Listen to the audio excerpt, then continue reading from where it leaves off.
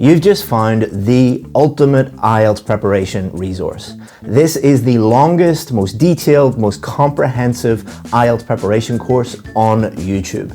It's going to help you be successful by giving you real Band 8 and 9 samples, free practice tests, and complete courses on reading, writing, speaking, and listening. So IELTS success is just around the corner for you. All you have to do is watch this video and be successful.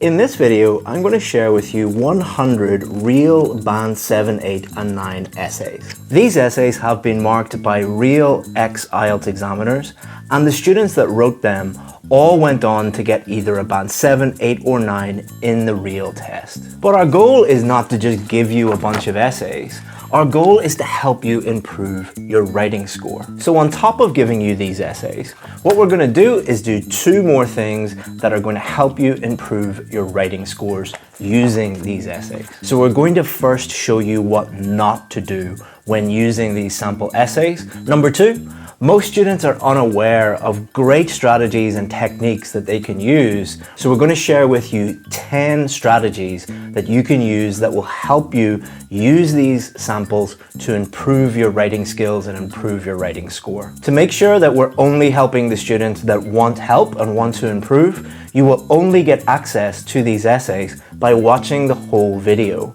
There is no special link to click, and we're going to show you in the whole video how to access these sample essays. So let's start off with 5 don'ts. These are 5 things that you should not do when using any IELTS sample essays. Number 1 is the most common one, which is don't use fake sample essays.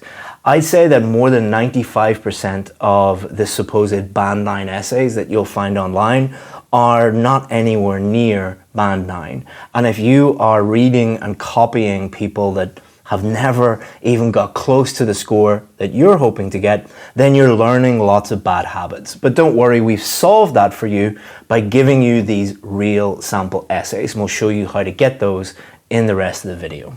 Number 2, don't just pick up the essay, read it, and think that you will magically, through osmosis, become better at writing. You cannot read an essay and become better at writing by just passively reading it. I think a lot of people have been convinced that all you have to do is read the essay and some magic thing will happen in your brain and you will improve. That is simply not going to happen. If you don't believe me, think back to last month when the World Cup was on. I think something like more than 1 billion people watched the World Cup final. Were any of those people better at football after the World Cup final, after watching 2 of the greatest footballers that have ever lived? No. You would think that that's ridiculous, but thousands of students every single month fail the test because they believe all they have to do is just read lots and lots of sample essays. It is not going to help you, but the good news is we're going to give you these 10 strategies, these 10 techniques that will actually help you in the rest of this video. Another thing that you should not do is look at the essays and try and figure out why you're better than these students in some way, or why these students are not good, or these students are not high level.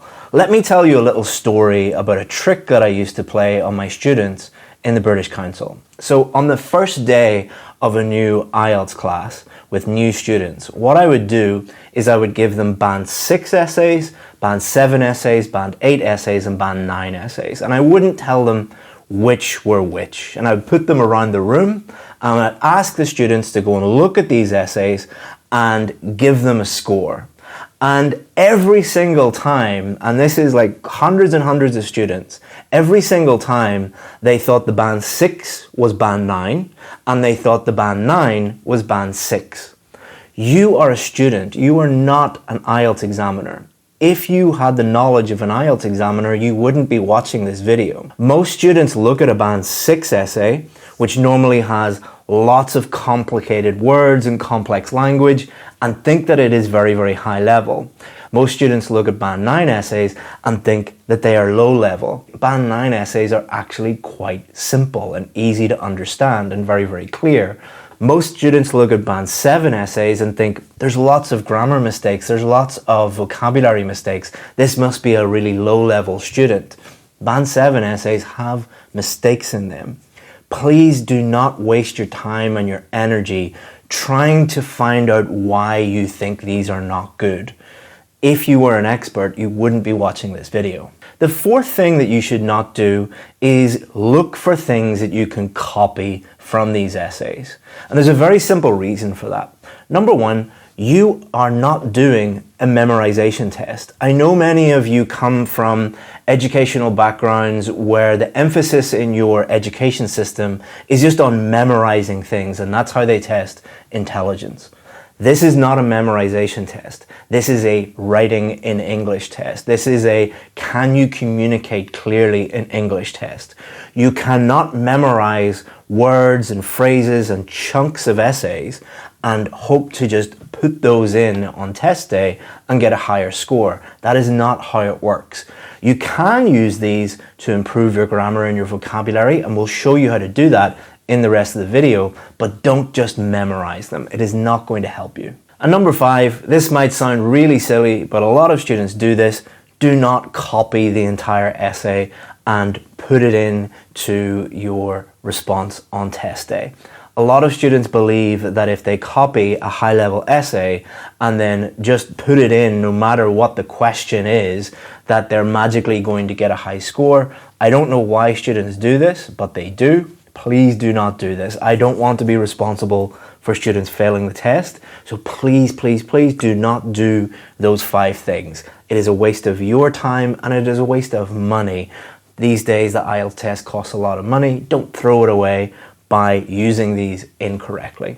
But there are now 10 ways that we're going to show you that you can use them correctly to improve your writing skills and improve your writing score. So this is how to find the 100 sample essays on our website. I've purposely hidden them so that only students that are serious about getting the scores that they need will find them. First thing you want to do is go to Google and type in IELTS Writing Task 2. It will bring up a list of different websites. And what you want to do is find the IELTS Advantage one. It might be number 1, it might be somewhere on this page. Just click on the IELTS Advantage one.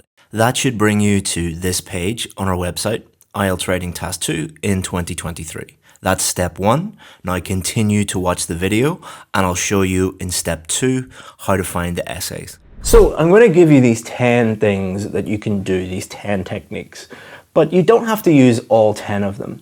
What I would recommend doing is watching them all and picking the one that you think is your biggest weakness. That's what you should always start with, not just for writing, but for all areas of the test. Don't work on things that you're already comfortable doing. Don't work on your strengths. Work on your weaknesses. I know that's tough, and I know as human beings we don't like to do difficult things, but this is the best way for you to pass the test as quickly as possible and then move on with your life and you never have to think about this silly test again. So I'm going to go through these 10 now, watch them all, and then pick the ones that you think are most difficult for you or you think that you need to work the most on. So the first thing that we're going to teach you is how to use sample essays for improving your idea generation. A lot of students really struggle with this area. And once you start to see what real Band 7, 8, and 9 ideas look like, it removes a lot of the stress because what you will notice is most of them are a lot simpler than you think. You don't get extra marks for coming up with complex ideas. You get extra marks for thinking of ideas that answer the question and that are relevant to the question. And most of the time, these are going to be simple ideas. So the first thing that you can do to improve your idea generation is don't look at the answer to the question. Don't look at the actual essay. Take each one and cover up the actual essay and just look at the question. And what we've done here is we've limited the number of questions. We're giving you like 100 essays, but I think there are only like 10 questions. So that will mean that you see a wide variety of different ideas. So what you're going to do is you're going to look at the questions and think of ideas yourself. So what I would recommend doing is not brainstorming. What I would recommend doing is simply look at the question and think, what is the simplest idea that answers this question? What is the most obvious idea, the most straightforward idea? If I asked 100 people this question, what would be the most popular answer? And if you write down a few of them and then look at the answer, identify the main ideas. They will normally be in the introduction, and they will be in the main body paragraph, and they will be normally in the conclusion. Identify those main ideas and then compare with your ideas. If you're getting similar ideas to these students that got band 7, 8, and 9, then you're probably on the right track.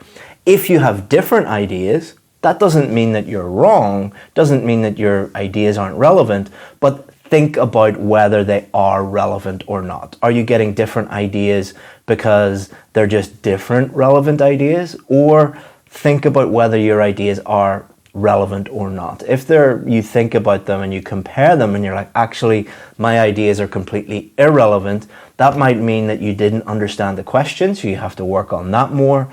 Or it could mean that you're just complicating everything and making your ideas way more complicated than they need to be. So that's technique 1. The second thing that you can work on would be idea development. So this is taking ideas and developing them into main body paragraphs. So step 1, look at the question, understand the question, and then identify the main ideas. So for this person, focus on their careers, idea number 1, and have more time for themselves, idea number 2. So there's 2 benefits, 2 advantages here. And then what you do is you do not look at the main body. So you just identify those 2 main ideas.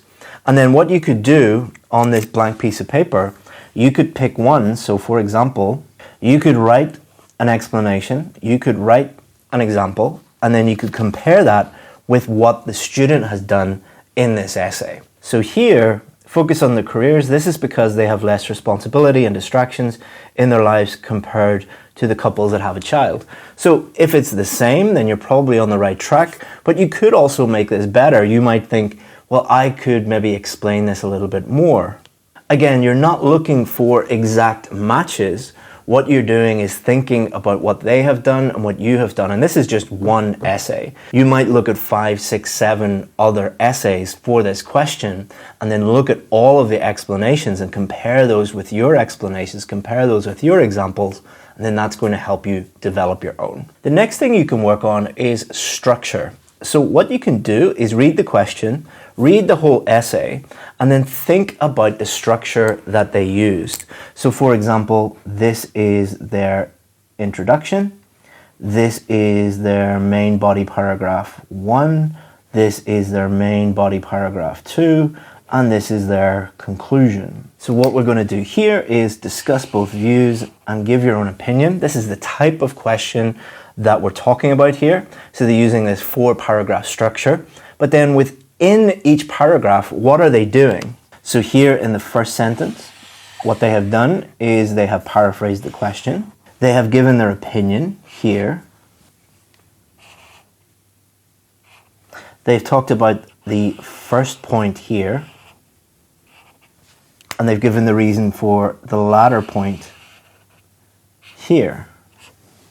So what you could do is look for more discuss both views essays, for example, this one, and you could compare them. So are they using a similar structure here? Well, it seems like they actually are. They've paraphrased the question in the first sentence here. They've given their opinion, and they've said why they believe that here. They are slightly different, but again, if you look at 7, 8, 9, 10 of those, you'll be able to see similar structures. And then that is going to help you write your own structure. So what you could do is actually go through them all if you wanted, analyze the structures, and then look at all of the differences between the different types of essays. So you could go and look at, for example, here we have a causes and solutions essay, Where do they put the causes? Where do they put the solutions? What do they put in their conclusion? Are there any similarities between the different students answering this same question? And you'll start to learn the different structures and then use them yourself. It's a great way to actually learn structures rather than just looking at them. As if you give students just a bunch of structures, they tend not to be able to use them on test day. But if you do it this way, it kind of internalizes it a lot better and they're able to use them rather than memorize them. Okay, so when you're on this page, what you want to do is scroll down. There's a lot of information on this page, so keep scrolling until you get to here, sample essays. Now we have a lot of different options here. Continue to watch the video and I'm going to show you which one to click in step 3. The next thing you could do is work on your coherence and cohesion by identifying linking words or cohesive devices. Some people call them cohesive devices, some people call them linking words. So for example, with this one, you could identify that there are only really 4 linking words or cohesive devices here. In other words, for example, for instance, and in conclusion. If you were to look at another 10 Band 7, 8, and 9 real essays, and you only seen linking words are used very sparingly, there are not that many, then that would be a clear indication that that's what you should do. Most of these essays are not going to have lots and lots and lots of linking words in them because lots and lots and lots of linking words actually lower your score. They don't increase it. Another thing that you could do is think about why they used each cohesive device. So for example, why did they use that? Well, they were giving an example. Did they use it correctly? Well, in this instance, they seem to have. That is helping you understand, okay, if I'm giving an example, that's what I should use.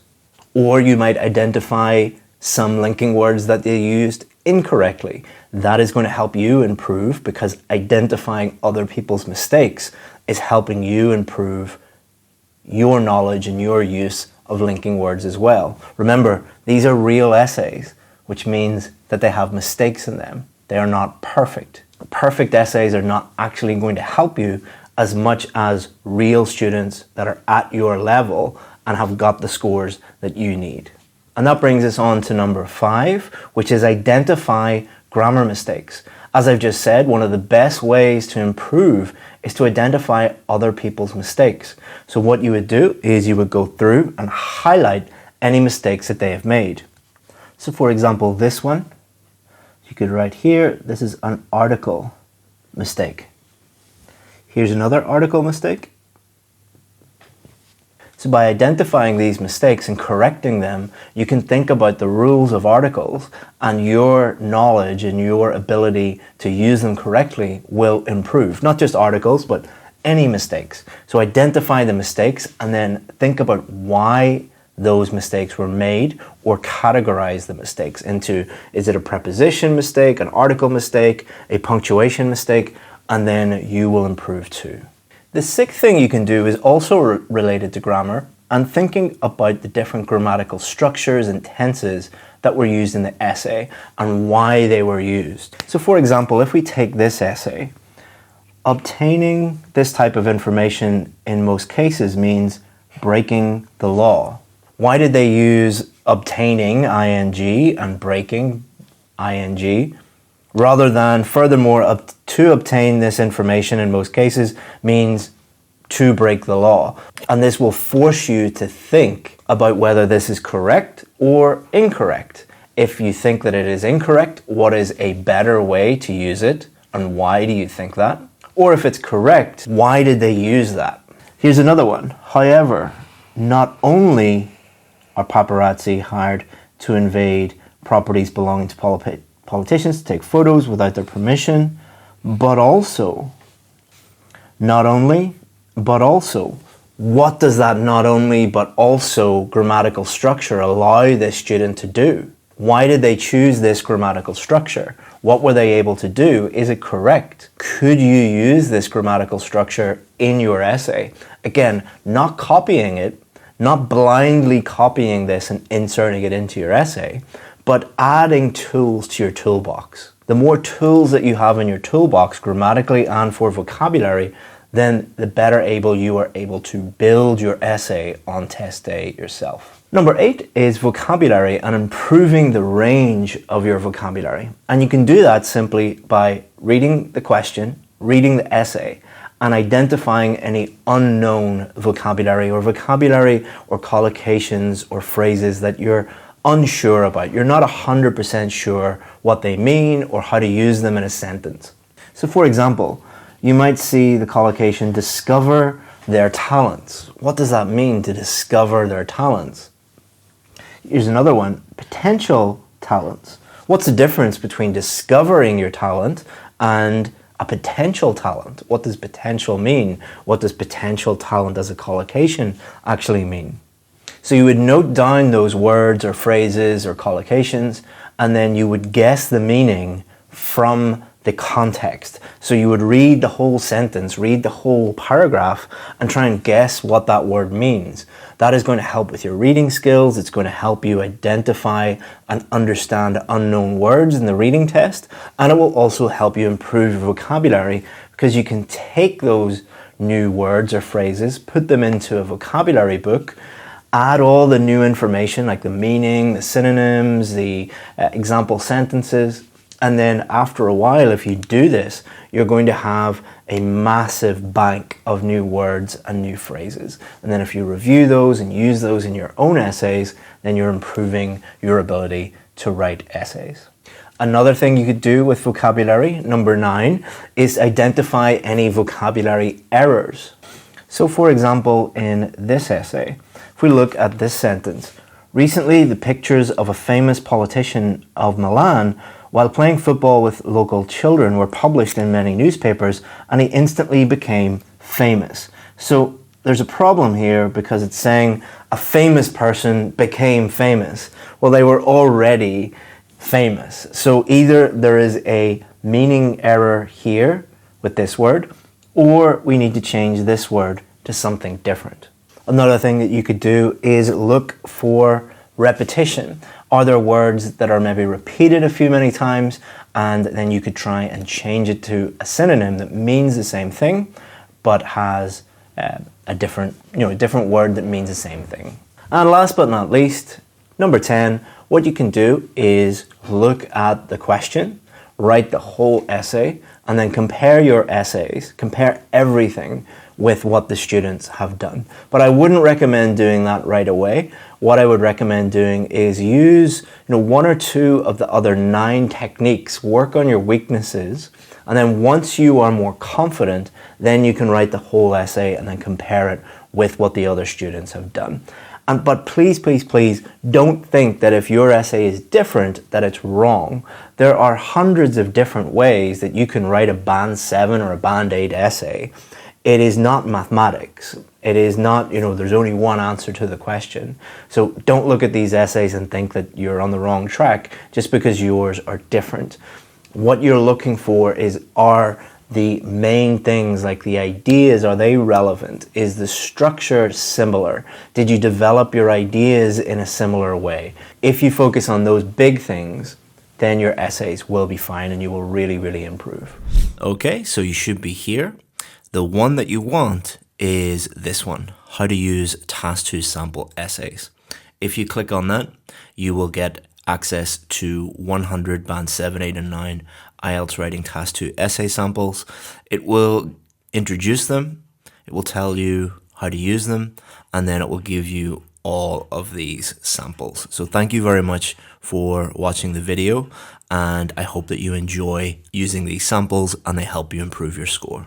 So now you know how to find those samples and how to use them to improve your writing. But you need to know how to write an introduction, a main body paragraph, and a conclusion. But don't worry, what I've done is I have added to this video a full IELTS writing course. Not only are we going to teach you how to write those paragraphs, we're also going to give you homework tasks and feedback for free. So coming up is IELTS Essay Builder. It's going to teach you exactly how to write a Band 7, 8, or 9 essay and build your essay up sentence by sentence, paragraph by paragraph. Enjoy IELTS Essay Builder. In this lesson, we're going to look at the first building block of your essay, which is how to build an introduction. But before we look at the detail of this lesson, let me just tell you what we're going to do in this course. So there are 7 steps to this course. The first one is today. It's an introduction lesson. So it is not an introductory lesson. It is a lesson all about how to write introductions. Then the second lesson, I'm going to give you global feedback on introductions. So we're going to look at some common problems, some common successes, so that you can compare your introduction with some really good introductions and some introductions that need a little bit of work.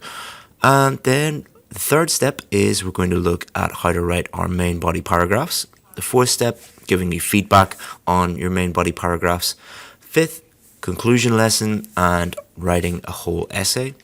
And then we're going to give you global feedback on conclusions and give you some sample essays to look at so you can learn from them. And then finally, we'll be looking at how you can take it to the next level. If you need more help or you need help with other types of essays or with anything else at all, we will be helping you take things to the next level if you choose to do so. Okay, so what are we going to look at today? Today we're going to look at a quick outline of what is happening this week, so we've already done that. Then we're going to look at the question, the type of questions that we're going to be looking at this week. Then we're going to look at how to write an introduction. So we're going to look at how to analyze the question, plan, generate ideas, paraphrase, and the essential elements that you should include in your introduction. So you're going to learn everything you need to know about how to write an introduction, and then you're going to be set a homework task and do the task. Now guys, I know many of you are busy and IELTS is not the most exciting topic in the world, but imagine the difference that it's going to make to your life when you get this score. I work with students every day, and so many students come to me and say, you know, I failed this test 5, 6, 7, 8 times. I'm wasting so much money. I'm wasting so much time, and it's stopping me starting my future life, my life in a different country with a better job and different prospects for me and my family. You will hear me a lot talking about this because it really does mean something to me. It's the reason why we do these things. It's the reason why we help people with this. One of the main ways that you will improve is by doing the things that we teach you this week. So please do look at the homework tasks, complete the homework tasks. They'll only take you 10 or 15 minutes, and then look at the feedback and improve, because all I want, guys, is for you guys to improve and get the scores that you need. Okay, so this week we won't be focusing on every single type of Task 2 essay. There's a very obvious reason for that. Is A, we don't have time to look at every single type of essay. If we did that, this lesson would be, 5 or 6 hours long. And I don't think many of you have that amount of time, and I certainly don't have time to be creating lessons that long. And also, if we try to do everything if I tried to show you how to write introductions for every single type of question in 45 minutes, I wouldn't be able to really teach you properly. So what we're doing is we're going to focus on one type of question to really dive deep into that type of question, because that's how I teach. I don't teach people on a surface level. I teach people how to do things properly or not at all. So there are 5 different types of Task 2 question.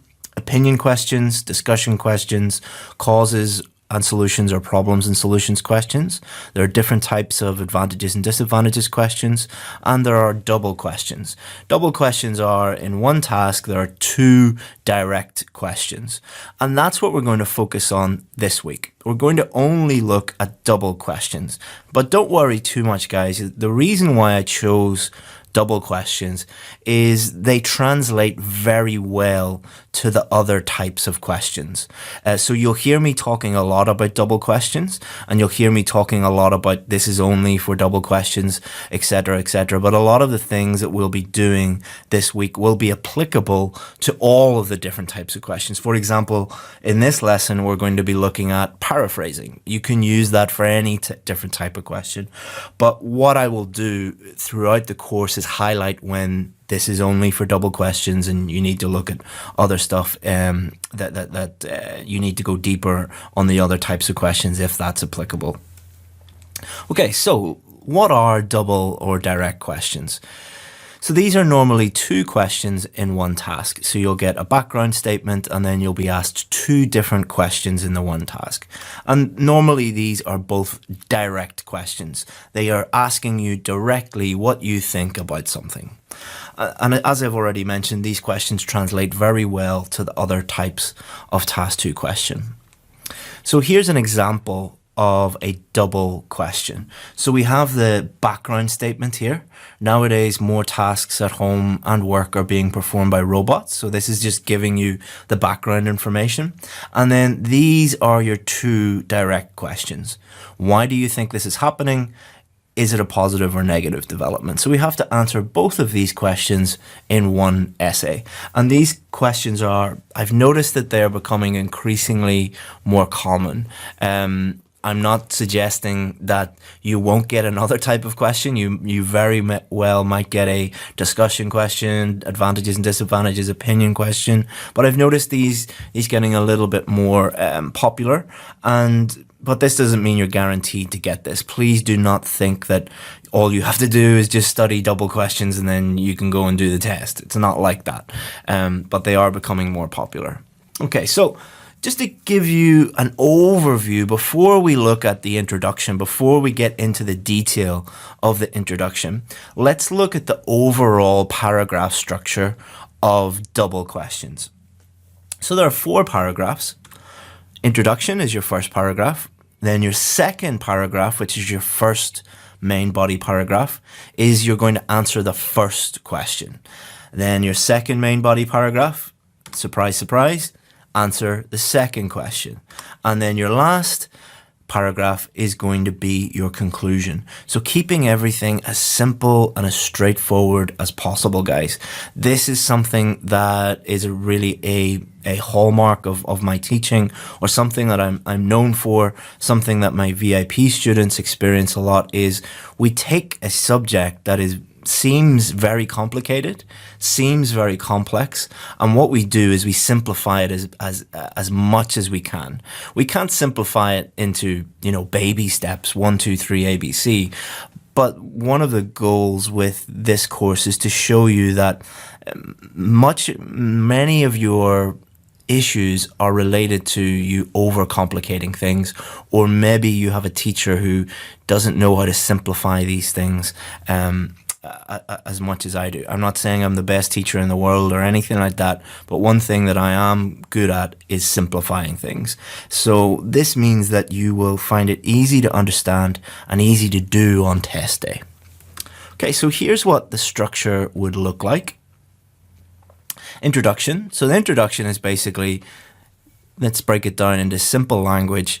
The introduction is saying to the reader, saying to the examiner, this is what this essay is about, this is what I'm going to talk about. Then your first main body paragraph, here's the answer to the first question. Second main body paragraph, here's the answer to the second question. And then your conclusion is, here's a summary of what I just talked about. So introduction, here's what I'm going to talk about. Main body, here's what I think about these two questions. Conclusion, here's a summary of what I just talked about. And if you break things down in that way and make them simple and easy to understand, they're simpler to do on test day. And that's my goal for you guys this week. Okay, so let's now break down the introduction. Let's think about the different stages of writing an introduction. So the first stage is thinking about the question, analyzing the question, understanding the question. It's impossible to answer a question if you don't understand it. That sounds very, very obvious and very simple, but it's so true. I look at 20, 30, 40, 50 essays some days, and I've been doing that for years. And one of the main problems is not that students don't know how to write, although that is a problem sometimes, but many of your problems stem from the fact that either you don't take enough time to understand the question, or you don't spend enough time, or you don't follow the steps to analyze a question and fully understand it. So once you've done that, then you need to decide your answers. So before you start writing, you need to really have it clear in your mind what you are doing before you start writing. Because if you don't, your essay is going to be a bit of a mess. Then we're going to think of ideas. So we're going to develop our ideas.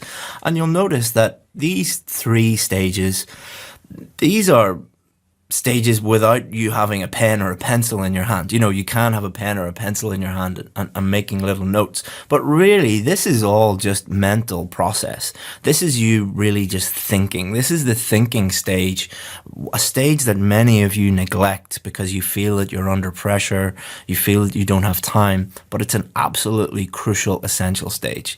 Then we start picking up our pencil or pen and start planning. We start writing things down. So we use the structure.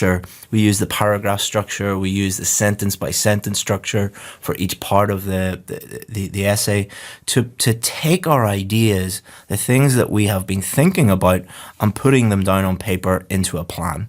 And then once we have done that, once we have developed a roadmap for our essay, then we can start writing our introduction.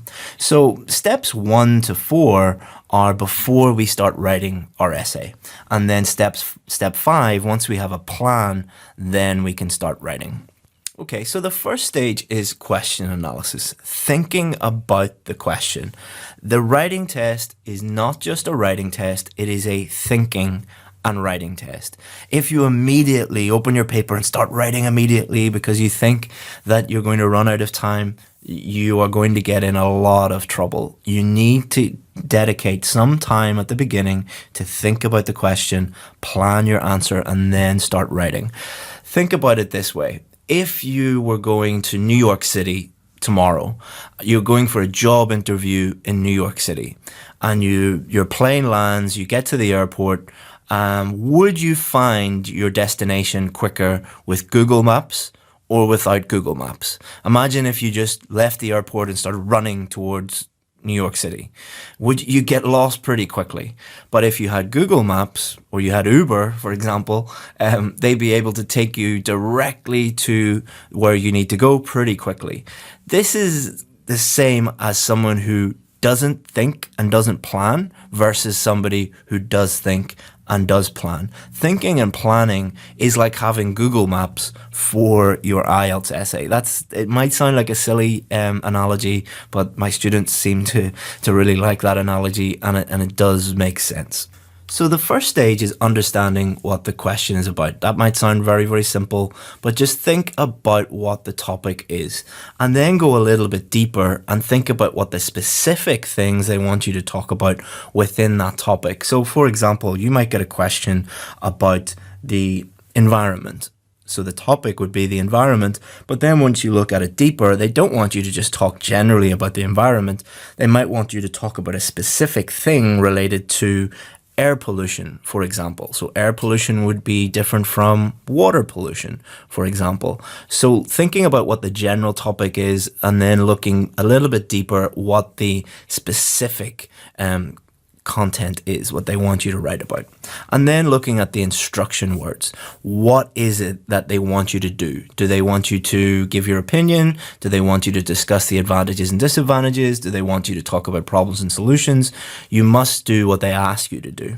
So let's look at this question to analyze this question. So if I was analyzing this question, the first thing I would think about is, okay, what topic is this about? Okay, robots working, okay. So it's generally about technology. But I just don't write everything I know about technology. What I do is I have a look at it. Okay, what are the more specific keywords? Okay, so it's about robotics.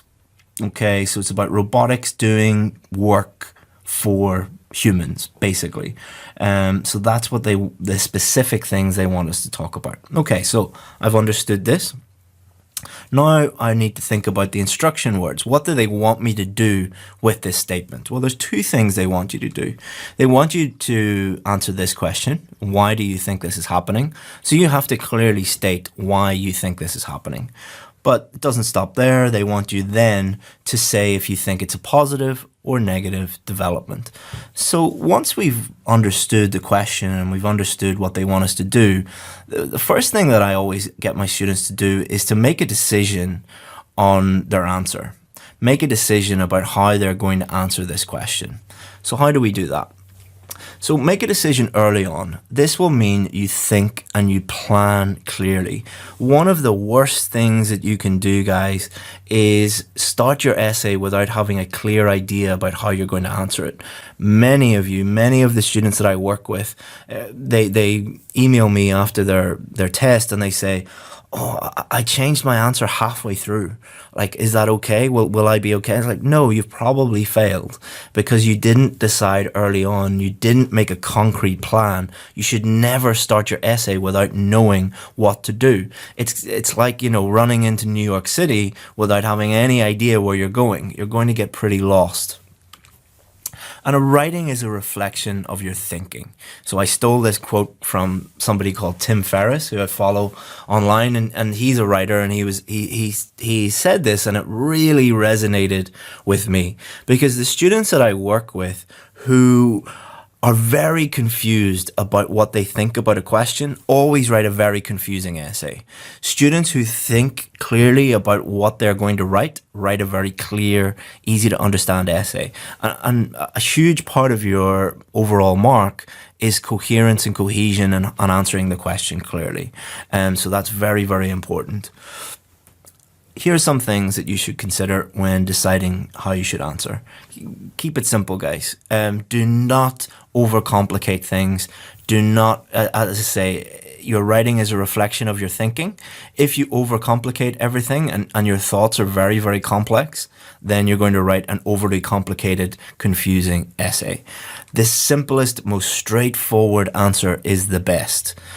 One of the things that I find very difficult to convince students of when we start working together is that the simpler you make your essay, the clearer it becomes, the better it becomes, the higher marks you're going to get.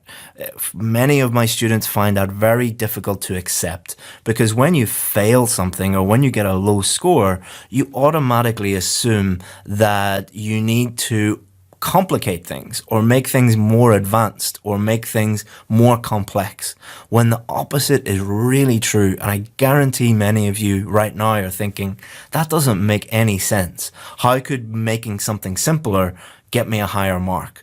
Guys, I wouldn't lie to you. I gave this advice to my wife when she was doing the IELTS test. I give this advice to all of my VIP students. This really does work. Many of you won't believe me, that's fine. But once you start realizing this, then it is really powerful. It's more powerful than anything else. And also, when you're deciding your answer, write about the things that you can write about. Remember that you're going to have to take these ideas and explain them, support them with examples. Don't try and think of a really complex idea if you can't explain that idea. So if I was deciding my answer for this one, what I would do is I would think, why do you think this is happening? And I would try and think of an idea right now for this one. That's not the one that we really need to worry about. For this one, is it a positive or negative development? This is the one that we really need to decide our answer on pretty quickly. Because if you go into the essay thinking, oh, I don't know if it's positive or negative, or some of it's positive, some of it, you're going to get very confused pretty quickly. For this, is it a positive or negative development? Just pick one. Just pick one. This is positive or this is negative. If you do that, you're making your life so much easier and so much simpler. So pick one side and go with it. And just pick the side that you would find easiest to write about. That's all you have to do. So for me, for example, I think this is positive and I have a really good idea about why I think this is positive and I'm able to support that idea, I would go with that one. Okay, so now we've analyzed the question and we've decided our idea. Now we need to think of ideas. You've already primed your brain to think of ideas in a logical way that will lead to clear ideas. So by deciding what you think about these things, by deciding your answer, you've already started on the path to thinking about a clear idea. However, many of you mess up when you get to this stage because you've been taught a technique for thinking of ideas that is completely wrong and is the worst thing that you could ever do. This area is taught incorrectly by 95% of IELTS teachers. Again, I'm not saying I'm the best IELTS teacher in the world, but when I see something in a textbook, I don't take that thing and just automatically teach it to my students. If I see something in a textbook or in a book or a blog or anywhere, I think about it and think, is this actually effective? Is this actually a good way to teach students? And the best example of that is brainstorming. Brainstorming is the worst thing that you could do. Why do most teachers teach brainstorming? Because they just look at a textbook or they just Google how to think of ideas, and 95% of the stuff out there just says brainstorming. Why is brainstorming so bad? Complete waste of time. Brainstorming, you write the thing in the middle of the page and then you draw a bubble around it and then you draw arrows, and you don't have time to do that. You don't have time to think of 16 different ideas. And even if you do think of all of these different ideas, most of them are not specific. They don't answer the question. They're not specific. They're not relevant. So what happens at the end of a brainstorm session is you've got a bunch of ideas that are not specific to the question, not relevant to the question. You've just wasted a huge amount of time, and then you have to waste even more time going through all of these ideas. Stop it. Stop doing brainstorming. It's really, really bad idea. Instead, we should just keep it simple. The most obvious ideas are normally the best ones. The simplest, most straightforward ideas are the easiest to understand and the easiest to write about. There are no extra marks for amazing ideas.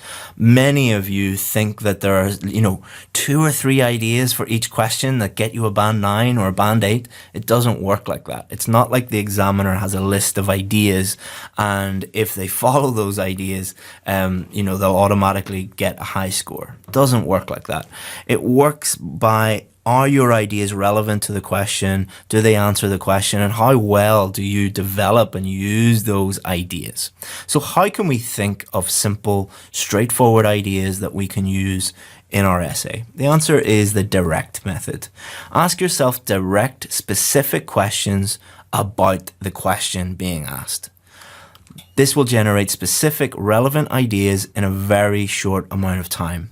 The first ideas you think of are normally the best.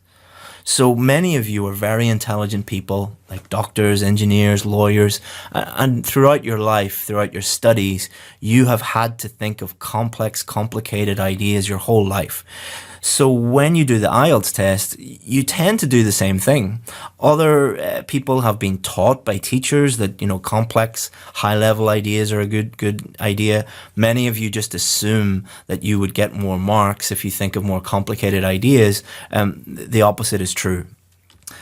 So what is a good idea? A good idea is easy to understand, it's relevant to the question, answers the specific question, and is easy to explain. It's easy for you to take that idea, bring it into your main body paragraphs, and develop that idea. So many of you are probably thinking, what is this direct method? How do we use it? So let's look at a question. Nowadays, more tasks at home and work are being performed by robots. So the direct method is where you take the question and you ask yourself a direct question to develop an idea. So why do you think this is happening? How would you think of an idea for this? In the most obvious way is you would just think, why is this happening? You would ask yourself that question. So instead of, drawing bubbles and arrows and all of these different mind maps and all of these different things, it's not hard when you just ask yourself the question. For this one, is it a positive or negative development? So let's say we decide that it's positive. How would you use the direct method? You'd very simply say, why is this positive? And instantaneously, your brain should be able to help you think of an idea. If it doesn't, wait, think about it a little bit more. this really does work.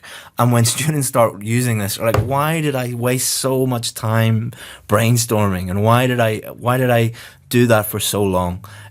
This is just one example, and you can apply this, keep it simple mentalities, keep it simple methodology to pretty much everything on the IELTS test. And, reading, listening, speaking, writing. When you stop overcomplicating everything, then everything becomes much, much, much easier. I keep saying that IELTS is an easy test, overcomplicated by students. And that's really, really true. So let's just recap what we've done so far.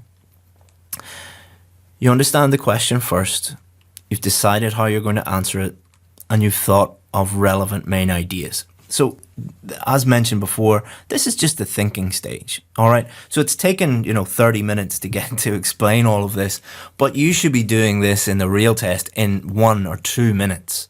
This should be really, really easy for you to do once you practice doing it. You can't just take all this information and automatically start doing it. It's like any skill, you have to practice it. But once you practice doing it in this way, it becomes automatic. Just like riding a bike or tying your shoelaces. It was difficult in the beginning. You had to think about it a lot, but then it becomes automatic. So let me do a quick demo of those 3 stages with this question. So nowadays, more tasks at home and work are being performed by robots. So I would look at this, I would understand it.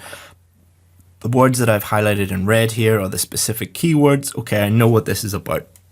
Then I'd look at the first question. And what I would do with the first question is understand what it's asking me. I would think about it, I would decide it, and then I would ask myself a direct question, and I would think of an idea. And my idea is advancements in technology. Second question, is it a positive or negative development? I decide, okay, it's positive. Why is it positive? Because it reduces amount of work we have to do. So I did that in 1 minute. In the real test, that would take me 30 seconds to do that. You won't be able to do it in 30 seconds, but many of my students can do that consistently in less than a minute, in less than 2 minutes. Some of them take a bit longer, but I hope that you can see how effective that would be. Imagine opening your paper on exam day and being able to do that in 1 minute, and then you can start your planning. So now let's look at what is an introduction. Okay, so an introduction tells the reader what to expect. All right, always think of the reader. So an introduction is just helping the reader understand what the essay or whatever you're writing, that could be, a journal or a dissertation or anything like that. The introduction just helps the reader understand what you're going to write about. And it helps the reader follow the rest of your essay. Again, always think of the reader. Many of you, when you're doing the IELTS test, you're not thinking of the reader at all. You're thinking, how many fancy words can I put in here? How many fancy grammar structures can I put in here? Without really thinking, am I clearly communicating with the reader? Because the main reason why you write anything is to communicate. You communicate with the person reading. And it also helps you get your thoughts in order.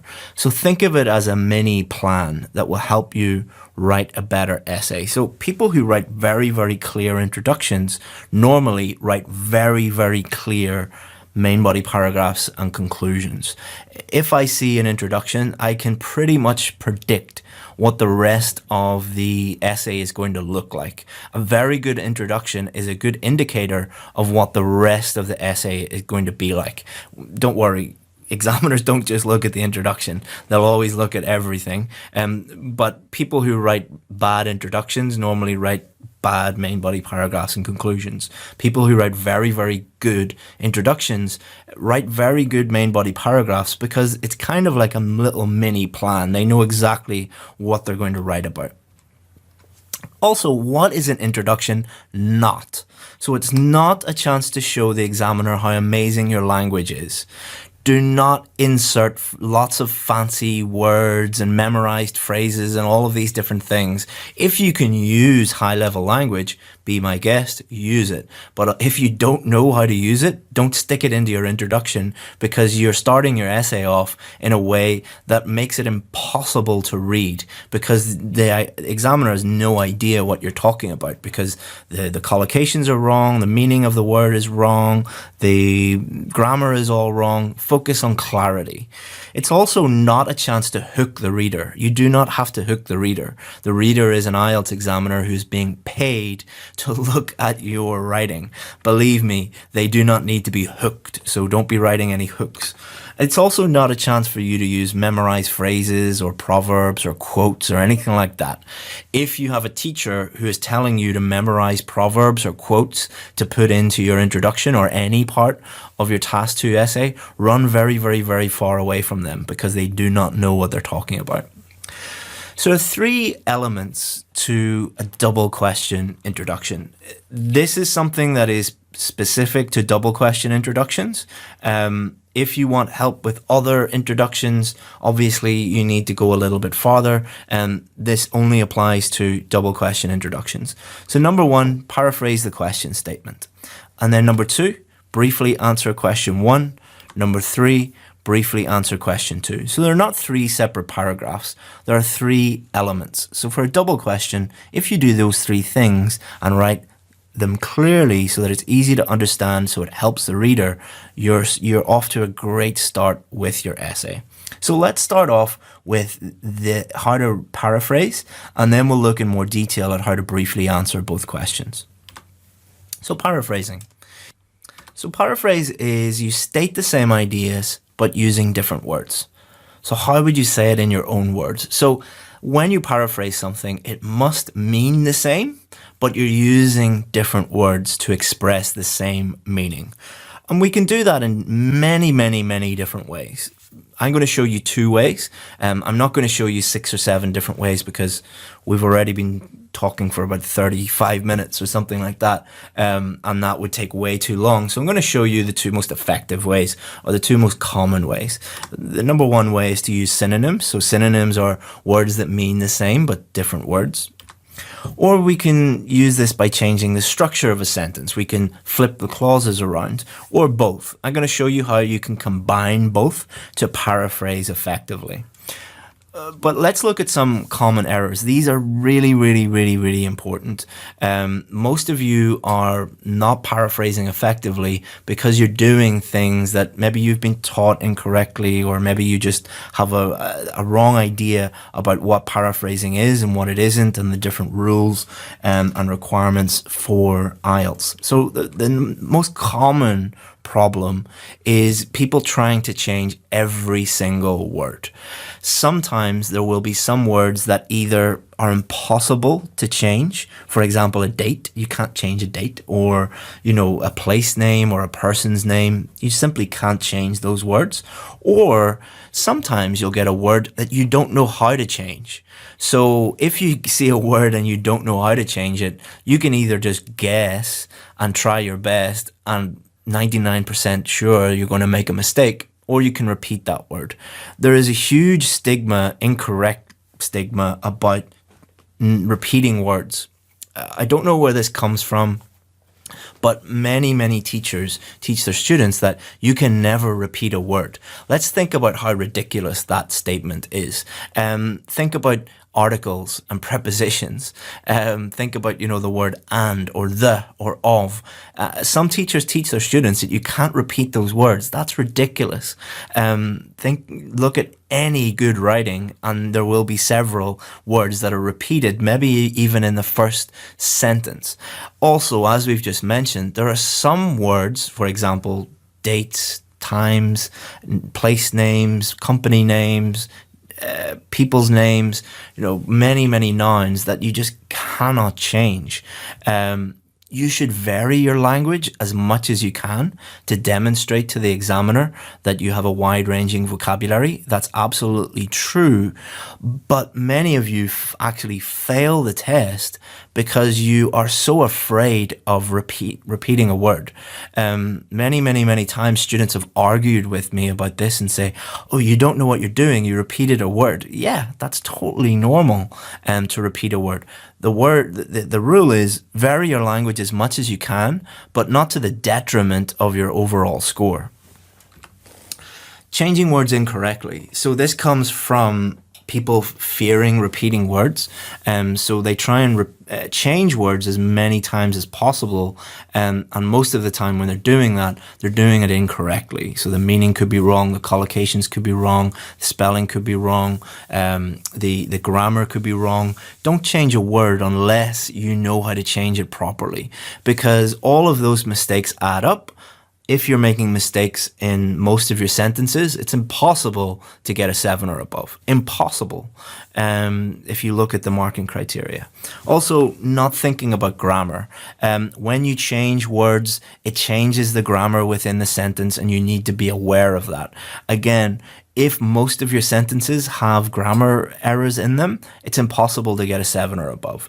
To get a 7 or above, most of your sentences need to be error-free. No errors in them at all. Think about that for a second. Think about your writing. Do you think that you can produce an essay where the majority of your sentences have no errors in them at all? That's a standard you need to get to. For many of you, it's not that you have problems with vocabulary and grammar. It's because you have been taught silly rules like you cannot ever repeat a word, and that's causing you to get a low score because you're making so many mistakes as a result. So let's think about synonyms. Be very careful here. Your synonyms must match and make sense. Just because they are synonyms does not mean you can automatically use them. So one of the biggest problems when people paraphrase is when they're practicing, especially, they'll see a word, and what they'll do is they'll Google that word or look that word up in an online thesaurus. And when you do that, it will show you, 20 or 50 different synonyms. Now, some of those synonyms you can use, most of them you will not be able to use. Just because a word is a synonym doesn't automatically mean that you can use it when you're paraphrasing. Let's look at an example. So imagine you've seen in a question, rich country. So if you Google rich and look up the synonyms of rich, you might see decadent as a synonym of rich, and it is. Rich and decadent are synonyms. Do they mean the same thing? No, not at all. Someone can be very rich, but they can't be, they're not decadent at the same time. Look up the meaning of those two words and you'll see it means different things. Country and kingdom. So a country, yes, country and kingdom are synonyms. Can you use them when you're paraphrasing? No. Some countries are kingdoms. Most of them aren't. All right. So this is to show you that you can't just look something up and automatically use it as a synonym. Also, when you're in the test and you're thinking of synonyms, don't just write down the very first thing you think of that loosely relates to that word. A more accurate way would be to use synonyms that actually mean the same thing. Rich and wealthy mean the same thing. Country and nation mean the same thing. They're synonyms, they are close synonyms, they're not loose synonyms like these ones, and you can use those. So be very, very careful. Other thing when you're paraphrasing is you can change the structure a little bit. So most of the time what you'll do is there will be 2 or 3 clauses in the background statement, and what you'll do is you'll just flip the clauses around. So the last clause becomes the first clause and the first clause becomes the last clause. But when you do this, be very careful that your new sentence makes sense grammatically. All right, let's look at an example. So many developed nations have opened their doors to refugees recently. So if we wanted to change the structure, what we do is we just take the second part of this and open their doors to refugees, put this at the beginning, and then many developed nations put this at the end. But when you do this, you have to be aware of grammar, because when you change words around, the grammar changes and you need to be very careful. So I had one student on my VIP course, and when they tried to do this, this is what they wrote. Recently, refugees go to developed nations who open their doors. And I said to them, okay, think about the meaning of this sentence, think about the grammar, and then try to fix it, fix your problems. And they changed it to, recently refugees have been taken in by many developed nations. So when they became aware of the grammar and became aware of meaning, they changed it so that it means that it's grammatically correct. Okay, so an effective way to paraphrase is to use synonyms and combine that with changing the structure slightly. You don't always have to use this, but it is an effective method. Again, there are 4 or 5 other ways that you could do this, and 4 or 5 other ways that you can paraphrase. We don't have time to go into those right now, but let's look at how to do this. So you can combine these two techniques to paraphrase effectively. So let's take this question, and I took a real student example from a student who I'm working with at the moment, and let's show you what she wrote. In recent years, refugees have been taken in by many countries in the developed world. So the reason why I've highlighted these two is I want to highlight something for you. So when she first sent me this, she made a big error here. She used a different word. She actually used the word fugitive. And I said, okay, so why did you use fugitive? And she said, I looked it up on Google, and I Googled it, and fugitive is a synonym of refugee. And I didn't know any other way to write it. And I said, okay, so you don't know any other way to write it. Fugitive is wrong, so you've just lowered your score. Why not just repeat the word? And she said, oh, you can't repeat the word. You're not allowed to do that. My old teacher told me not to do that.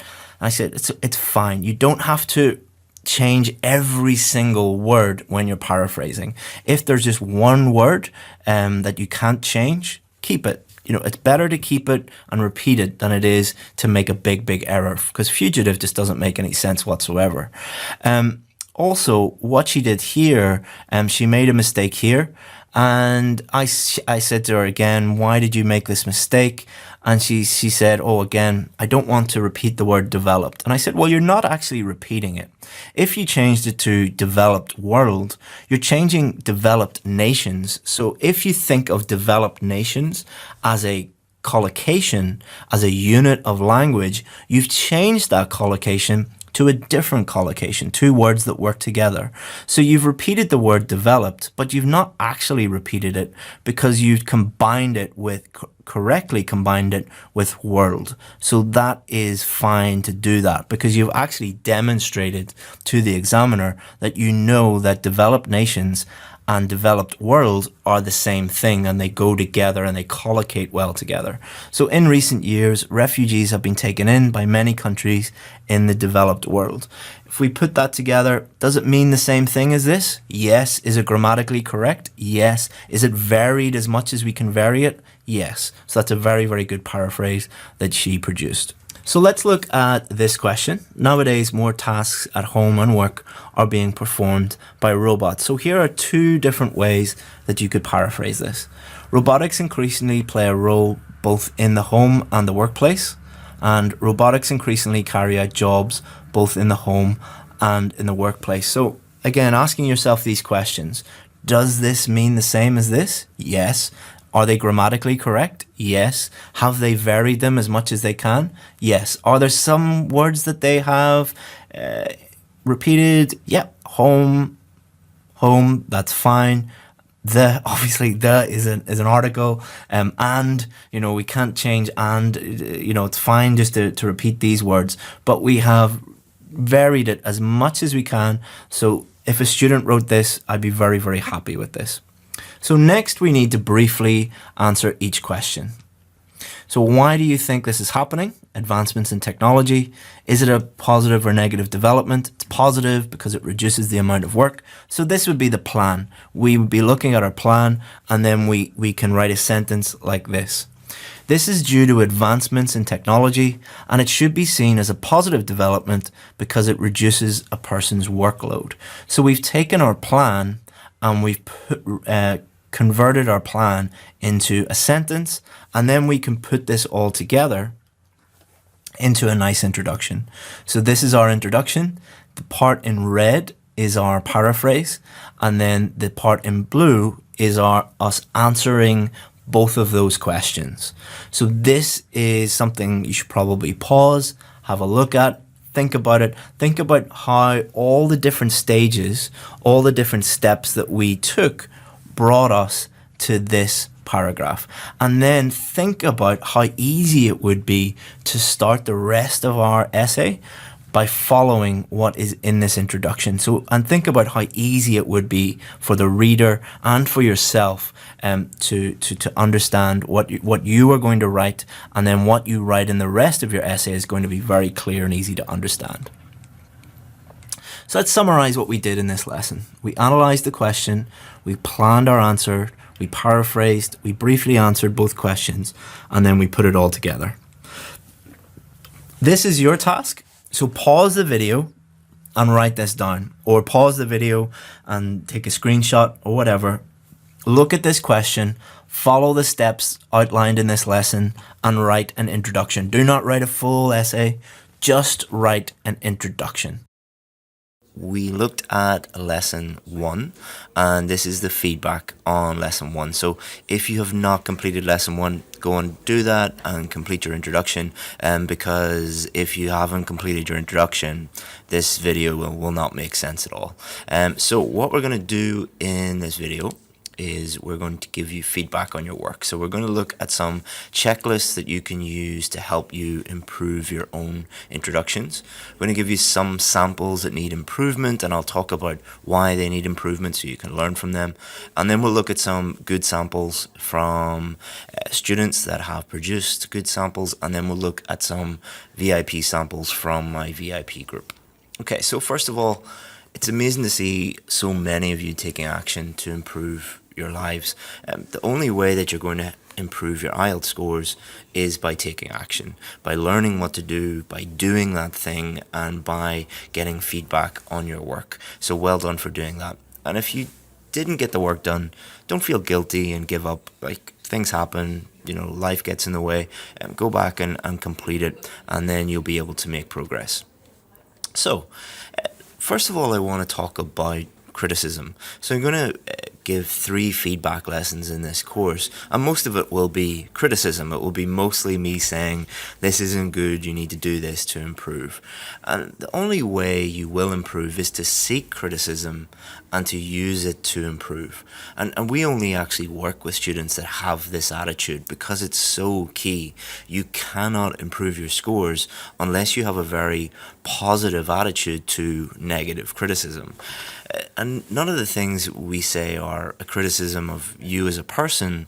They're just designed to help you improve your writing so you can improve your life.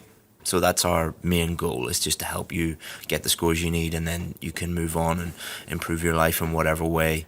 IELTS scores will help you do that. So is feedback important? Yes, it's the most important thing.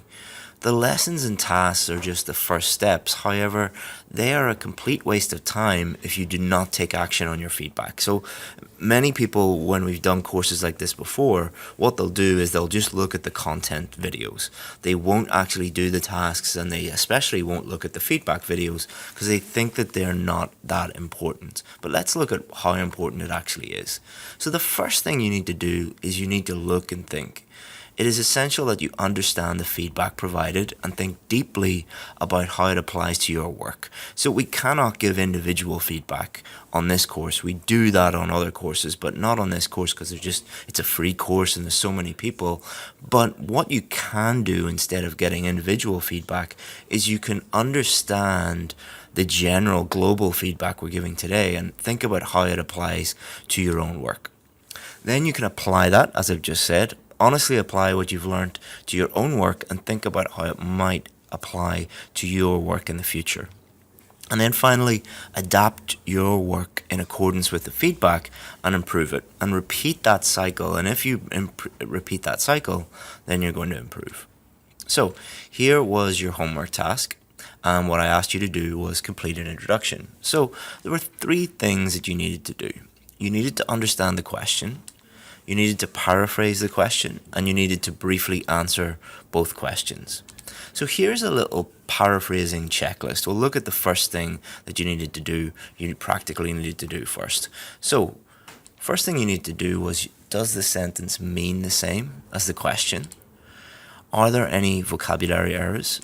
And is the sentence grammatically correct? So if you can answer affirmatively to those questions, if you can say, yes, it does mean exactly the same as the question, no, there aren't any vocabulary errors, my vocabulary is good, and yes, the sentence is grammatically correct, then there's no problem with your paraphrasing. So let's look at each of these. Does it mean the same thing?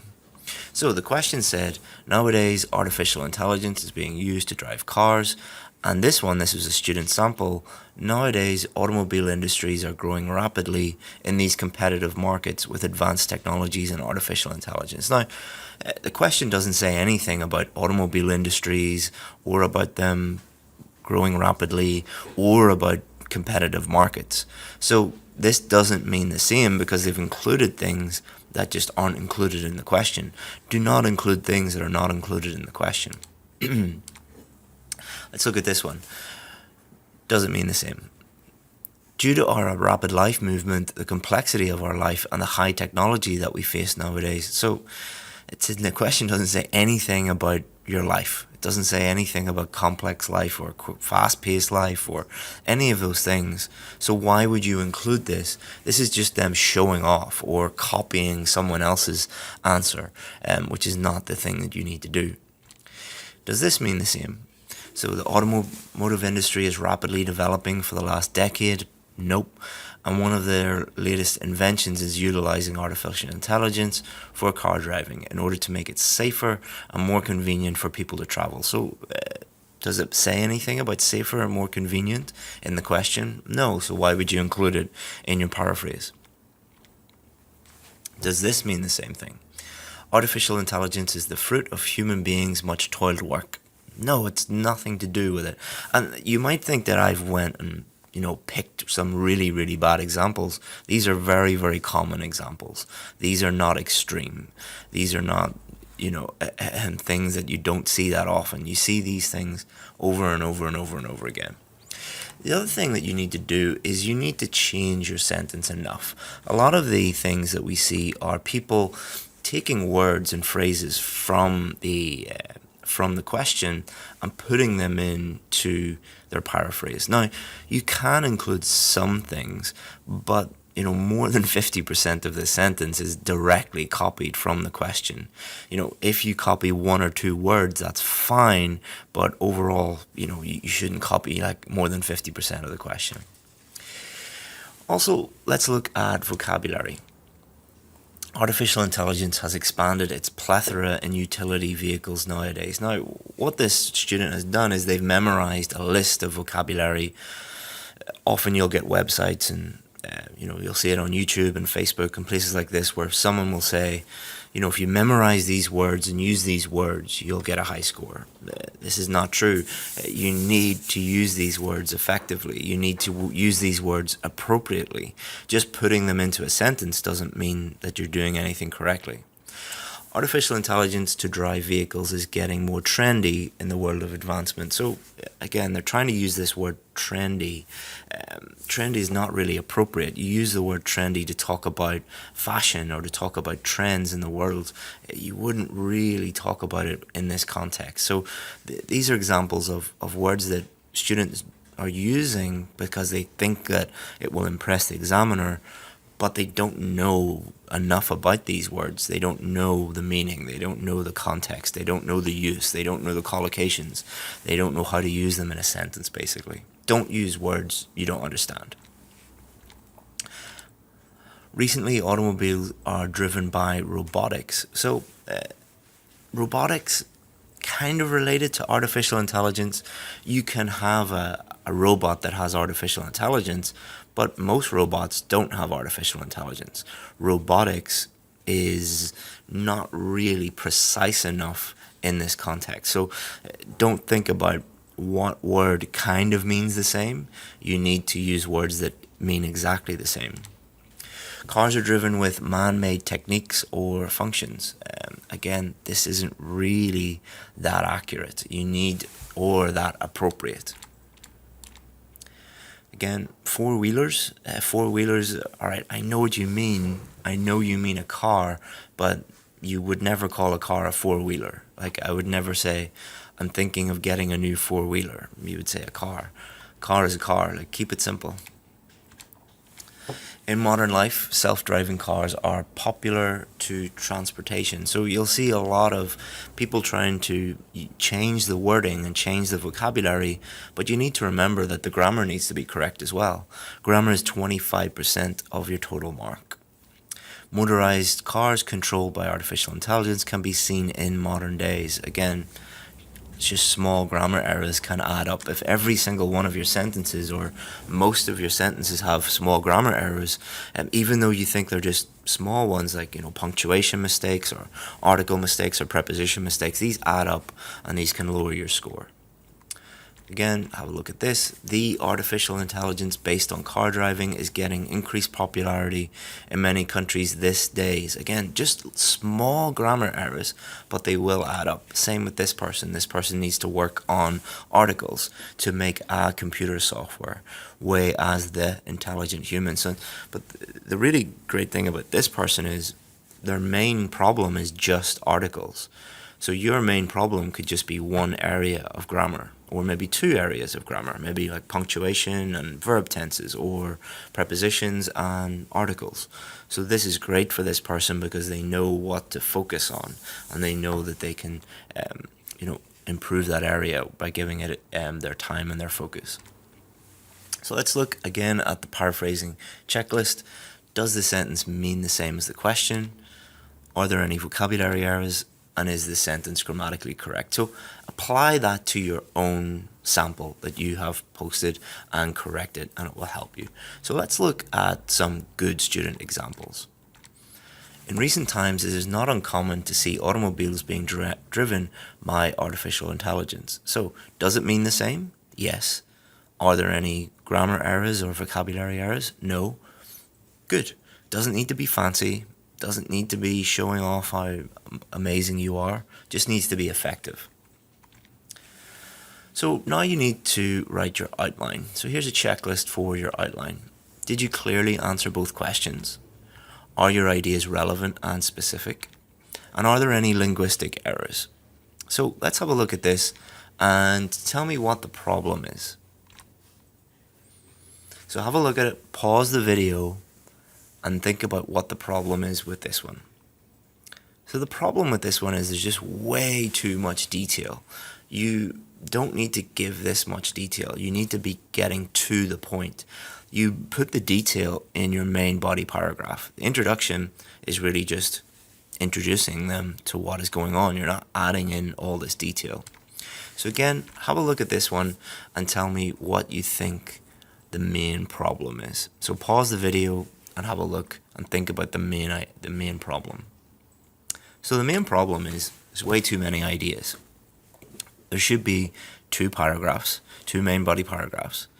Each paragraph is going to have one main idea, so you're going to have two main ideas, not more than that. So again, have a look. What's the problem? Again, too many ideas. Your introduction needs to match up with the rest of your essay. So you can't have, 3, 4, 5 main ideas in your introduction and then only 2 in your main body. That's the way it should be. So the main problem here is it's difficult to understand. Remember the purpose of writing. The purpose of writing is to convey a message to the reader. The person reading it needs to understand it. If they can't understand it, then there was no point in writing it in the first place. What's the problem here? Pause the video and think about it. So, problem here is it's way too vague. You do need two specific ideas. The purpose of the outline sentence is to give two ideas, so they should be specific. So let's look at a good student example. This is done in order to reduce costs associated with employees in the transport sector. So very specific, clear, easy to understand idea, and should certainly be seen as a negative development, as it will reduce jobs available for the population. So again, clear, easy to understand, two main ideas that are clear. It's not perfect, it is a student example, but it's much better than 90% of other answers. Here's another one. Artificial intelligence increasingly plays a role in driving vehicles. Good paraphrase. This is due to advancement in technology, and it should be seen as a positive development because it reduces the chances of road traffic accidents. Again, not perfect, but very, very, very good. Let's have a look at one of our VIP students who I was teaching, and they provided this one. Recently, self-driving cars have become increasingly common. This is because AI has reached a point where it can safely control a vehicle, and this should be viewed positively due to the reduction in traffic accidents. So the good thing to remember here is this student was in the exact same position as you were. They didn't know how to paraphrase, they didn't know how to use vocabulary and grammar effectively, they didn't know how to outline anything, they didn't know anything. And we were able to take them through, show them exactly what to do, and this just proves that anybody can learn this. So apply that to your own work, apply what you've learned today, and you will really, really see an improvement. And then move on to video 3, which is showing you how to write a main body paragraph. So welcome to lesson 2 of IELTS Essay Builder. So in lesson 1 we looked at how to write an introduction, and now we're going to look at the next building block of your essay, how to build your main body paragraph. So what are we going to look at today? We're going to look at how to use our introduction as the foundation for the rest of your essay. So it's as I said on Monday, the introduction serves as kind of like a mini plan for you. So we're going to talk about that and how you can use your introduction to start writing your main body paragraphs. And then we're going to get into main body paragraphs. We're going to look at the essential elements. We're going to look at topic sentences, explanations, examples. We're going to look at how you write these, show you examples of how to write these. And then we're going to finish off with our homework task. So just a reminder, guys, we're focusing on just one type of task 2 essay. Please just remember this. You can't just look at all of the stuff that we've done this week and then hope that you're lucky on test day and that you'll get a double question. It doesn't work like that. Also, as I already said, the double questions, a lot of the stuff does translate to these other types of questions, but I would look into these. You have to study these properly. Many of you have been emailing me and messaging me and saying, can you just give us some quick tips or quick structures for the other types of essay? That's kind of like saying, at the end of your driving test, can you give me some quick tips on how to ride a motorbike or how to fly a plane or how to drive a train? Quick tips and shortcuts don't work. You need to go into things on a very, very deep level, which is what we're doing with double questions this week. Okay, so let's remind ourselves about the 4-paragraph structure for double questions. Introduction, which we've already done.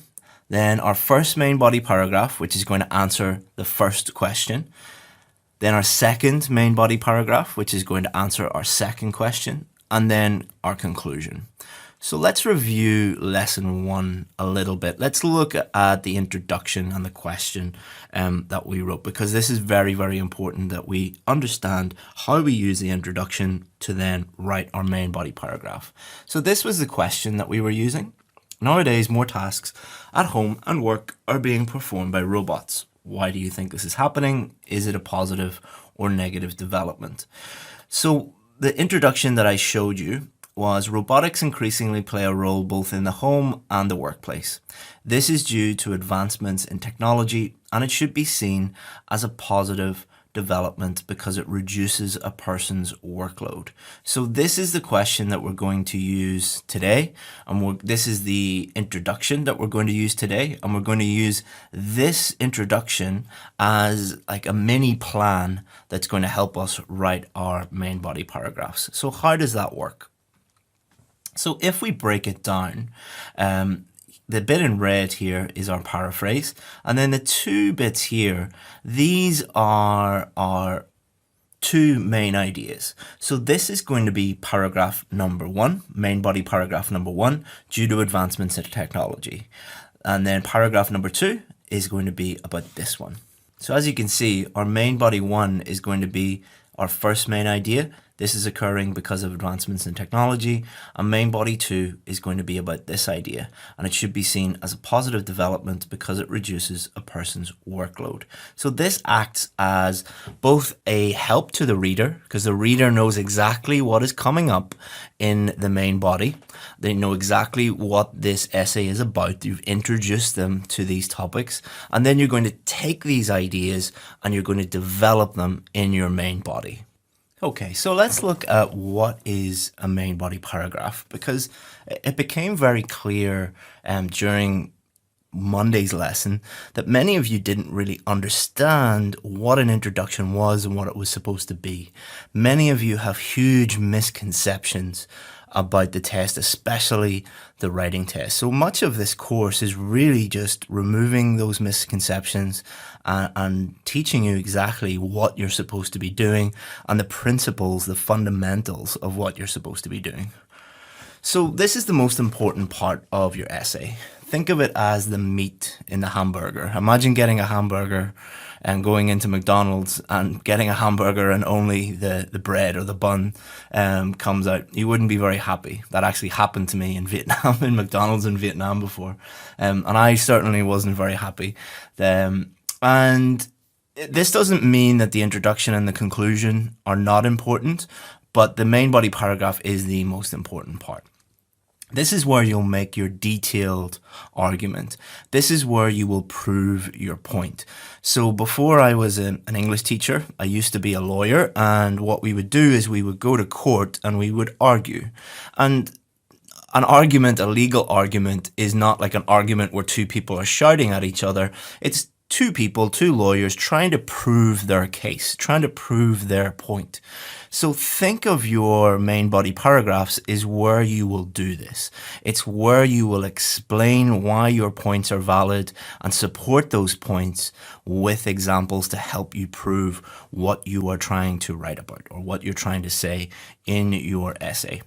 So this is where you set out your main points and develop them fully. All right. One of the hallmarks, one of the ways that the examiners will know if you know what you're doing, or whether you should get one of the high marks, one of the 7s, the 8s, and the 9s, is whether you fully developed your points. So you haven't just listed as many different ideas as you can. What you've done is you've taken relevant specific ideas and you fully developed these out. So how do you do that? So there are 3 elements of a main body paragraph, not 3 sentences, 3 elements, all right? 3 things that need to be in your main body paragraph. First thing is a topic sentence. The second thing is an explanation. And a third thing is an example. Every single main body paragraph you should write should have a topic sentence, should have an explanation, and should have an example. If you do that, you're going to write a much better main body paragraph than somebody who, like many of you, what you do when your main body paragraphs is you include like 3 different ideas and no explanations, no examples, no topic sentences, and it's just like, I call it a shopping list main body paragraph. It's just a list of ideas. It's not actually a real paragraph. So now let's look at each of these elements. Because once you understand how to write each of these elements, then you can put them together in a main body paragraph. So, topic sentence. This tells the reader what the paragraph is about. So, very much like your introduction, in your introduction, what an introduction does, why do we write an introduction? To help the reader. Why do we write a conclusion? To help the reader. Why do we write a topic sentence? To help the reader. Why are we helping the reader so much? Because the main purpose of writing, think of the main purpose of writing. Is the main purpose of writing to show how many big words you know? Is the main purpose of writing to show how many different grammar structures and tenses you know? Or is the main purpose of writing to clearly communicate with the reader? The more that you help the reader, the more that you clearly communicate with the reader, your better your writing becomes. Once you start to realize that, then you become a better writer. And it's essential for task response. Task response is basically, did you answer the question? Task response is 25% of your total mark. Did you answer the question? A topic sentence helps you make it very clear to the examiner, I've understood the question and here is my answer. Here is how I'm answering the question. But it's also important for coherence and cohesion. So coherence and cohesion, another 25% of your total mark. Coherence, is it clear and easy to understand? Topic sentences make your main body paragraphs clear and easy to understand. Topic sentences should be short and simple. They do not need to be long, complex sentences. Just short and simple. Just this is what the paragraph is about. Many people worry about repetition here. This is a huge problem. A huge problem is that I don't know where this came from, and it's particularly prevalent in certain countries. I'm not going to name the countries because I don't want you to think that I'm picking on certain countries, but in certain countries, for some reason, it's a very, very popular idea amongst IELTS teachers, or so-called IELTS teachers, that repetition, you cannot repeat anything.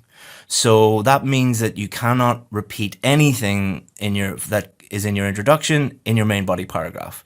And you can't repeat anything that's in your introduction or your main body paragraph in your conclusion. Think about that for a minute. If you couldn't do that, then your introduction, your main body paragraph, and your conclusion would be three completely different things about three completely different topics, ideas, whatever. That would be a completely incoherent answer that lacked any sort of cohesion and will mean that you get yourself in all sorts of trouble. Where does this come from? This comes from people teaching IELTS that don't really know what they're doing. They haven't put the time in to understand their craft. They haven't put the time in to understand what this is really about. And what they do is they see that you should avoid repetition in the IELTS essay. You lose marks for repeating words or phrases too many times, but not ideas. Ideas should be consistent throughout your whole essay. So the ideas in your introduction should be consistent with the ideas in your main body paragraphs, should be consistent with the ideas in your conclusion. If you do not believe me, go and look at a real academic journal. So an academic journal, go into, you can Google this on, and find it in any university, or go into any university library and look at quality academic journals produced by very high level academics. Look at the introduction, look at the main body paragraphs, and look at the conclusion. And you will see that the introduction says, this is what we're going to talk about. These are the ideas that we're going to talk about. And then they develop those same ideas in the main body. And then what they do is they summarize those same ideas in the conclusion.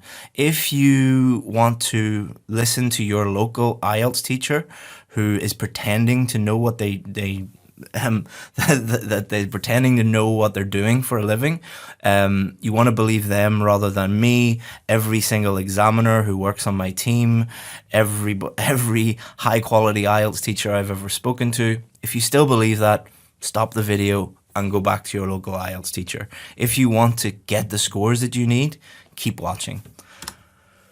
So how are you going to vary your language? So you shouldn't be using the same words and phrases over and over and over and over again, but you have to use the same ideas. And how you do that is you paraphrase again. Now, when I tell students this, they say, oh, but I can't paraphrase. I don't know how to paraphrase. I don't know how to vary my language. To get a 7 or above, which is what most of you want, you have to be able to paraphrase multiple times throughout the essay. Basically, if you're saying, I can't do that, you're saying, I'm not ready to get a 7 yet. that's basically what you're saying, because that is what is required. So, topic sentence.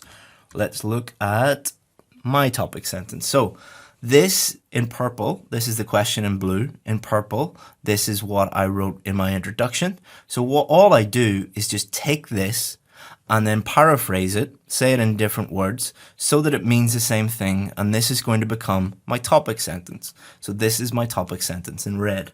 People rely on machines because of the latest developments in machine learning. Okay, so what I've done is I've just taken this and I put it into my own words. Again, you're going to have to do this.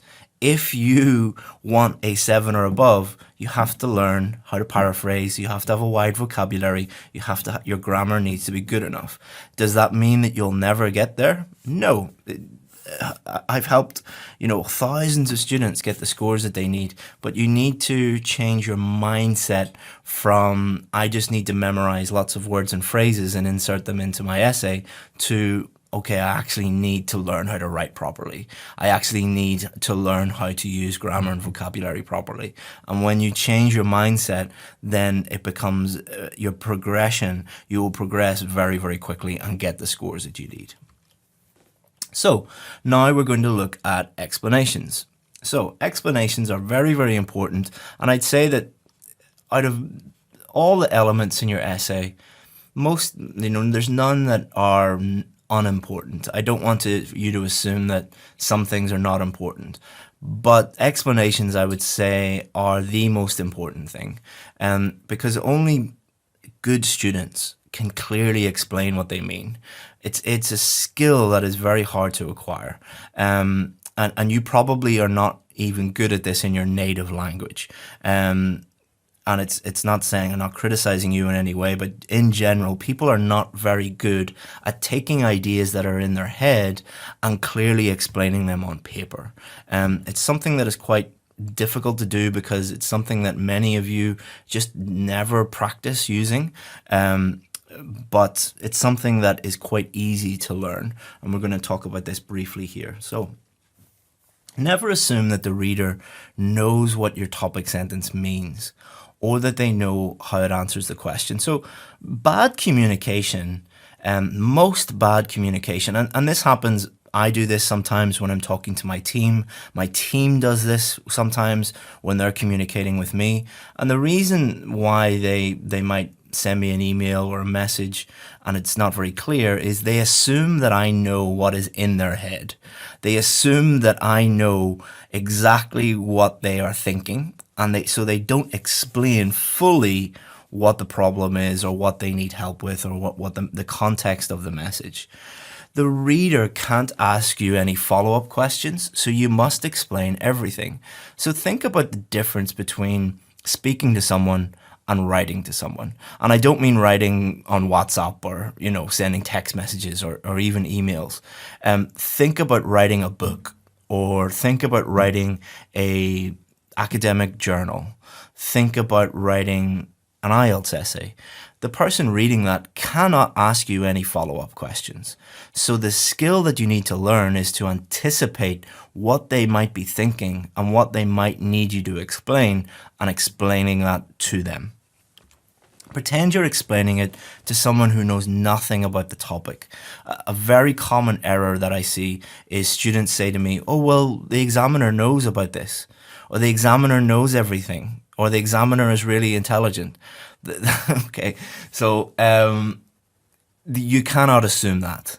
That will lead to very poor communication, because you always will assume that the person knows what you're talking about.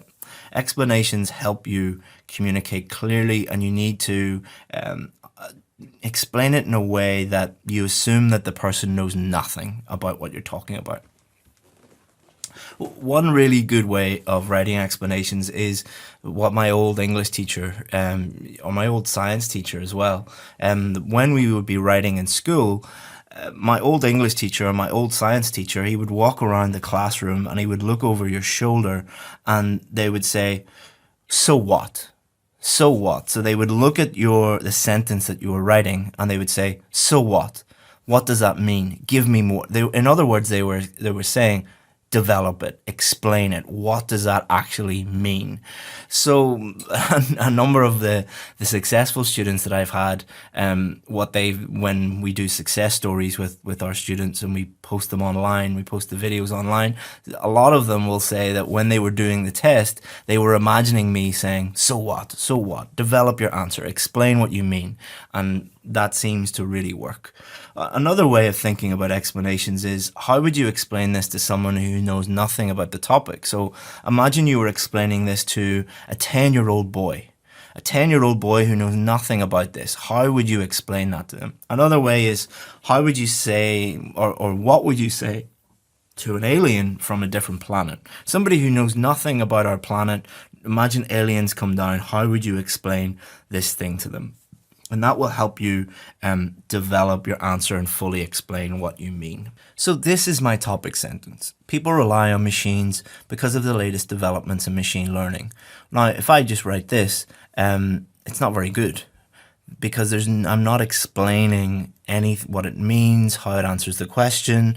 So if someone was reading this, what questions would they be asking themselves? Or let's imagine that I am speaking to someone in a normal one-on-one conversation, and I say this, what would they be thinking, or what follow-up questions would they be asking me?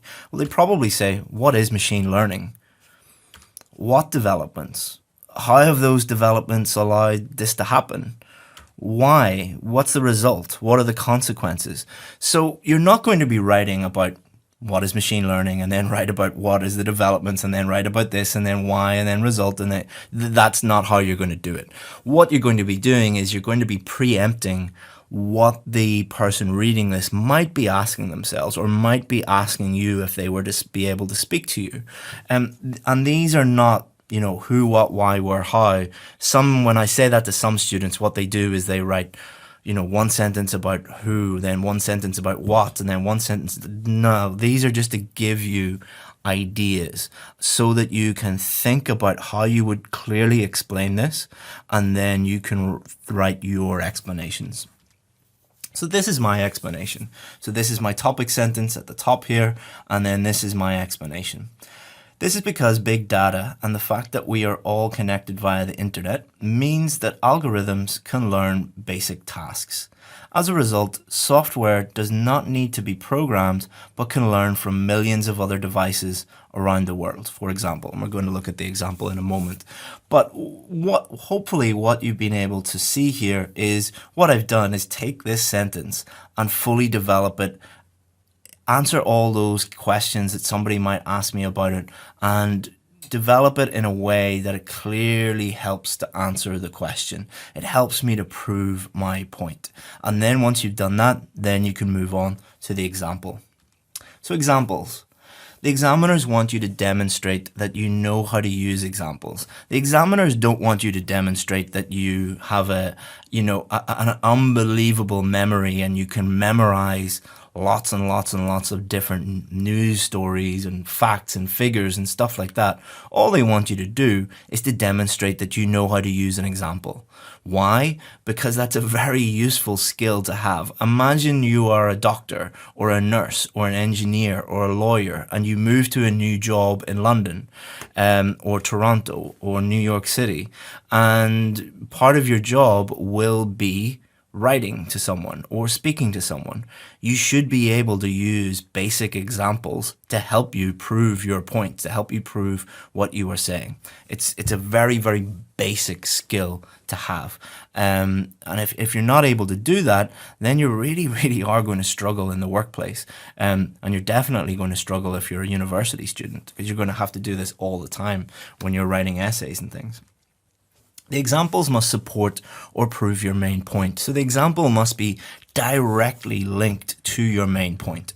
The purpose of an example is to prove your main point. So what you do is you look at your main point and think, how can I use an example to prove this? Think about when you're arguing with someone and you use an example to help win the argument. And you probably do this all the time. Imagine you're fighting with your siblings or your husband or your wife. Like, let's say, for example, my wife says to me, like, you left the ice cream out last night and it melted all over the place. I'd say, well, so what? So then she would explain to me why that's a problem. Well, you just wasted lots of money and there's ice cream all over the floor and I have to clean it up and I don't have time to do that and it's not nice to have, ice cream all over the floor. And then I would say, really? Did that happen? And she, yeah, like you did that last night. I had to clean it up this morning. Look at the floor. That's her example. She's proven her point. That's a very simplistic example of like a husband and wife having an argument. But you can probably think of hundreds of debates or arguments that you've had with people in the past. And using an example is very, very, very strong, because it blows people out of the water. They can't argue back if you have a concrete example that proves your point. So it's really, really important you know how to do this, and it's very useful for arguing with people. Someone like me who constantly posts stuff online, 5% of the comments will always be people arguing with me, and all I have to do is just go, well, here's an example that proves my point. Thank you. Which is very, very useful. Okay, so examples do not need, in the context of the IELTS test, the IELTS writing test, examples do not need to be true, but they must make sense. So you're not expected to have like an encyclopedic knowledge of, data and research and all of these different things that you need to do. It's not like that. And you don't, it's not a lie detector test. It's not a truth test. You can make things up to fit in and help you prove your points, but they must make sense. They must be believable. You can't just make stuff up, out of thin air and it sounds totally implausible. So two ways that you can easily create examples. So there are hundreds of, not hundreds actually, there are, 10 or 20 different ways that I teach people how to write examples on my course. But let's just show you two very, very simple ones that you could use in your writing.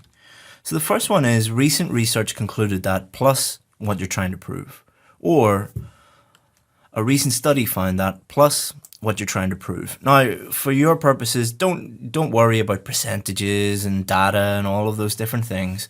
Just put a recent research concluded that plus what you're trying to do, or a recent study found that plus what you're trying to do, what you're trying to prove. So let's look at that, what those would look like.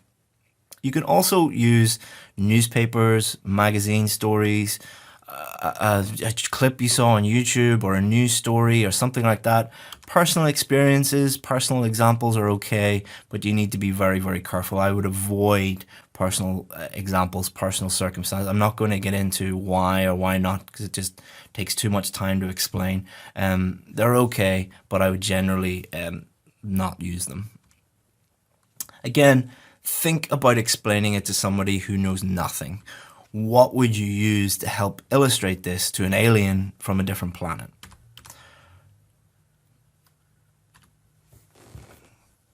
So before we get into look at the full main body paragraphs, and I'm going to show you full examples and all of those different things, many of you might be a little bit overwhelmed at the moment. Do not worry. If this is not making complete sense right now, many of you have a mindset where you want to just get some quick tips, some shortcuts, and understand things immediately, and then get the score you need. That's not going to happen. It will take further implementation, further practice for you to fully understand and be able to do these things. Like, imagine wanting to learn how to drive a car in one day, or wanting to learn how to ride a bike in 1 hour. You can learn how to ride a bike pretty quickly. You can learn how to drive a car pretty quickly, but not in an unreasonable amount of time. You need further implementation, you need further practice, you need further feedback. This is just the first stage of your preparation. Don't worry if you're going like, how am I going to do this? This seems very, very complicated. You will get it. You do not worry about this. So like, for example, in my VIP group, we do a whole module on examples. Plus we look at each of the different 5 essay types individually for all of these different things. And we also have like Facebook Live videos on examples in the VIP Facebook group. We constantly give people work to do. They do them, they practice them, we give them feedback on them, and that's how they learn and that's how they get it. So if you're not fully understanding all of this, or you get your feedback later on tomorrow, and you're not perfect yet, you don't need to be perfect. It is a process and you will get there eventually. So let's look at our paragraph. So this is because big data and the fact that we are all connected via the internet means that algorithms can learn basic tasks. So this is our explanation. I haven't put the topic sentence in here. As a result, software does not need to be programmed, but can learn from millions of other devices around the world. So the bit in purple, that is my explanation. All right, and then here is my example. For example, Tesla cars now come with autopilot, which drives the car itself and shares the data with all other Tesla vehicles. So this is a perfect example because it's a real car that actually drives itself. All right, so if you know of an example that perfectly supports your main idea, then that's great. Use that. I really love Tesla cars. I read about them quite a bit, but you don't need to use a Tesla car as an example. It fits perfectly here, but there are 100 different other examples that you could use. So this is the full paragraph. So you can pause the video and you can have a read of this, but let's just talk about it briefly for a moment. We have the topic sentence in the first sentence here. What does a topic sentence do? It says, hello, Mr. Reader, hello, Mrs. Reader, whoever's reading. This is what I'm going to talk about. Then the next 2 sentences, and it doesn't have to be 2 sentences. Your explanations could be 1 sentence, 3 sentences, 4 sentences. Do not worry about number of sentences really, or number of words really. Focus on the actual quality of your work rather than how short or how long it is. What this does is it explains fully what I think about my main point, how it answers the question and approves my main point. And then the example helps support my main point. So think about this as an argument. If I was to make this argument, it's very, very strong. It's very clear. It's easy to understand. The reader knows exactly what I'm talking about. Paragraph 2. Is it a positive or negative development? So this is the second question. So this is going to be our second main body paragraph. Main idea, because it reduces workload. Explanation, so this would be my plan. Explanation, AI does boring, repetitive tasks, freeing up time to do other things. Examples, Google Home, Amazon Alexa. I don't know whether you've heard of those before. Pretty big in the UK and the US. They're basically smart devices. They're devices that you have in your home and you can talk to them, and they use AI to answer questions and do tasks for you in the home. Uber uses AI within its app. Netflix uses AI to learn your viewing preferences, and many thousands of other examples. Am I going to use all these examples in my essay? No. This is to show you what I would write if I were planning this out.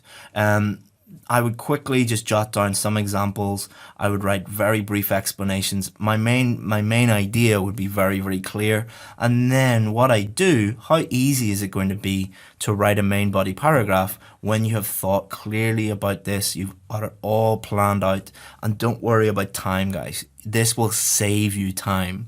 If I was to just start writing a main body paragraph, it could take me, let's say if I'm an average student, it could take me, 10 minutes or 15 minutes. Let's say 15 minutes to write a main body paragraph. But if I spend 2 minutes or 1 minute writing all this out, it reduces that time from 15 minutes to 5 to 6, 7 minutes, something like that. So putting in the effort to plan things out really does make a huge difference when you're starting to write your main body paragraphs. So let's have a look at this. Automation should be welcomed because it frees people from the drudgery of everyday duties. So this is my topic sentence. So it's saying it's a good thing because it means we do less work. All right, that's basically what it's saying. So then I have to explain this point. Our day-to-day lives are dominated by menial, repetitive chores that take up much of our time. Automating these is possible, and technological solutions allow us to focus on more meaningful activities. Then I need to explain this. For example, there is now a robot that both cuts grass and hoovers carpets, and the manufacturers estimate that this will save the average person 3 weeks per year. Okay, so what I've done is I've said it saves you time. Here's how it saves you time. Here's an example of it saving you time. And then what I've done is I put a little further explanation onto the end here, just to show you that what a lot of students do is they think that there's only one way. And when I teach them how to do anything, they're like, okay, I'll stick exactly to that. Or some other students say, well, can we write 3 explanation sentences? Can we write 1 at the end? Can we write, like, you can pretty much do what you want, guys. And this is to show you that if you wanted to add a little bit of explanation at the end to really solidify it, you can do that also. Owners are free to choose what to do with these extra hours instead of being forced to carry out routine work. So it's just a further explanation. It's not a conclusion statement or anything like that. It's just a further explanation. Don't overcomplicate this and be like, do I have to do that? Do I not have to do that? As long as you have the 3 essential elements, the topic sentence, which always be first because it's a topic sentence, then you have your explanations, then you have your examples. That is going to help you write a clear main body paragraph that will help you prove your point, help you demonstrate that you know what you're doing. Okay, so now you're going to do the same thing for this question. So you're going to look at the question below and follow the steps outlined in this lesson to write a main body paragraph. So take a screenshot of this or write it down, whatever you have to do, and pause the video and you can have a look at this. You already have your introduction. So what I would suggest you do is, if you're very happy with your introduction, use that. If I highlighted some things in the feedback yesterday, that means that you need to redo your introduction and then use your introduction as kind of a mini plan that will help you write the rest of your essay. So let's look at some checklists, some things that you guys didn't do so well, how you can improve, and we'll look at some VIP samples as well. You probably have noticed that I'm a little different from your average teacher if you're looking at these lessons and looking at the feedback that I give you. One of our main principles in our company, so we have 10 key principles, is that we treat everyone how we would want our loved ones to be treated. So if my wife was doing the IELTS test or my son was doing the IELTS test, how would we treat them? That's one of the reasons why we've been so successful. We're not just putting stuff out there and not really caring about it. We deeply care about you guys and about the stuff that we put out there, and we really care that you get the scores that you need. So would I want a teacher to lie to my son or lie to my wife? No. So some of you have said that, you're very negative when you're always criticizing us and you're always telling us that, we're not good enough. I don't want to lie to you guys. I don't want to tell you that, you're doing a good job and then you go and do the test and fail. I'd rather be very, very honest with you and point out your mistakes and point out your weaknesses so that you can improve. However, would I want a teacher to be negative all the time? No, I don't think that I should be negative all the time, and I'm not negative all the time, especially when you work with me on a daily basis or work with me more closely. But do realize that I have to be a little bit negative during these feedback sessions. I believe in being compassionate, so caring about the person that you're teaching, but many of you need the truth. And looking at your work, many of you are going to fail. There's no, and I'd say that the vast majority of you, if you continue down the road that you're going on and do not improve, then you're going to fail. I'm just being honest with you because I care about you, and I don't want you to fail, and I want you to start taking action. But you will pass, you will get the score you need if you change. But if you do the same things, you will get the same result. If you just keep doing the same things over and over and over again, you're going to get the same result. Fail, fail, fail, fail. You're going to have to make some big changes, guys, and you're going to have to start doing things in a different way. But if you do those, there is light at the end of the tunnel. So let's look at all of the common mistakes that I picked up from looking at all of the writing that you guys submitted. And what I want you to do is think about your own writing and if any of these things apply to your own writing, and then you can go back and apply that and improve. So many of you just did not follow the basic structure. So for example, with this one, so no real topic sentence, putting the example straight in there, not clear where the topic sentence is, the explanation and the example. As I said yesterday in the feedback, it's totally up to you how you structure your own essay. You're an adult. It's totally up to you how you want to do that. I'm just telling you based on years and years and years of experience helping people get the scores they need, that the structure that I suggest does work, and it is very simple and easy to understand. So I would strongly recommend that you follow that. If you don't want to do that, that's fine, but I would strongly recommend doing it. Same with this one. So let's have a look at this one. The benefits are numerous, and it enhances the transportation system of the country, thereby reducing road accidents and ensures proper conditions of cars. Okay, so I kind of know what you're saying here, but where are your explanations? Where are your examples? Where is the topic sentences? Again, you might say, oh, but this just does the job right, and this says what I want to say. But you have to give the examiners what they want. All right, so you have to understand what the examiners are looking for and then give the examiners what they are looking for. If you don't do that, you're going to really, really struggle. A lot of you just didn't have any paragraphing whatsoever. These are really easy marks to throw away. The simplest marks you're going to get are showing paragraphs. And it doesn't matter if you skip a line or you indent it or you skip multiple lines. All you have to do is just show the examiner, here's where one paragraph ends and here's where the next paragraph begins. That's all you have to do. And there are multiple ways that you can do that. But what you've done here is you've said to the person reading this, your time is not as important as my time. I didn't have the time to put in a paragraph. I don't care about you. My time is more important than your time. So I want you to spend the time trying to figure out where one paragraph ends and where the next one begins. You're throwing away easy marks and you're making it more difficult for the reader. If you follow just one rule, make it easy for the reader. Make it easy for the reader to understand your main points and how they answer the questions and your structure and all of those different things. That's what good writing is. It's making your message very clear to the person reading it. Again, no paragraphing here whatsoever. There were multiple ones like that. Some of you just copied my sample. So let's talk about copying for a minute. The IELTS test is not a memorization test. You cannot look at lots and lots and lots of sample answers, which many of you have asked me for. Many of you have been asking, can you give me lots of samples? And what you're really saying is, can you give me lots of samples so that I can copy them, so that I can copy what you do and put it into an essay? Now, IELTS know that you're doing this, so they haven't made the test a memorization test. They've made the test a writing test. They've made the test a thinking test. They need you to do things like analyze and evaluate your own work and to create ideas and explain those ideas and respond to the specific question being asked.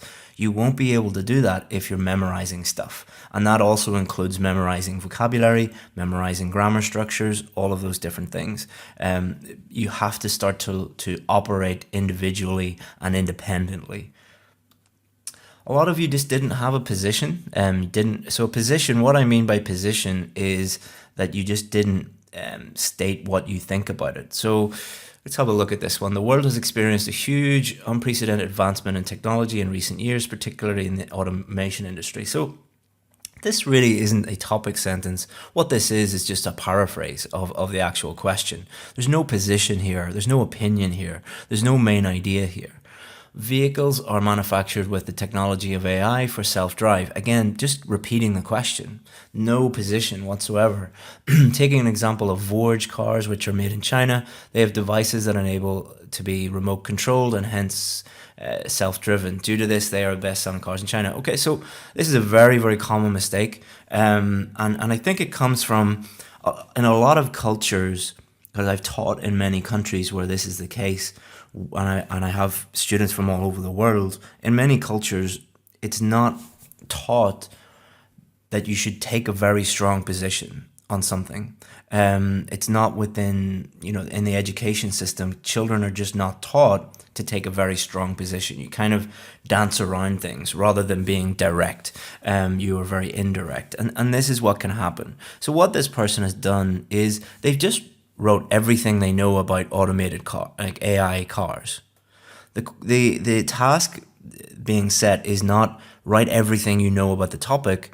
The task is respond to the specific question being asked to show how you understand the question and how you can clearly convey what you mean in a piece of writing. So that should be your goal, not write everything you know about the topic. Also, there were many of you, and this is very, very common, a very common mistake, massive focus on vocabulary. So your vocabulary mark is important, but it's 25% of your total mark. The person who wrote this thinks that vocabulary is the most important thing. Driverless vehicle, technological lift, automation sector, computer manageable programs, interpret human-like sensitivity, invest in further control. Like all of these things, they're showing off. They're trying to impress the examiner rather than just answer the question. And a lot of this vocabulary is wrong. So what's happening here is A, you haven't answered the question, so you get a low mark for task achievement. B, your answer is not clear, so you get a low mark for coherence and cohesion. And C, you have made lots of vocabulary errors, so you get a low mark for vocabulary.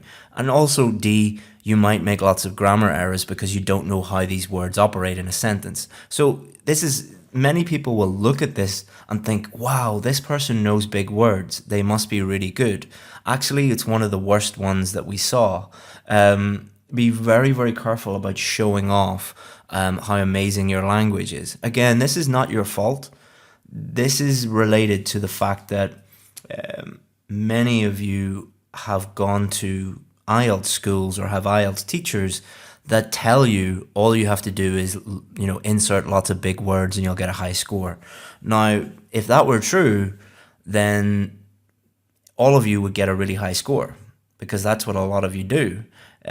Most of you don't get a high score. Why do you think that is? Do you think it's a good idea to keep doing these things that all of your teachers and websites and YouTube videos tell you to do? Or do you think that you should maybe change the way you do things and start doing things effectively? A lot of you had a lack of cohesion in your samples.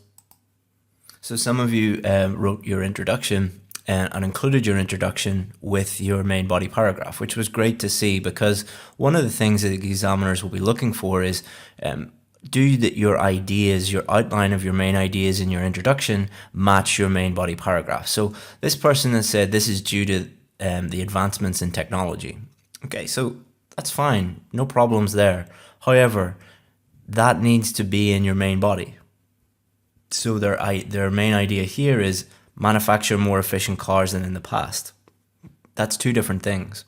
So what you've said is, to the reader, you've said, I'm going to talk about advancements in technology.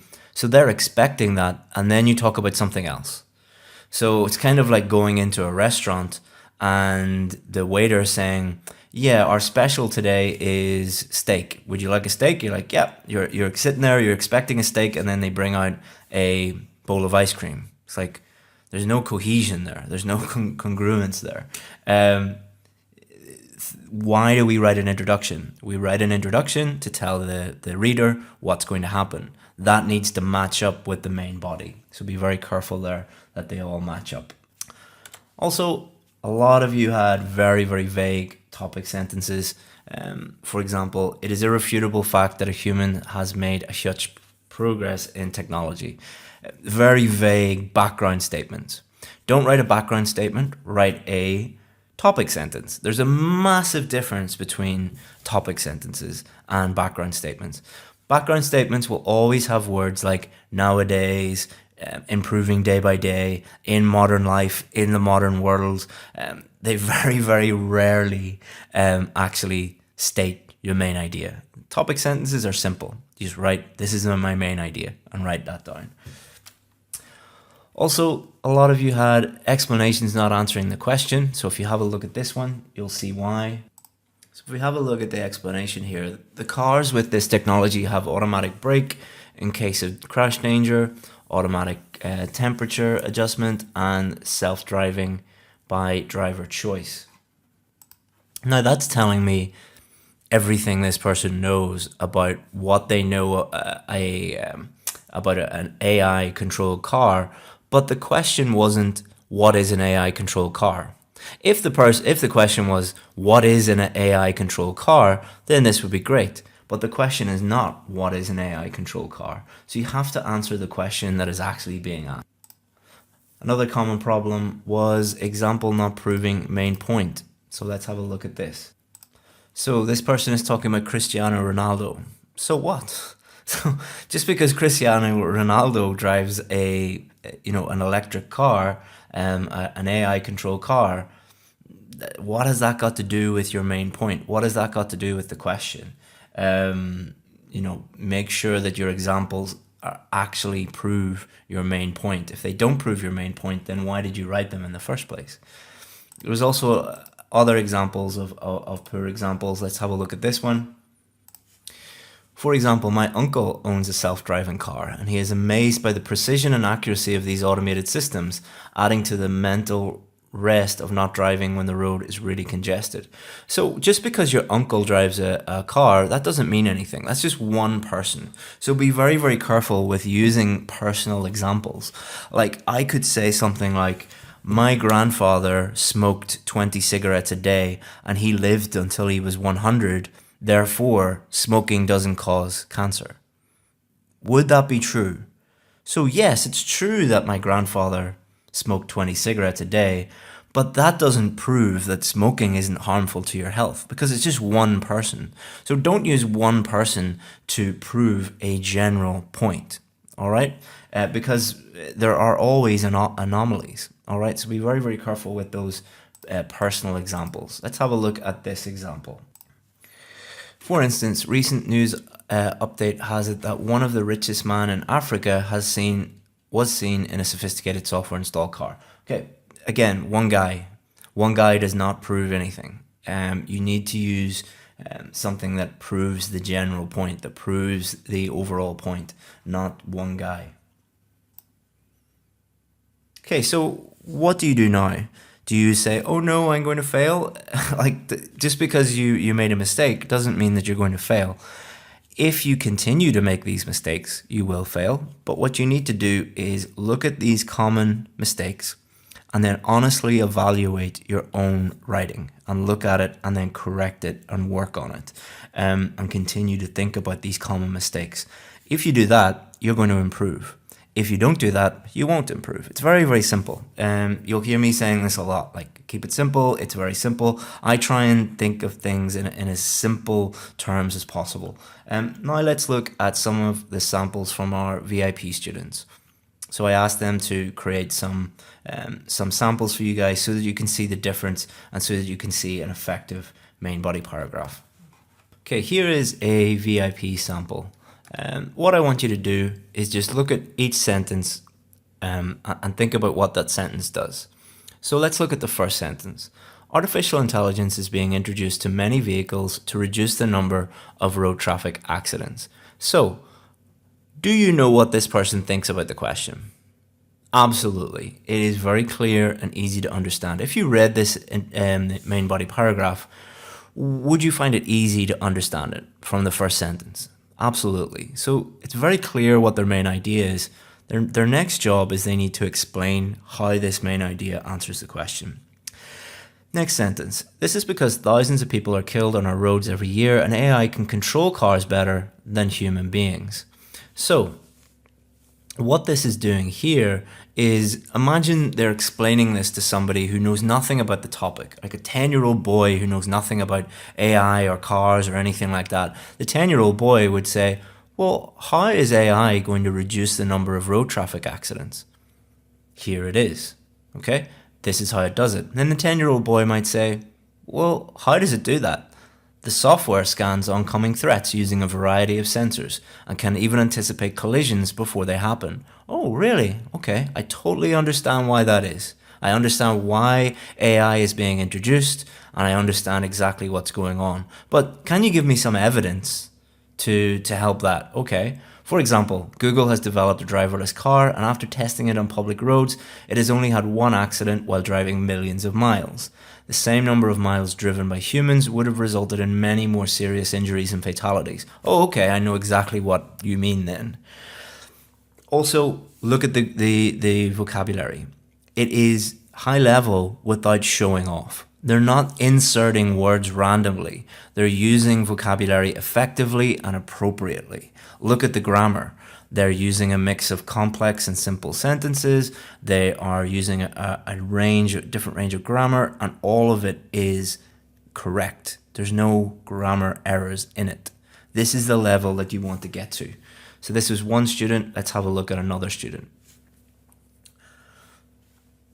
This should be seen as a negative development because of the number of jobs that will be lost. So this is a different student answering the second question.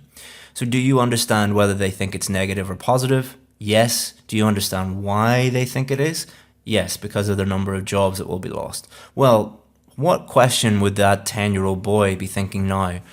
How will AI cause jobs to be lost? Let's see if they've answered that question. Automation will always be more attractive to companies and consumers because it is much cheaper than human labor. Drivers account for a large proportion of the workforce in any economy, and removing them will result in mass unemployment because they will be replaced by machines. Oh, okay. So it's cheaper to have machines, so people are going to lose their jobs. I understand that. Do you have any evidence for that? For instance, Uber is developing new driverless taxis that will not require a person to operate them, and it is estimated that this could lead to around 300,000 taxi and Uber drivers losing their livelihoods in the UK alone. So this was a newspaper article that was in the Times, I believe, not so long ago. One of the things we do with our students is we encourage them to be reading the news every day. And then that's where, a lot of you were asking yesterday, what happens if I know nothing about the topic?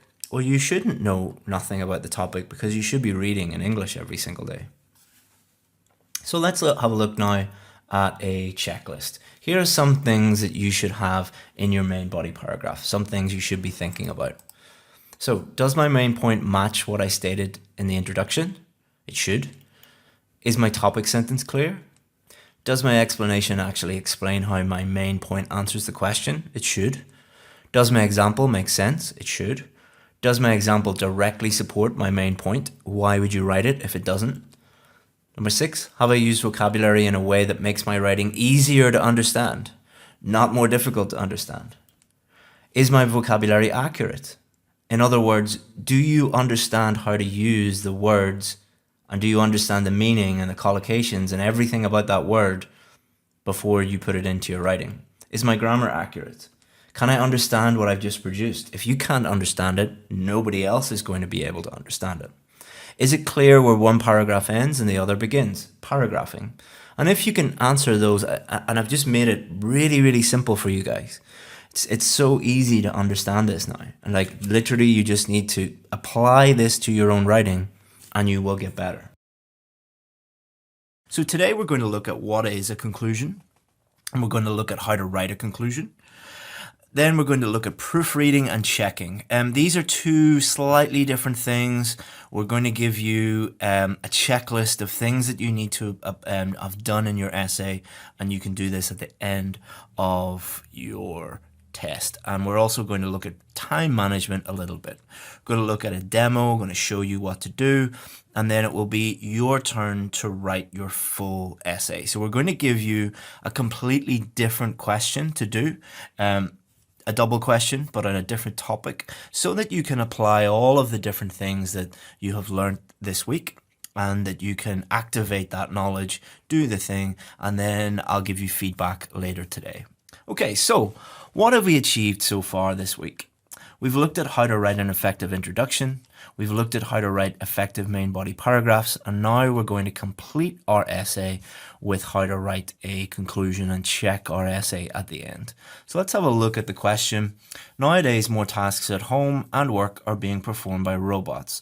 Why do you think this is happening? Is it positive? Is it a positive or negative development? And this was the introduction that I showed you. Just to clear something up, many of you said, why did you use robotics when you told us that robotics was not allowed? You couldn't change AI to robotics. I'm not changing AI. I'm changing robots to robotics. So again, guys, be very careful to understand the actual question and read the question before jumping to conclusions. All right, so what is a conclusion? This is where we state our opinion. So before we move on, many of you might be like, oh, what? Opinion? We're not doing opinion essays. What is he talking about? Don't worry, we'll discuss that. This is where we summarize our main ideas. So the two primary things that a conclusion is it's a summary of your main ideas, and it's a clear statement of what you think about the question, your opinion, or another way to say your position. So the conclusion is your position plus a summary of your main ideas. Read any academic paper, any academic journal, and you'll be able to find the main points in the introduction and the conclusion. The best advice that I ever received from a teacher was from my old high school science teacher. And he used to give us, he was an amazing teacher, and he was always pushing us to go further and to learn more. And he's a very inspirational guy, and taught me a lot about science and about teaching. And he used to give us university level scientific academic journals, and we would look at them and say like, oh, these are like thousands and thousands of words long. How will we ever learn this? His name was Mr. Rafferty, and he said, easy. What you do is you read the introduction, then skip everything else, and then just read the conclusion. By reading the introduction and the conclusion, you will understand everything in that journal article, because that is where everything is summarized and stated, and everything is very clear and easy to understand, and you don't need to read the rest of it. And that was the best advice I ever got, because it meant that I did really well in university, because when I looked at journal articles, I would just read the introduction, read the conclusion, and it was very easy for me to understand everything in it. This is why you need to write a good introduction and conclusion, because that's what they're supposed to do. They're supposed to, the introduction is, hello, Mr. Reader, Mrs. Reader, this is what we're going to discuss. Conclusion, hello, Mrs. Reader, Mr. Reader, this is what I just discussed. A summary of everything. But there's no opinion. So many of you might be asking, like, we didn't do opinion questions. We just did double questions. So if you think about it, every single question on the IELTS Writing Task 2 paper is asking for your opinion, asking for your position on something. Let's think about this for a second. Imagine you get a question that says, what are the advantages and disadvantages? What they're asking you is asking you, what do you think? What do you think the advantages are? What do you think the disadvantages are? In other words, what is your opinion on the advantages and disadvantages? If they ask you, what are the problems and solutions? What they're asking you is, what do you think are the problems? What do you think are the solutions? So every single question might not be asking you for your opinion, so asking you, in my opinion, I think this, by stating what you think the advantages and disadvantages, problems and solutions, answering the double questions. You're stating what you think about something, and that's what you need to do in your conclusion. If you got a double question like this, why is this? That's asking for your opinion. Is it a positive or negative development? That's asking for your opinion. It's asking for your position on, do you think this is a positive or negative development? So once you start to understand that, the questions become much easier and more straightforward. So there's 3 elements to a good conclusion. A cohesive device, which is a linking word, your opinion, in other words, your position, what you think about the question or questions, and a summary of your main ideas. That's all it is. Okay, so let's look at each of these elements in more detail. Cohesive device. You're only going to write one conclusion in your IELTS writing test, so learn just one way to start your conclusion. Some students that I work with say, can you give me 10 different ways to start a conclusion? It's like, why? Why? That would be a complete waste of your time and waste of, your brain can only store a certain amount of information. You're only going to write one conclusion, so just learn 1 or 2 ways to start your conclusion. And those are, in conclusion, to conclude. You don't get any extra marks for writing anything fancier than that. So why would you learn 10 or 12 different ways to write, in conclusion? Also, don't ask me in the comments, how about this way? Or how about this way? Or can we do it this way? Can we do it that way? The reason why I'm saying don't do that is you only have a certain amount of time before you start writing your test. The clock is ticking between now and you doing your test. Don't waste time on things that don't matter. The other 10 ways that you can start your conclusion do not matter. Just focus on what actually matters and ignore all the things that do not matter. And that will mean that you're spending all your time focusing on things that will actually improve your score, and you're not wasting your time on anything else. Now you're going to reiterate your opinion. Reiterate means state again, because you've already stated your position or your opinion in the introduction. Now you're going to state it again. Number 1, do not worry about repetition. Many of you have been saying to me over and over and over again, my teacher says you can't repeat anything. My teacher says you can't repeat anything. Okay, if they say that to you, number 1, say, why does Chris get all these really, really high marks? Are they fake? Is he lying to us? Or maybe you have not understood the official marking criteria. This is the official marking criteria. This is what the examiners use in every single country, in every single sentence, or center, sorry. And what does it say here? Presents a clear position throughout the response. Throughout. Presents a clear position, in other words, opinion, throughout the response. So not just in one place, throughout the response. So maybe your teacher is correct and I'm wrong, and the official IELTS marking criteria is wrong. I'll let you decide which one is, who is correct and who's not correct. So paraphrasing. Do not worry about repeating your main ideas again, but this does not mean that you can copy the same words. So you have already stated your position in the introduction. If you don't understand this, go back and look at the introduction module, the introduction video. So we take our main ideas from the introduction and we paraphrase them.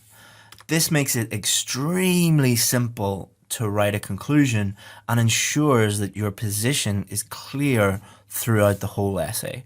And again, some of you might be saying, but I don't know how to paraphrase. If you don't know how to paraphrase yet, you're not ready to get the score that you really want yet. You will get there eventually, but saying, I want a high IELTS score, but I don't want to paraphrase, that's like me saying, I want to buy a Ferrari, but I don't want to spend any money.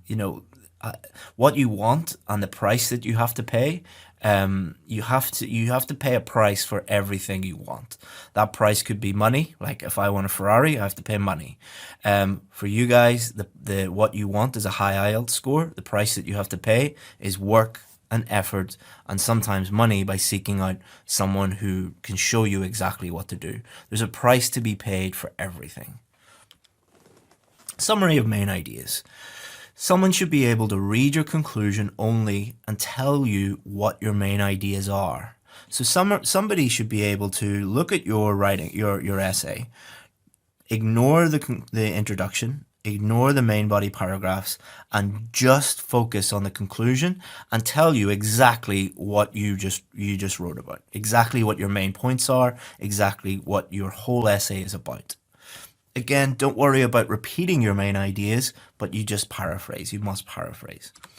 This will make the conclusion easy to write and ensure you summarize your main ideas. So here's a demonstration of that. Okay, so here is my introduction.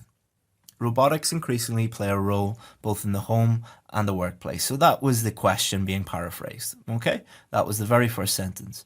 This is occurring because of advancements in technology. So that is my opinion plus my main idea.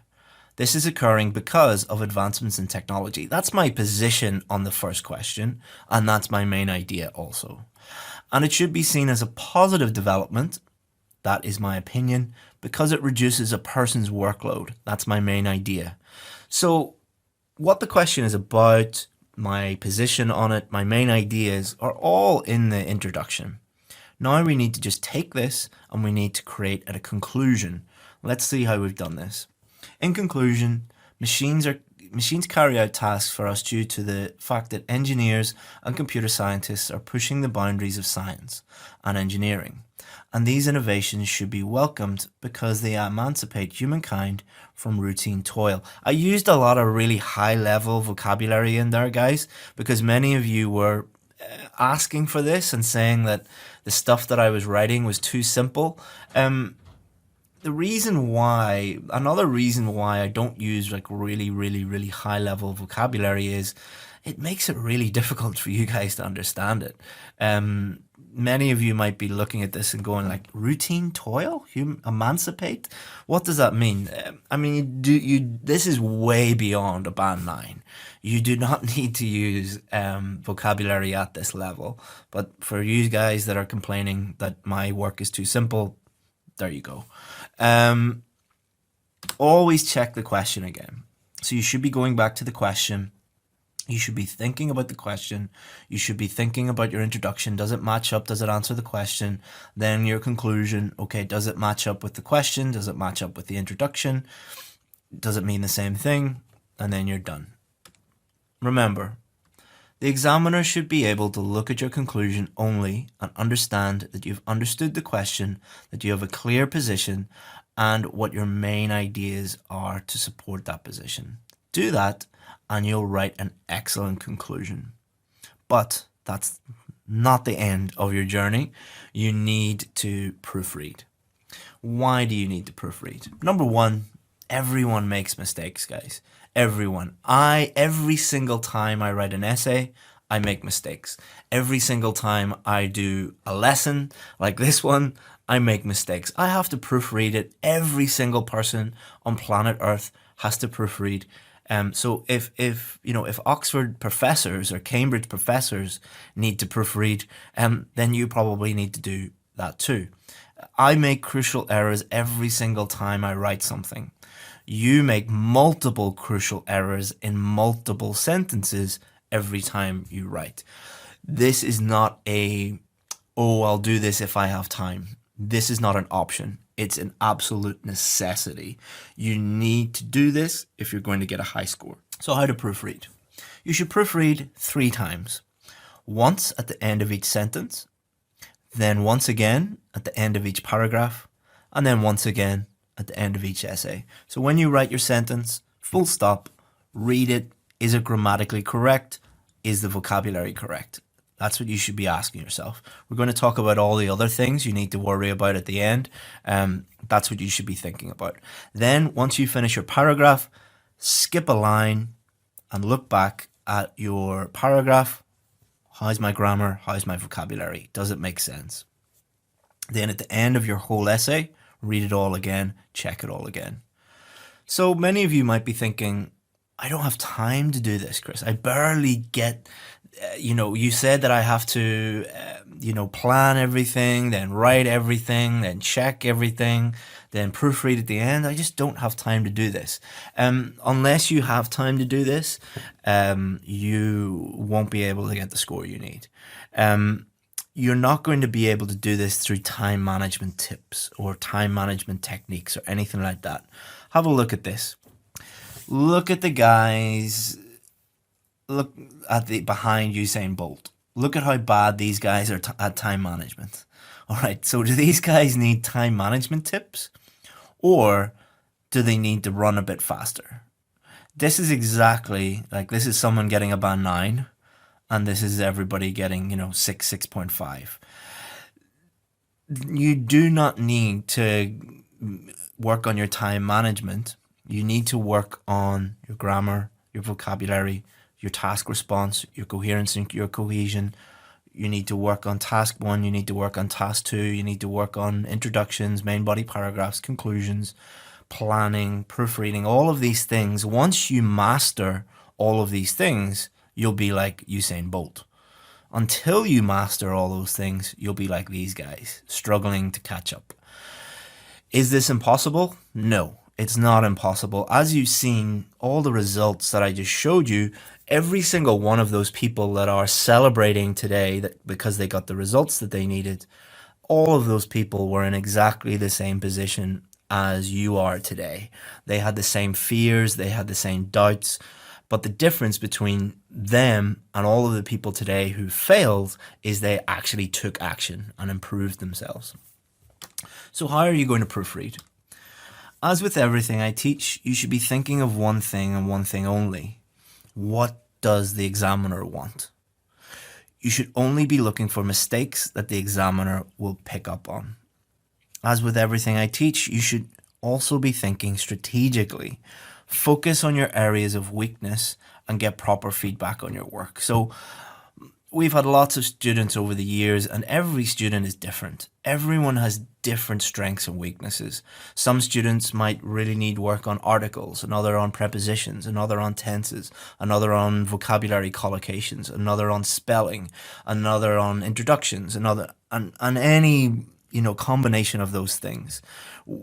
Becoming aware of the main reasons why you are getting 6 or 6.5 and not getting the score that you need is the most important first step to proofreading your essay. Because if you don't understand those things, you don't really know what you're looking for. If you have an expert giving you feedback on your writing, you know the things, because they'll constantly, like when I send back essays to our VIP students, it's just a sea of red. They just see red everywhere. Fix this, do this, this is wrong, this is wrong, this is wrong. And that's not me being overly critical. It's just to be honest with them and open with them and show them these are the things you need to improve. And then when they're in the real exam, they'll be looking out for those things. So here are some of the things that you should be looking at when you're proofreading. Word count. Did you go over the word count? Did you answer the question? Is your message clear? Is it how you answered the question? What you think about the question? Your position? Is it clear? Are your points consistent? In other words, does your introduction, main body paragraphs, and conclusion, do they match up? Is your position clear throughout the essay? Did you develop your main ideas, or do you just have lots of ideas that are undeveloped? How's your grammar range and accuracy? How's your vocabulary range and accuracy? How did you use cohesive devices? How's your paragraphing? These are just some of the things that you should be thinking about. These things should be at the top of your mind, so what you're actually thinking about when you're preparing, when you're practicing, when you're planning, when you're writing, when you're proofreading. So it's not proofreading starts, months before you even think about booking your test, because you want to minimize the amount of proofreading you have to do, and you do that by starting today. by preparing properly. And then when you're practicing, think about your weaknesses. When you're planning on exam day, think about the things that you need to do.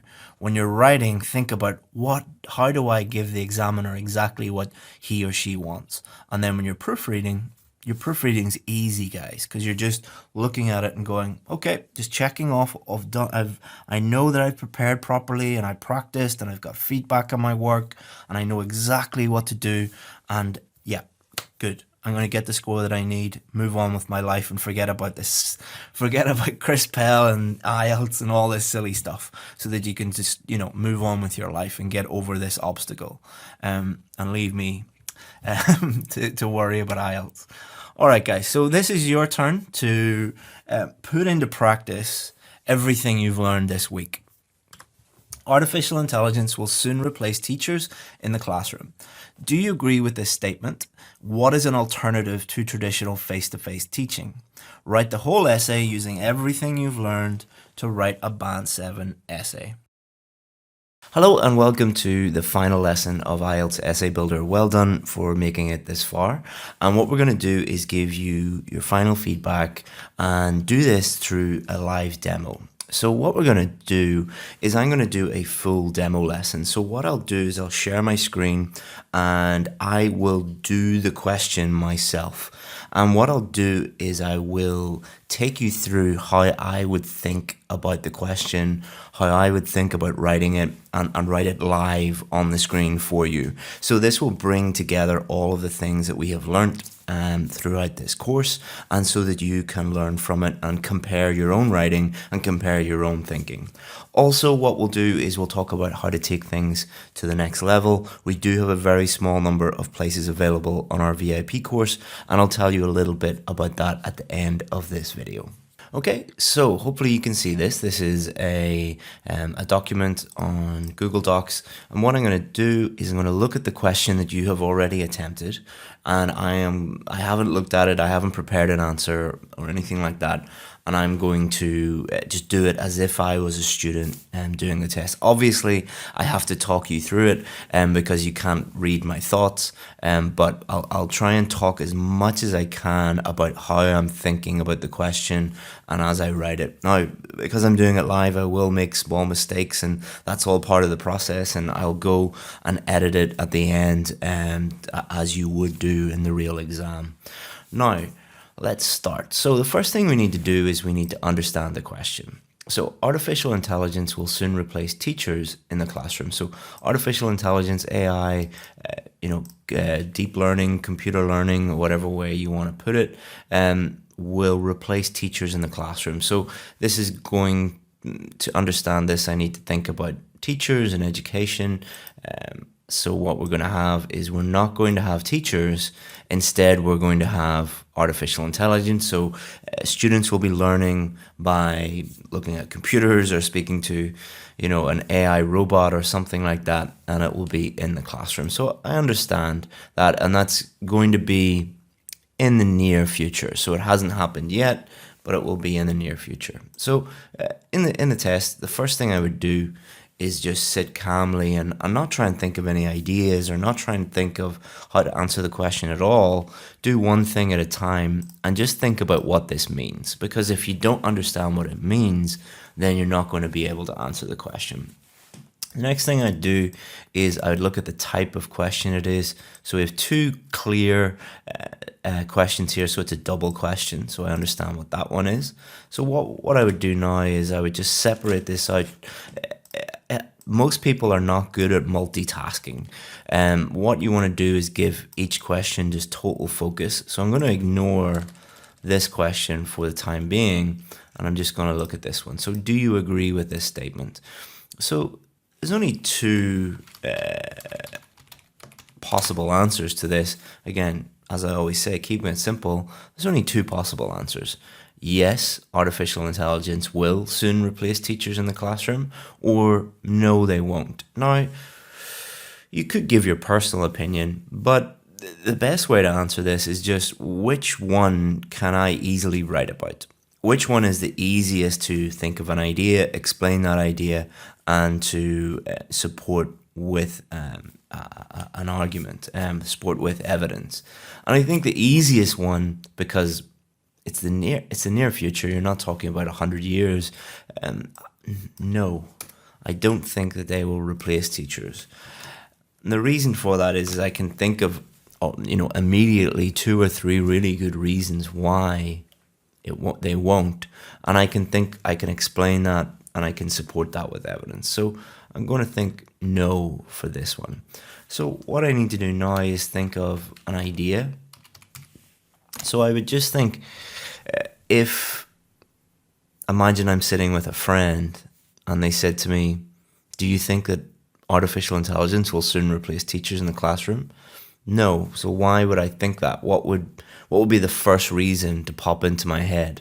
Another way to think about it would be, if this question was asked, if 100 people were asked this question just randomly, what would be the most common reason? I'd say there'd be 2 most common reasons would be teachers are needed for support. So that's things like, feedback and discipline, things like that. So, a computer can't really provide feedback. It can't really get, control children, especially young children. So that would be idea 1. An alternative idea would be AI is not advanced enough. AI just isn't smart enough yet to really teach children or teach anybody. It's not just children. So it's talking about the classroom, but adults are in the classroom too. So it wouldn't just hone in on children. So what I do here is kind of put these together and put AI is not advanced enough to provide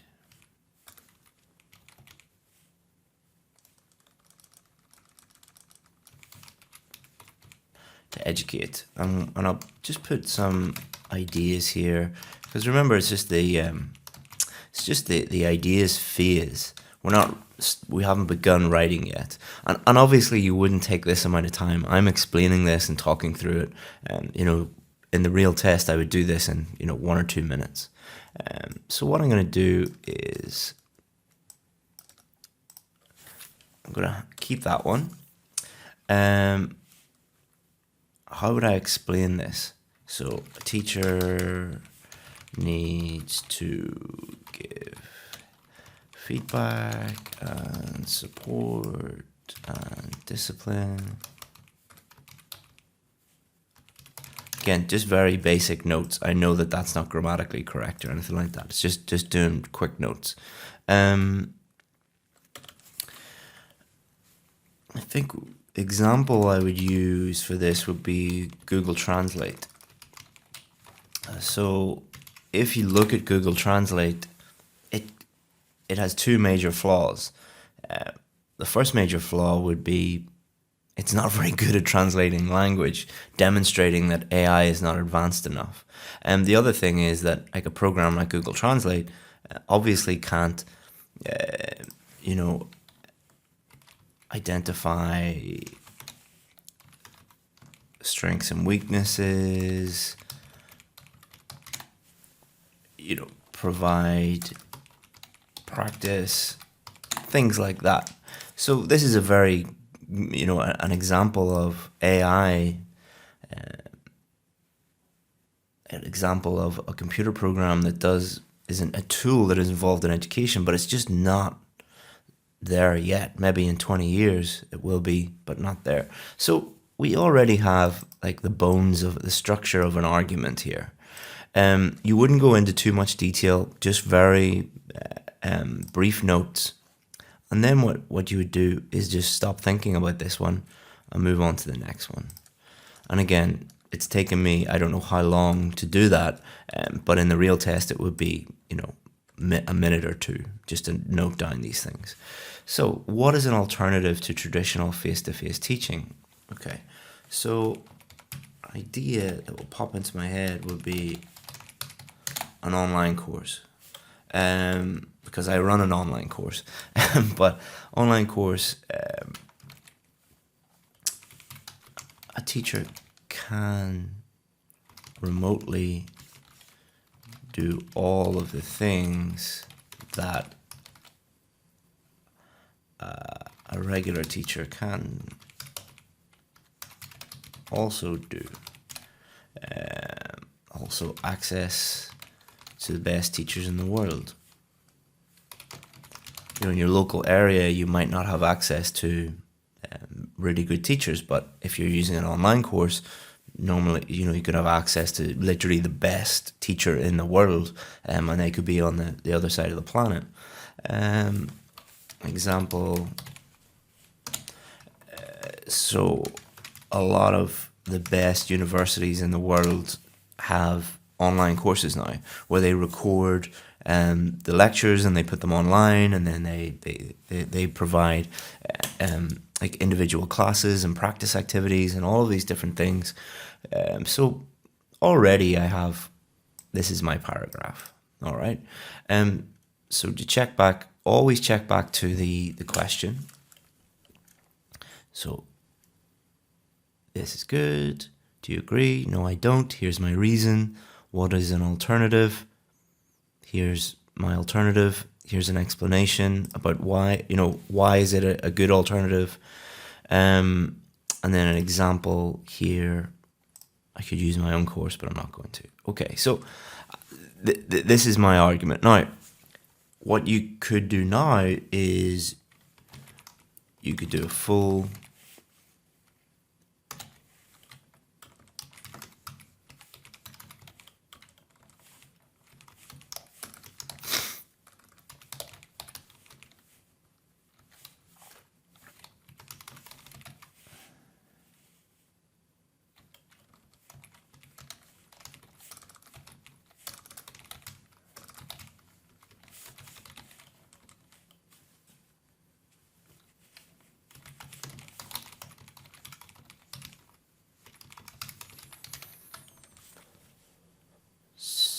let me just obviously you won't be able to color code in the real test, but it'll make it easier for you to understand this. Main body paragraph 1.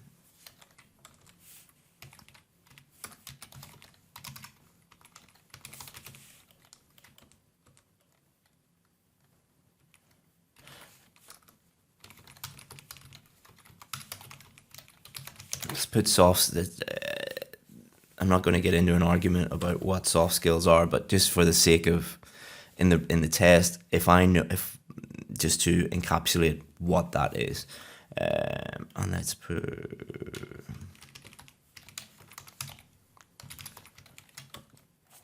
so that's my main body here, main body 2. Online courses.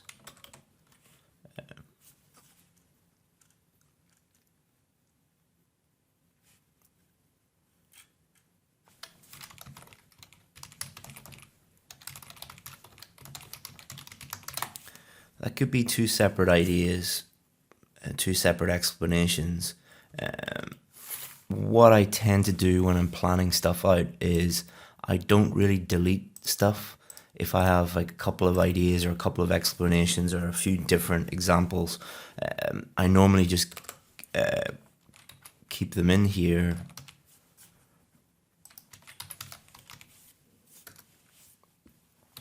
So that gives me the freedom when I'm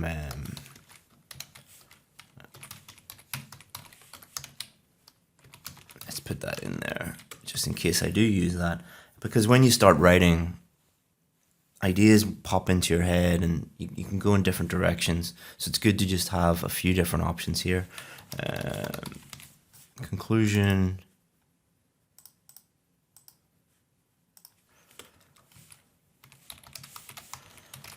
Summary of above. So what this does, so now we have our complete plan. And what this does in the real test is it allows us to be certain about what we're doing.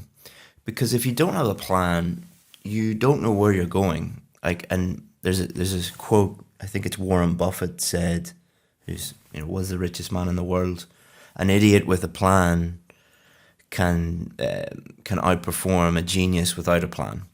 And the same is true for this. Like someone with a very, very high level of English, who just starts writing without any plan, might not do as well as someone who is more organized and has the plan down. Because what happens is you start to write without a plan, and then you change direction and you get lost, and then you have to start again, and time is running out, and you're in all sorts of trouble. So doing something like this, and again, in the real test, this would take me, just a few minutes, but it is an investment of time. And we know exactly what to do now. Okay, so now we're ready to start. When you are paraphrasing, always have this with you. So let's say,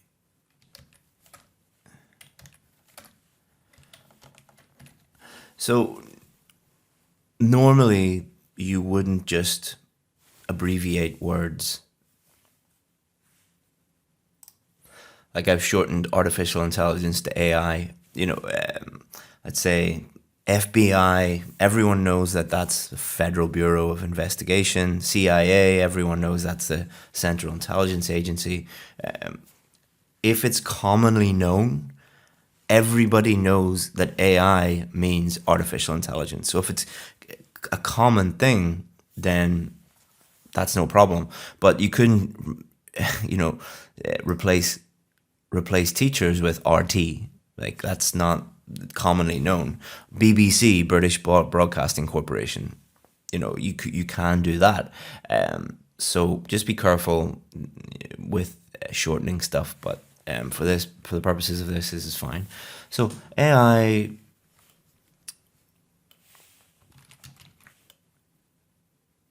could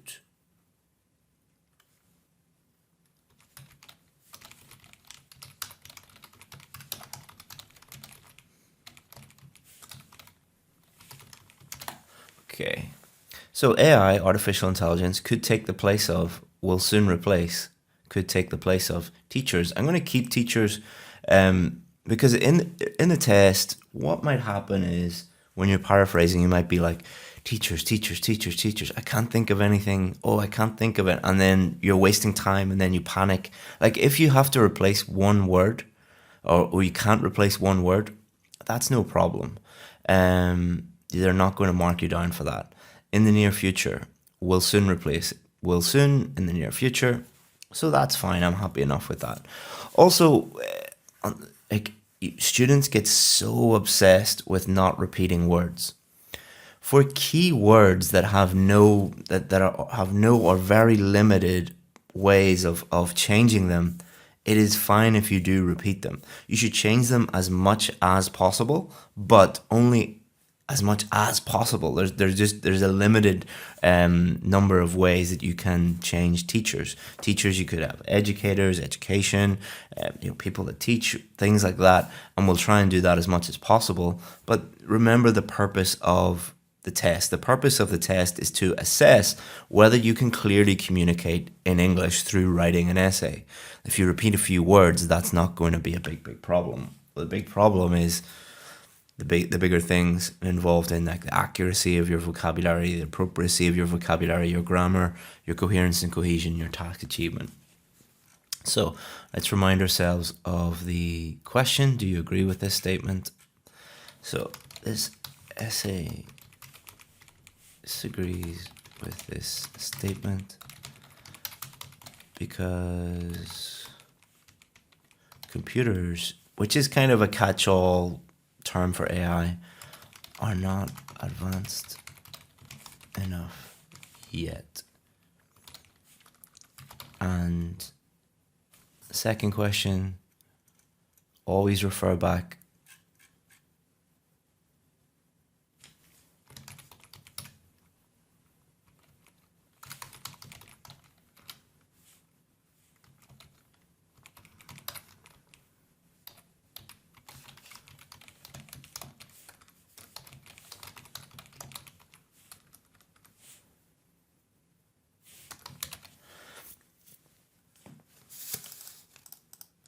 And students can effectively use online courses.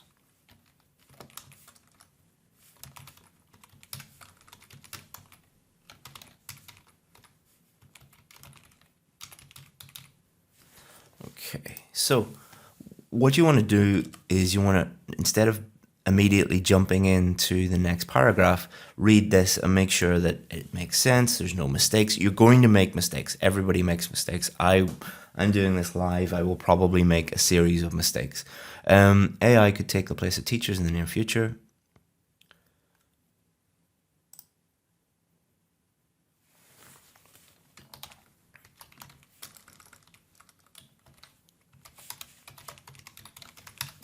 Many believe that AI. This essay disagrees with this statement because computers are not advanced enough yet, and students can effectively use online courses instead of attending class. Very clear. Like if you gave that to someone, they would know exactly what I thought about that, and two very clear reasons. Okay, so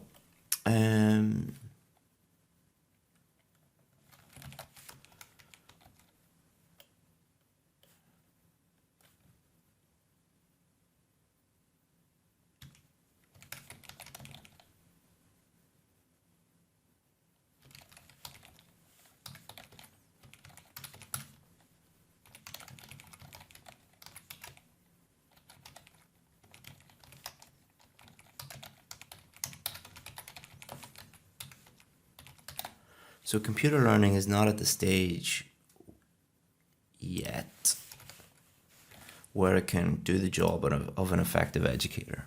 Okay, so I'm saying that they're not advanced enough yet. Exactly what I said up here. This is, so I need to explain that this is because students require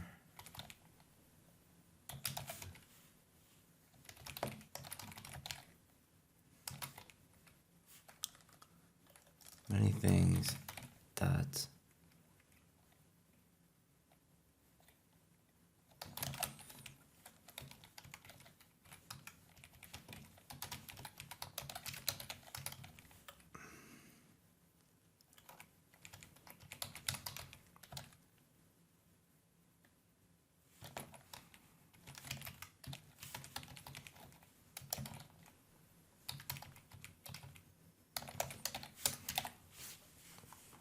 it's because students require many things that a computer cannot provide, such as feedback, emotional support, and assessment.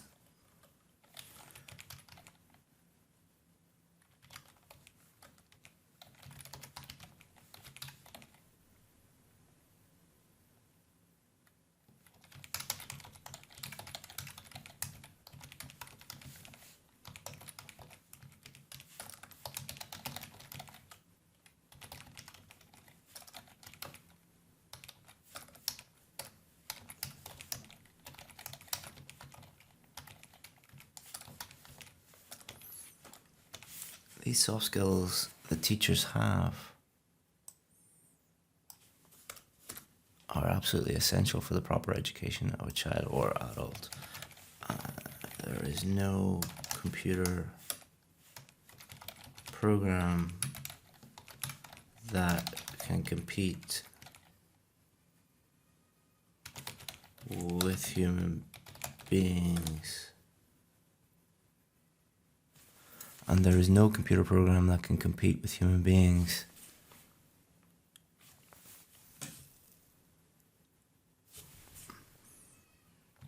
At this level.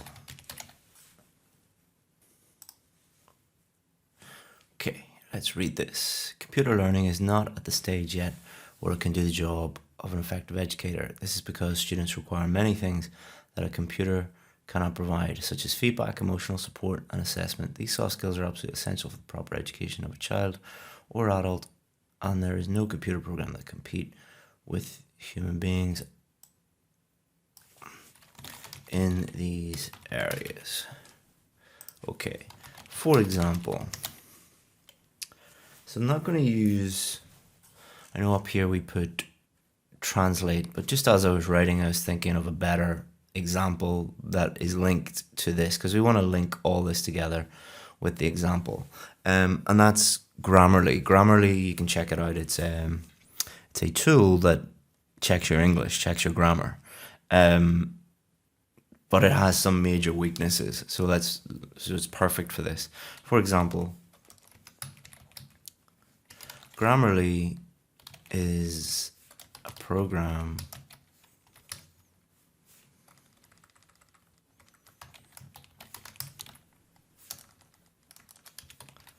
an application that can check for grammar errors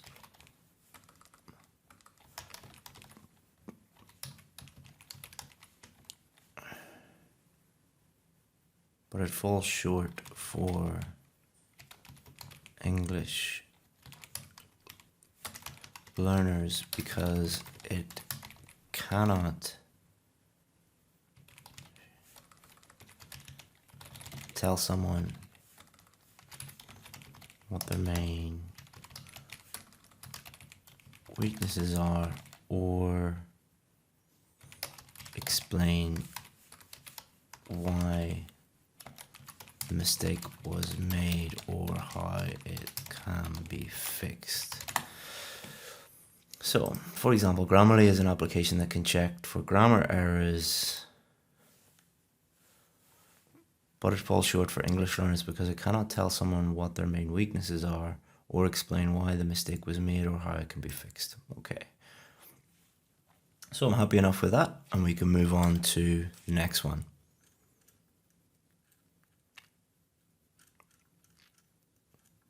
So remember, alternative, check back here. However, online courses can be used by teachers to improve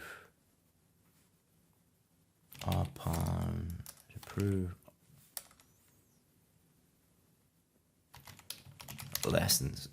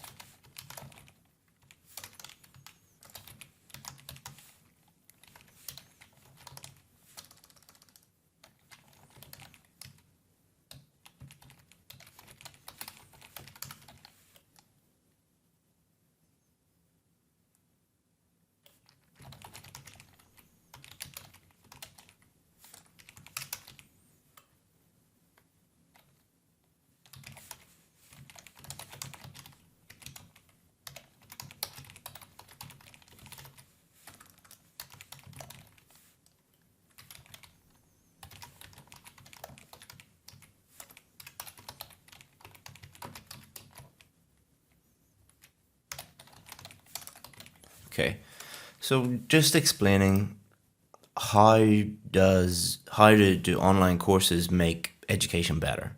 So, compare IELTS is a really good example. Compare your local IELTS teacher who maybe doesn't know much about IELTS, but is working out of their local school, and compare that with the very best in their field who can record lessons and through things like Skype provide interactive feedback, or through online course platforms provide practice activities, and it just enhances the whole experience.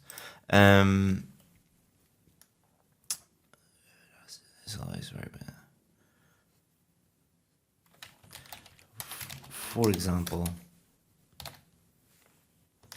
the very best universities in the world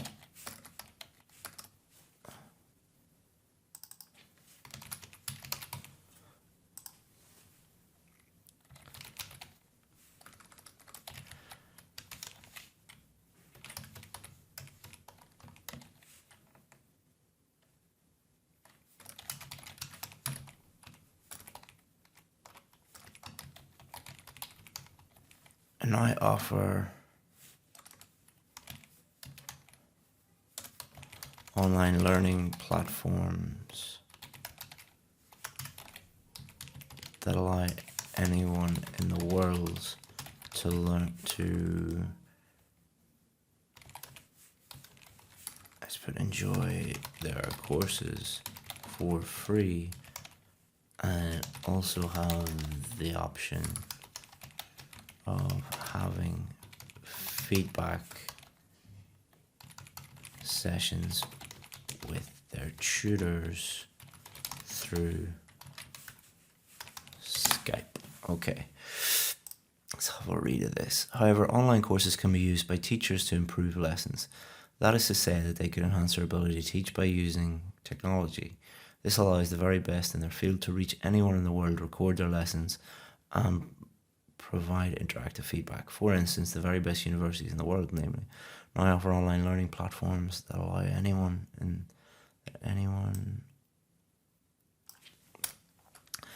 to enjoy their courses for free, and also have the option of having feedback sessions with their tutors through Skype.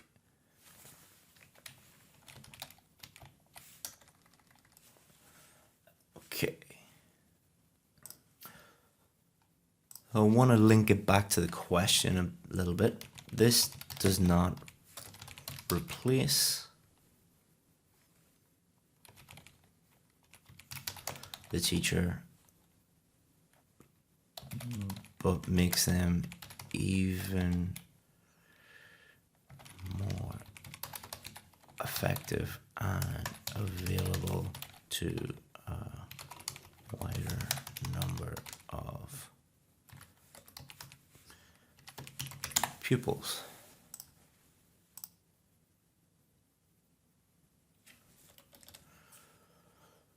Okay.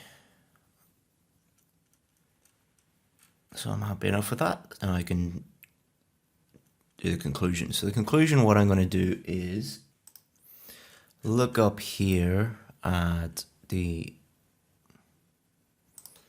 introduction, and I'm just going to paraphrase this.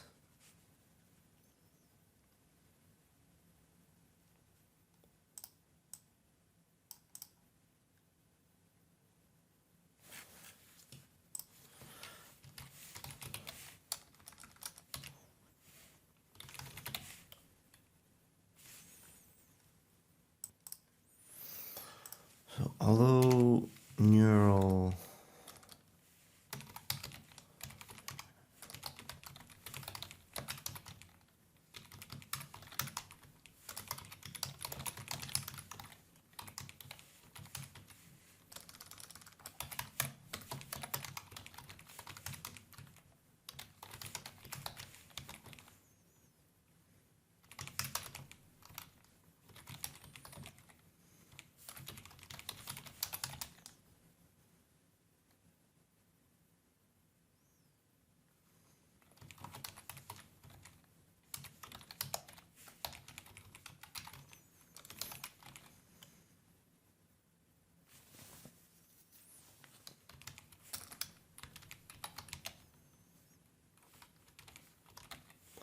they've not reached the point where they can educate at an effective level due to lacking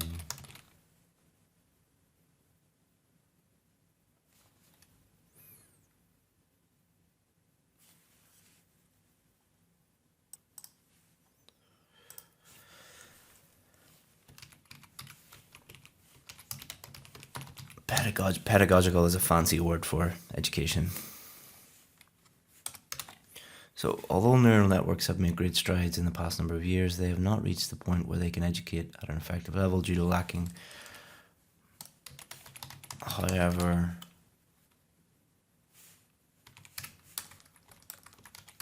teachers, I know I've repeated teachers many times, I'll explain this in a second. However, teachers can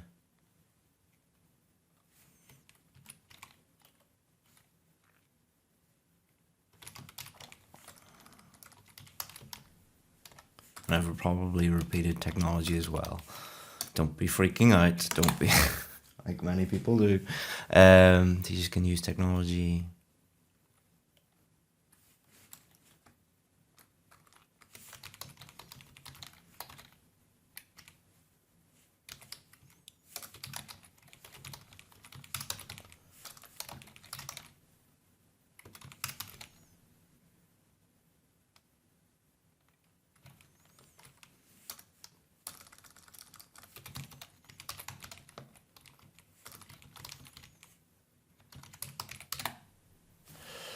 Okay.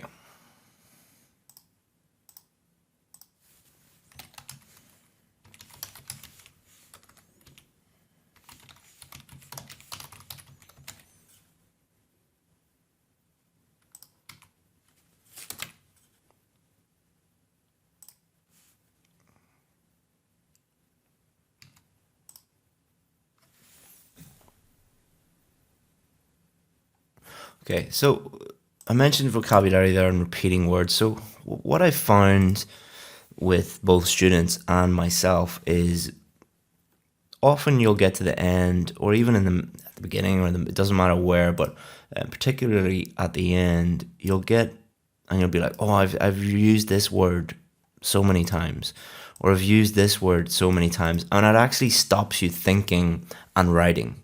And what you need to do is you need to write, you need to think, you need to get the answer on the paper. So a lot of people think that it is a vocabulary test instead of a writing test.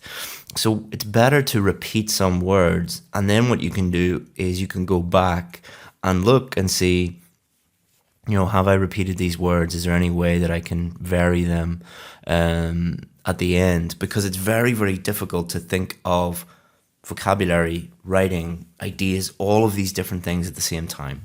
It's better just to focus on one thing at a time. So, need to read this. Although neural networks have made great strides in the past number of years, they have not reached the point where they can educate at an effective level due to lacking pedagogical skills. However, teachers can use these tools, particularly online courses, to enhance their teaching and help even more people learn. Okay. So now what I need to do is I need to read the whole thing. Again, to check grammar, to check vocabulary, to check all of these different things.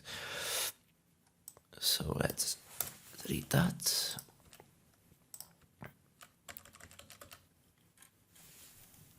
Many believe that AI could take the place of teachers in the near future. This essay disagrees with this statement because computers are not advanced enough yet. Students can effectively use online courses. Okay. Computer learning is not at the stage yet where it can do the job of an effective educator. This is because students require many things that a computer cannot provide, such as feedback, emotional support, and assessment.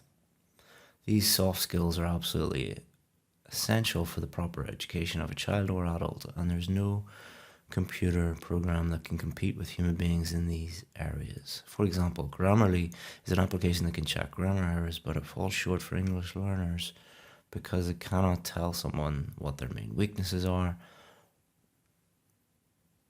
or explain why the mistake was made or how it can be fixed. However, online courses can be used by teachers to improve lessons. That is to say that they can enhance their ability to teach by using technology. But this technology, because we're referring to online courses, this allows the very best in their field to reach anyone in the world, record their lessons, and provide interactive feedback. For example, the very best universities in the world, namely Harvard, now offer online learning platforms that allow anyone to join their courses for free. Let's say lectures. And also have the option of having feedback sessions with their tutors through Skype. This does not replace the teacher, but makes them even more effective and available to a wider audience.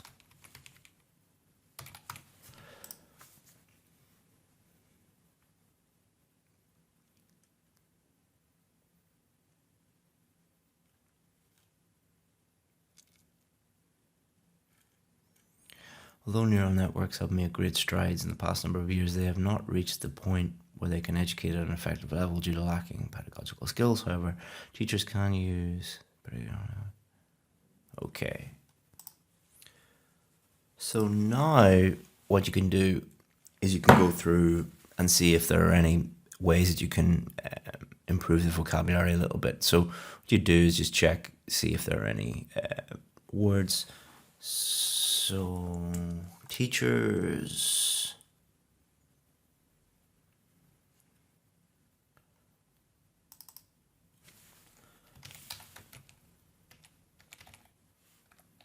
let's change that one to lecture because we're talking about universities.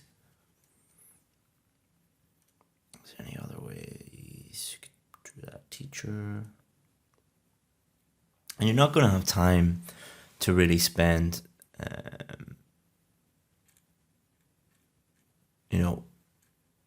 an hour thinking about different ways to write teachers. Let's put instructors, just to keep the vocabulary Nazis happy. Online courses, we did put that.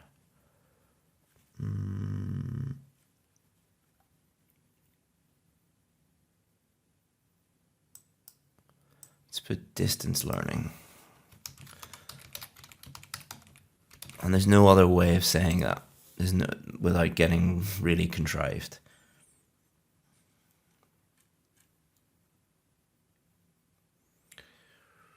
Anything else we could?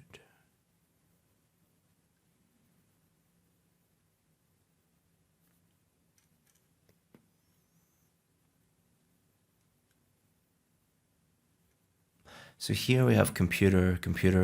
One thing is to remember that you shouldn't just look and see computer. You should look at the collocation. So computer learning, computer program, that wouldn't be considered repeating that. So don't worry, computers, plural form of it, so don't worry about that. You can drive yourself crazy with this and really mess your whole essay up by changing things in a way that's just wrong.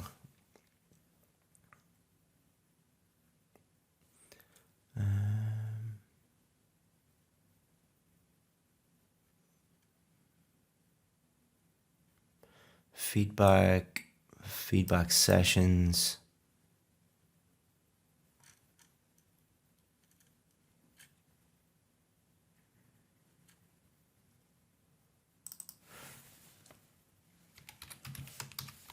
Let's change that to evaluation.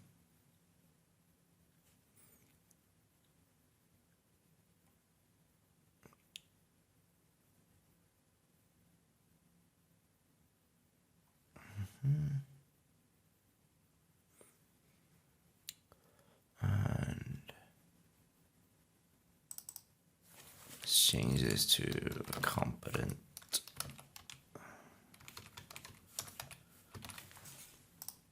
Okay, so I'm happy enough with that. And if you had time, you would give it one last check, for any little grammar errors or anything like that.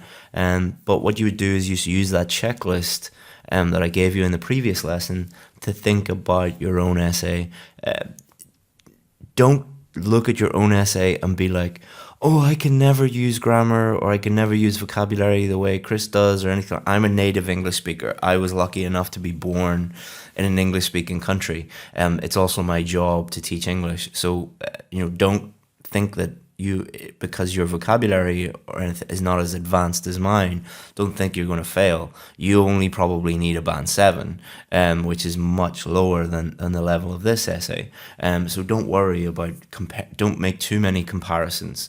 Also, don't worry if your ideas weren't exactly the same. You can use different ideas. What you want to be doing is thinking about the core things. So did you paraphrase effectively? Is your introduction effective? Is your main body paragraph effective? Is your other one effective? Is your conclusion effective? Is your grammar as accurate as it can be? Is your vocabulary as accurate as it can be? Are your main ideas clear and well developed? And have you clearly answered the question? And if you can answer those questions, then you'll be absolutely fine and way above what most people are. But you probably need a little bit of extra help, and let's talk about that now. So, taking things to the next level. So if you need more help with writing, help with task 1 tests, help with the other types of questions, you need help with speaking, reading, listening, anything you need is included in the most successful online or offline course in the world. We have helped more students get the scores they need than anyone else in the world, whether that's an offline or online course.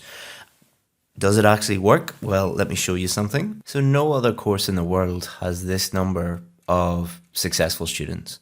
We are not saying that we are the best in the world. What we do is just ask people to judge us on our results, and more importantly, our student results. As you can see here, this is just one person after the other, all at a 7 or above. If you look at these in detail, you'll see that it's all life-changing stuff here. And it's just one happy person after the other. And if you consider that we only work with a very, very, very small number of people, the number of happy students is unbelievable. And then if you also look here, a lot of other schools have testimonials. No other school has one-on-one interviews with their past students.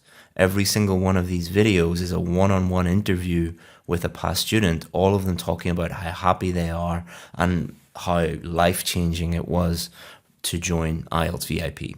So if you're ready to take things to the next level, you need to be aware of a few things. We only allow a very, very small number of people to join our course. It's a VIP course. We're going to give you VIP treatment. We cannot give that VIP treatment to everybody because it's just impossible to do that. So we only work with a very small number of people, and we have to keep numbers low to keep standards high. And you've seen this week what happens when we don't. So what's the difference between this mini course, this Essay Builder course, and the VIP course? So this Essay Builder course was good. It's kind of like a tuk-tuk. It'll get you to where you're going, but it's not obviously a Rolls Royce. VIP course is the Rolls Royce of IELTS courses. It's going to take you by the hand and show you exactly what you need to do in order to get the scores that you need. So what now? So you can join here. We have a few places available that you can join immediately, but you can only join at this link. This is a special link just for you. If you go to other links, you will not be able to join. It's closed to the general public. So if you go to IELTSadvantage.com/VIP Academy, you will be able to get in today. If you have any questions, you can email me, chris@IELTSadvantage.com, and either myself or one of my team will get back to you. But go and have a look at this link. We'll also email it to you. There's a video telling you everything you need to know about what's included and how to join and pricing and all of those different things. Go to that link, and then if you have any questions, feel free to email me.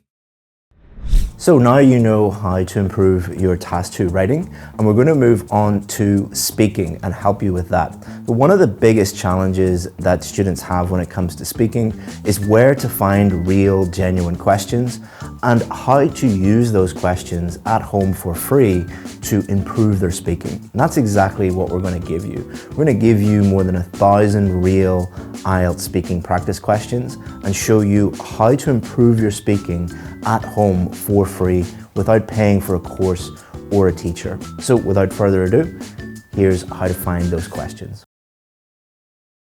I'm going to give you hundreds of real IELTS speaking questions, but I'm not just going to do that. I want to improve your scores, not just give you a bunch of questions. Band 9 speaking students, and we've worked with hundreds of them, use questions very differently from students who struggle with the test. So we're going to give you 3 things on top of giving you all of these questions. Number 1, I'm going to show you what Band 9 students do not do with speaking questions. There are some key differences between what they do and what they don't do. So first of all, we're going to go through the don'ts. Then we're going to show you how students actually do use these speaking questions to practice and improve and get the score that they need. And then finally, I'm going to share a VIP strategy with you.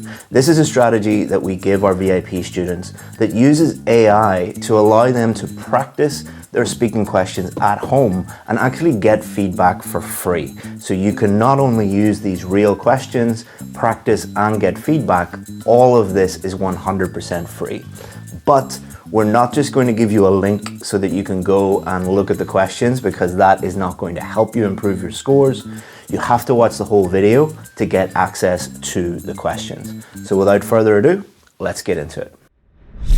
Let's start off with the don'ts. These are things that you should not do, and these are things that Band 7, 8, and 9 students do not do when they're using IELTS speaking questions. Number 1, don't get overwhelmed. Sometimes when we give students hundreds and hundreds of questions, they get completely overwhelmed and they think that their job is to analyze and look at and practice every single question, and they need to be aware of all the different questions. You do not need to do that. Don't look at hundreds of questions and think that you must have an answer for all of them or be aware of all of them. Just use them in the way that we're going to show you in this video. So important, don't get overwhelmed. Number two, don't worry if you see a topic in there that you're not an expert in. Remember that it is a speaking test. It is not a knowledge test or an intelligence test. Number three, you should not try to prepare answers and memorize them and try to improve your speaking score in that way. IELTS examiners are trained to spot this, and they can easily spot it, and what they will do is they will ask you other questions that you were not prepared for, and they will base your score on those unprepared questions. Because IELTS is not a test of memorization, because it is testing communication. You don't use memorization when you're communicating with people in any language, so don't try to prepare answers for any of them. Number four, don't try and anticipate the different topics that come up. If you go through all of these, you will see that there are no common topics. You could be asked about anything. So you'll see lots of things online about YouTube videos saying these are the common topics that might come up, or here are the predicted topics that might come up. This is just to get you to click on those videos. None of those are actually real, so don't try and do that. This is a big one. Don't compare your performance with so-called Band 9 students that you find on YouTube. This is going to damage your confidence, and it is also highly misleading. Now, not to bash any other channels, I'm not doing that, or I'm not going to mention specific channels, but just looking at those, Band 9 mock speaking tests or Band 8 or whatever they are, the vast majority of them either are not actually Band 9 or Band 8, or the people giving feedback are not real teachers. Those videos are incredibly popular, so what's happening is companies are hiring fake teachers and then hiring models and actresses to make IELTS videos about speaking, but none of them are accurate. So if you're comparing yourself to those people, it's not a fair comparison, and if you're watching too many of those videos, you might be getting bad advice from unqualified teachers. And the last don't is something that a lot of students don't really think about. Don't take these questions and look constantly for feedback. So some students, what they do is they'll look at the questions and then they'll ask their teachers or some online services to just constantly do mock speaking tests and constantly do feedback tests with them and give them lots and lots of feedback. Those things are important. You should be practicing, you should be getting feedback, but the real improvement comes after you get feedback. So if a teacher gives you feedback, for example, on pronunciation or fluency or grammar or vocabulary, doing another mock speaking test is not actually going to improve those things at all. There is such a thing as too much feedback. So don't take these and just do lots and lots and lots of feedback sessions. Work on improving the things you need to work on, and you're going to see far more improvement if you work on your weaknesses. Okay, let's get into the things that Band 7, 8, and 9 students do when they are using these practice questions. Okay, so Chris here. This is how you find the article with all of the practice questions in it. I'm going to show you how to access them in 3 steps. So step 1, what you're going to do is you're going to go to Google and you're going to type in IELTS speaking.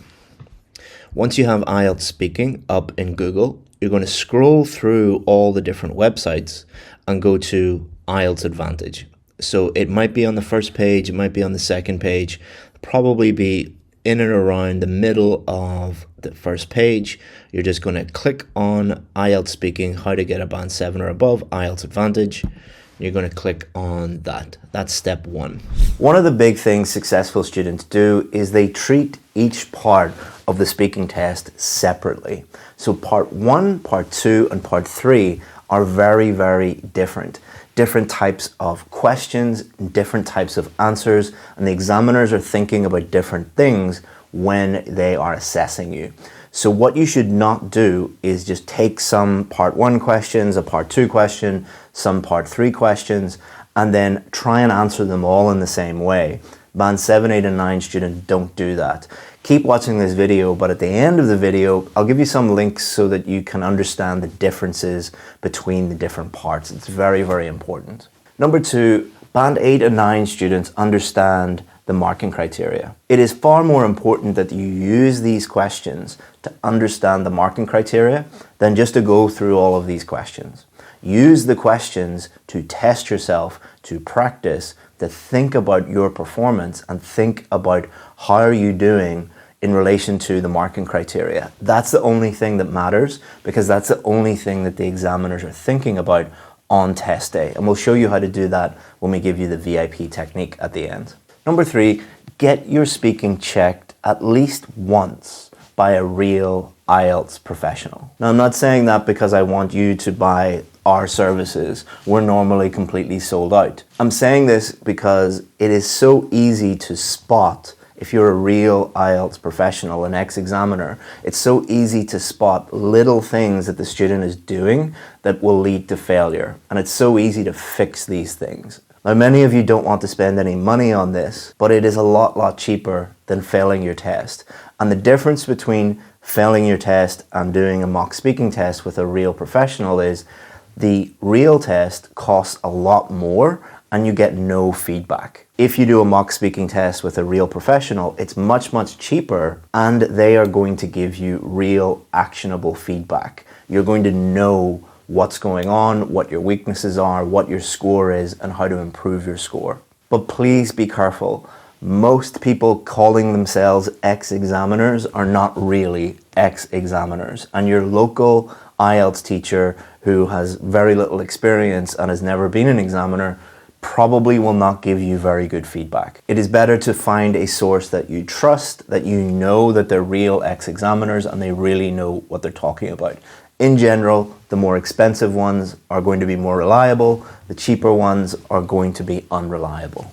We do provide that service, but we're normally sold out. If you want more information, get in touch with us. But before you say, oh my God, he's only making this video to try and make money from us, I'm going to show you how you can get real feedback, accurate feedback for free at home at zero cost. This is the same technique we give our VIP students. It is extremely effective, but you're going to need a few things. So we're going to go through it step by step.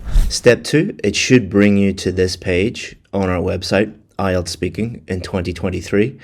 This page has a lot of information on it. What you're going to do is you're going to scroll down and you're going to keep scrolling. You're going to keep scrolling. You're going to keep scrolling until you get to IELTS Speaking topics. Now let's go back to the video and I'll show you how to click on the article you need in step 3. First of all, you're going to need practice questions, real practice questions. We're going to show you how to access those at the end of the video so you've got those. The next thing is you're going to need either a phone or a laptop. You're going to need some kind of electronic device that will record your voice. Most laptops, most phones will be able to do this. Please don't ask, should you use a laptop or should you use a phone? It doesn't matter. Just pick something that you have that you can use to record your voice. The next thing you need to do is download some kind of recording app or program to your phone or to your laptop. Now, all you have to do is go into your App Store or Google. I'm not going to name specific apps because they change all the time. And it's so easy for you to just find this yourself. The next thing you want to do is sign up for a service that automatically transcribes your voice. So let me give you some examples, but again, these change over time. Do your own research.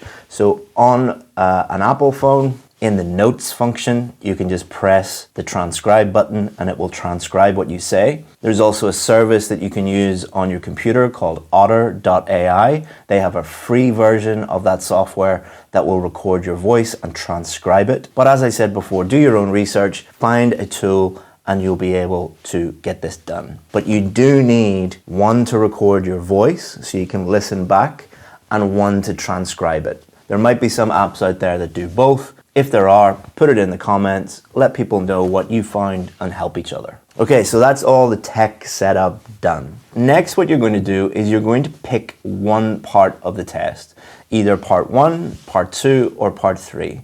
Don't do a full test, just pick one part and focus on one thing at a time. So for part 1, you're going to use about 9 questions. Part 2, you're only going to use 1 question. And for part 3, you're going to pick 3 or 4 questions. Make sure that you don't study these questions. We want to recreate the real test as much as possible. Don't look at easy questions and try and prepare answers, all right? Just pick questions from the list. Don't look at them. Don't study them. Just pick them. Look at each question and answer it as if an examiner is asking you that question. So read each question and answer it as if you are in the real test. If you mess up, don't worry about it. This is just practice. Next, I want you to download the official marking criteria. I'll put a link below, but if you just Google speaking marking criteria, it should come up on Google as well. What you're going to do is you're going to listen back and you're going to think about your performance. You're going to read the marking criteria and think about which band you should get based on your own performance. If you don't understand the marking criteria, you don't understand the bands, I'll put a link at the end of the video that will show you in more detail what the bands mean. As you're listening back, think about your biggest weaknesses. So if you were, you couldn't really answer the questions, fluency is an issue. If you can't understand anything that you say, pronunciation is probably an issue. Or if you're making lots of vocabulary mistakes or grammar mistakes, that's your biggest issue. The great thing about this technique is when you're in the real test, you're unaware of the mistakes that you are making. But when you're listening back and just focusing on your mistakes and focusing on your performance, you'll be able to pick out things that you were completely unaware of, and you'll be able to fix those things. And that takes us on to our next point. You're going to look at the transcription, whatever service you used that will write out your answers, and you're going to analyze that in more detail. So the first thing you're going to analyze is, did you actually answer the question? Look at the question, look at the transcription. Did you actually answer the question? And did you develop your answer enough? You can also analyze your fluency. If there are lots of ums and ahs and pauses in the transcription, if you're jumping around a lot, then fluency might be an issue for you. If the transcription cannot understand most of the words, like the words are completely different, then that is a pronunciation issue.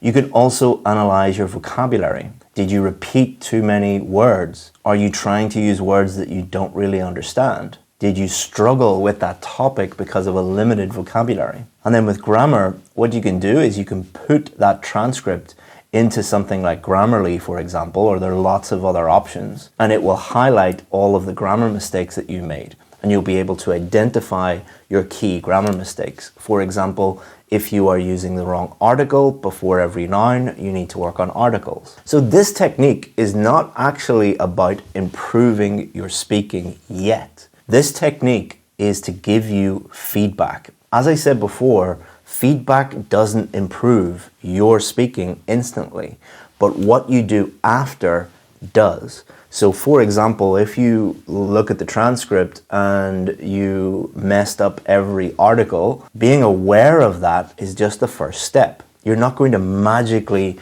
improve your speaking by just being aware of that, but you will magically improve if you work on those things. And some of you watching right now might be thinking, well, that's a lot of work. Yes, it is, but it's a lot less work than going and watching a bunch of tips and tricks videos, believing that they're going to help you, and then failing the test over and over again and not knowing why. That is a lot of work. This is actually a lot less stressful because you will be in control and you can do it all for free at home at your own pace. Again, we're here to give you things that are actually going to improve your score, not tips and tricks that make you happy. So step 3, you should be here, IELTS Speaking Topics. You're going to scroll down and you will see a link, IELTS Speaking Topics, the Ultimate Guide. Click on that and it will give you access to all of the hundreds and hundreds and hundreds and hundreds of questions that you will need for your speaking practice. So now you know where to find all of those practice questions, and you know how to practice at home and practice intelligently and strategically and constantly improve while you're practicing your speaking. But what is really helpful for students is to understand the difference between the three different parts of the speaking test, because each part is asking completely different questions and requires a different strategy. So what we've done is we've created a speaking challenge, a full speaking course for you, and it covers strategies for part 1, part 2, and part 3, and it also shows you how to improve your speaking skills as well. Not only that, we also give you the opportunity to send us your speaking, and we will give you free feedback on it. So without further ado, enjoy the speaking challenge. Welcome to our speaking challenge. Over the next 3 lessons, what we intend to do is help you improve your speaking ability to a band 7, 8, or even 9. So let's get going. What are we going to do in this challenge? So there are 3 videos, and we're going to make it really simple. What we're going to do in video 1 is focus on part 1 of the speaking test, video 2, part 2 of the speaking test, and video 3, part 3 of the speaking test. The examiner is going to be judging your whole performance, the totality of your performance. So you can't just focus on one part. You need to become proficient and be aware of all of the things that you need to do in each part. And the thing about IELTS is each part is different. They're testing different things, different types of questions. So we're going to look at each of these individually. And then at the end of each video, we're going to set you a challenge. So there's no point in sitting looking at a video. You could look at every single video related to IELTS in the world. There are thousands and thousands of videos online and on YouTube. And they're just really the first step. You need to do these things. So we're going to set you a challenge at the end of these videos to get you to do the things that you have learned in the video, and then you're going to improve. But not only that, we're going to get you to send us your challenges, send us your tasks, and then we'll give you feedback and you'll be able to improve even more.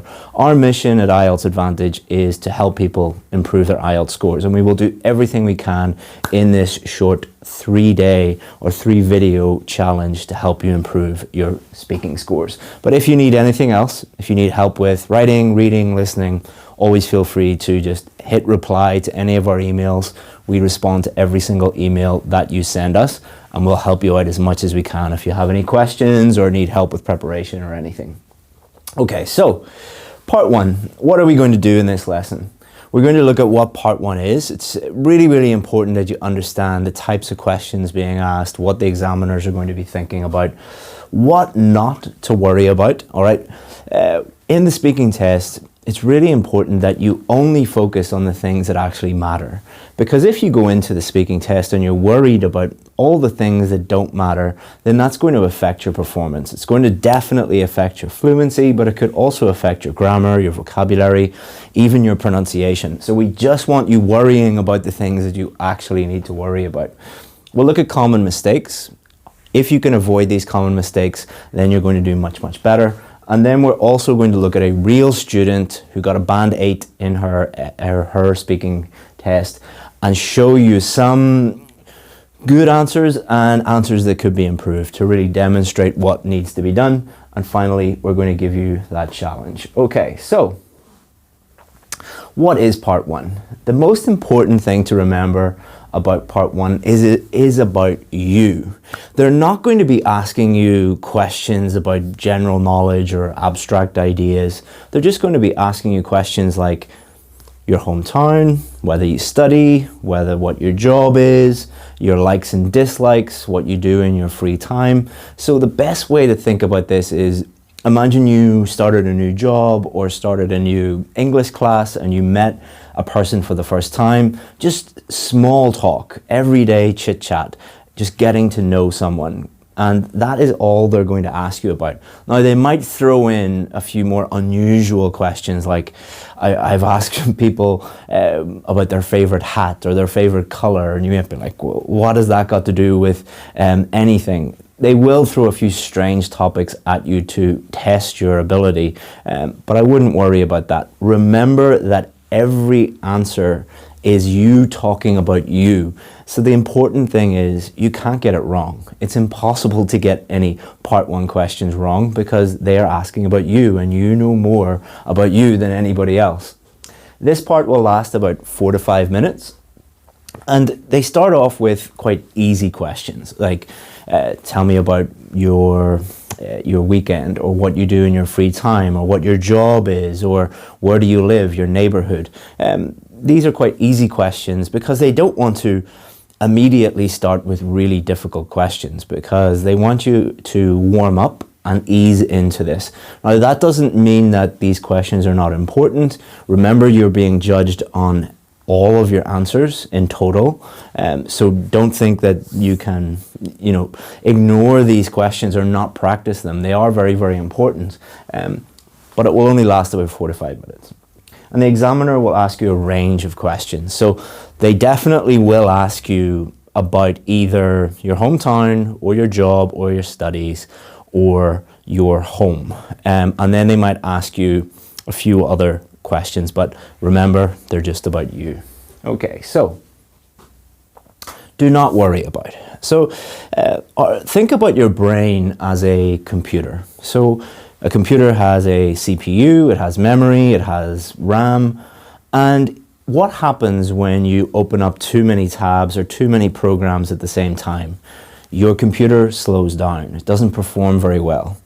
Your brain is exactly the same. If you're going into the test and you're worrying about 20 different things and you're thinking about 20 different things at the same time, then your brain is going to slow down. Your brain powers your mouth, which is going to produce the sound, produce the words, produce the sentences. If your brain is not working optimally because there are too many things going on, you're not going to perform very well. I have worked with students who should have got a band 8. Should have got a band 9, but because their teacher was teaching them lots of things to worry about that they didn't actually have to worry about, they only got a band 6.5 because they were really suffering when it came to their fluency, their pronunciation, their grammar, their vocabulary. So here are things not to worry about. This might sound really silly. You don't have to worry about your clothes. I've seen so many articles online talking about what clothes you should wear, what shoes you should wear. It doesn't matter. They're judging your speaking, not your shoes. Your shoes. Greetings. The most popular speaking video related to IELTS on YouTube is how to greet the examiner. It has millions and millions of views, and it doesn't matter. You are not being judged on whether you shake their hand or what you say to them. The actual test that does not start until the questions begin. Okay, so don't worry about greeting the examiner. It doesn't matter what you say to them. They don't care. It's like talking to someone at McDonald's, all right? All they want to do is serve you and move on to the next person. Don't worry about the examiner. Don't worry if the examiner is not friendly. It is not their job to be your friend. It is not their job to make you happy. It is their job to listen to you and to give you an accurate band score. Some examiners will be friendly. Some examiners will be very professional, not too friendly, but not angry with you, or they don't look upset. Some examiners will look upset, or they will look angry. It doesn't mean they are angry with you or they are upset with you. They maybe just had a long day. They are human beings. Or maybe they're just focusing on your pronunciation, your fluency, your grammar, your vocabulary. So often students that we work with on our VIP course, we work with them very, very closely, and they would email us after their speaking test and they would say, "Oh God, Chris, I failed. My examiner looked very angry." It's like, don't worry about that. That doesn't mean anything related to your actual score. So talk to the examiner, no matter whether they look happy or sad, as if you're talking to a friend or a family member. Just put yourself in that sort of frame of mind. Hand gestures. I use hand gestures all the time. Some people don't use hand gestures at all. It doesn't matter. You are not being judged on whether you use your hands or not. So don't worry about that at all. Eye contact. It doesn't matter if you stare at the examiner all the time or you look at your feet. It doesn't matter. It's the words that come out of your mouth. Now, the examiner is a human being. You're a human being. So just talk to them like they are a normal human being. How would you use eye contact normally? How would you use hand gestures normally? How would you use body language normally? You don't get a score for body language, eye contact, or hand gestures, and any teacher that tells you that you do, please just show them the official marking criteria and ask them where it says anything related to the... It's nonsense. But just use these as you would normally use them. These are things that you do not need to worry about. But imagine going into the test, and this happens a lot, thinking about, what body language should I use? Oh, my eye contact, my hand gestures. I hope that the examiner is happy to see me. I hope that I greeted them the right way. Did I say that thing that that girl on YouTube told me to say? And how are my clothes and my shoes? I hope that they are respecting the examiner. None of that matters. If you're thinking about that, you're not going to do very well. The only 4 things that you need to think about are pronunciation, fluency and coherence, grammar, and vocabulary. Why do you need to only worry about these things? Because these are the only 4 things that the examiners are thinking about. That's the only thing they are thinking about. Pronunciation, fluency and coherence, vocabulary, and grammar. So if you are totally focused on these things, you're going to do really, really well. If you are focused on any of these things, you're wasting your time. So most of the things that we will be talking about in this challenge will be related to these 4 things. This is how we teach people. We don't look at tips and tricks and hacks and things that don't work. We just teach you to give the examiners exactly what they're looking for. Okay, so common mistakes. These are things that you need to avoid. And if you avoid these in part 1, you're going to improve your score. So this is the most frustrating part. Not too short, not too long. I'm sure you're thinking, oh, that's really horrible advice. Not too short, not too long. Why don't you just tell me an exact number of words or an exact number of sentences? Some teachers will do that, but I think that's quite bad advice because we don't want you to go into the test thinking, I need to use 3 sentences or I need to use 4 sentences, because you're making it more difficult to speak naturally, and you should be speaking as naturally as possible. Now, you don't want to give a very short answer because you're not giving the examiner enough to really go on. Here's an example of a really, really short answer. Oh, I'm a student. And what subject? I'm studying MSc Marketing. So as you can see, Rashmi didn't give a very long answer, and that wasn't incorrect. The grammar was fine, the vocabulary was fine, her pronunciation was fine, but you're not giving the examiner enough to judge your performance on. Like if they said to me, what's your job? And I say, teacher, that's correct. I am a teacher, but it is not giving the examiner enough to really judge you on. For part 1, you don't want your answer to be too long either. Why is that? Well, it's the examiner's job to ask you a range of different questions. They're going to ask you between like 9 and 12 questions. So if, and they only have like 4 or 5 minutes to do that, and they've got a queue of people outside waiting to come in and do the test, and they have to get through all of those people. So if your every answer is like 2 or 3 minutes long, they're going to keep stopping you and stopping you and stopping you. And the problem with that is you're going to feel like you've done something wrong, you're going to feel a little bit stressed out by that, and then that can affect the rest of your performance. So again, not too short, not too long. What does that mean? Don't think about number of sentences, just answer the question and then give some extra detail for them to understand your answer. So instead of saying, I'm a teacher, if they asked me what my job was, I would say, I'm a teacher and I specialize in teaching IELTS to students online. And I do that from my office here in Northern Ireland. So as you can see, I just elaborated a little bit. I added a little bit more detail. You could add detail, you could add an explanation, you could add an example. just a little bit more to go on. Don't think of number of sentences, just think of answer the question and add a little bit more to help the examiner understand what you're talking about. Robotic delivery. What do I mean by robotic delivery? So think about how you speak naturally. Think about talking to one of your best friends. How do you speak to them?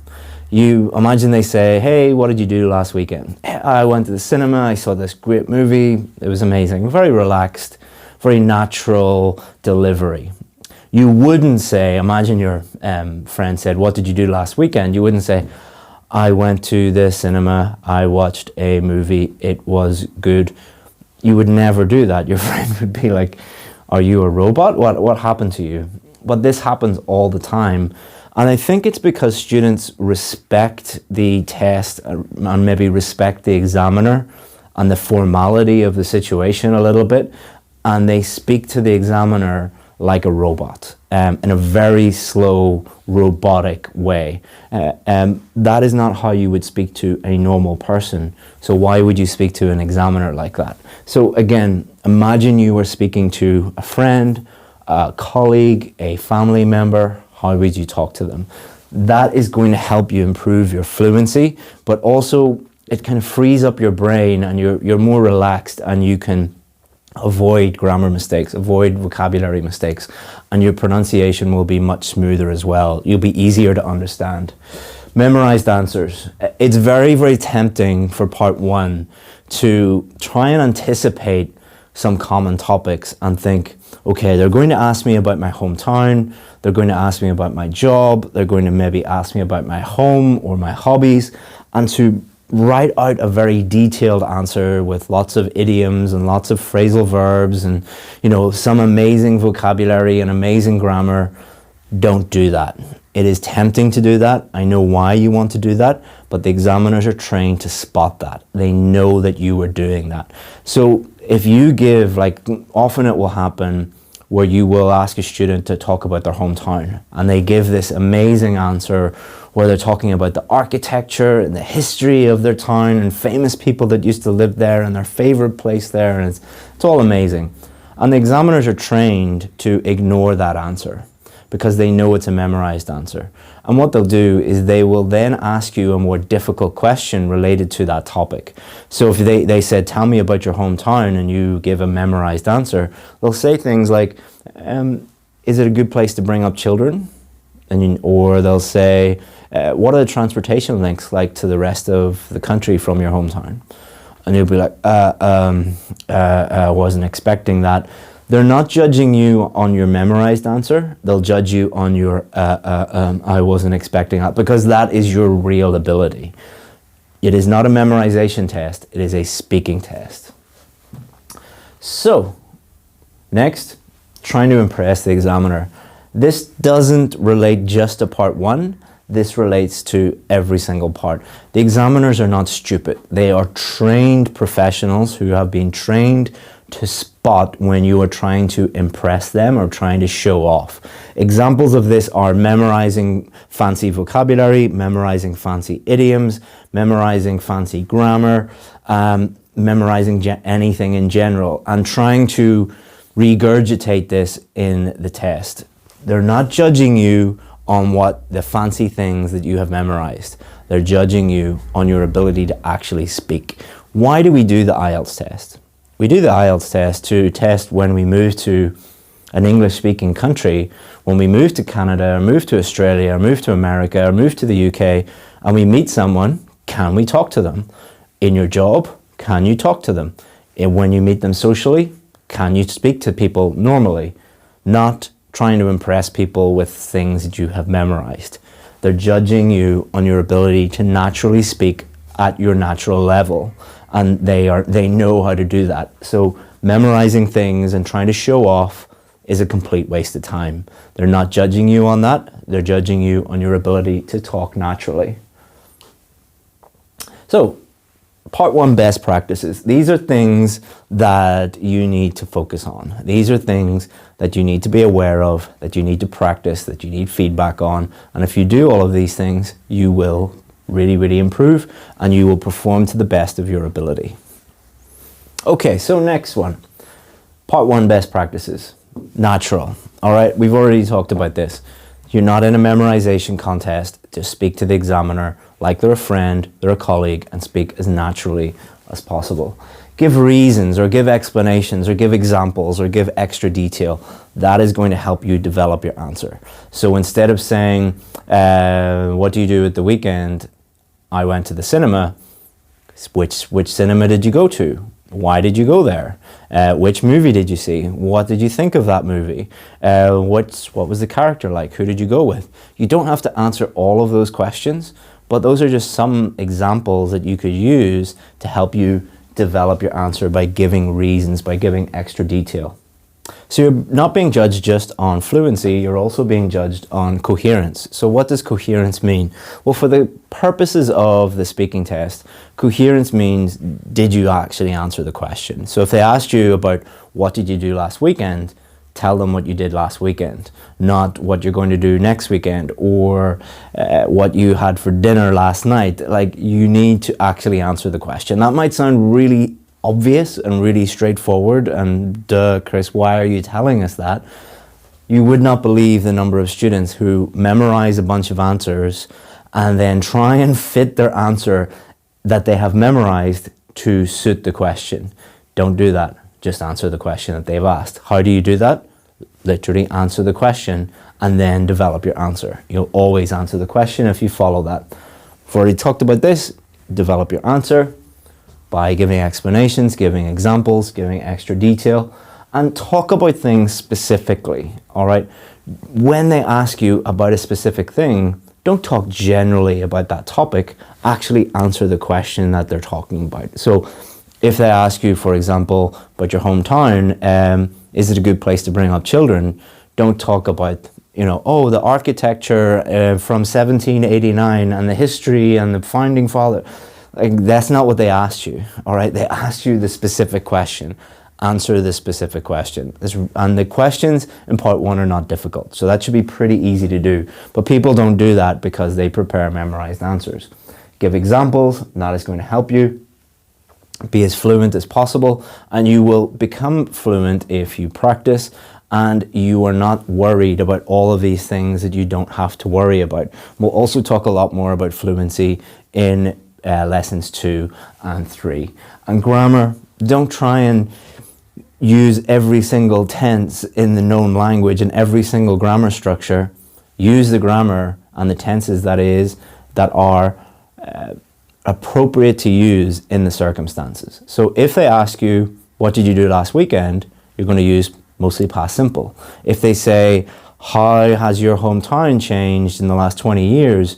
Probably going to be using a mixture of present perfect and past simple. If they're asking you, how do you think your hometown will change in the future? You're going to use will, or it is going to. If they ask you, where's the best place to go to eat in your hometown? You're going to use comparatives and superlatives. So you shouldn't go in thinking, I'm going to use the past progressive. Don't go in thinking, I'm going to use all of these different tenses and all of these different grammar structures. Just use the grammar that's appropriate to use in those circumstances. Don't overthink it. And don't try and think, I need to avoid every single grammar mistake possible. Even people who get a band 9 make small little grammar mistakes. Everybody does it. Native English speakers do it. I probably have done it in this video. When you are talking, your brain is working so hard that you will make small little grammar mistakes. But what you want to avoid is overthinking grammar, and that is going to affect your fluency. Because if you think, what is the correct grammar, and is it is or are, and verb subject agreement, and which tense, you're going to really overthink it and you won't actually answer the question. The more you think about grammar, the lower your fluency is going to be. The less you think about grammar, the higher your fluency is going to be, and you'll probably make the exact same number of grammar mistakes. Avoid as many mistakes as you can, but don't overthink.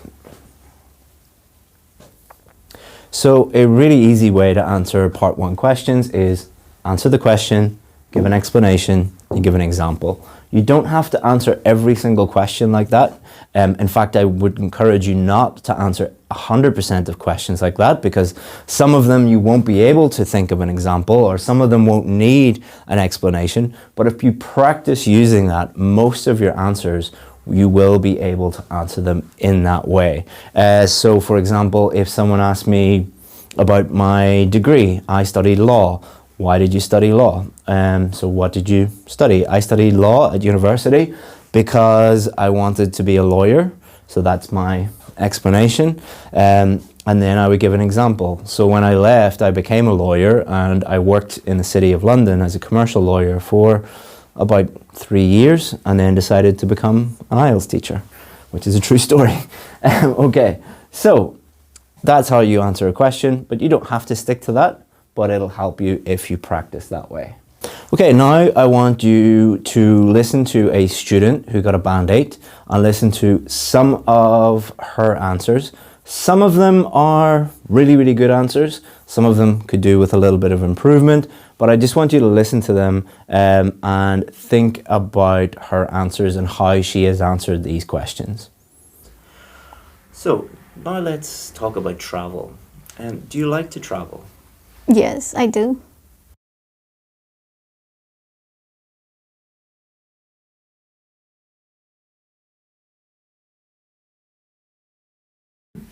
And what do you hope to do with that degree after you finish?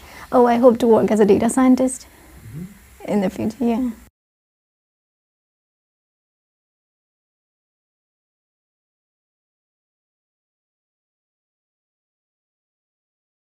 And where would you like to travel to in the future? Oh, there are still a lot of places in India that I haven't seen, so I might go there as well. And I really like Bali. So Bali and Greece, yes.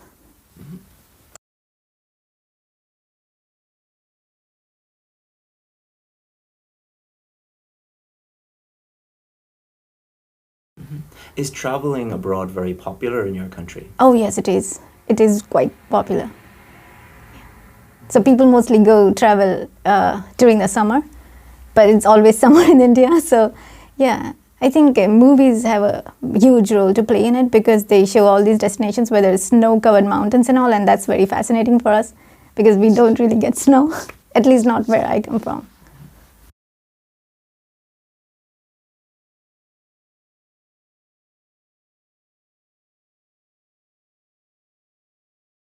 So hopefully you were able to see Rashmi and her performance, and some things that she could have improved and some things she did really, really well. But hopefully by understanding this whole lesson and seeing what Rashmi did, and Rashmi went on to get a band 8, which is amazing, in her speaking test, to show you exactly what you need to do. But watching this video is just the first step. The second step is completing the challenge. So let's jump into my computer and we will show you exactly what to do for your challenge. Okay guys, now comes the fun part where you are going to record your speaking and then send it to us. So your task, and this is really, really, really important. If you don't do this, then it is a complete waste of time and you're not going to improve, and you're going to miss out on the chance to get better and get feedback on your work. Okay, so it is a really, really simple 4-step process that you are going to follow in order to record your voice and send it to us. So the first step, step 1, download a free voice recorder app for your phone. So if you are an Apple person, if you have an Apple phone, go to the App Store. If you have an Android phone, go to the Google Play Store.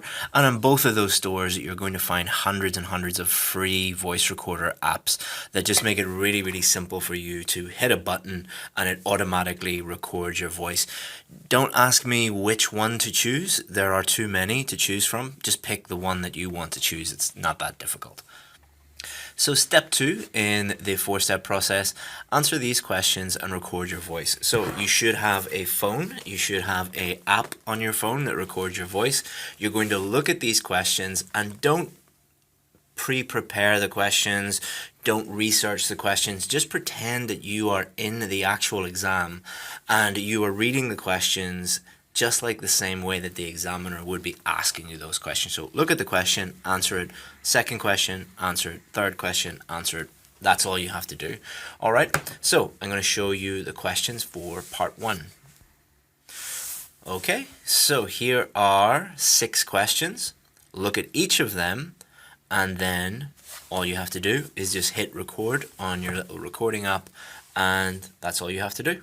Step 3, send it to us via email. So this is super simple to do. You can do this on your phone or you can do this on your desktop. So you will have my email address because I will have emailed you multiple times. So all you have to do is this.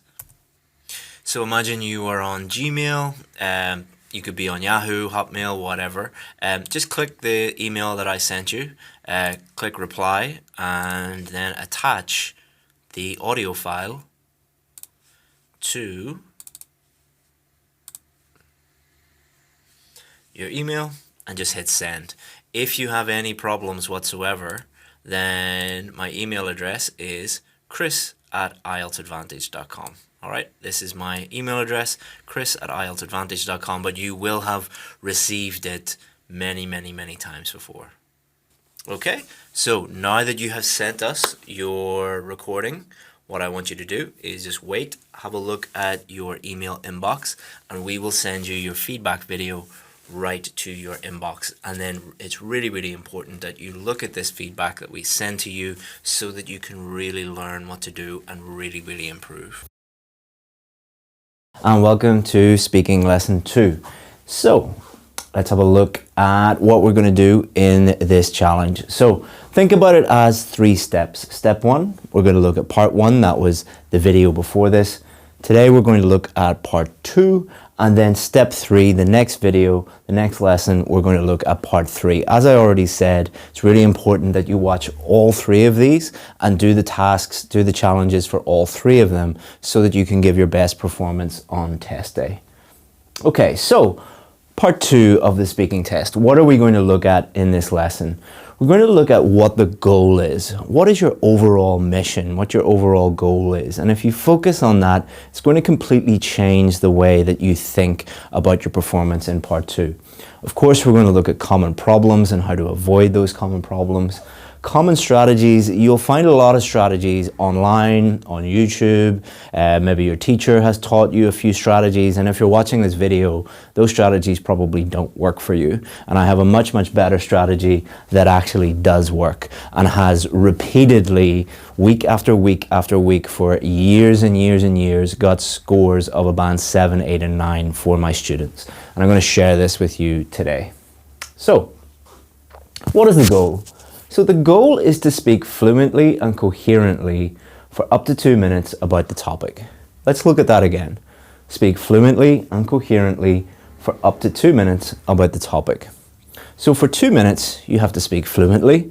Fluently doesn't mean no pauses or no hesitations whatsoever. It means speaking without unnatural pauses and hesitations. Coherently, so stick to the topic and talk about the topic and only the topic for 2 minutes. And that might sound quite easy, but as you know, it is quite difficult to talk about one thing in a foreign language that you are not 100% sure about fluently for 2 minutes. So it's a big challenge, but it's not a challenge that you can't overcome. And this lesson will show you how to overcome that. But you should focus on the end goal. Focus on this and nothing else, and you'll do really well. The examiner should be able to understand what I'm saying, okay? And kind of a sub-goal should be always, the examiner should be able to understand what I'm saying for pronunciation, grammar, and vocabulary. Pronunciation, if you want a 7 or above, the examiner should be able to understand 100% of what you're saying. If they cannot understand 100% of what you're saying, you're going to get a 6 or a 5. Hopefully none of you will get a 4 for pronunciation. And grammar and vocabulary, use grammar and vocabulary as tools to help you communicate clearly with the examiner. The examiner is not looking for your ability to show off how amazing your grammar is, or show off how amazing your vocabulary is, or show how amazing your pronunciation is. What they're looking for is, are you able to use these things to help you clearly communicate with them? So can the examiner understand what you're saying. You're not using grammar, vocabulary, and pronunciation as tricks. You're using them as tools to help you with that. And we'll talk more about that and what that actually means later. Okay, so let's look at common problems for part 2. And there's really only one common problem. There are some problems that are related to that, but there really is only one thing. Unable to speak fluently and coherently for 2 minutes. That is the goal. If you can't complete the goal, you're not going to do very well there. So we need to think about why people struggle to speak fluently and coherently for 2 minutes. So one thing would be a lack of development. They're not developing their ideas. They're not talking at length about the points. And why is this? So they're not developing the points because they're looking at the bullet points. So there's normally 4 bullet points. And they'll talk about the first one for about 5 seconds, then the next one for about 10 seconds, and then the next one for about 6 seconds, and then the next one for about 10 seconds again. And they look at their watch and they've only been talking for 30 seconds. They've still 90 seconds to go. And they're like, what do I do there? So you need to be able to take points related to the main topic and fully develop them. And if you do that, you'll have no problem speaking for the 2 minutes, and that's where our strategy comes in. We'll show you exactly what to do. It's a little bit more complicated than just develop each point, but don't worry, we'll cover that in this lesson. Then what happens a lot is people will run out of things to say, and then they'll go back to their previous points and they'll just start repeating themselves. That is not fluent, that is not coherent, so that's a big problem. You want to avoid repeating the same ideas. So they'll say things like, the topic could be, talk about your favorite book, and they'll say, the favorite book is the Bible. I really like the Bible because it's about God. And then they'll run out of things to say and they'll say, and yeah, it's about God and I really like it and that's why I like it, and yeah, it's a really good book, I enjoy it. So they're just repeating the same thing over and over and over again rather than speaking fluently and coherently. Lack of knowledge. So many people believe that they're going to get a topic that they know nothing about, or some of the bullet points will be on things that they're not sure about. So they see that thing and they just freeze, or they see the general topic and they're just, I'm not an expert in this thing. I don't know how to talk about that. So I do think that the bullet point issue, not being able to talk about certain bullet points, is a real problem, and that's what we're going to address in the strategy. The problem that most people fear is they're going to see the topic and they know nothing about that topic. I don't think that's a real fear, because where does this come from? It comes from students looking at fake questions. Most websites, most places that produce questions are not, they don't really know what they're doing. Everybody thinks that they are an IELTS expert these days. You've got a huge number of people creating their own questions, and because they don't know what they're doing, they assume that all questions are really difficult, and therefore they give people really difficult topics. If you look at the real questions that you get on the real test, they are about normal everyday things that 90% of the world could actually talk about. That's how they design them. Believe me, I have talked to many people who actually write the questions for Cambridge, and what they do is they think, how could we come up with a topic that most people will be able to talk about? Not, how can we think of a topic that will trick lots of people? They are trying to make your job easy for you, trying to give you the best opportunity to do your best work and to be able to speak to the best of your ability. So if you think, what if I get a topic I know nothing about? It's like saying, I don't want to go on holiday because I don't want to get on a plane, because what if the plane crashes? Is it possible? Yes. Is it likely? No, it is highly unlikely. Is it possible that you will get a cue card in speaking part 2 that you know nothing about? Possible, highly, highly, highly unlikely. Always remember, they are testing your speaking ability, not your knowledge of a topic, and the topics are normal everyday things. Look at the official question and those fears will go away. Okay, so we're going to teach you now how to speak fluently for 2 minutes. So what happens when you get the cue card? So you get the cue card, and this is the main topic, okay? This is the thing that you need to talk about for up to 2 minutes. So for this one, describe something you own which is very important to you. So the goal is to speak fluently and coherently about something you own which is very important to you for 2 minutes in a way that the examiner can clearly understand what you're saying. These are the bullet points. So this is bullet point number 1, this is bullet point number 2, this is bullet point number 3, and this is bullet point number 4.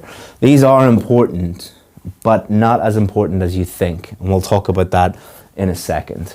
Okay, so before we get into my strategy, I want to talk about 2 common strategies that are very widely taught. You'll see them a lot on the internet, and we have a team of examiners and working for us that help our VIP students, and we see these every single day. Students come in and they're like, I'm going to use this strategy and this technique. It's like, okay, go and use it, and they mess it up. So let's talk about those 2 very, very quickly so that you understand why they don't work, so that you can avoid them.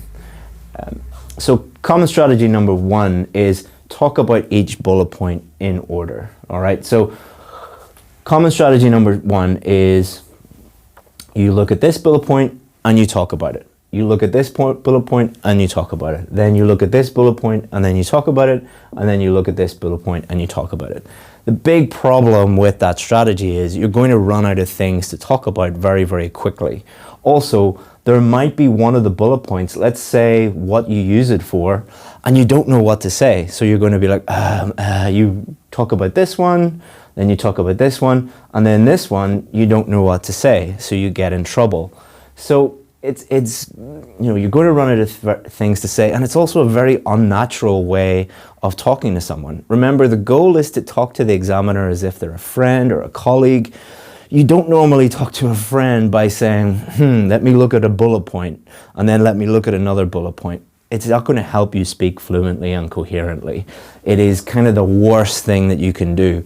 I've also seen teachers tell people, speak about this one for 30 seconds, and then this one for 30 seconds, and then this one for 30 seconds, and then this one. That's I couldn't do that. All right, and I do this every day for a living. That's impossible. You're actually making it more difficult if you do that. The second popular strategy, which you will see a lot, it's been around for years and years and years. I first saw this like nearly 10 years ago in a book, which is to talk about the past, then talk about the present, and then talk about the future. So what you would do is you would look at these, and then you would think about something about the past and talk about this, and then talk about the present, and then talk about the future. Not so good. All right, why is it not so good? It's very, very rigid. It is not giving you enough freedom. So there are lots and lots and lots of other things that you can talk about that have nothing to do with the past, nothing to do with the present, and nothing to do with the future. And the best performances from students, especially band 7, 8, and 9, come from people who don't really think, I'm going to talk about this, and then I'm going to talk about this. They just talk naturally. So it's far too rigid. It might work for people who need a band 5 or a band 6, but not for a band 7, 8, or 9. And you will soon run out of ideas. You'll talk about the past first, okay, and then the present, and then the future. Okay, what do I talk about next? So again, you can't speak for up to 2 minutes, and it's also a very, very unnatural way. Again, imagine talking to a friend and they ask you, what did you get up to at the weekend? Okay, let me think about the past. Like, you just would never do that. Okay, let's look at the strategy in a little bit more detail. I'm going to take you through it step by step. So if it looks a little strange or it's different from what you have experienced before or have been taught before, don't worry. Okay, number 1. Establish main topic. You're going to have to talk about the main topic. It's really, really important. You have to stick to that for 2 minutes, so establish what it is. So number 1,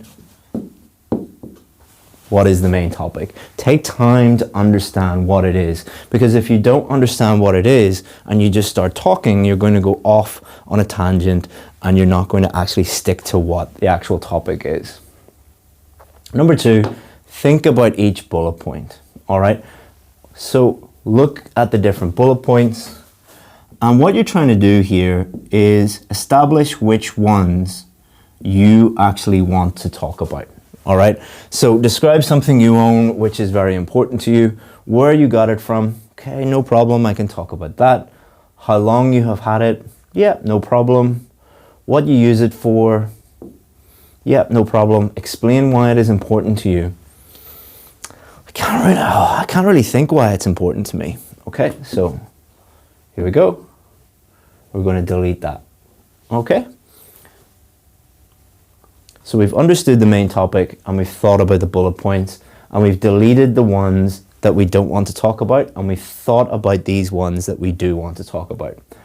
The next one, add any others that will help. So we're going to add more things in that will help us think about the topic and talk about the topic. So let's think about some things that we could add in here. We could add in our opinion. We could add in,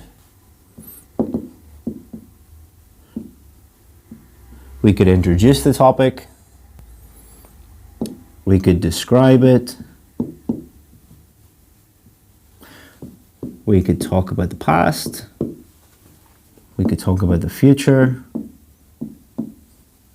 And there are many, many, many other things that you could talk about. And then just something, describe something you own, which is very important to you. You know, related to that, who got it for you? You know, how often do you use it? So you could quickly think about these things, and then again, just delete the ones that you want to leave out. So maybe I can't really think about this one. It'd be easy to introduce it and easy to describe it. Past, no. Future, yeah. Who got it for me? How often? Yeah, no problem. So now you've gone from 4 bullet points to 4, 5, 6, 7, 8. All right, would it be easy for you to fully develop each one of these and talk for the 2 minutes? No problem whatsoever. Add any others that will help. Think about what you want to say. All right, so don't spend the whole minute just thinking about bullet points. Actually compose yourself and think about what you want to say. Now you might be thinking, Chris, there's no way that I can do this in 1 minute. That's where practice comes in. You cannot use this strategy and immediately get better and immediately start to speak fluently for 2 minutes. Like anything, you need to practice it, but I guarantee if you practice this, it'll become second nature and you will just be able to do it so quickly on exam day.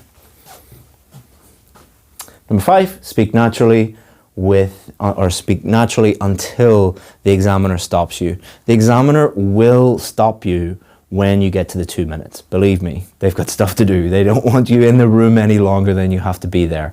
Just keep talking and the examiner will stop you. So why is this strategy so effective? Because it gives you freedom. It gives you freedom to talk about whatever you want related to the main topic, and you only talk about the things that you are comfortable talking about, and you're never going to run out of things to say. Remember, the biggest problem is people run out of things to say, then they lose their fluency, they lose their coherence, they start repeating ideas, they start to panic. This gives you so much freedom. And most of the people who we work with, they don't even get to most of the bullet points, but they're just there waiting for them in case they need to talk about them. All right? So again, the most important thing you need to do here is practice this strategy. So in order to practice it, there's a few things you need to do. Get real practice questions. You will get them from Cambridge, you'll get them from the British Council, or you'll get them from IDP. Those are the only 3 sources where you will get real IELTS speaking questions. Everything else is fake. All right, so get some real ones. Use the strategy and record yourself. Get your mobile phone. Everyone watching this will have a mobile phone. Everyone can record themselves, all right? So get a question, hit record on your mobile phone, answer the question for 2 minutes and record yourself, and then listen and critique your own work and think about fluency, think about coherence, think about grammar, pronunciation and vocabulary. I get my VIP students to do this all the time. Even though we do one-on-ones with them and we critique them, we get examiners to sit with them and tell them their scores. Even though we do provide that service, we get them to do this too. Because have you ever listened to yourself speaking? You're like, oh, I can't believe I sound like that. And if you're speaking in a different language, you'll pick up so many little mistakes that you're making. And if you do this and practice this enough, you will be able to produce an amazing part 2 response that will blow the examiner away. Because most people, they're going bullet point 1, 2, 3, 4, what do I say? You'll be able to just talk to them like they're talking to a friend or a colleague, and they'll be really, really impressed with your answer if you practice this. But if you don't practice it, you won't get better. So before I set you your challenge, summary, start with the end goal in mind. All right, always focus on that end goal. Avoid common problems and strategies that don't work. Try a strategy that focuses on the end goal, and practice and then critique yourself and do this challenge as well. But before that, I want to show you Rashmi again, who got a band 8, and to show you the way that she used this strategy and the way that she was able to flexibly use it in order to improve her performance. All right?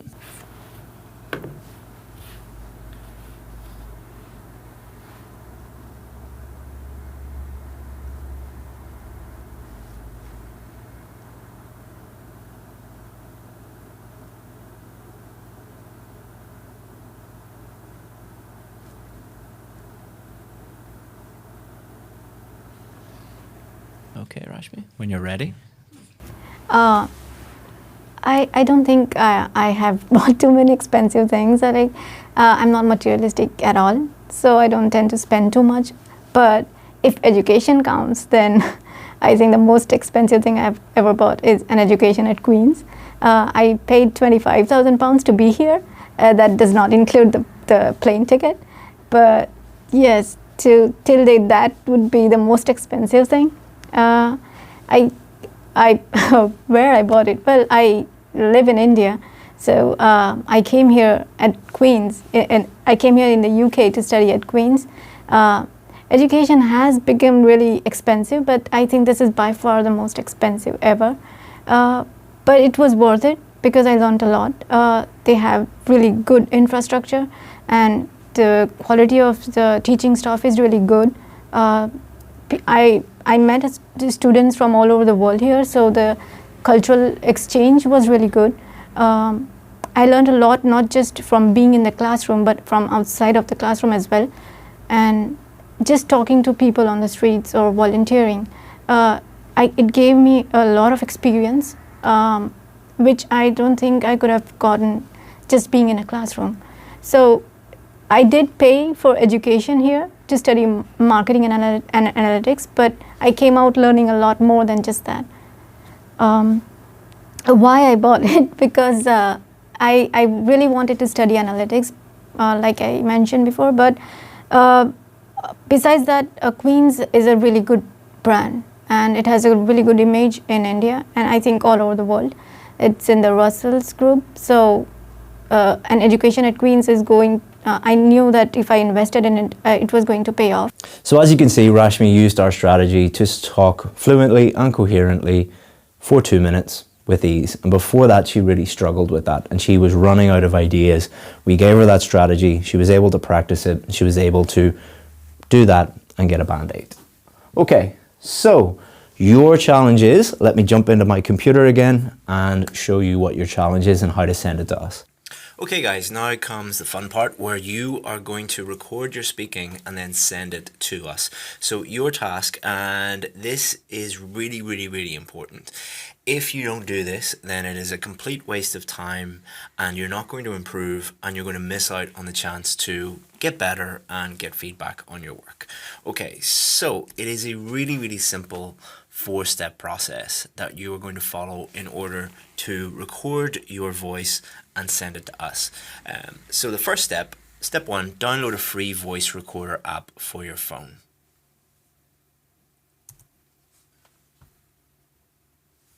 So if you are an Apple person, if you have an Apple phone, go to the App Store. If you have an Android phone, go to the Google Play Store. And in both of those stores, you're going to find hundreds and hundreds of free voice recorder apps that just make it really, really simple for you to hit a button and it automatically records your voice. Don't ask me which one to choose. There are too many to choose from. Just pick the one that you want to choose. It's not that difficult.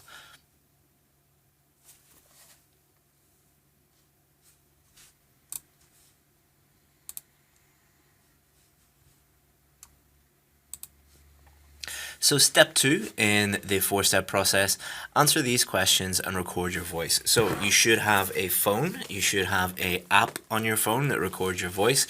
You're going to look at these questions and don't pre-prepare the questions, don't research the questions, just pretend that you are in the actual exam and you are reading the questions just like the same way that the examiner would be asking you those questions. So look at the question, answer it. Second question, answer it. Third question, answer it. That's all you have to do. Okay, so this is part 2. So what you should do is look at this, plan out your answer for 1 minute, and then speak into your phone, record your voice for up to 2 minutes. All right, so it might be a good idea to get like a stopwatch on your phone or use your watch to, give you a guide on how long you're speaking for. You don't have to speak for exactly 2 minutes, but just try and speak for around 2 minutes and then stop yourself because you were looking at the phone. In the real exam, the examiner will be stopping you, but try and replicate the exam as much as possible. Okay, so look at this, prepare for 1 minute, speak up for up to 2 minutes. Step 3. Send it to us via email. So this is super simple to do. You can do this on your phone or you can do this on your desktop. So you will have my email address because I will have emailed you multiple times. So all you have to do is this. So imagine you are on Gmail, you could be on Yahoo, Hotmail, whatever. Just click the email that I sent you, click reply, and then attach the audio file to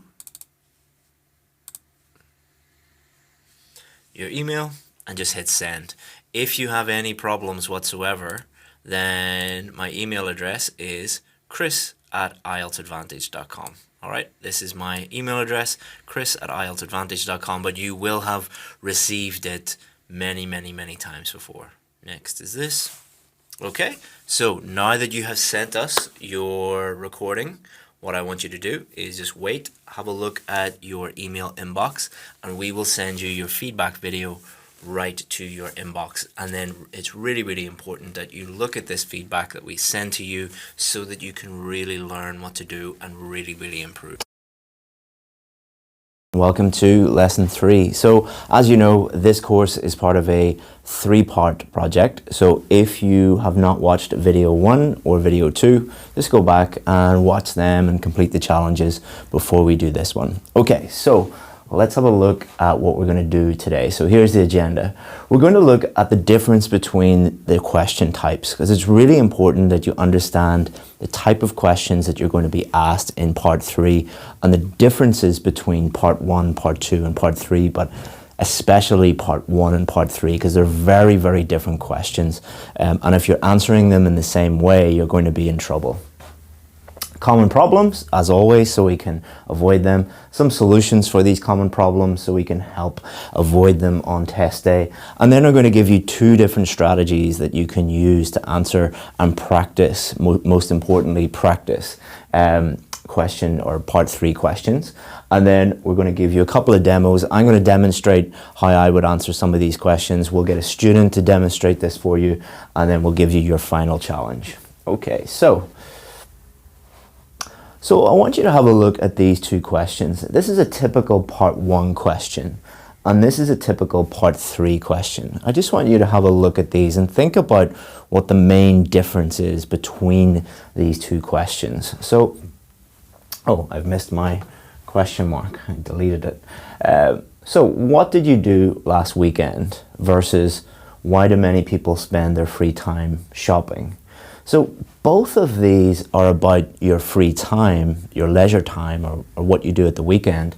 The topic is the same, but what's the difference in the type of question? So if we look at this one is about you. It is asking about what did you do last weekend. So you're not talking generally about free time, you're not talking generally about what people do at the weekends, you're just telling them, you know, I watched football, I went out to dinner, I went shopping, whatever. Part 3, very, very different. Same topic, but why do many people spend their free time shopping? So this is not about you, okay? This is not about you at all. You can talk about you, that's fine, but it is asking you an abstract question about the world in general. The best way to describe part 3 questions is they're kind of like a task 2 writing question, like an academic style question where they want you to really get into the topic and fully develop it. Not just say, I don't go shopping on the weekends. That wouldn't be a very good answer. Or if you said, I don't know, I don't go shopping. They don't care whether you go shopping or you love shopping or you hate shopping. It's not about you. It is about the abstract idea. Let's have a look at another example. Most common question in part 1 is, do you work or study? All right, so I work, here's my job, or I study, I'm at university and I study this thing. Let's have a look at part 3. They would never ask that in part 3. More young people are going to university. Do you think this is a good thing? Okay, so you could talk about when you were at university, but they're not really asking about you. They're asking you about this abstract idea of more and more young people are going to university these days. Do you think this is a positive thing or do you think this is a negative thing? Or why do some people think it's positive and why do some people think it's negative? And really getting into the detail of this. Don't worry if you don't understand how to answer this question right now. By the end of this lesson, you will understand a bit more. Okay, so let's have a look at some part 3 speaking problems and worries, things that people really worry about and problems that we see every day. The biggest problem, the number 1 problem, let's put this in red, is a lack of development. The examiner is really listening out for and looking for your ability to fully develop your ideas. So for part 1, you know, what's your job? You just need to add a little bit more detail, maybe an explanation, maybe an example. But for part 3, they want you to talk at length. They want you to talk and get really in depth on that idea and fully explain things, give examples, show different sides, and we'll show you how to do that in the strategy. But if you're just giving, you know, 1 or 2 sentence answers for part 3, that's not good enough. I'm not going to tell you the number of sentences because it will differ from question to question. So you shouldn't go in thinking about number of sentences, but you should go in thinking, have I fully developed this answer? Doesn't mean that you need to talk for 30 minutes about one question, but we'll show you how to do this in a second. A worry that students have is, I won't have any ideas. It is not an ideas test.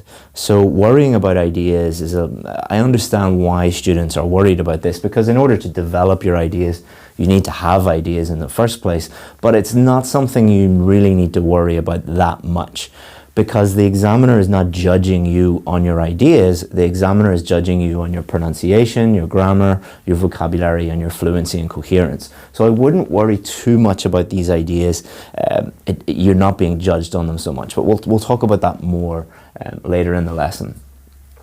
Listing. So one thing that students do a lot of is they will list every idea that comes into their head. So for example, why do more people go shopping at the weekend? People go shopping because they like shopping, they have more money, they want to buy new clothes, there are lots of restaurants and shopping centers, it's a safe place, they want to spend time with their family. So all of those ideas are fine. Many students who worry about ideas have actually no problem thinking of ideas, and they just list idea after idea after idea after idea.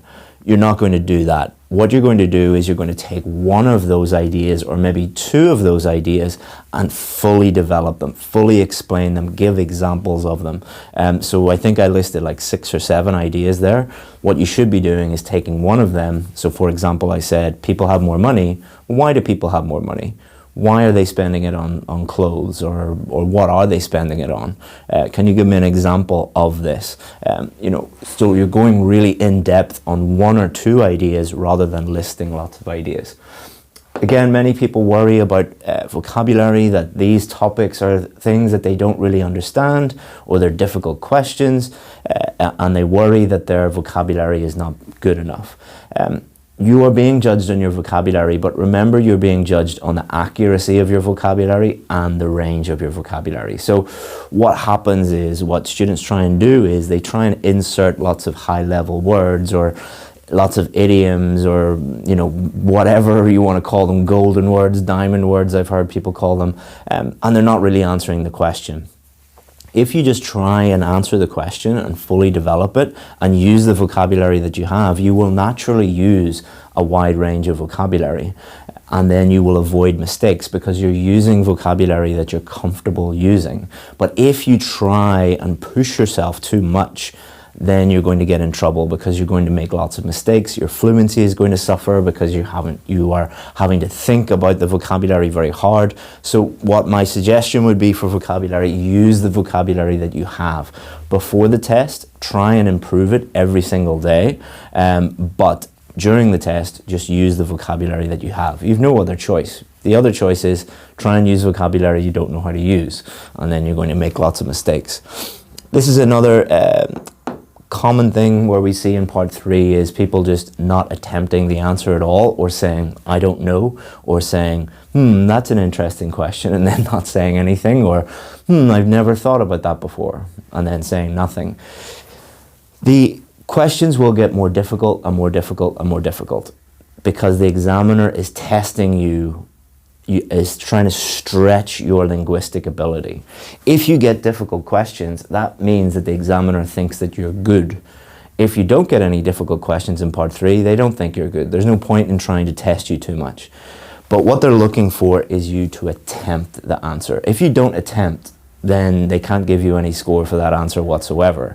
You're going to drop down. But even if you know nothing about that topic, or you don't really know anything about it, at least try and make an attempt, because that is what the examiner is looking for.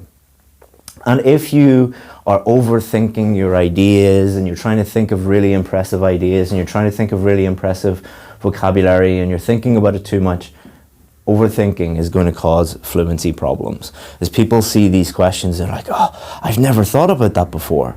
It's not a test of your knowledge. It's not a test of your IQ. It's a test of your speaking. All they want you to do is attempt an answer and show how good your fluency, your pronunciation, your grammar and vocabulary are. And people worry again about not enough knowledge. It's not a knowledge test. It is a speaking test. So always remember that. So let's look at just some solutions. Purpose. What is the purpose of the speaking test? Is it to show off your ideas? No. Is it to show off how much grammar and vocabulary you've memorized? No. It is a speaking test. Can you clearly communicate with someone in an English-speaking country, or non-English speaking country if they are an English speaker? They are testing the purpose, which is a speaking test.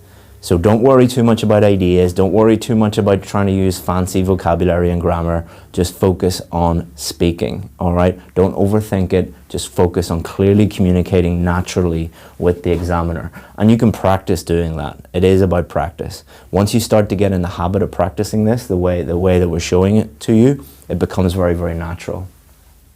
Solution number 2. It is a discussion. I can't speak. I'm teaching speaking. It is a discussion of ideas. All right. It's not about you. It is a discussion of ideas. In the same way, kind of like an essay response, like an academic task 2 essay response. If you're watching this video, you know what academic writing task 2 is, and how you kind of structure an answer and how you would put an answer on paper. That's what you're looking for. So for example, you would answer the question, explain, give example, show the other side, state another point. This discussion of ideas, and we'll show you more about this, but that's the best way to think about part 3. And solution number 3, accept that it will get harder. Attempt an answer, and you're not being judged on one question. It is going to get harder and harder and harder and harder. And if it does, you should think, yes, this is great, because the examiner has a range of questions for part 3, easy ones, middle ones, and hard ones. If they think that you're good, they will ask you more and more difficult questions. So if you get a difficult question, you say yes and attempt the answer at least, even if you have no idea. So if you've no idea, say, I really have never thought about that, I have no idea, but if I had to give an answer, this is what I would say, and just attempt an answer. And you're not, if you get one question that you really, really struggle with, remember you are being judged on the totality, all of your answers, not one answer. It's not like you're band 7, band 7, band 7, band 7, and then you get a difficult question and you drop down to a 5. That's not how it works. Attempt the answer, try your best, leave it and move on to the next one. And don't get really stressed out, because often people get a question they don't understand, and then they'll get a little bit stressed out, and then it'll affect their fluency, their grammar and vocabulary. Just do your best. That's all you can do. Okay, so strategy 1. Very, very simply, answer the question, explain, and then give an example. Okay, so remember we showed you these questions here. So question here was, why do many people spend their free time shopping? Okay, so answer the question, think of an idea, explain that, and give an example. So many people like to spend time shopping, especially on the weekend, because there's not only shops in many shopping centres, there's a variety of things such as cinemas and restaurants. So the reason why people love this is they can go to just one place and they can go there with their family, and there's so much choice that they can do a little bit of shopping, then they can get something to eat, and then they can bring their kids to the cinema, or if they're on a date or something like that, then they can go to the cinema as well, or the bowling alley. There's a lot of leisure activities as well. For example, in the city near where I live, there's a place called Victoria Square. It's all under one roof, and they have designer shops, they have a great movie house, they have a range of restaurants such as like Wagamama and Burger King and Pizza Hut, and we love to go there at the weekend just so that we can get a variety of different leisure activities. So we're not only doing shopping, we're doing all the other things in the shopping centre, and that's what most shopping centres are doing now in the UK, because they know that people want a variety of choices. So you can see what I did there. All I did was simply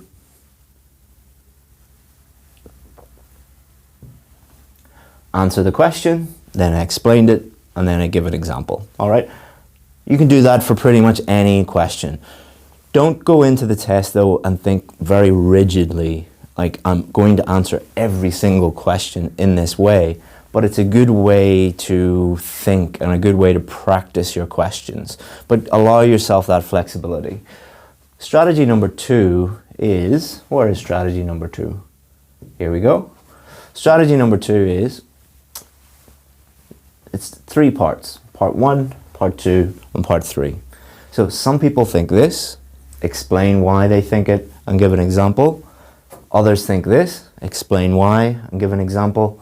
And I think this. All right, so let's have a look at the other question that we had for an example. More young people are going to university. Do you think this is a good thing? Okay, so some people would think this is a really, really positive development, because it means that there are more poor people going into university, and this reduces the gap between rich and poor, which is very, very important for society, for equality. For example, in the UK in the last 20 years, they have really pushed free university places for poorer students, and now more than 50% of students go to university. However, many people think that this is not a good thing, that this is actually a negative development, because there are lots of young people who are not suited to academics. They are not academically inclined. They would be better getting a job in the trades. So for example, many people who want to become carpenters or mechanics or even software engineers, for example, who don't need to go to university, they can learn that in an apprenticeship, and they'd be much happier doing that. And if they are forced to go to university, it is a huge waste of money. I think it should be based on the individual student. If they want to study something that can only be covered in university, like medicine or law, they should go there. But if not, they should go into a trade, and there's no need for them to get all that student debt. So you can see what I did there. What I did was, some people think this, so I didn't say what I think. Some people think this, others think this, and then this is what I think. So that allowed me to talk and fully develop my answers. So a demo, what I'm going to do now is show you a student who got a band 9, Rashmi, and you'll be able to see how she fully developed her answers. So now I want to talk about money and society in general. Can money buy happiness? This seems like a philosophical question, but for me personally, I don't think so. Money is not everything. I do volunteer at a lot of places, so I know that I do that because mostly I'm an introvert. I don't really talk much, but when I'm volunteering with people, I gain valuable experience, and that's how I learned that money is not everything. To some people, yes, money can make them less miserable, as long as you are not like homeless or desperate for putting food on the table, and as long as you have like a shelter, a roof over your head, and food on the table at night. That's all you need, for me personally. So it depends on people, like what money means to them. But to me, I don't think it can buy happiness. Okay guys, so now it's your turn. So what we're going to do is I'm going to jump into my computer, share my screen with you, and show you what your challenge is for today. Okay guys, now comes the fun part where you are going to record your speaking and then send it to us. So your task, and this is really important. If you don't do this, then it is a complete waste of time and you're not going to improve, and you're going to miss out on the chance to get better and get feedback on your work. Okay, so it is a really simple 4-step process that you are going to follow in order to record your voice and send it to us. So the first step, step 1, download a free voice recorder app for your phone.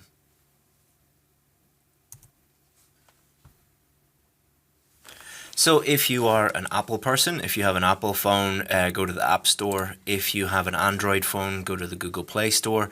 And in both of those stores, you're going to find hundreds and hundreds of free voice recorder apps that just make it really simple for you to hit a button and it automatically records your voice.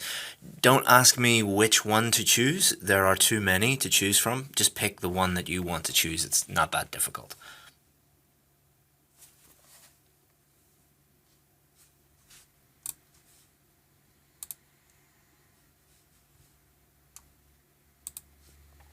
So step 2 in the 4-step process, answer these questions and record your voice. So you should have a phone, you should have an app on your phone that records your voice. You're going to look at these questions and don't pre-prepare the questions, don't research the questions, just pretend that you are in the actual exam and you are reading the questions just like the same way that the examiner would be asking you those questions. So look at the question, answer it. Second question, answer it. Third question, answer it. That's all you have to do. Okay guys, so now we're going to look at 4 part 3 questions. You should look at each question and attempt to answer each of these questions. Don't worry if one of the or 2 of the questions are like really difficult or you've never thought about that before. You need to attempt an answer. So get your phone, look at each question, hit record, record your voice and answer the questions. Step 3.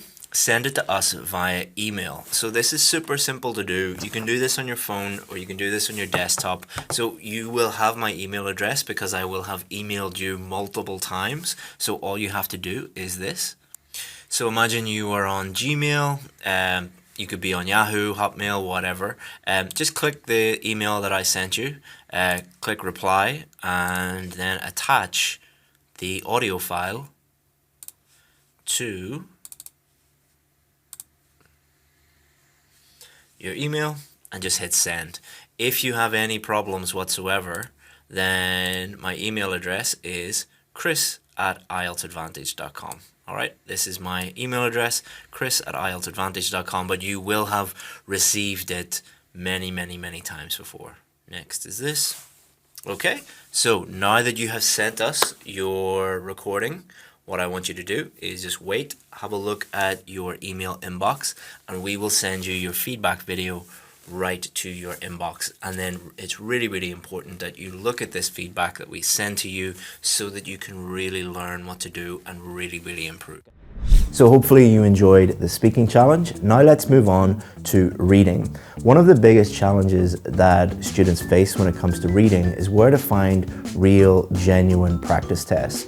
And there are only a few sources out there. So what I've done is I've put together a video that shows you where to find those practice tests for free, and then gives you the most effective technique that we know that has helped thousands of students get a band 7, 8, and 9. And not only is this a highly effective strategy, it is totally free and is going to guarantee that as you practice, you are constantly improving and you know exactly when you are ready for the test. So without further ado, let's show you where you can find that. We've helped thousands of students get a band 9 in reading and listening over the years, and there are 3 key things that separate band 9 students from the rest of you. And it's all to do with how they use these practice tests. Practice actually makes most students worse, not better. But if you want to join the 1% of students that get a band 9 in reading and listening, all you have to do is just learn the 3 key differences that separate band 9 from everyone else. They understand where to find real practice tests and how to use them. They understand these key practice principles, and they use practice tests completely differently.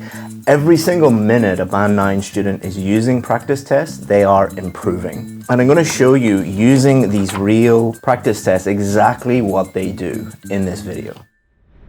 Okay, so point number 1. They know where to find real practice tests, and they know where to find them for free. There are only 5 places in the world where you can find real, reliable practice tests. They are Cambridge.org, IELTS.org, IDP, the British Council, and these Cambridge books. Now for the first 4, all you have to do is just go onto Google, put in IELTS practice tests, and then put in Cambridge, IELTS.org, IDP, or British Council into the search bar, and Google will take you directly to those free practice tests. All of these are real and reliable. The Cambridge books are not free, but I would actually consider them to be free. So which is more expensive, $200 or $20? $200 is the average cost that you will waste if you fail the test. You're never getting that money back. But if you invest $20 in this, you're far more likely to get the score that you need. So which is more expensive, 200 or 20? When you think about that, they pretty much are free or an investment. But don't be a naughty boy or girl and go online and try and find the free soft copies or the free PDFs. Most of the PDFs, the vast majority of them, are not actually the real tests. They are fake and highly misleading and will lead to failure. So don't do that. So now that they've got their practice tests, what they do is they don't just go and practice as much as possible. They follow these 5 key practice principles. Number 1, practice does not make perfect. Let me illustrate this by telling you a little story, a true story about a friend that I went to school with. He lived on a farm and his dad bought him an old car when he was like 10 years old, and he drove around the farm every day in this car. When it came time to doing our driving test when we were 17, all of the other friends that I had that were doing the test did about 6 weeks of practice. He had 7 years of daily practice. 6 weeks, 90% of them passed first time.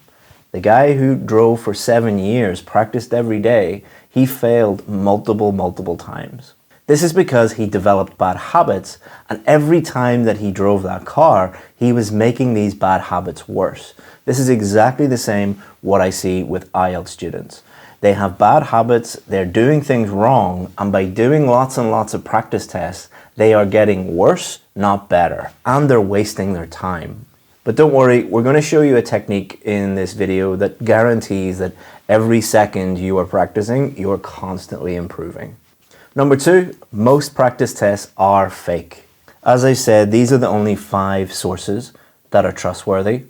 More than 90%, probably closer to 95% of tests that you find online are produced by people who don't know what they're doing, which means that they are 1, fake, and number 2, they are unreliable. Because these people don't know what they're doing, they either produce tests that are way too easy or way too difficult. If they're too easy, you will be overconfident, you will go and do the test thinking that you are going to get a high score, and you will fail. If they are too difficult, you will give up too early. You will just think these are way too difficult, you'll get very, very stressed, and most students just give up in that scenario. So it doesn't matter if the website is called Real IELTS Practice Tests, we promise they are real, we are experts.com. Doesn't mean that they are. These are the only 5 sources that you need. Band 9 students also understand that improvement comes after practice. So I want you to imagine you're going to the gym and you're trying to build your muscle. When you are lifting weights in the gym, do your muscles instantly increase in size? No, your muscles don't increase in the gym. Your muscles increase after you leave the gym. This is a concept that IELTS Band 9 students understand about practice. You are not improving while you are practicing. In fact, to go back to the gym analogy, if you lift weights too much, your muscles will get smaller, not bigger. We get hundreds of emails a week saying, I've done every single practice test in the world and I'm not improving. It's like, yes, because practice does not make you better. It is what you do after practice that makes you better. And that's what we'll show you in the rest of this video.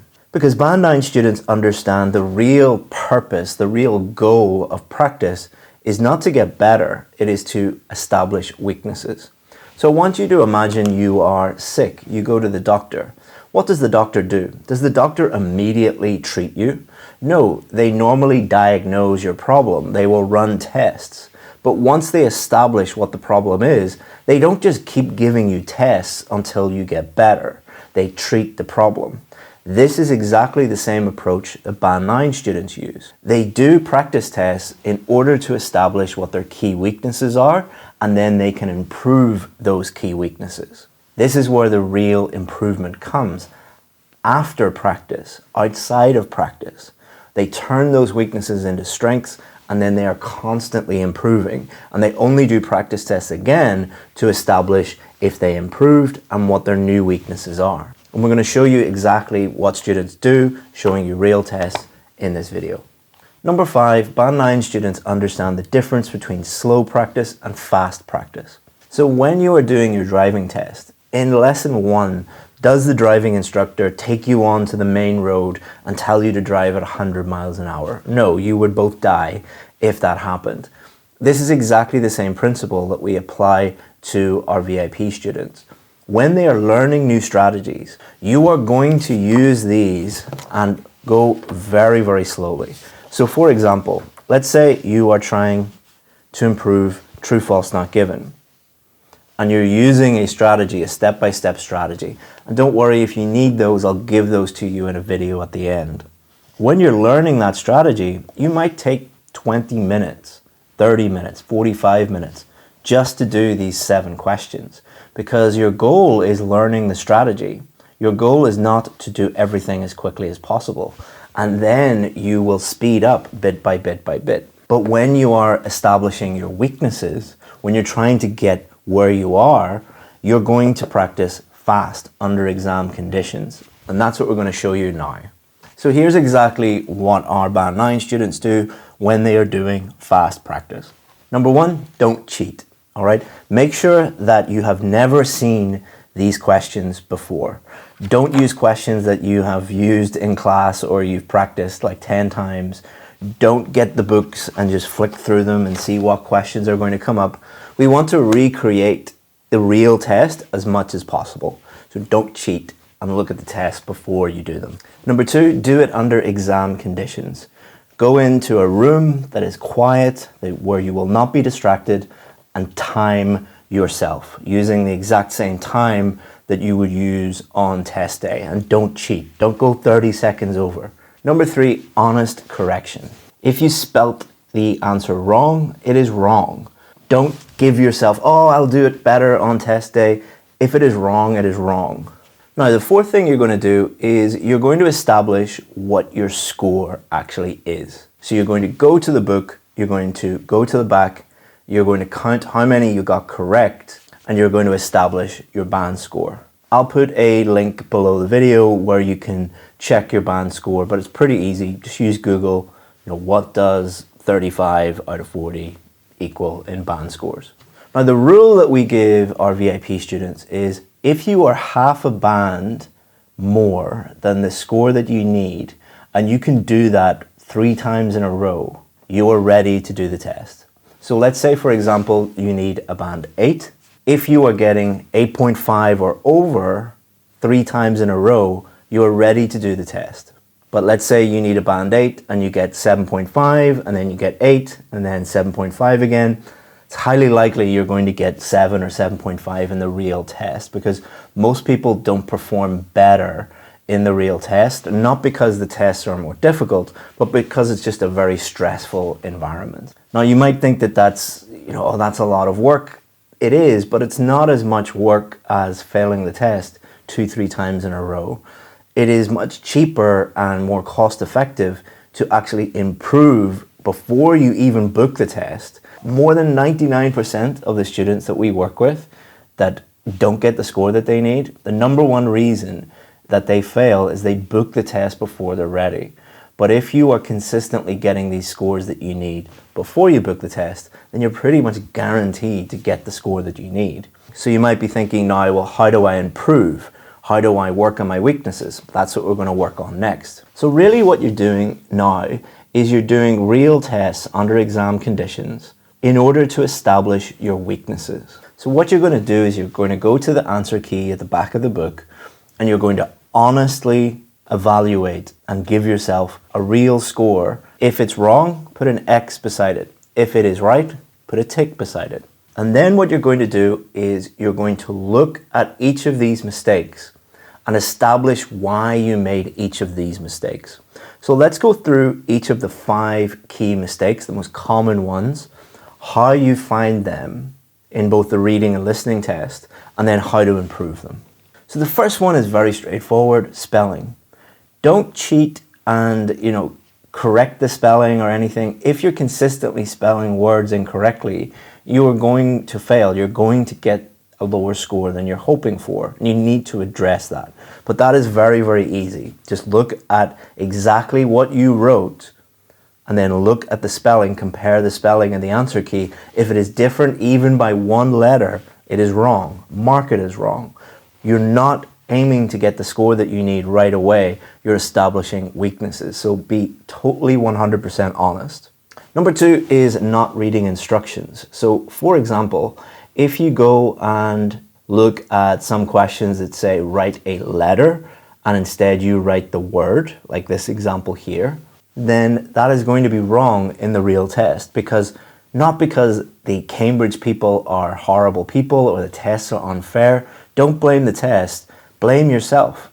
It is quite easy to read the instructions. You decided not to do that, or you just don't have the skill yet. You will, we're going to show you how to improve it, but you haven't established or you haven't improved that skill. And it is a cognitive skill, reading things carefully. Number 3 could be reading skills or listening skills. For reading, this might be skimming or scanning, but the most likely skill that you're lacking in will be reading for detail. So if we look at a true, false, not given question, for example, one of the key skills that it is testing is, can you find the location of the correct answer by scanning? If you really struggle with finding the location, then that is probably a scanning issue. If you find the location, but you find it very difficult to find the correct answer within that paragraph, then that is a weakness on reading for detail. Listening could be the same. Maybe you find it difficult to listen to multiple people speaking at the same time. Or maybe you really struggle with focusing for long periods of time on one person talking about an academic subject, for example.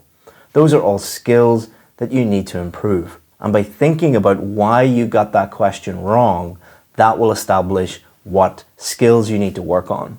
You'll also be able to look at the video that I'll show you at the end of the lesson that gives you strategies for all the different types of questions. And what you can do is go through those strategies and think where you messed up. So if it says skim and you didn't do that, or you find that difficult, that could be a skimming issue. If it says scan or read for detail, or whatever they're telling you to do and you're not good at that thing, that's a skills issue. Now, number 4 is a big one, vocabulary. If you are reading things and you're thinking, I don't understand this, or this is difficult, or the text is difficult, or I'm getting lost, or when you're listening, you're getting lost, or you think that people are speaking too quickly, or you can't keep up with what they're saying, that is probably a vocabulary issue. You simply do not understand the words. There is no magic fix for this. There aren't any common words that you can memorize. You just have to improve your vocabulary. Huge difference between a Band 9 student and a Band 7 student is the range of the vocabulary that they understand. But don't worry, we'll give you a link to a vocabulary improvement plan below the video. And the last one is particular question types.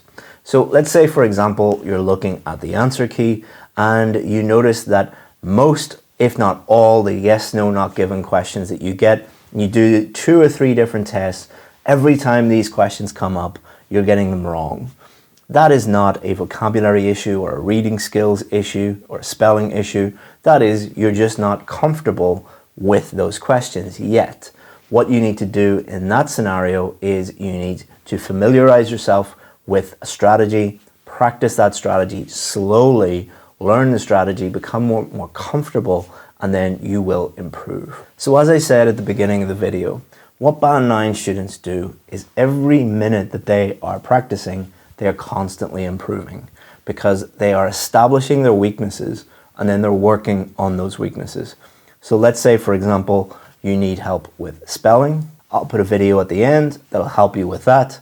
Not reading instructions. This is just about being more careful and actually just practicing reading the instructions. You cannot magically tell yourself, read the instructions, and then you'll do it in a stressful situation like an IELTS test.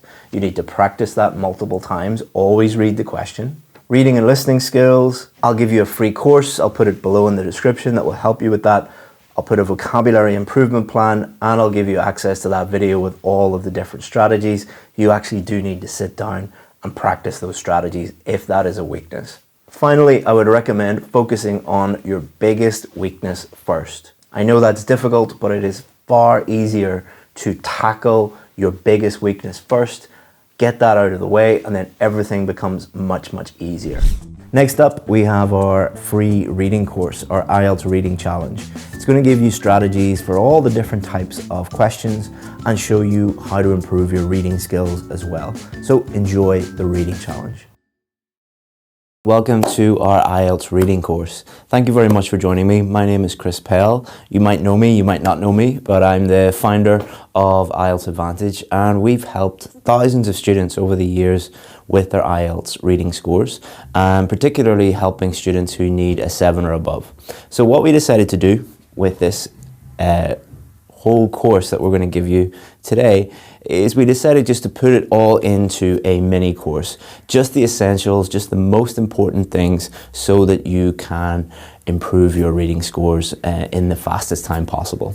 So there are 3 lessons. Today's lesson is number 1, and without further ado, let's get going. So what are we going to do today? So lesson 1 today, what we're going to look at are the real reasons why you struggle and vocabulary. So it's really, really important that you understand what works and what doesn't work, because there's a huge amount of confusing and conflicting information out there. And if you're listening to the wrong people or doing the wrong things or have the wrong mindset, the wrong attitude, then you're going down the wrong path and you're going to consistently fail over and over and over again. So it's really important that you understand those warning signs and understand why you might be failing or why you might fail in the future. We'll talk a lot about vocabulary in this lesson and talk about why it's so important and give you a step-by-step vocabulary improvement plan that I actually share with my VIP students, and it has helped thousands of them get the scores they need and improve their vocabulary. And this is going to improve not only your reading scores, but your speaking, your writing, your listening, absolutely everything. Lesson 2 is going to be about improving your reading skills. Things like skimming, things like scanning, but also other skills that you might not be aware of, how to use them, strategies, all of these different things.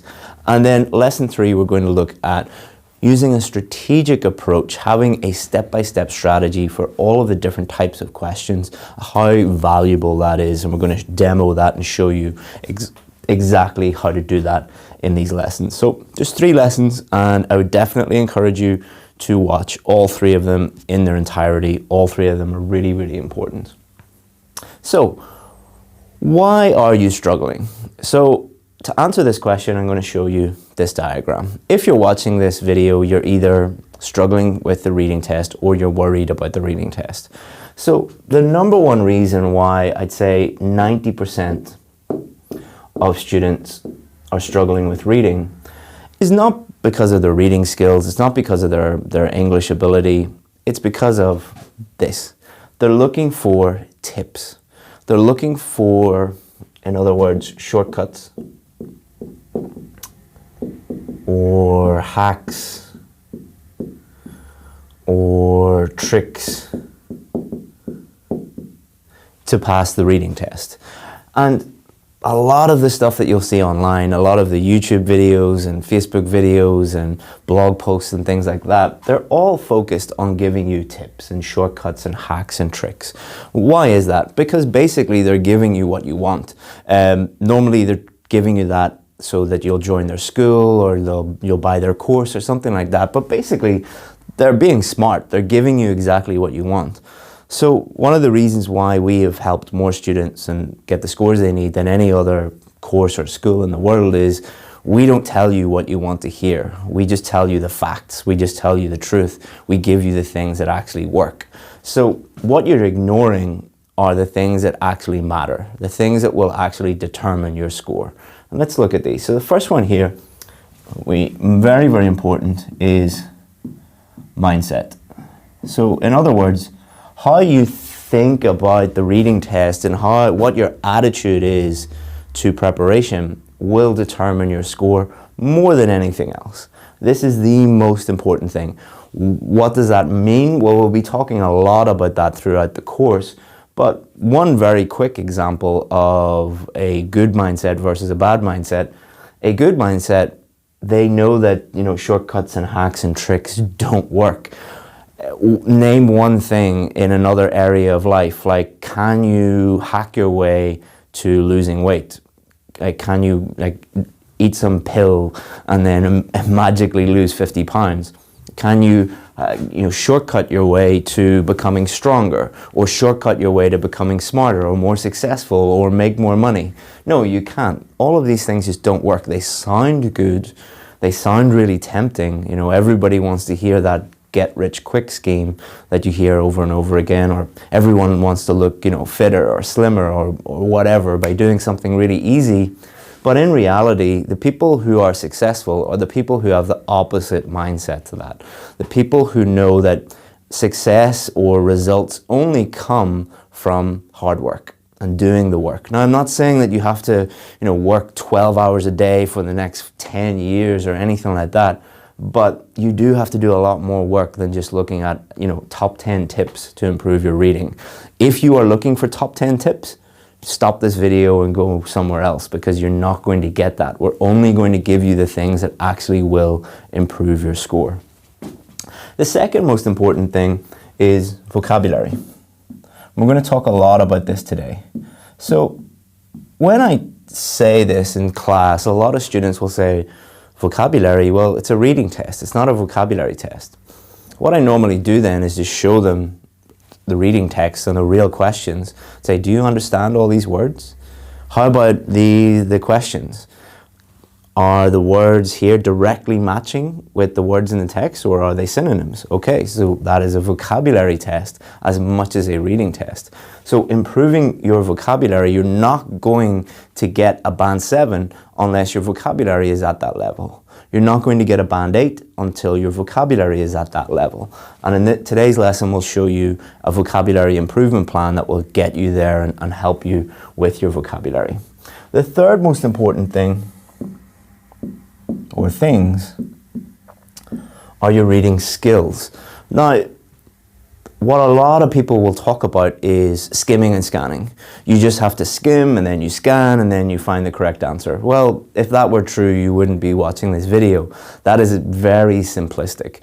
A lot of people don't understand what skimming is, what scanning is. They are not aware at all of the other reading skills they need to be aware of, and they don't know how to practice these skills. Same as like playing cricket or playing basketball or playing football. Those are skills. You need to practice them. And there are good ways to practice them, and there are bad ways to practice them. So we'll be talking a lot about in lesson 2, I believe, lesson 2 or lesson 3, about all of these skills and how to perfect them. And in lesson 3, the last lesson, we are going to look at strategy. So what we try and do is take a strategic approach to absolutely everything we do, not only in our company, but when we're helping students prepare and a strategic way to do the test. I don't want to say that I want to turn you into like a reading robot or anything like that, but that's kind of what we do with our students. We teach them strategies for all the different types of questions, so that on test day, they just look at the question and they know exactly what to do. How refreshing would that be for you if you could apply those strategies and just get the correct answers and do that on test day? And that's what we want to do, and that's what we show you in the rest of this video in lesson 3. So these are the reasons why you're struggling. You're looking for these things and you're ignoring all of this, which is more important. And this course is going to teach you all about these. So without further ado, let's get into vocabulary. So is vocabulary important? Well, here's 3 reasons why it is, because even though we've talked a little bit about why vocabulary is important, I need to talk about it again, because you will not do the work to improve your vocabulary until you believe how important it actually is. So let's have a look. So number 1, helps you understand the text. So when you're reading, are you able to understand enough of those words? Now, you will never be able to understand 100% of every single word in the reading text and in the questions. That's not what we're trying to do. What we're trying to do is to make it as easy as possible for you by allowing you to understand as much of that as you can. The more you're able to understand, the faster you'll be able to read, the faster you'll be able to understand it, the faster you'll be able to locate the correct answer, the faster you'll be able to decide the correct answer. And it's not just about speed, it's about efficiency, and it's about effectiveness. Which, if you have one person who has like a band 5 level of vocabulary and one who has a band 7 level of vocabulary, who is going to be able to decide and find the correct answer and understand the text better? The person with band 7 vocabulary. Number 2, helps you locate the location of the correct answer. A lot of the strategy that we'll be talking about in lesson 3 will be showing you that you don't just read and then magically find the correct answer. A lot of the strategies are about locating the location, the part of the text where the correct answer is, and then you can read it more closely and find the correct answer. This is a lot to do with synonyms. So the synonyms are 2 words that mean the same thing. So 2 different words that mean the same thing, like woman, female, right? 2 different words, but they mean the same thing. So often the question will be talking about 1 word, but the location of the area where it is in the text will be a synonym of that word. So it might be talking about men, and then in the text it might be talking about males. So if you were looking for men, you wouldn't find it. But if you're know all the synonyms of that word and you're aware of that, then it helps you find the location much quicker. Number 3, helps you decide the correct answer. So you're often going to get, for example, multiple choice questions where you'll have 3 answers and they all kind of look the same, and you have to decide the answer to the question will be determined by you understanding the difference in meaning between those words. Or in the text, there might be 2 areas or two parts of the text that are similar in meaning, and you need to understand what those words mean. So it's really, again, a vocabulary test that is going to help you get the score that you need. I can't emphasize this enough. That's why I'm repeating myself, but it is very, very important that you understand that. So, how not to improve your vocabulary? So, if you go to a lot of IELTS schools in inverted commas, or speak to a lot of IELTS teachers in inverted commas, there are some great IELTS schools. There are some great IELTS teachers. I'm not knocking them all, but there are lots of terrible ones too, pretending to know what they're doing when they don't really know what they're doing. So a lot of schools, a lot of teachers, their solution to the vocabulary problem is give you lots and lots of lists of vocabulary. This is another example of a shortcut. It's another example of a hack. They do not work. Let's look at why they do not work. So it's impossible to predict which words are going to come up on the reading test and which words are going to be important. The English language is just way, way, way, way too broad for you to be able to predict that. So you would literally have to read the dictionary, and I don't think anyone wants to do that. Number 2, it doesn't teach you the word 100%. So it doesn't teach you the synonyms of that, it doesn't teach you collocations, it doesn't teach you anything other than the word and a translation, or the word and the meaning. You should never have just a list of words with translations or meanings, because you're not going to be able to understand that word or use that word. Remember, you're going to have to do your reading or your writing test as well as your reading test. So wouldn't it be great to be able to use those words in a sentence? Also, the speaking test needs to be considered as well. Number 3, doesn't improve reading skills. So by using lists of vocabulary, you are not improving your reading skills at all. Wouldn't it be great if you could improve your vocabulary and your reading at the same time? That would be the perfect solution, and that's the solution we're going to give you. So the best way to improve your vocabulary is to read. So this is not just my opinion, even though I've helped thousands of students with this method, and this is the method that has helped all of my students and proven over and over and over again. But there have been a huge number of studies done on how to learn and retain vocabulary and use vocabulary, and all of them conclude that the best way to improve your vocabulary is to read. Listening is pretty good too, but since it's a reading course and we want to improve our reading skills at the same time, we're going to use reading, and reading is better than listening, to be honest. So, however, just reading is not the answer. All right, so if you think that all you have to do is just read a book every day and your vocabulary will magically improve, you're wrong. It's not going to improve. It might improve a little bit, but remember, this is a test situation. Your date is coming up. You want to get it done as quickly as possible, so we need to think a little bit more strategically. You need to be a little bit more strategic. So, what I'm going to show you now is my vocabulary improvement plan. Normally I only share this with my VIP students, but I'm going to share it with you today, and it has helped so many students to get the scores that they need, improve their vocabulary. And not only is this going to help you improve your vocabulary and improve your IELTS scores, but a wider vocabulary is going to help you improve your life in your new English-speaking country, because you're going to be able to engage people in conversation, understand what they say, and be able to communicate with people far more effectively. So I would recommend not only doing this, up until you get the score you need, but to continue to do this after, because it really does work, and it really doesn't take that much work. It's all about being consistent.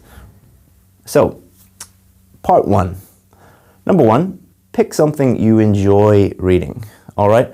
Do not pick boring IELTS books, all right? Don't pick the guide to vocabulary IELTS or whatever. It's going to be really, really boring. And don't just go into the library and pick the first English book that you see. You have the internet, there's loads of ways that you can access books now. You have a huge choice. Pick something you enjoy reading, because you are going to have to read regularly and consistently. This is not a method that you can do the day before your test or the week before your test. This is something that you should be doing every day, consistently, making it a habit. So if you're trying to make something a habit, you're trying to do something consistently, wouldn't it be a good idea to do something that you enjoy doing? So pick a topic or a book or a newspaper or whatever, anything. It could be on cricket or gardening or cooking or celebrity gossip. It doesn't matter. What matters is you do it regularly and consistently. So please don't ask me which book to read. That's up to you, whatever you want. Number 3, while you're reading, underline new words and phrases. So you don't have to read for 8 hours a day. You know, if you're doing this consistently, 10, 20, 30 minutes a day is more than enough. What you're aiming for is about 10 new words. Could be 8, could be 10, could be 12, could be 15, could be 20, but every day try and get at least about 10 new words. That's your aim. And what you're doing is, while you're reading it, you're going to underline the new words, or it could be an idiom, it could be, you know, a phrasal verb, whatever. Number 4, this is really, really important. Guess meaning from context. What does that mean? That means that when you underline your new word, do not immediately Google that new word. Do not immediately reach for the dictionary and look up the meaning. What you're going to do is you're going to guess what that word means from the context of the words around it, the paragraph, the title, whatever information you have. So I'm not making it purposely more difficult for you. It's a skill in itself. Number 1, you're going to have to do this on test day, because there will be words that you don't understand on test day. I guarantee it, on the IELTS test. And then when you move to, you know, the UK or Canada or Australia or wherever you want to go, you're going to constantly see new words that you don't understand. And do you want to be like talking to someone and, you know, looking at your phone, Googling words, or looking, you know, walking around with a dictionary? No. So guess the meaning from context. Then at the end, once you've finished reading, compare what you thought the meaning was with the dictionary meaning.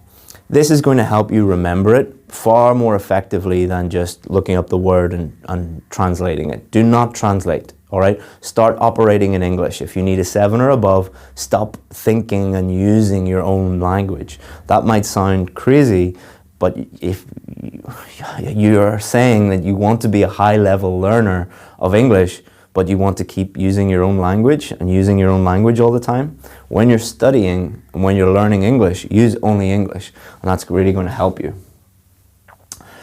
So the next part is you're going to record that vocabulary, and you can do it in like a book like this. I carry this book everywhere with me, and I keep my notes in it, so anything I'm thinking about, I just put this in, my daily plan and all those things, but I could easily just record new vocabulary here. Doesn't have to be like an expensive book like this. It can be, you know, a $1, you know, school book that you have, or you could use your phone and you could record it. It doesn't matter what you put it in.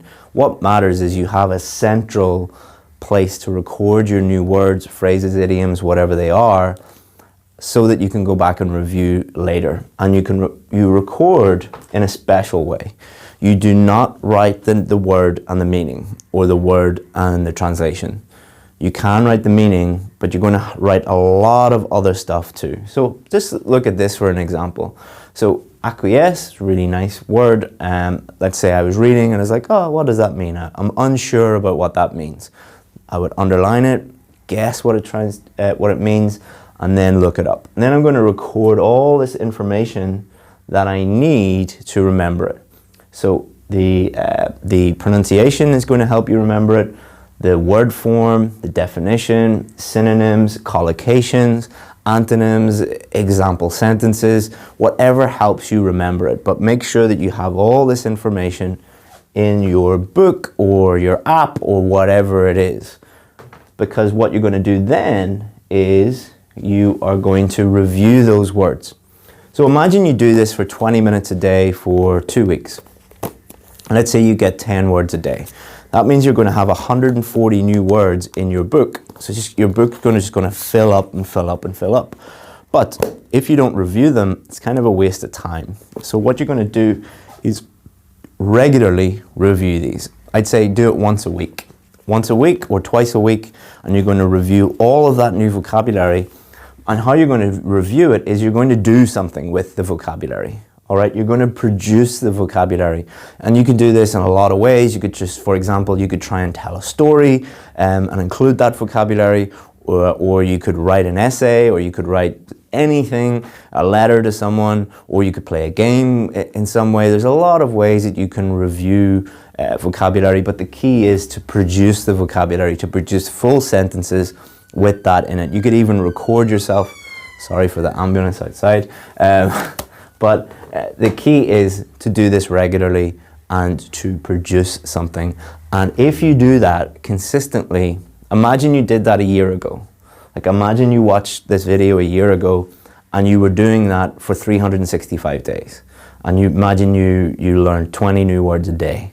That's a lot of words. How brilliant would your vocabulary be if that was the case? And how great would your reading skills be and your overall general level of English be? And you can start with just 5 minutes a day. But if you watch this video and you do nothing, nothing will change. So please don't be one of those students that watches a video like this and is like, oh, this is amazing, I'm going to do it, and then you don't do it. And then time creeps on, and then you fail your test over and over and over again. Because you have a choice. You can spend time on this, or you can spend time failing the test. You don't have a choice. You know, that's your choice. Spend time doing something that will lead to a great IELTS score, or spend time wasting time and then failing the test over and over and over again. So to talk about mindset a little bit, many of you will be like, why is he not giving us tips? And that vocabulary improvement plan, that's going to take ages. Okay, so that vocabulary improvement plan, if you are thinking that's going to take a really long time, your mindset is wrong. You're going to fail over and over and over again. But if you're like, oh, I only need to do that for like 10, 20, 30 minutes a day, I should get going now and I should make it a habit and schedule it every day, and in time, I'll really improve, then you're going to get the score you need. There's no other way of doing it. So that's everything you need to know about how to improve your vocabulary and a little bit about mindset. So in lesson 2, what we're going to do is we're going to look at reading skills. So we're going to look at skimming, scanning, and close reading. Many of you might not have even heard of this one. And we're going to look at the real problem, the real reason why people don't develop their skills, why people don't use these skills effectively on test day, don't practice properly. We're going to look at all of that in lesson 2. So make sure you tune in for lesson 2, and I'll see you then. Hopefully you find this lesson useful and get going with your vocabulary improvement plan.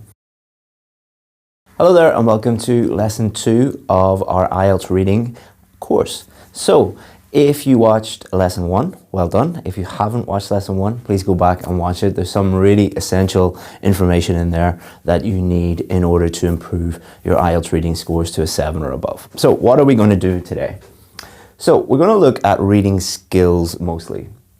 We're going to look at scanning and skimming like every course does. But we're going to look at them in a lot more detail and think about what they actually are and how to use them. Because one of the main problems is students talk about skimming and scanning. A lot of teachers talk about skimming and scanning without really knowing what they are and how to use them. We're also going to look at close reading, which is another skill in itself, as well as a couple of other reading skills that most students just aren't aware of or don't talk about or don't know about. And we're going to talk about the real problem, the real reason why you are struggling with reading skills. And we're also going to give you a couple of exercises that you can do at home to help you improve your reading skills. Okay, so what we need to do is we need to find out what these are. What are these skills? How do we use them? So a very good analogy is Google Maps. So bear with me.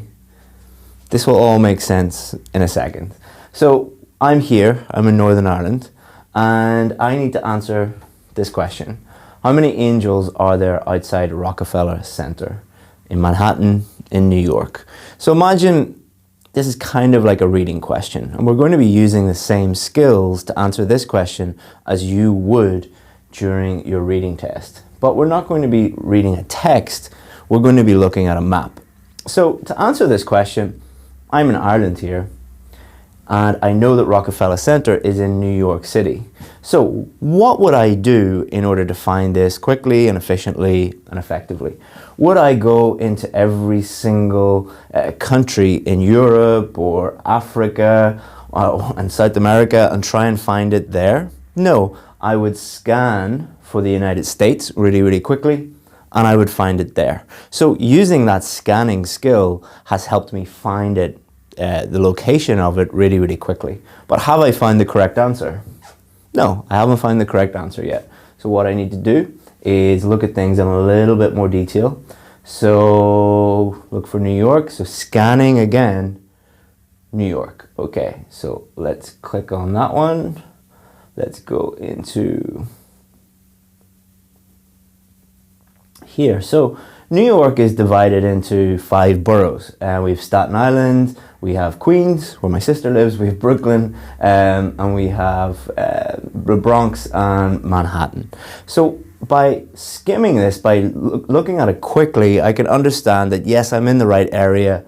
I know where I am. I know I'm in New York. I'm in the right place. So by just looking at it quickly, by skimming it, I'm kind of orientating myself and I know exactly what's going on. But I need to scan again, so switching skills, to find Manhattan, where Rockefeller Center is.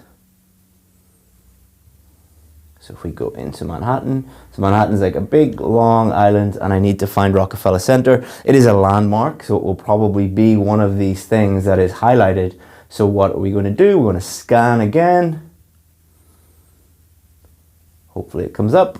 Rockefeller Center. Okay, so we did a little bit of scanning, a little bit of skimming to help us find it, and then scanning again. But has that allowed us to find the correct answer? Well, this kind of looks like an angel. So could we look quickly at it and then get the score or get the correct answer? No, we wouldn't be looking at it in enough detail. Now we need to look at it in detail, no skimming, no scanning, looking at it in detail to find the correct answer. So let's have a look again. So there's some pictures here. So if we click into the pictures, okay, angels, here we go. If you've never been here at Christmas time, it is beautiful, the tree and the angels and everything. So can we skim this, which means look at it really, really quickly to get like the general meaning, to get the correct answer? No, we can't do that. Can we scan to find the location? No, we've already done that. We need to look at it in more detail. So we have 1, 2, 3, 4, 5, 6, 7, 8, 9, 10, 11, 12 if you look down there. So the answer to the question is 12. So we were using many different skills to help us locate the correct area that we were going to understand generally where we were when we were skimming, and then to look in detail, close reading, to understand exactly what the correct answer was. And that's exactly what you're going to do on test day. You're going to be using different skills in order to help you understand what is going on, locate the location of the correct answer, and then to understand exactly what you're doing. That example, my students normally like it because it kind of takes them out of the IELTS test. Normally when you've been studying IELTS for a long time, you're just like, oh, another IELTS test, another reading test, and so it's just kind of normalizing the situation for you and helping you understand that these are skills that you already use in your native language. Let me show you another example. Newspapers are very, very good. I've covered this one up on purpose. So newspapers are a very good example of when you use skimming, scanning, and close reading. So imagine I want to find a movie review. So let's say my little boy wants to go see the latest Disney movie, which is Mary Poppins. At this moment, Mary Poppins is in the cinema. So being a selfish dad, I want to know, is it any good? Because I don't want to go and see a movie if it's not good. So let's use those skills again to help us find it. So again, if I wanted to find out the movie review, would I read every single story here on the front page? No. What I would do is I would open the newspaper and I would scan very quickly for some keywords, which would be Mary Poppins and a review or some kind of synonym of the word review. And I would come across this. So here is the title, Mary Poppins Returns Review. So I found it by scanning, okay? So now I need to understand, is it any good? So let's have a look at the title. A truck full of sugar can't make this uplift go down. It's unsure, all right, might be good, might be bad, unsure from the title. We need to look at it in a little bit more detail. So what skills could we use? Let's say I'm in a rush, I need to find the correct answer quickly. What skills could we use to help us understand this? So let's try skimming. Skimming means that we are reading the text quickly. It doesn't mean reading the first line and the last line. That's not what skimming means. It means reading it all pretty quickly to understand the general meaning. So let's try that. So let's have a look and read this. And in the comments below, just by skimming, tell me if you think that it's positive or negative.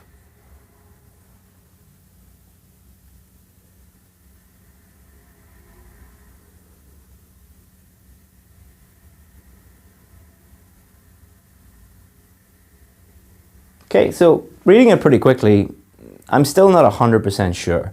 Remember that my little boy wants to go see it. I don't want to waste my time, so I need to know 100% the answer to this question. Is it any good?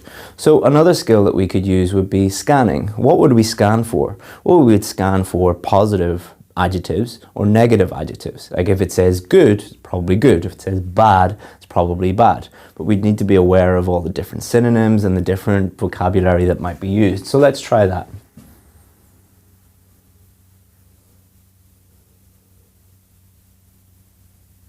Okay, so here we are. Largely charmless. Might have created something memorable.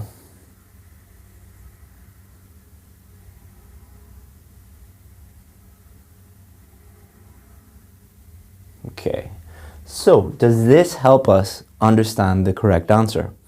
No, because we just found the location. So here, if we change colors,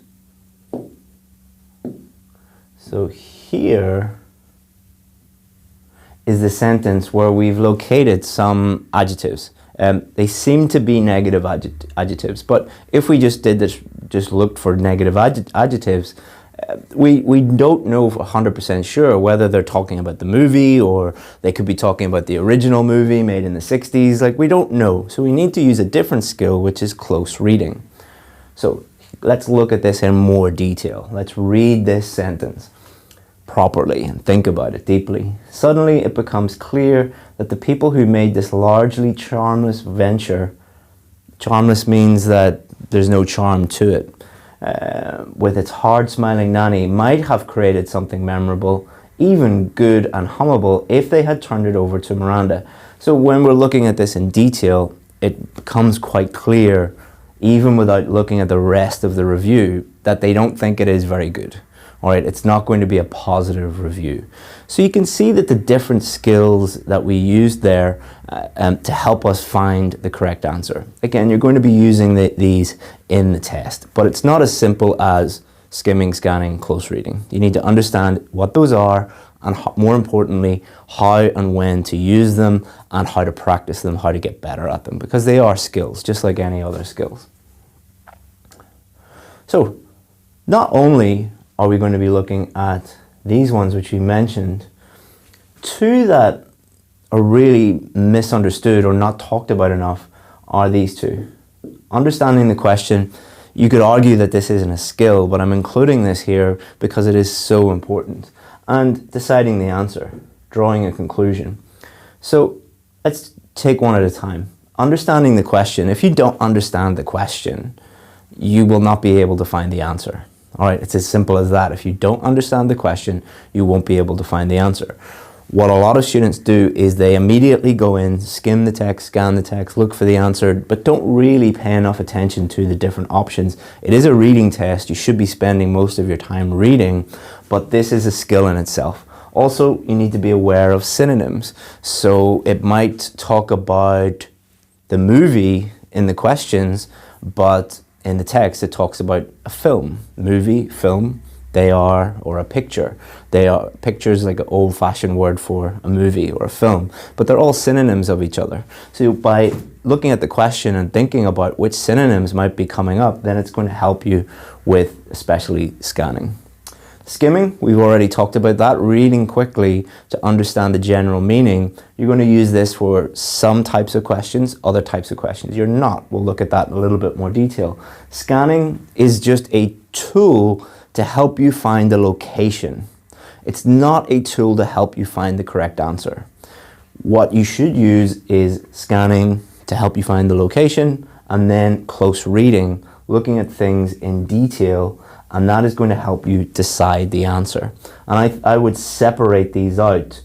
This is more reading and thinking up deeply about what the text says. Then you need to decide the answer and come to a conclusion. It's kind of a separate thought process. It's going to happen very, very quickly, one after the other, but really separating them out and this drawing a conclusion, deciding the answer is key, I think. So you're going to have to be aware of what these are, but more importantly, when to use them and how to practice them. So let's look at what most students do. What most students do: skim, scan, find the answer. So you're missing out understanding the question. You're missing out synonyms, so two words that mean the same thing. And you're also missing out finding the actual answer and drawing a conclusion. So be aware of how these act, and be aware that they're not linear, okay? It's not like 1, 2, 3, 4, 5, you always start here and then here and then here and then here and then here. It's not like that. Sometimes you might not skim at all. Sometimes you might not scan at all. Sometimes you might use scanning first and then skimming after that. Sometimes you might flip between the two. So thinking about it in a very, very simplistic, overly simplistic way is going to lead to a lot of trouble. Let me show you an example of two questions. So here we have two very common IELTS reading questions. One is matching headings, and the other one is true, false, not given. So for matching headings, you're starting off by skimming the text, all right? So one of the skills that they are testing with matching headings is, can you quickly understand the general meaning of the paragraphs? That's what they're principally testing. So you're going to be using that first and foremost. Then you're going to be answering the questions. So you're not really looking at the questions at all until you skim the text first. So if you did it the other way around, it's going to be less efficient and it could cause some confusion. Then you're going to use close reading, and then you're going to decide the answer. No scanning. True, false, not given, on the other hand, is the other way around. So you're going to be understanding the question and then scanning, not skimming at all, close reading and deciding the answer. So you can see the difference between these two questions, and this is one of the reasons why you will hear a lot of people complaining about these questions and say, like, I hate matching headings and I hate true, false, not given. Most of the students that I work with, when they say that, I say, well, what's your strategy for each of the questions? What they'll normally say in return, they will say, what do you mean there's a different strategy? Is it not the same? Is it not just skim, scan, find the answer? Like, no, they're two different questions. They are testing different skills and testing different things.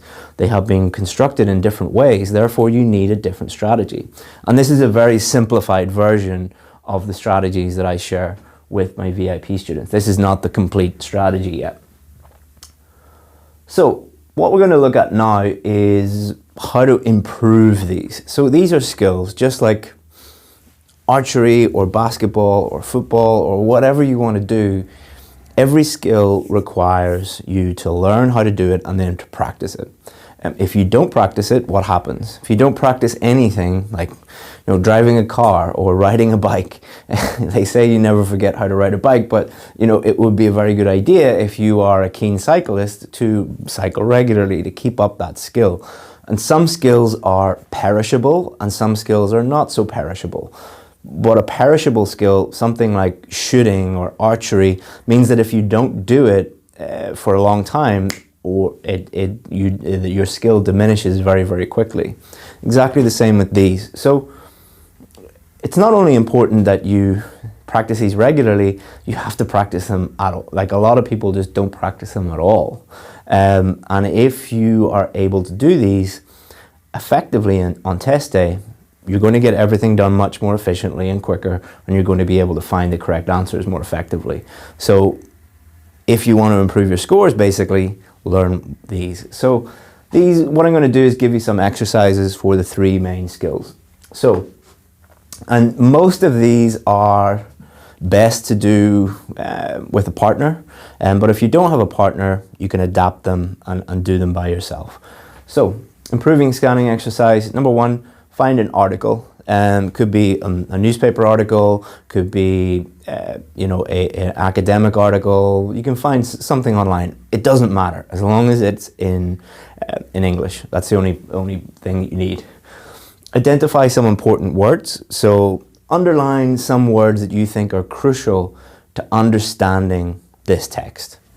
Number 3, change some of those words to synonyms. Okay, so what you're going to do is take those important words and change them to synonyms. So you could write these out on little individual pieces of paper if you were doing this with a partner. Then what you would do is you would swap them with a partner, and their job is to match the synonyms with the word that you underlined in the text. So you would obviously delete the underlined so it wouldn't be too easy for your partner. You could do this on your own by creating this and then leaving it, using it as a review game after a week or a month to help you with that. But if you do it with a partner, it will really, really help. So that's just like a really simple game. It's not the only game that you can use to help you improve scanning. If you're on your own, what you can do is, let's say you can try and find some specific information in a newspaper really, really quickly, like cinema times or stock prices or, what's going on in politics that day, or the scores of a cricket match or a football match. Like, just try and find that really, really quickly, and that will help you with your scanning. Moving on to skimming. Number 1, find an article, exactly the same as before. And number 2, create a title for each paragraph. So let's say you find a newspaper article and it has 8 paragraphs. What you're going to do is you're going to look at the paragraph, skim it, read it quite quickly, and then create your own title. So again, if you're doing this with a partner, write it down on a little piece of paper and have them for your partner. And then what you would do is your partner would be doing the same thing, and then you swap. So you have your partner's article and all these little pieces of paper with their titles on them for each paragraph. What you would do is you would try and match it with, and the person who gets the most within a time limit, because remember it's skimming, so you're going to do it on the clock, so you could do it in 1 minute or 2 minutes, whatever you need to do. And that's going to force you to skim your partner's text very, very quickly and try and match them up. Again, you could do this by yourself, by creating your own titles and then leaving them and using them to review. Or you could do this yourself by, if you have a newspaper, every single paragraph that you see, read it quite quickly, like 20 seconds, 10 seconds, time yourself, try and get faster and create your own title for each one. And that will really, really help you. Improving close reading, again, find an article and do this with a partner. Write 1 comprehension question. A comprehension question means something that you're going to ask someone and the answer will demonstrate that they understand the meaning, the general meaning of the paragraph or something specific within that paragraph. Basically, you're forcing the person, or forcing yourself if you're doing this by yourself, to look at it in detail. You can't skim it, you can't scan it, you have to really think about it and read every single word and really think about the meaning and what's going on in that paragraph. And again, just swap with a partner, set a time limit, do it with points. You could do this by yourself by creating your own questions and then, you know, leaving them until you forget about them and then coming back like a week later. Or if you're doing this by yourself, like you're reading a newspaper article, think about try and create your own questions anyway, and that will force you to think about the detail of the paragraph. You don't have to give those questions to anybody, but just creating the questions forces you to really read it in detail and think about it that way. So these are all just examples of active reading. You are reading for a purpose. You are doing something while you're reading. Compare that with how most students learn, which is just like reading an article or reading a newspaper. You're not really doing anything. Your brain isn't being activated in any way. You're just bored. Your brain is bored. But if you're doing those things, then you are doing something with the intention of improving something specific. You can do it with vocabulary as well. So, how to improve your reading skills? Number one, understand the difference between the 5 reading skills, Number two, practice thoughtfully and regularly. Do something while you're practicing and do it. You know, if you really need to improve your reading skills, you should be doing this every single day. Don't be one of those silly people who complains about not being good at something but doesn't do anything to improve it. That's crazy. Number 3, have a step-by-step strategy for all question types. We're going to look at this in lesson 3. So to look at our little pyramid here again, we talked about vocabulary in lesson 1. Today we talked about skills. Okay. And then tomorrow what we're going to do is we're going to look at strategy. And that will complete our pyramid. And that will complete raise your awareness about what will actually help you improve your scores. And tomorrow we're going to look at a step-by-step strategy for matching headings to show you how effective that strategy is and to convince you how important it is to have a strategy. But to just circle back to mindset, again, thinking about skills, you do have to practice them. You have to put in the work. Someone with a bad mindset will be like, can you not just tell me how to improve skills? Can you tell me how to improve my cricket skills or football skills or archery skills or swimming skills? No, there's no book on like how to become a better swimmer. You have to get in the pool and swim in order to do that. I can't give you like top 10 tips on how to improve your skimming or how to improve your scanning. I could, but it's much, much better if you actually put in the work and do it yourself. So again, mindset is absolutely crucial, not only for vocabulary, but for skills as well. Hopefully you find that interesting. And tomorrow we're going to put it all together into lesson 3, and we're going to give you a step-by-step strategy and show you how to implement it. Hello and welcome to lesson 3 of our reading mini course. So let's get going with lesson 3. So let's just summarize what we've done so far so that we know where we are. So in lesson 1, we looked at the key factors that will get you a 7 or above on the reading test. And we also looked at how important vocabulary was, and we gave you that vocabulary improvement plan. I hope all of you have begun your vocabulary improvement plan. In lesson 2, we looked at the skills, what those are, why they are important, and we showed you some practice activities. So hopefully you've got going with those practice activities. And today we're going to round it all off by showing you everything you need to know about strategy, what strategies are, why they are effective, how they are effective, and we're going to give you a step-by-step strategy for one of the questions so that you can see how powerful it is. And we're going to make this lesson as interactive as possible, just so that you can activate your brain cells a little bit instead of just sitting back and watching a video. So this is the most important thing throughout the whole course. Everybody is focusing on this and ignoring all of this. We talked a lot about vocabulary and skills already. We're going to talk a lot about strategy today, and at the end we're going to bring it all together by bringing it back to the most important thing, which is mindset. Okay, so why strategy? Well, this quote will tell you what I think about strategy. What does strategy mean? Well, if we read this quote first, a fool with a plan is better off than a genius without a plan. So being strategic when it comes to your preparation, when it comes to doing the test and doing the questions, means that you go in there with a very, very solid idea about exactly what to do. So being strategic about your preparation is knowing exactly what to study and planning it all out and actually doing it. Same with when it comes to the reading questions. You know exactly what to do and you do that on test day. I really like this quote. Another quote that I really like is, "An idea without a plan is just a dream." And I think that is very applicable to IELTS, because lots of people have the idea of getting a band 7 or getting a band 8 or getting a band 9, but it's just a dream. Until you put together a strategic plan of action, it will remain a dream. But those that are a bit more strategic about things and plan things out, they're the ones that get the scores. So we're going to help you with that today. So another reason why you should be aware of strategies and why they are so important for reading is these are just some of the different types of questions that might come up on the reading test.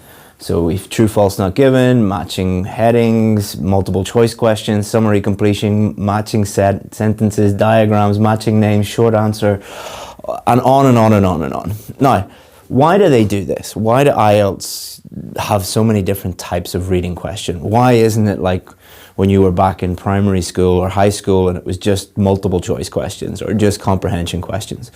Well, what these questions do is they simulate what it will be like when you move to London or Toronto or Chicago or Sydney or wherever you're moving to.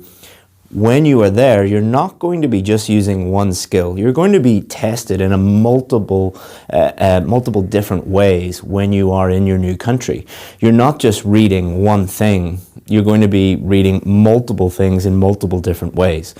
So these questions simulate what it's like to be in an English-speaking environment.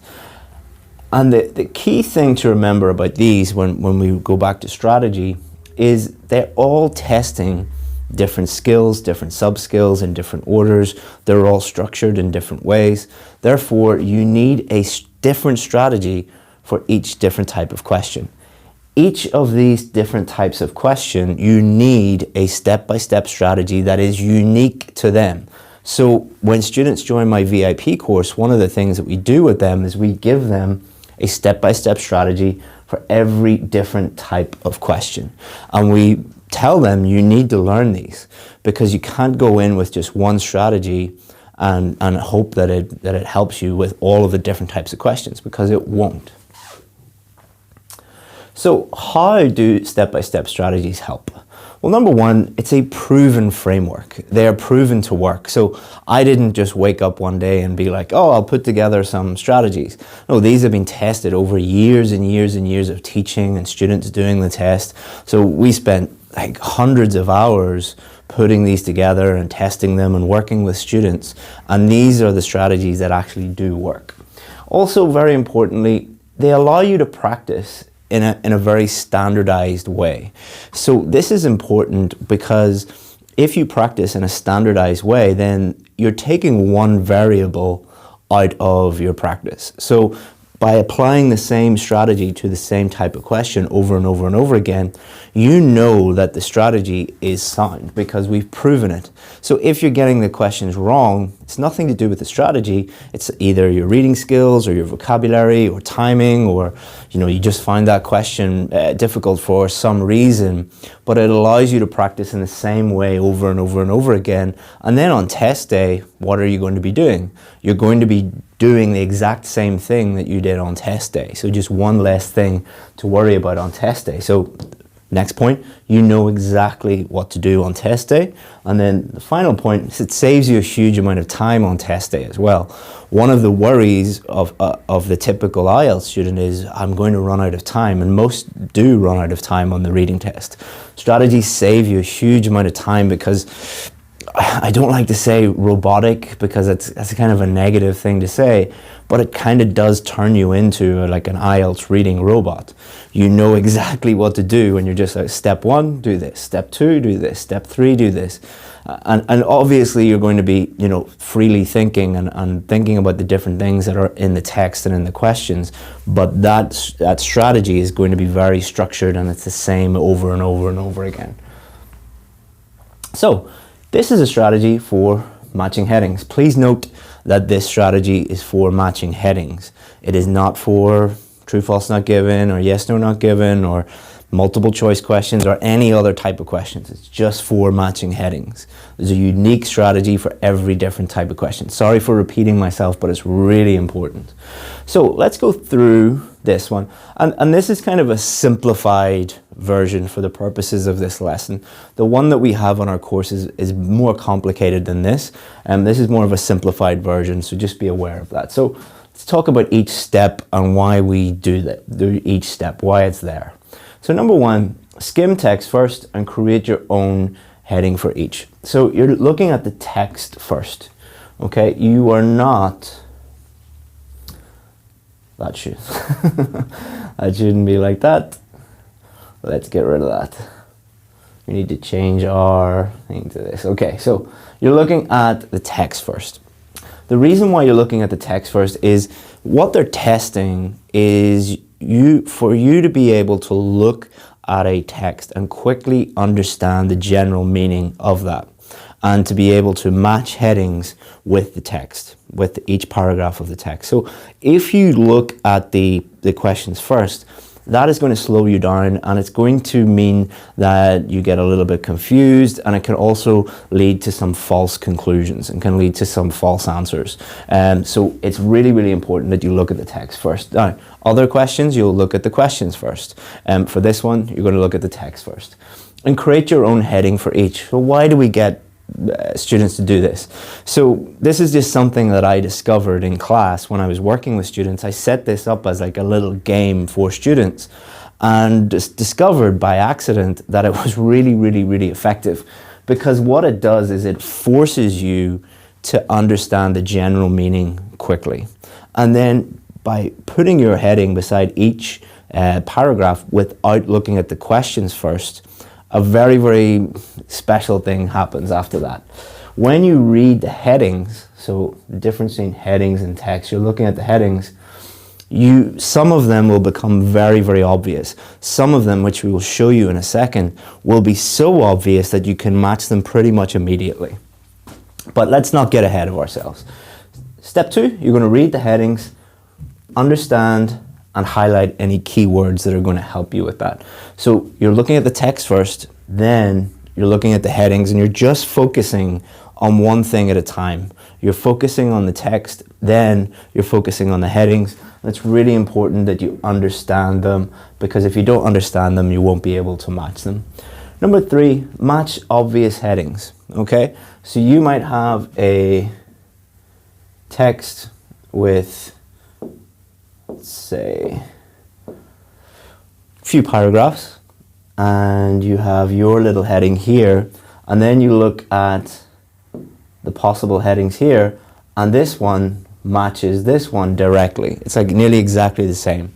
So that means that you can match them really, really quickly. Now, does that mean you'll be able to match 100% of them? No, but you will see if you use this method, you should be able to, it differs from question to question, but normally about half of them you'll be able to match really, really quickly. So let's say 3 out of the 6 you're able to match immediately. That leaves you with 3 out of the 6 to really, really focus on. So again, you're being strategic. You're really thinking about things and doing things in a very, very strategic way. As you can see, this took a long time to figure out, but it really does work. And then you're going to write the possible headings beside the remaining paragraphs. So there will be some remaining paragraphs that you haven't been able to match. You're going to then focus on them. Instead of focusing on all of them, you're just focusing on the ones that you do not know, that you're unsure about. So again, being really, really strategic, you can focus all of your attention, all of your focus onto those that you're unsure about. And then you come to a conclusion, okay? So that's the first time you've seen this probably. So let's look at what it might look like on test day. So here I have a paragraph from the Mary Poppins review from the New York Times. What I want you to do is I want you to read this quickly. So I'm going to give you less than 1 minute. And what I want you to do is on a piece of paper, or you can type it out, write your own heading. If you had to create a heading for this paragraph, what would you write? Okay, so pause the video, do it in less than 1 minute, and write your own heading. Go. I'll get out of the way. So you can pause the video now. There you go. Okay, so now you should have your own heading for this one. Really, really important that you do that. If you didn't, go back and do it. Okay, now let's look at another one. Same thing. What I want you to do, pause the video for about 1 minute, read it quickly, come up with your heading. Okay, so now what we're going to do is we're going to look at a list of headings. So here are a list of headings, and both of them should be, you should be able to kind of get a good idea of what they are already, but at least one of them will be very, very, very obvious, okay? Because you've created your own title. So what you can do now is think about your title for this one. So most students are able to match the first one with this one, okay? There's a review of the soundtrack. If you had looked at this really, really quickly, it talks about songs. It talks about a lot about songs and song titles. So if you read that quickly, words like melodic and lyrical and all of these things, you would have wrote something like soundtrack or songs or something like that. And then it would have been very easy to match it up with this one. Now, that leaves us with 3 options, okay? How the movie compares to the original, performance of the actors, and the screenplay is poorly written. So now, what we can do, instead of wasting any more time with this one, we're not going to waste any more time because we've already got the answer. We can really read this carefully, okay? And a lot of these you could just discard. So does it talk anything about the screenplay? Read it carefully, think about that. Does it talk about the actors, the performances? Read it carefully. Or does it talk about how the movie compares to the original? So what I'd like you to do is read this more carefully and decide which one of those so is it 1, 2, or 4, which do you think? So again, pause the video and think about it and have a go at picking it. And hopefully, because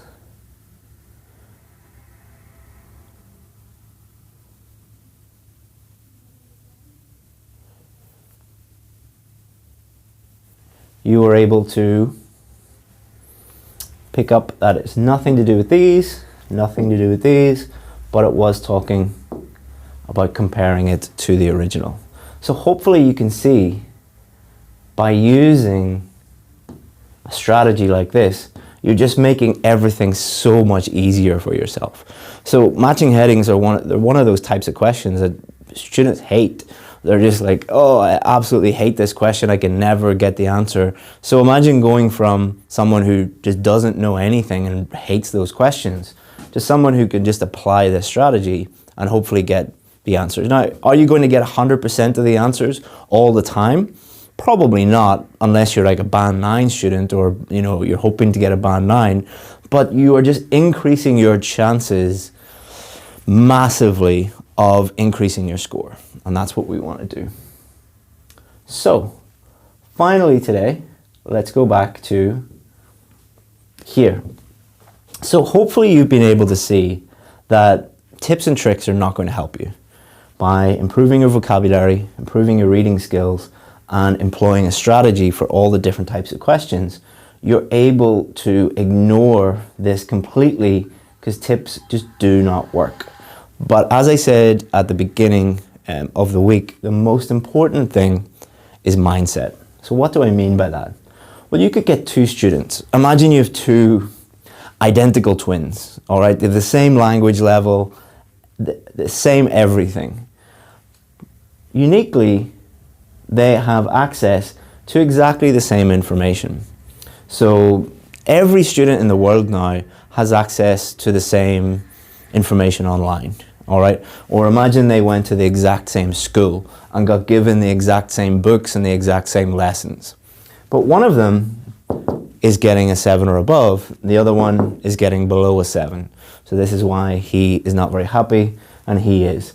So exactly the same information, same teaching, same everything. Why is one getting over a 7 and one is getting below a 7? And we see this every single day.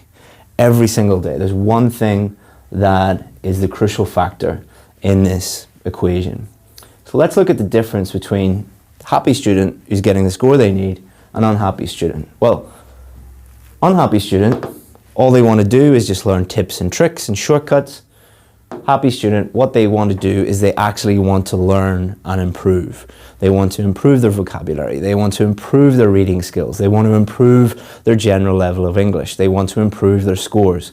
This attitude means all the difference in the world.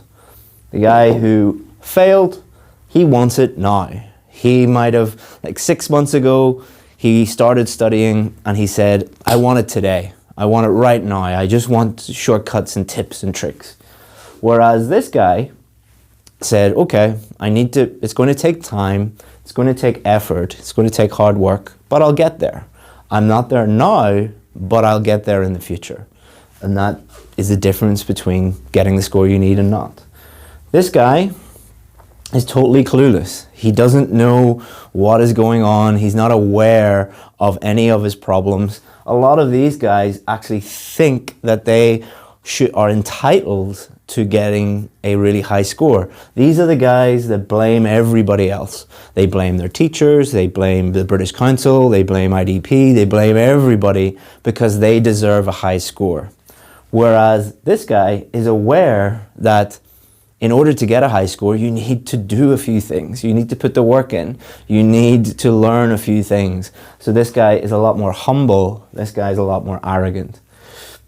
This guy is very strategic in his preparation and in what he does on test day.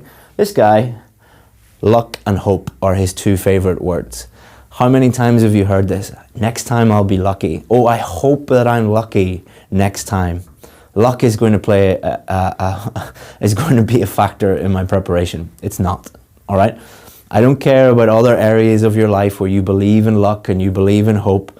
Don't apply that to the IELTS test. Luck and hope are the two most dangerous words that you can believe in. Finally, this guy sees mistakes and learns from those mistakes. He actually likes mistakes. He loves mistakes because they are an opportunity to improve. This guy, first mistake he makes, or the first time he gets a low score in a practice test or something like that, he just quits, all right? So the missing ingredient is attitude. This is all just attitude. And you can change any of this immediately. It doesn't actually require any effort or any work. It's just about changing your attitude, changing your mindset. And let's finish up this course by talking about one thing that we do on our VIP course. Now, if you only learn one thing from this whole experience, this whole mini course, pay attention to this. We've helped more students get the scores they need than any other course in the world. Why is that? Is because we're the best teachers in the world or the most intelligent or the most hardworking or anything like that? No, it really just comes down to our methodology and how we think about the test and how we think about preparation. So there's a few things that need to happen in order for you to improve. You need to learn what to do, okay? So if you have bad materials or, if your lessons are bad, if you've bad input, then you're not going to learn what to do. But you need to learn what to do first.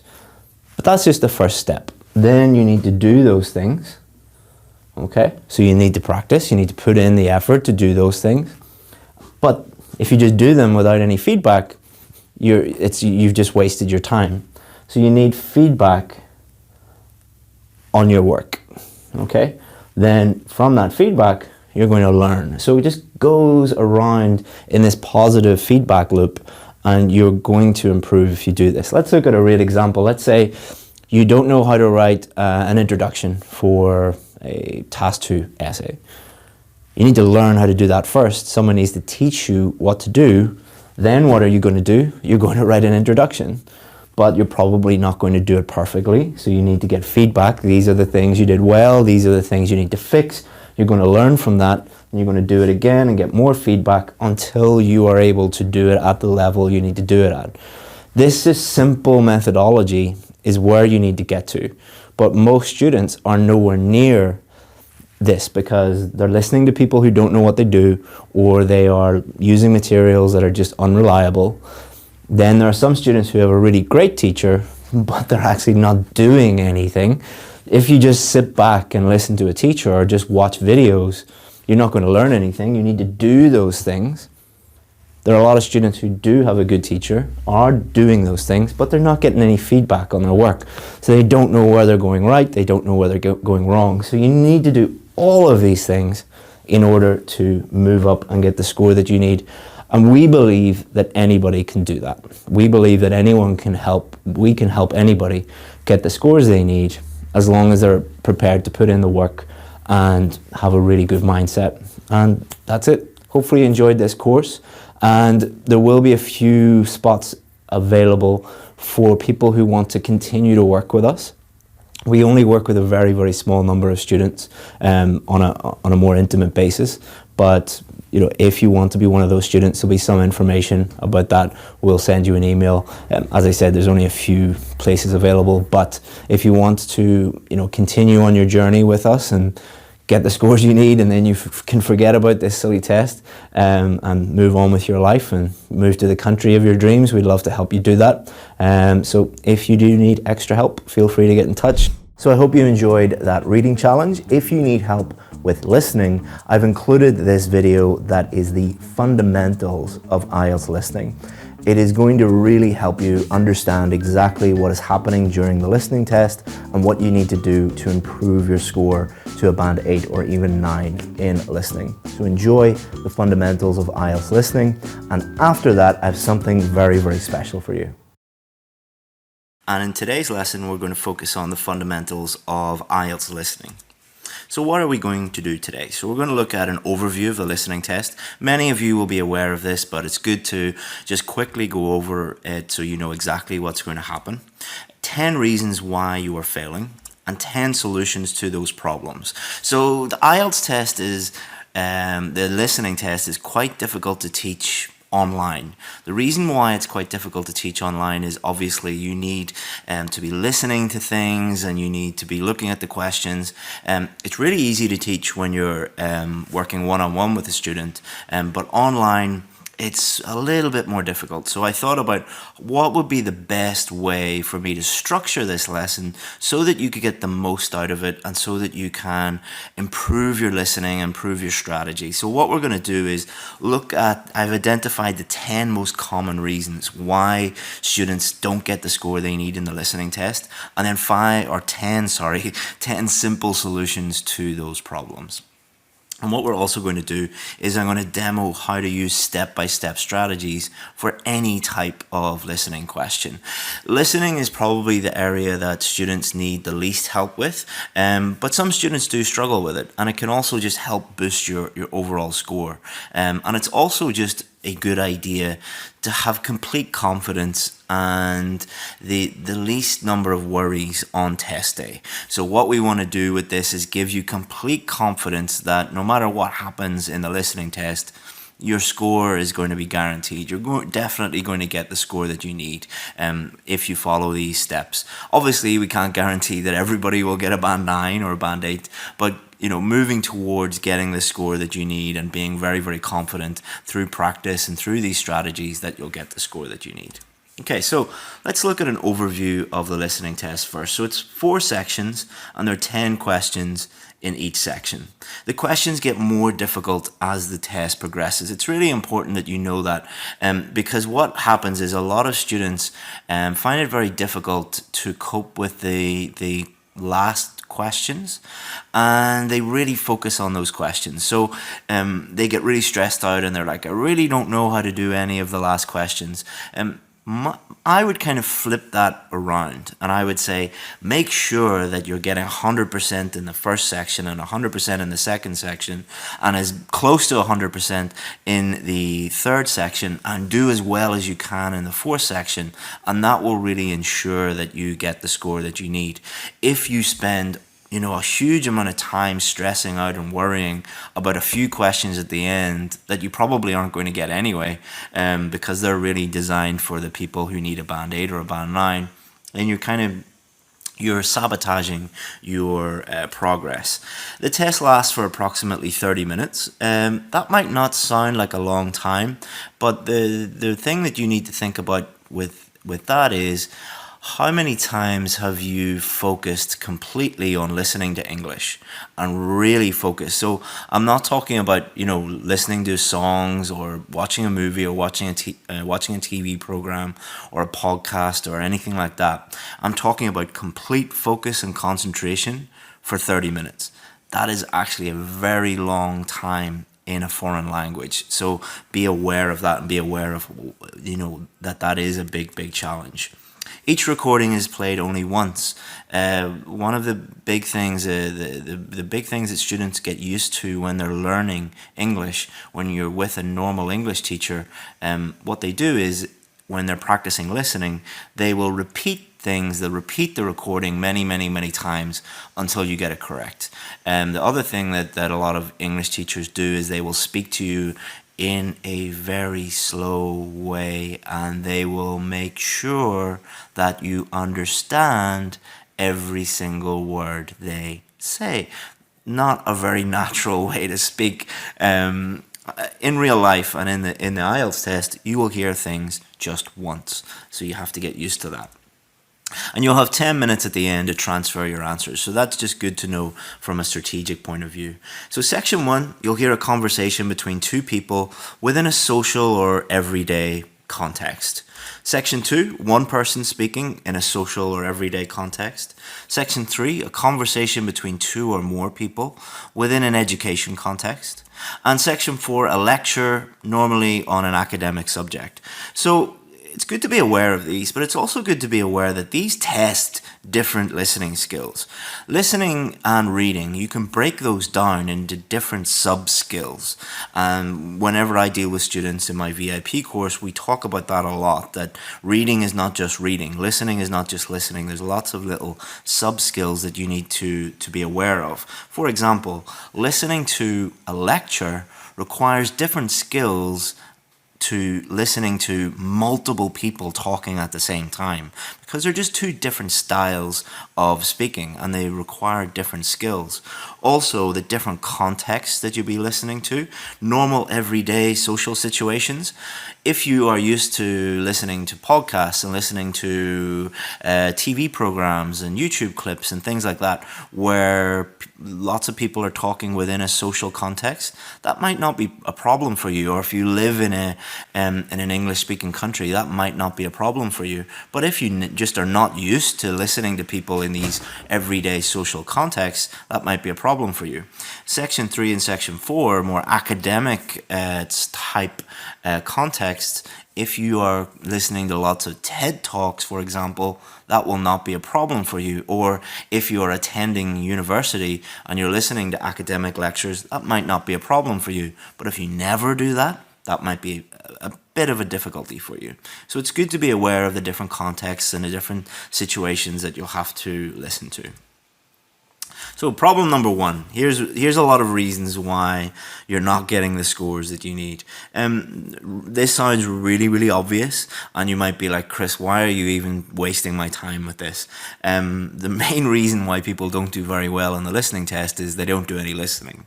This is pretty obvious, but probably the number 1 reason. So when I deal with my students, when I sit down with them one-on-one, if they have a problem with the listening test and they're consistently getting low scores on the listening test, first question I ask them is like, how often do you listen in English?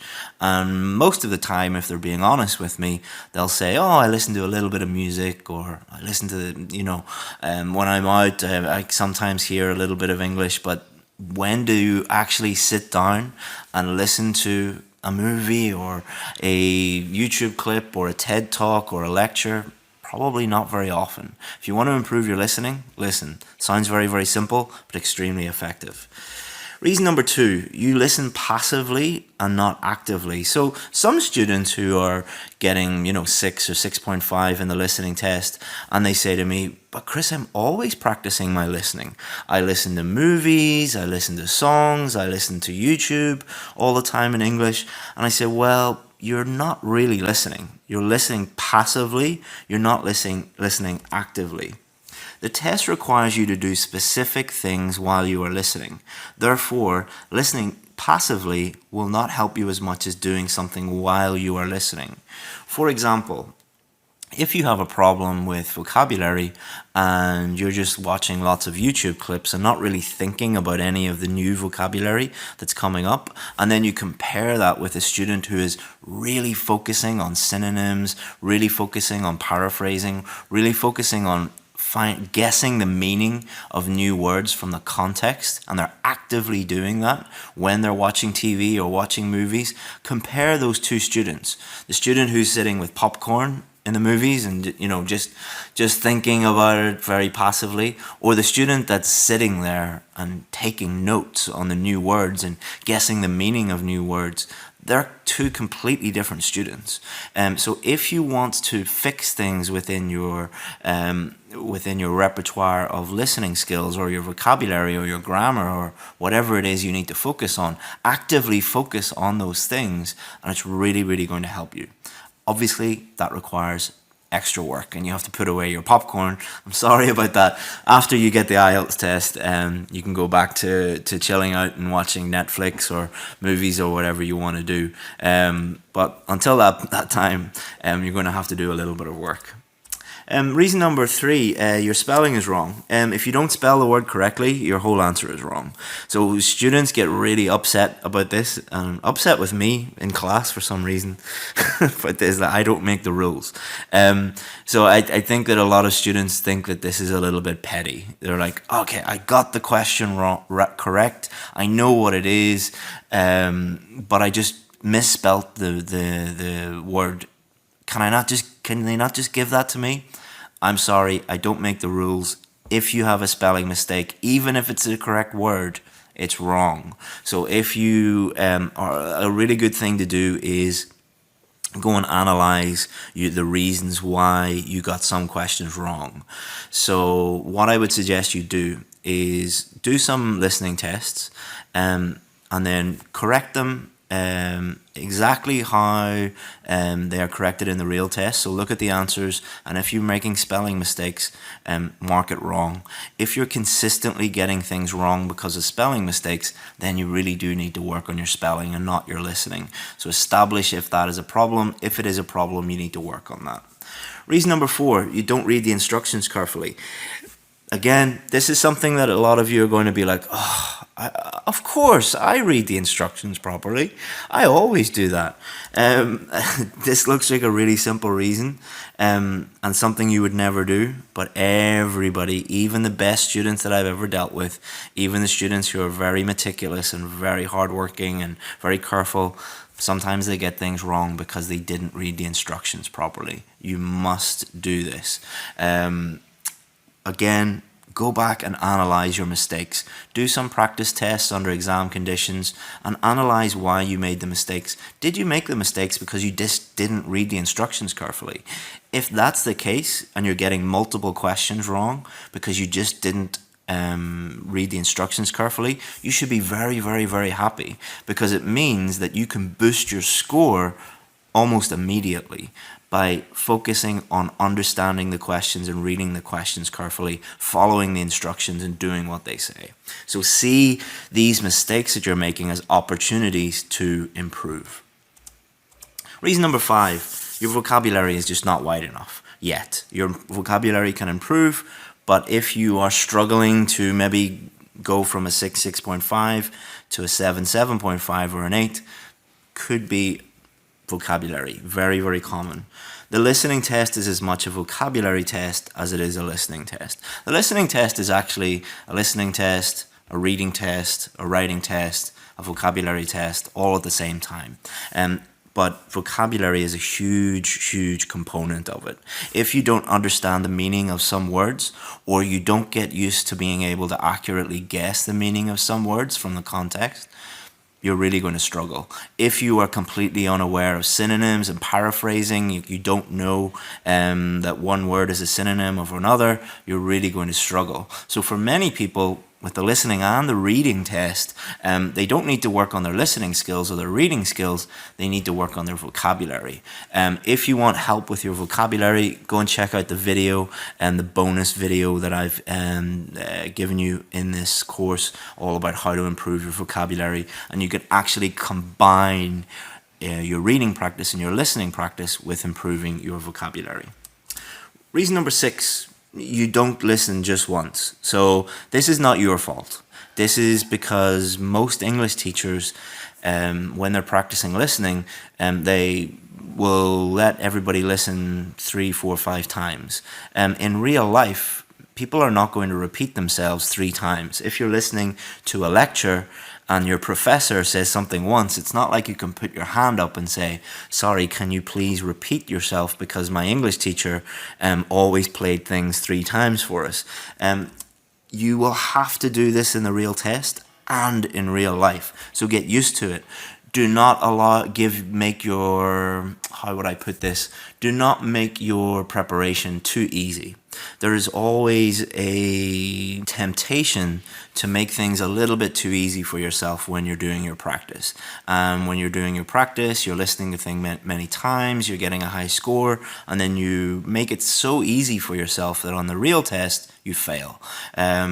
Most cultures have the saying that probably comes from the army of like, do the hard training before the war and then the war is easy. It's the same with IELTS. If you think about it that way, do all the difficult things, do all the hard work before the test, and then the test will be easy.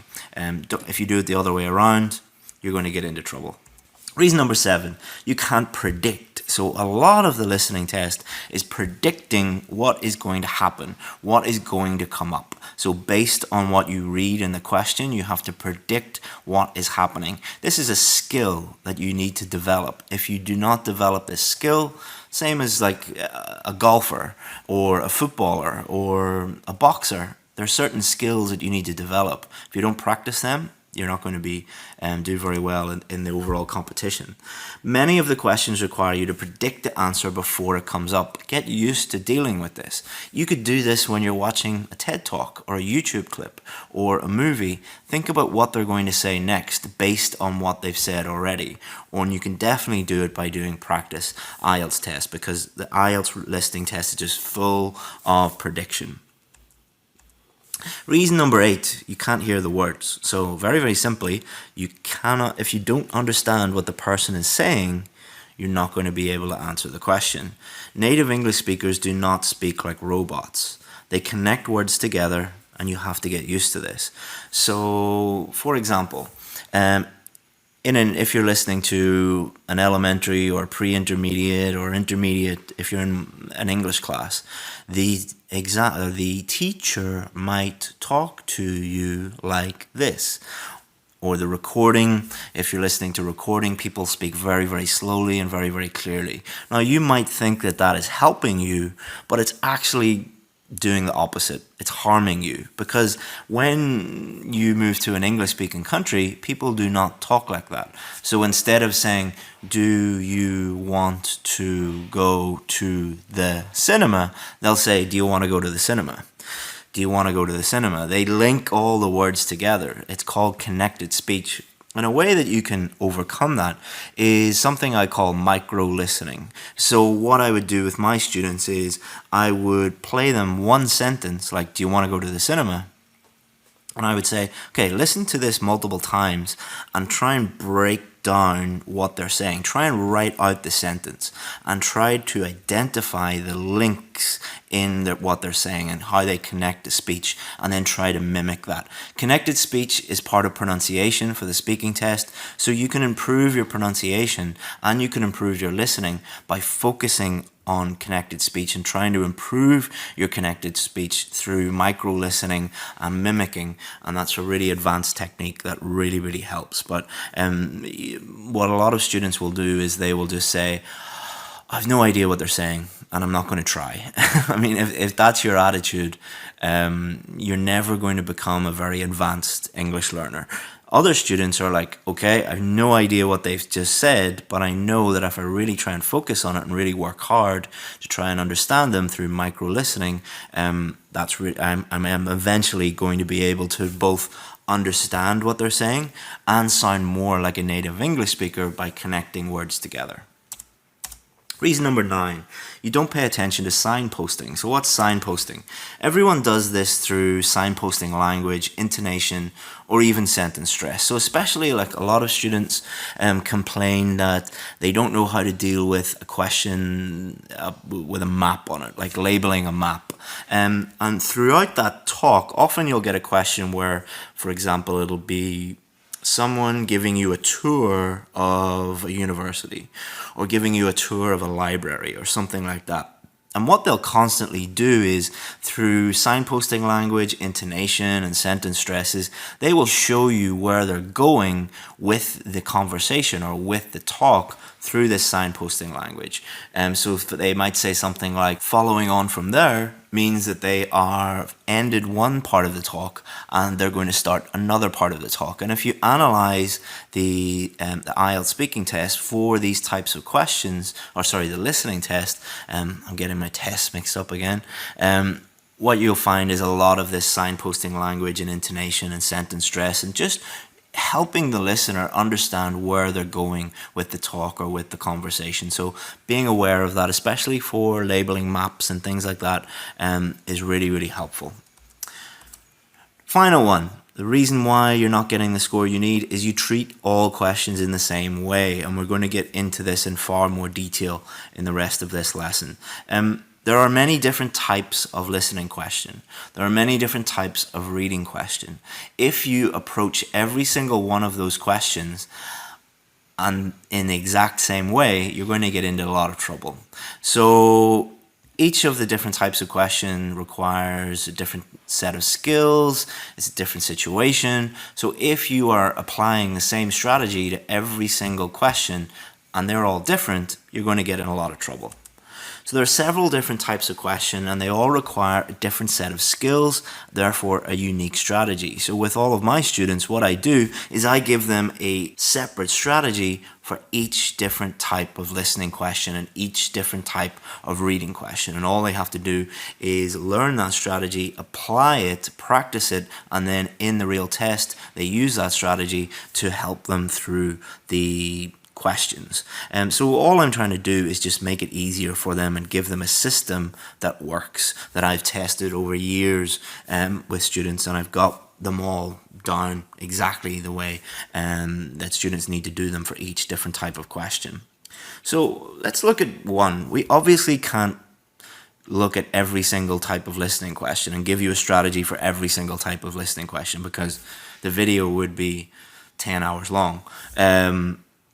So what I've done is I've just shown, just to show you how this works, and then you could maybe try and do this yourself for free, or you could just try and figure it out yourself if you want. But what I'm going to show you is a popular question on the listening test, something that students have asked about, and I'm going to show you how the step-by-step strategies work for this type of question. So here, I've took this from the official IELTS website. So here's a typical multiple choice question. Choose the correct letter. The type of insurance is economy, standard, premium. Customer wants goods delivered to port, Home Depot. Many of you maybe have done this question before. So what I'm going to do is I'm going to show you this question and then show you how I would help a student with this question. So what I often do with students is I say, go and do some practice tests and analyze the questions and tell me which questions you're very, very strong in. So which questions are no problem for you at all.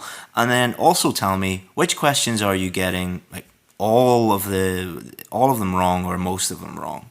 And that's how we strategically approach things. And what we do is we target those problem questions. So there's no point in working on questions that you get right every time. Just work on the questions that you really need help with.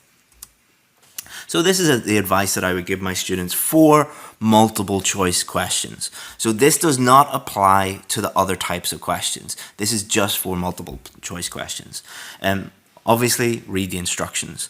That's well, I say that this is unique to multiple choice, and then the first one applies to them all. Sorry. Every single question, read the instructions carefully.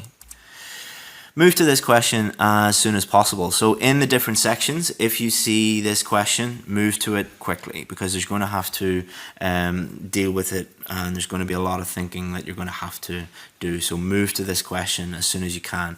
Do not sabotage the rest of your test by focusing on one question that you're not sure of.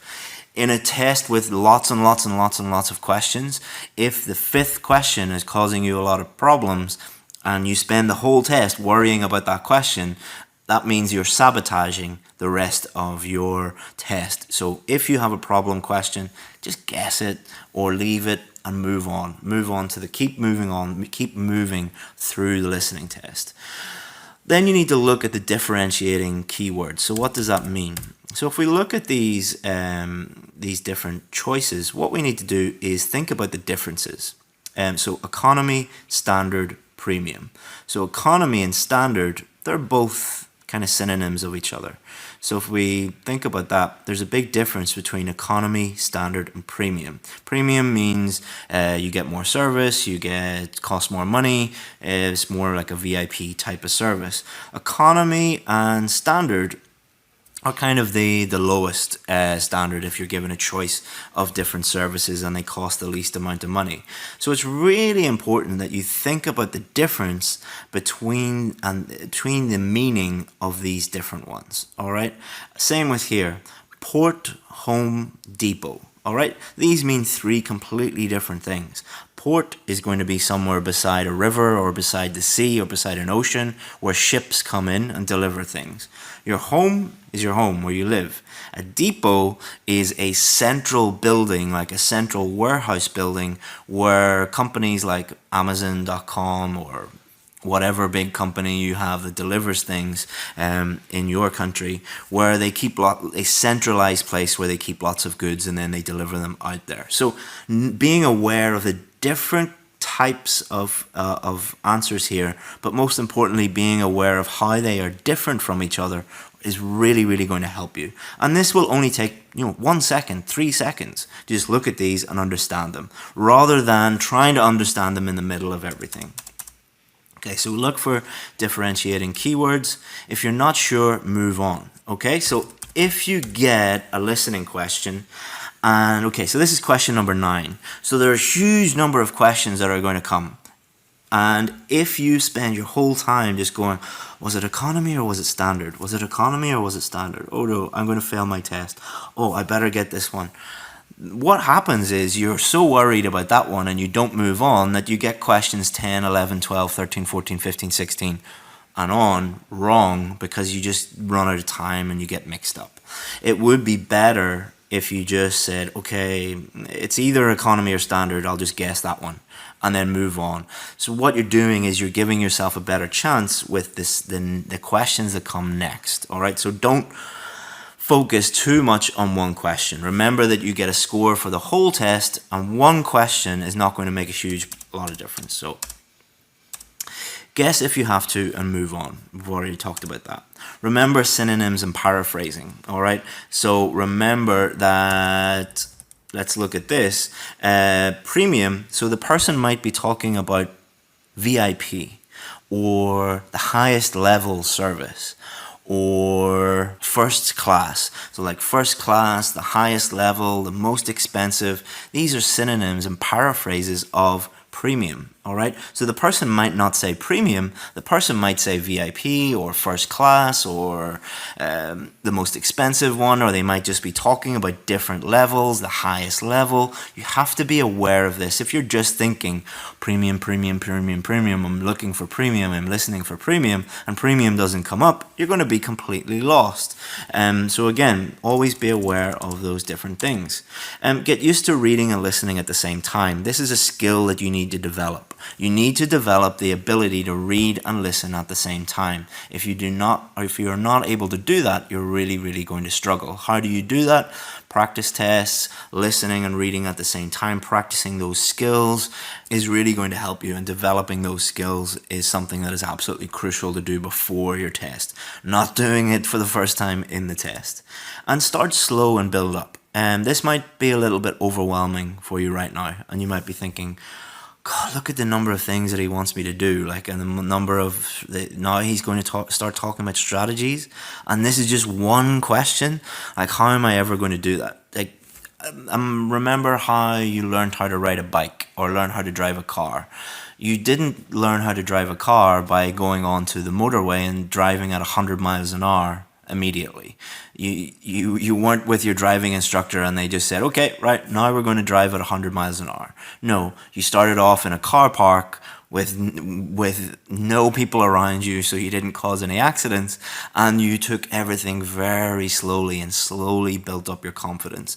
That's what you need to do, not just in the listening test, but every single part of the test. And if you're listening to this right now and you're thinking, but I want a band 8 next week, and you have done the test 17 times and you keep getting a 6, but you're saying, I want to do the test and I want to get an 8 next week, you're being very unreasonable, and you're being very unrealistic. And you might think that that is a silly thing to say, like someone failing 17 times. I've dealt with students who have come to me and said, I failed my test 14, 15, 16, 17, 20 times, but I want to do the test next week and get a band 8.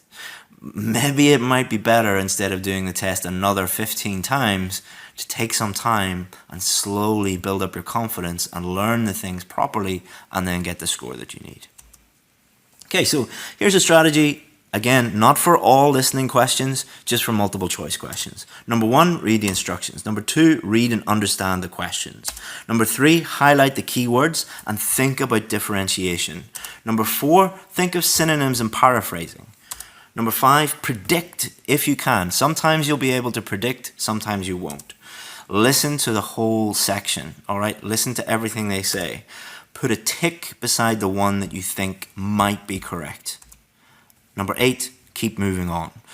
So all of this might seem like, yeah, I know all that, or I do all that, but what you want to do is you put that into a system, put that into a strategy. Just like when you're learning how to drive a car, what you do is you put your seatbelt in first, then you check your mirrors, then you check this, then you check that. So it's a system, it's a strategy that you follow each and every time. So if we look back at this question, so you'd read the instructions, okay, so I just choose letter A, B, or C. Okay, so I'm not going to give the answer. So if the answer was economy and it says choose the correct letter and you write economy, you're wrong.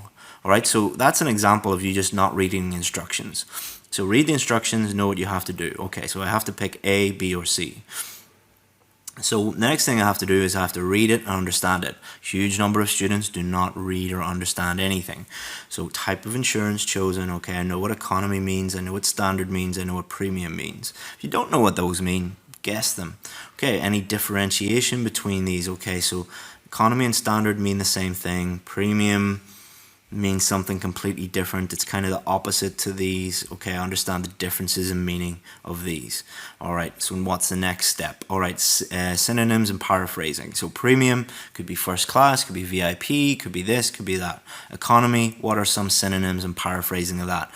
Prediction, can I predict what they're talking about? Okay, so I can't predict this, but what I can predict is they're going to be talking about insurance, and they're going to be talking about different levels of insurance, the quality of the policy. So I'm thinking and I'm predicting, and that makes it much, much, much, much easier for you to identify your the answer when it comes up. Okay, so then you've got to this stage where you're listening to the whole section. Put a tick beside the one you might think might be correct. Remember, listening is different from reading in that you will be given time at the end to move your answers over. So you don't need to decide then, you can just put a tick beside the answer. And then what you do is you keep moving on. So if you were really stuck on this question and you were not sure between economy and standard, just put a tick beside both of them. You're not sure, and then move on to this one. Time is your enemy. The recording is not going to stop. It's just going to keep going on and on and on and on. So you have to get used to that.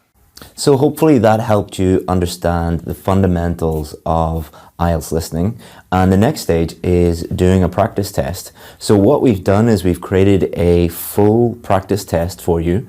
And all you have to do is just click the download button below, and you'll be able to download a PDF document with step-by-step instructions on how to do the test and how to send it to us. So do the test under exam conditions, and you'll be able to do it in the same way that you'll do it on test day. And then you'll be able to send us your results, and we'll be able to give you the answers and allow you to get some feedback on your listening. Because there's no point in learning the fundamentals and learning the principles if you don't actually put that knowledge into action. So do it under exam conditions, and you'll get to know where you are, get to know what your score is, and get some feedback on your listening performance.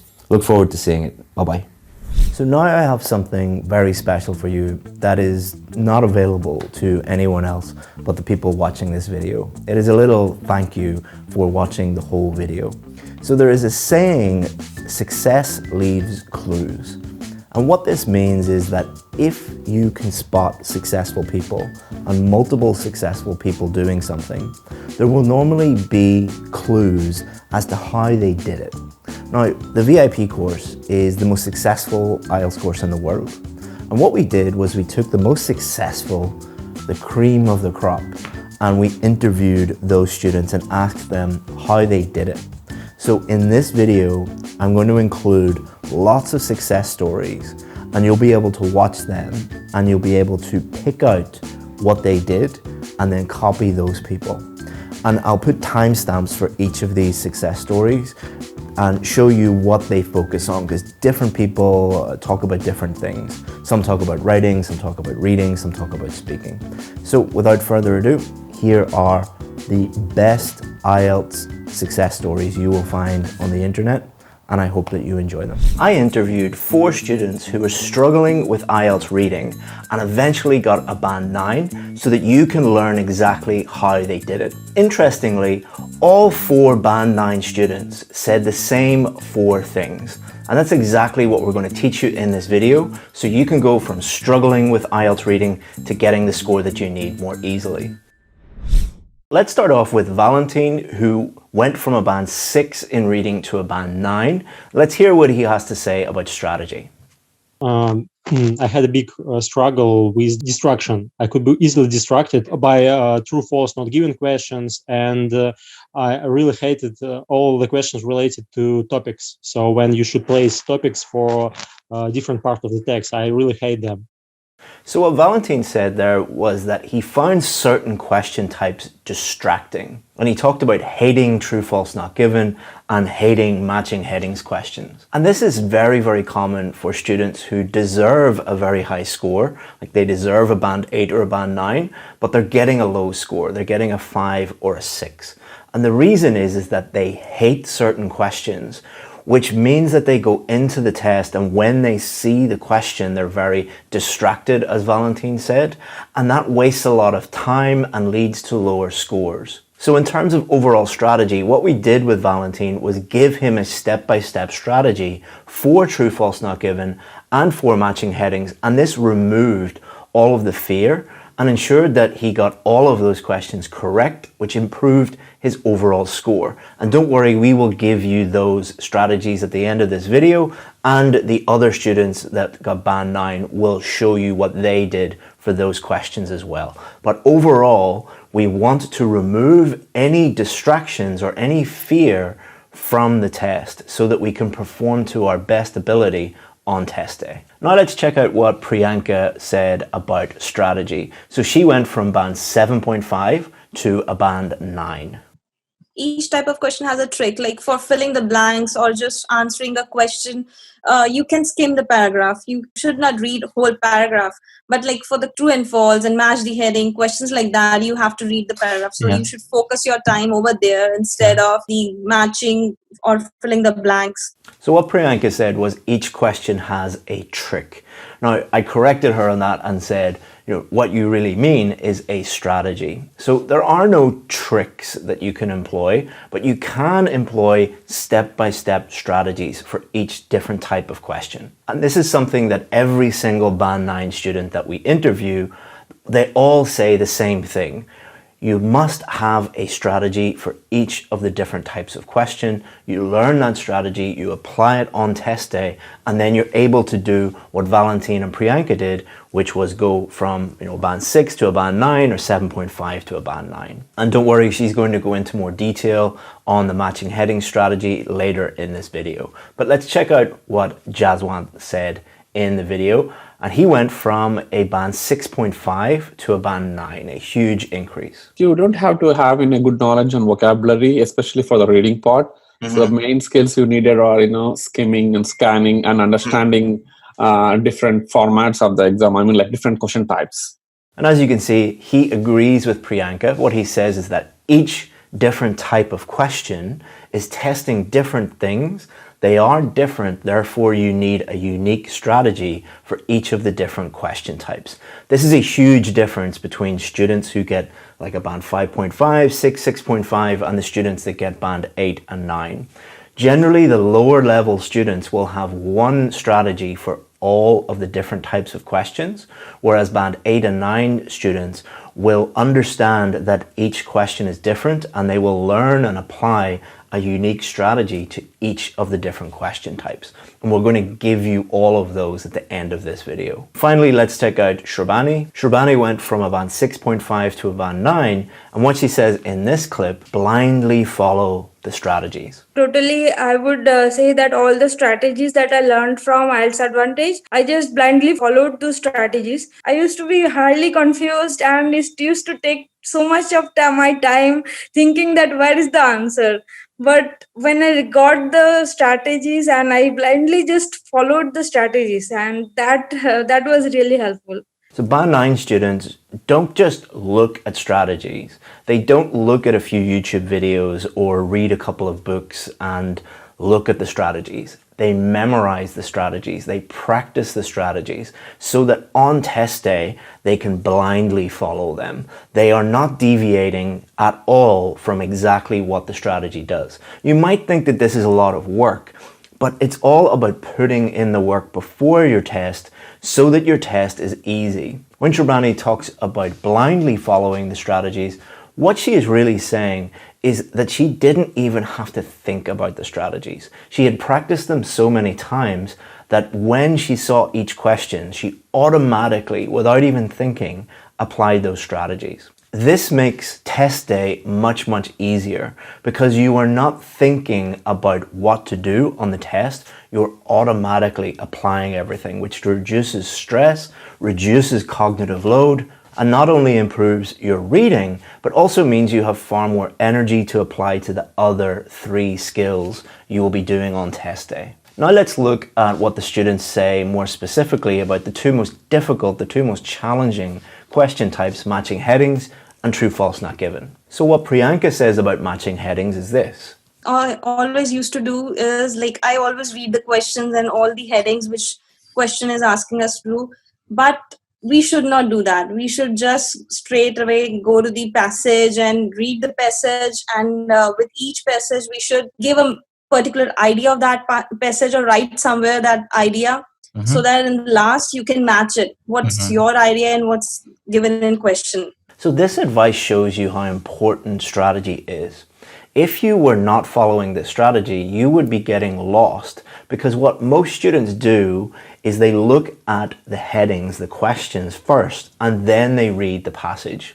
That means that they're going to waste a lot of time and they're going to be looking for things that are not there, and they're going to get highly confused, not know what to do. We do exactly the opposite. We taught Priyanka to look at each of the question paragraphs first and actually create their own headings for each paragraph. And then you look at the list of headings, and it's much easier because all you have to do then is match your headings with the list of headings in the question there. Now let's check out what Jaswant has to say about matching headings. I loved your tips, Chris. Before I used to start, just going through the paragraphs, and I used to do all that. But then you told me that don't see the headings before even starting the paragraphs, right? So that's the one key important that helped me to score the perfect 9 in the reading exam. So exactly the same advice, exactly the same strategy. And when you see successful people doing the same thing, there's a quote, "Success leaves clues." Whenever you see successful people in any walk of life doing the same things, you should copy them. Now let's check out what Shrubani has to say about matching headings. When it comes to matching headings, we have to read the passage first, make our own headings, and then match those headings with the headings given. So practicing these strategies and remembering those strategies, this takes couple of sometimes need a lot of slow practice. So not only did Shrubani give advice exactly the same as the other 2 Band 9 students, she also gave advice about how she learned the strategies. Because Band 9 students, as I said before, don't look at a strategy once, they memorize it. And she talked about slow practice. Slow practice is when you get some real practice tests and you don't try and do them as quickly as possible. You don't do them under exam conditions. You open up the book, you find the question type that you want to work on, and you work on learning the strategy, not on getting all the questions correct. It doesn't matter at that stage. That is why we call it slow practice. You might take 20 minutes for one question or 1 hour for one question because your focus is on learning. Your focus is not on getting up to exam speed. So very good advice from another Band 9 student there. So I'll give you that matching heading strategy in a lot more detail at the end of the video for free. But let's see what they have to say about true, false, not given, because it is completely different. So let's check out what Shrubani has to say about true, false, not given. For true, false, not given, for example, I used to read the passage first, and for not given questions, I used to be highly confused, and it used to take so much of my time thinking that where is the answer. But when I got the strategies and I blindly just followed the strategies, and that was really helpful. So as you heard there, Shrubani would read the text first for true, false, not given, and this would lead to a huge amount of confusion. And this has knock-on effects on the rest of your test. Because if you think about it, if you get lost with one type of question, it wastes a lot of time and it also really increases stress. So a lot of students that we work with deserve a band 8, 8.5, 9, but because they mess up one part of the test, that means that the rest of the test is messed up as well because you're running out of time, you're very stressed. When you're stressed, your brain is not working optimally. So it is really important that you establish what your weaknesses are and have a strategy for each of the different question types. So let's check out what Priyanka has to say about true, false, not given and the differences between what is true, what is false, and what is not given. If you have read the paragraph first and then you are reading the question, then it's really easy to know that it's not given in the paragraph. So you should mark it not given. So what she's saying there is not that she read the text, the paragraph first, and then read the questions. She's talking about comparing the paragraph that you think contains the correct information and the question statement. And if you can't find any information in there, then it's not given. And really what Band 9 students say over and over again is you must develop the confidence to write not given, because searching a paragraph for something that is not there is like me telling you to go into the next room and find something that is not there. It's going to take you a huge amount of time, and you're going to get lost and you're going to get confused. By practicing the strategy that we'll give you at the end of the video, it gives you the confidence to immediately look and say, okay, this isn't here, I can't find it, let's move on, and not given. And then she says, when something is there. So when something is there, then you have to think about, is it true or is it false? So if it's not there, not given. If there's something in there related to the question statement, then you decide, is it true or is it false? But when something is there and you can correct that sentence, that means it's a false sentence.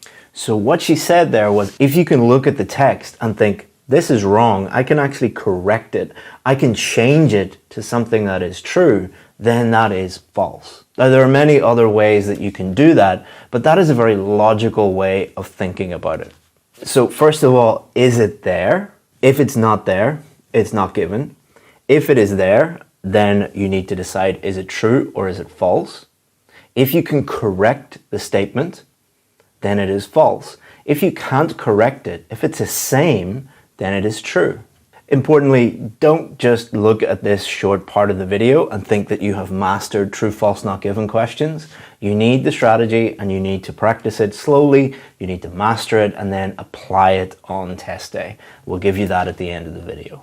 Now let's move on to time management. It's very common for students to email us and ask us for time management tips. But what Band 9 students say is completely different from time management tips. Let's have a look at what Priyanka says. Actually, I never faced problem with time management. Since I started practicing, like from first day, I was able to complete my test in 1 hour. So she never faced an issue with time management at all. Does this mean that you can't learn from her? No, because this is reflected in what Jaswant said as well. For reading, I did like more practice on, I was reading some online articles, as you always suggested in the course. Like I've been going through and reading the BBC articles. So that really improved my skills a lot. So he talks here about reading in his spare time. To be honest with you, Chris, I was more interested in wildlife. So I was reading more that kind of, things that interested me. That will make you to, read anything with ease, right? So you don't have to struggle with anything. He talks about reading something that he loves, reading about wildlife. If I find any new vocabulary, I will make a separate note of it. And then here he talks about making notes about new vocabulary. What has this got to do with time management? So both these Band 9 students were reading in their spare time. They were practicing that skill. They were reading things that they enjoyed, so they were doing it sustainably and regularly. And they were actively reading. They were improving their vocabulary as they were doing it. This means that time management is not an issue at all. You do not improve time management by learning time management tips. You improve time management by becoming better at reading. Let me give you a quick analogy. So Usain Bolt was the fastest man in the world. Is Usain Bolt better at time management than these guys? Are these guys behind Usain Bolt because they don't have the same time management skills? No, Usain Bolt is better at running. These guys are not as good at running as Usain Bolt. Exactly the same with not only the reading test, but also the writing test. Students that get a Band 9 do not think about time management at all. When I did the real IELTS reading test, I got a Band 9 in 20 minutes. After 20 minutes, I just went to the toilet and then came back and just stared at the ceiling. That is not because I did anything magical or looked up top 10 magic time management tips the night before the test. In fact, I was in the pub drinking the night before the test. It's because I'm a native English speaker and I am an IELTS teacher. Of course, I should easily be getting a Band 9. But there is one extra thing that Band 9 students do related to time management that lower level students don't do. So there are 3 sections in the reading test. Section 1, Section 2, Section 3, and they will get more difficult as you go through them. Let's have a look at what Shrabani has to say about that. What I did, I did some time bounding practice, and I checked that each and every section, how much time I'm spending. And I realized that initially I used to spend a lot of time in the section 1 and section 2. So I used to have very little time left for the third section. In an Excel sheet, I marked my times, like I'm taking 7 minutes. Initially I used to take 10 minutes. After that it came to 7 minutes. I told myself that I have to make it finished by 5 minutes. And so this type of practice actually helped me to complete the test within time. And Jaswant says a very similar thing here. So I don't know, how much time I should allocate for each section. So I try to complete, first 2 sections in 30 minutes so that I will have plenty of time for my section 3, right? So what they understand is because the questions get progressively more difficult, they spend a lot more time on the more difficult questions later on in the test. So most Band 9 students that we work with tend to not think about I must spend this number of minutes on each question or this number of minutes on each section. What they generally do is they try to get section 1 and 2 done as quickly as possible. Correctly, but as quickly as possible. And then that gives them a lot more room, a lot more time at the end to really think and focus in on the last most difficult questions. So to summarize Band 9 advice, real Band 9 advice from real Band 9 students. Each question is different and you must have a separate strategy for each of them. True, false, not given and matching headings questions are difficult and can cause problems, but not if you practice them and master them and apply a real strategy to those questions. And then finally, time management tips just don't exist. It's all about improving your reading skills and your vocabulary. And if you get to that level, Band 9 is inevitable. It just will happen for you. Okay, so this is a very special video that we're going to make today. One of the most successful students that I've had, Sana, I posted her results last week. She got 8.5 overall, and we got a huge response from people who wanted to get more information about her, wanted for me to share her story a little bit more. So we're going to do a video with her today, and she's going to help you guys with some advice on how maybe not get 8.5, but help you reach your goals. So Sana, can you first of all just introduce yourself to people and give a little bit of background information about yourself? Yeah, of course.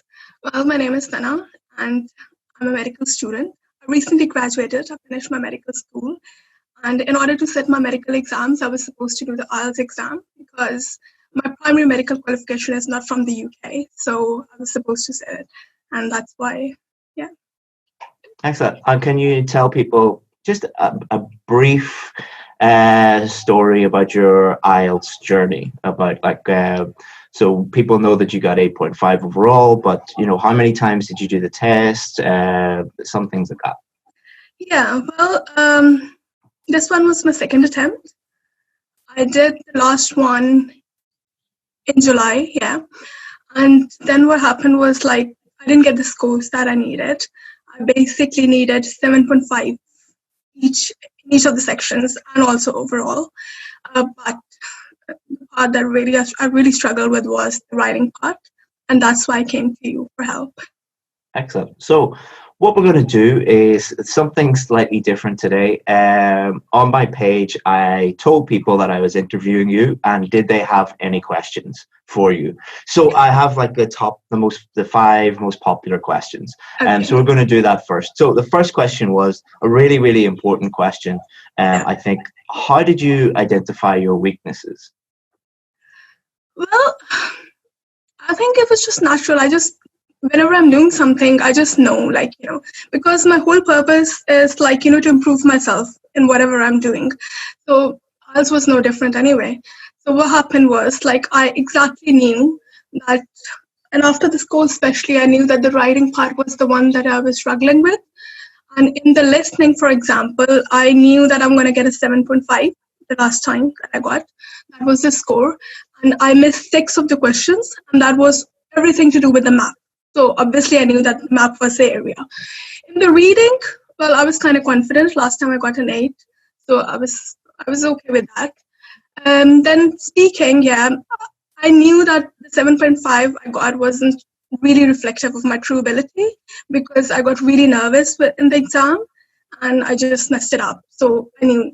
And in the writing, I obviously knew because of the score that I got that I'm not up to the mark because I got a 6.5 and I needed a 7.5. So I just knew everything exactly where I'm falling short.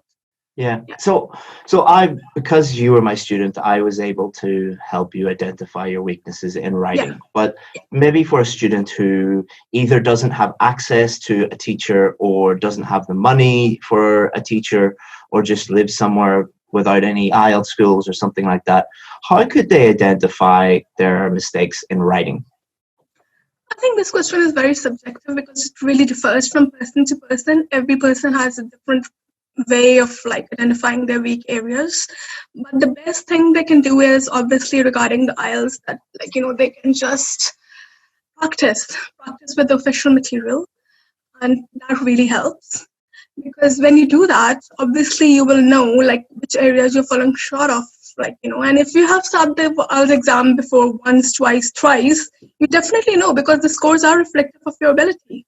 So obviously I knew, in the listening part, for example, I knew that the maps was the thing that I was really struggling with because when it came in the exam, I got all 6 of them wrong. So if you subtract 6 from 40, obviously it's 34 and it's a 7.5. So you just know because you practice and you practice a lot.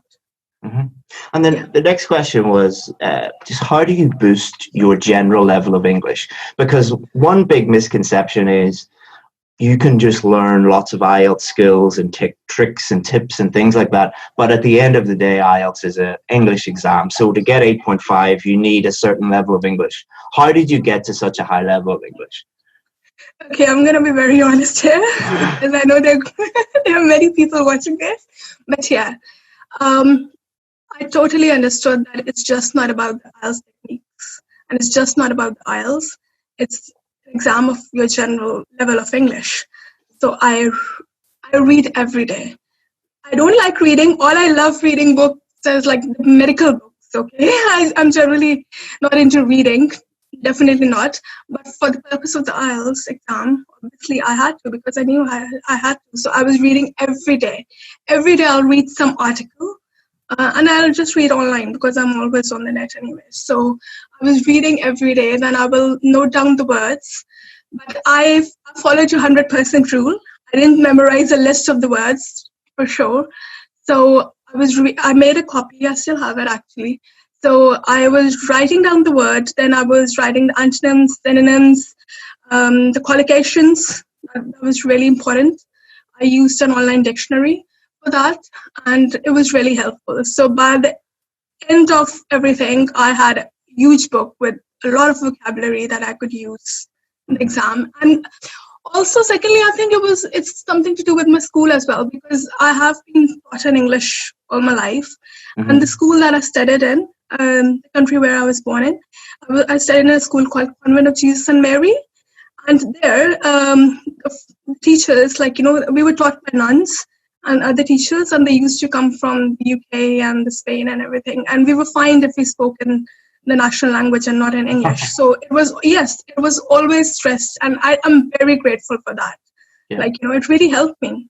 Yeah, so I think for anybody wanting, just do what you did. Surround yourself with English, which could mean reading every day or listening every day, speaking to people. Just do whatever you can in English. Yeah, and I listened a lot as well, actually, to be honest, because I love watching documentaries regarding human trafficking and prostitution and stuff like that. I'm just interested in those topics. Those things that affect socially, everybody. So, I would watch a lot of documentaries. I love documentaries. Yeah, so choose something that you're interested in. Like it doesn't have to Definitely. It doesn't have to be like an academic book. No, of course. I mean, if I was choosing an academic thing, I would definitely choose something related to medicine only.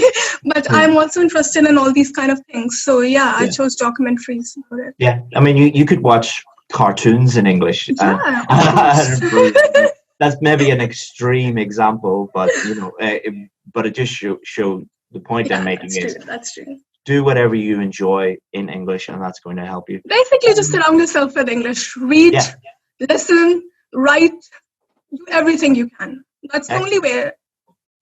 Okay, so the next question was, this is a really popular question, but I don't think that the answer is going to help a huge number of people because it is so subjective. But how much time did it take you to get to that score? Okay, as you already said, it's very subjective, so it differs. But for me, it took around a month. Yes, exactly a month, actually. Not even a month, because it was exactly 28 days.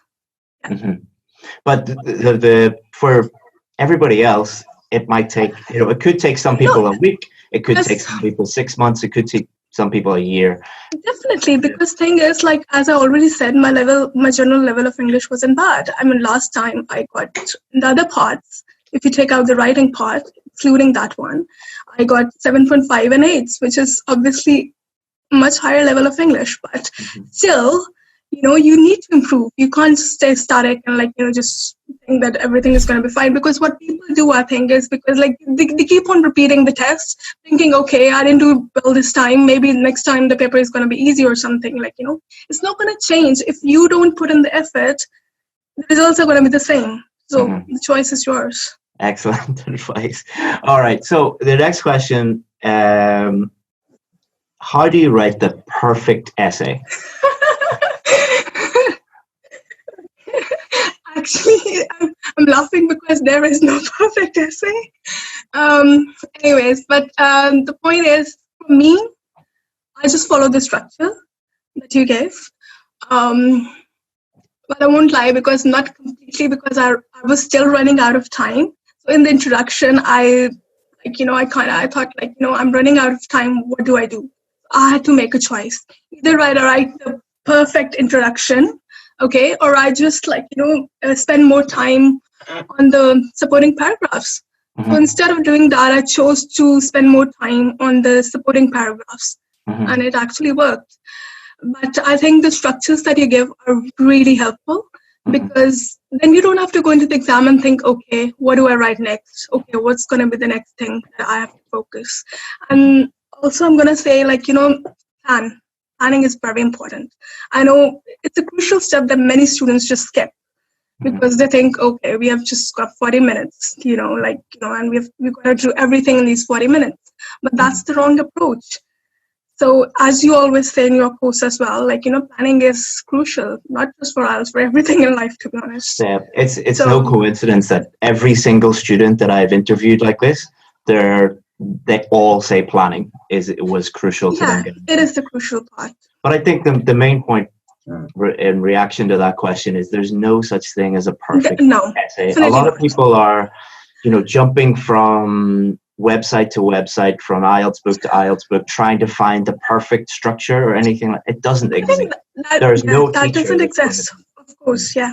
You're right. So writing the best essay that you can, the most effective essay that you can, is what your goal should be. Not trying to find someone who will teach you the perfect essay, because it's not a mathematics question. Well, it doesn't exist. So if some teacher is doing that, I think it's just a bogus or something. Yeah. So the next question that people wanted to know from you, and I think you'll have a good answer to this, because I spoke to you the day before your test and the day before your results, and you were very stressed out. Yes. So how did you cope with stress? Well, I was very stressed, firstly, because it was the second attempt. Okay, now I don't want to sound negative or something. I know there are many people who have done it 13 times, 14 times, and thumbs up to them. But the thing is, for me, it was a setback for me, because I couldn't believe that. I mean, I've studied English all my life, and I've studied in the best schools and everything, and how come I couldn't clear it?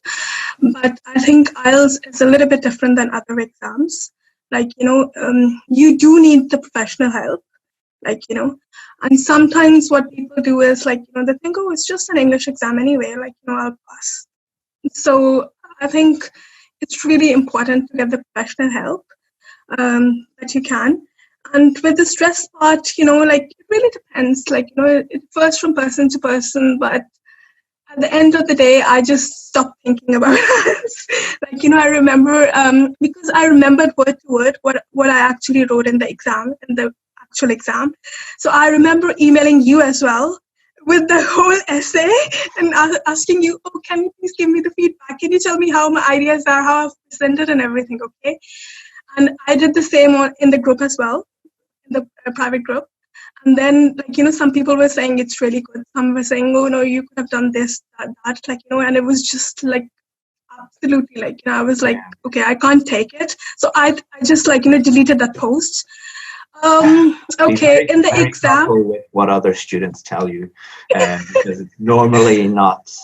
Some of it is very, very good advice, but some of it is. Yeah, so you told me not to worry. So after that, after hearing your advice, like, I acted on it and, like, I just deleted the comment. But yeah, what I did in the exam, like, I thought, because I messed it up last time because of getting nervous. I mean, like, obviously the 7.5 was not, like, it was not my real mark. I was pretty sure on that in the speaking part I'm talking about. Like, so I thought, that's it. I mean, what I'm getting out of being nervous anyway, like, just a 7.5. So I thought, like, forget it. Like, I'm not gonna think about it. It's not an exam. So I literally went in there and I was talking to the examiner as if I've known him for 20 years or something. I literally did that. And that is the best advice I can give to anybody who's not getting a score in the speaking part for sure. Like, don't be nervous. It's not gonna help.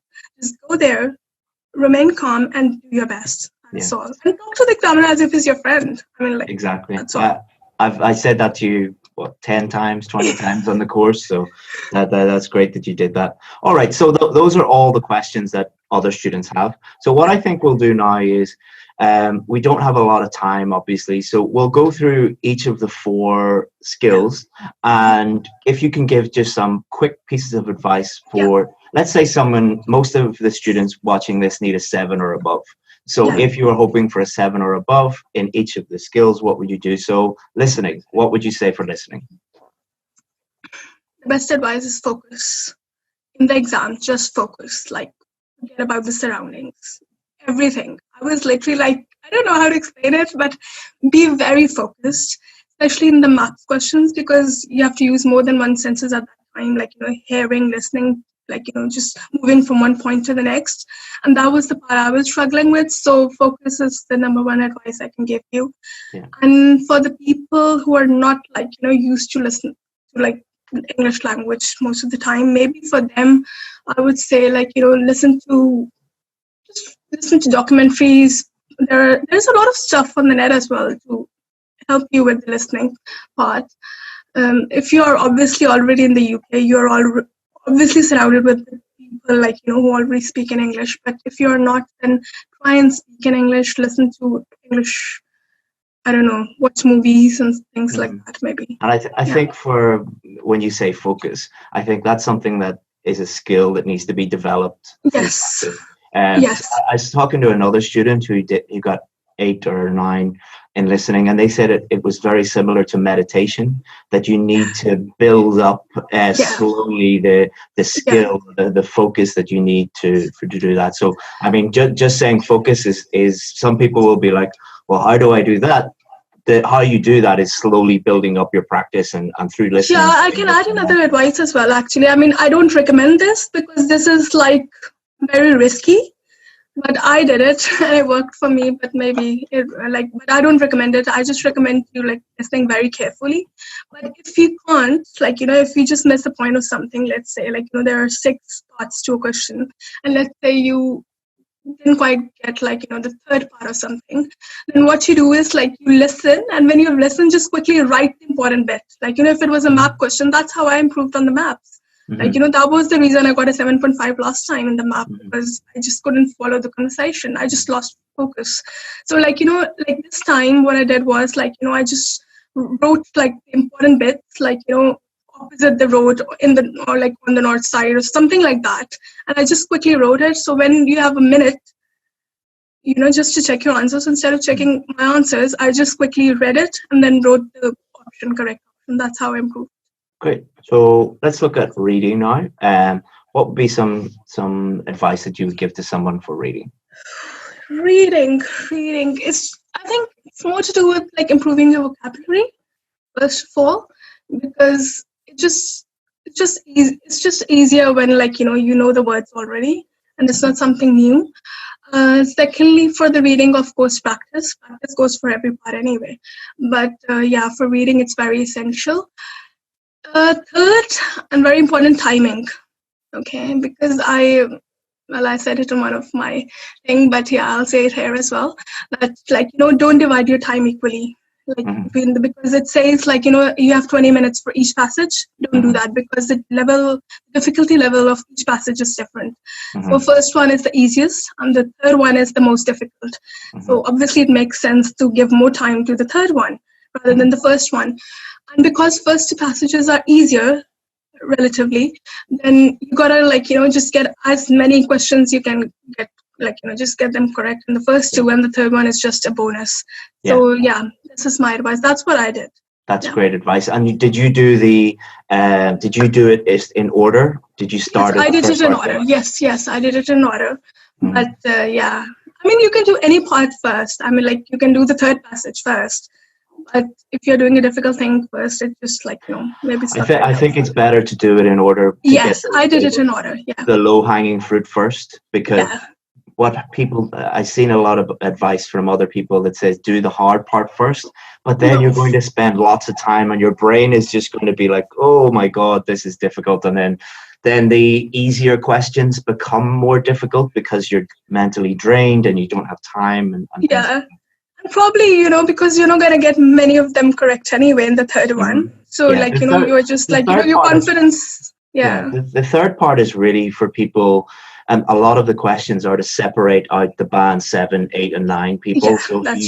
So for realistically, a lot of people who just need a 7 or an 8 are going to always get some questions in the last part wrong. So that is really good advice. So speaking. You're obviously very good at speaking, but let put yourself in the shoes of someone who just needs a 7 or a 7.5 or something like that. What would be your advice? You've already talked about talk to the examiner like you would talk to a friend and relax. Anything else?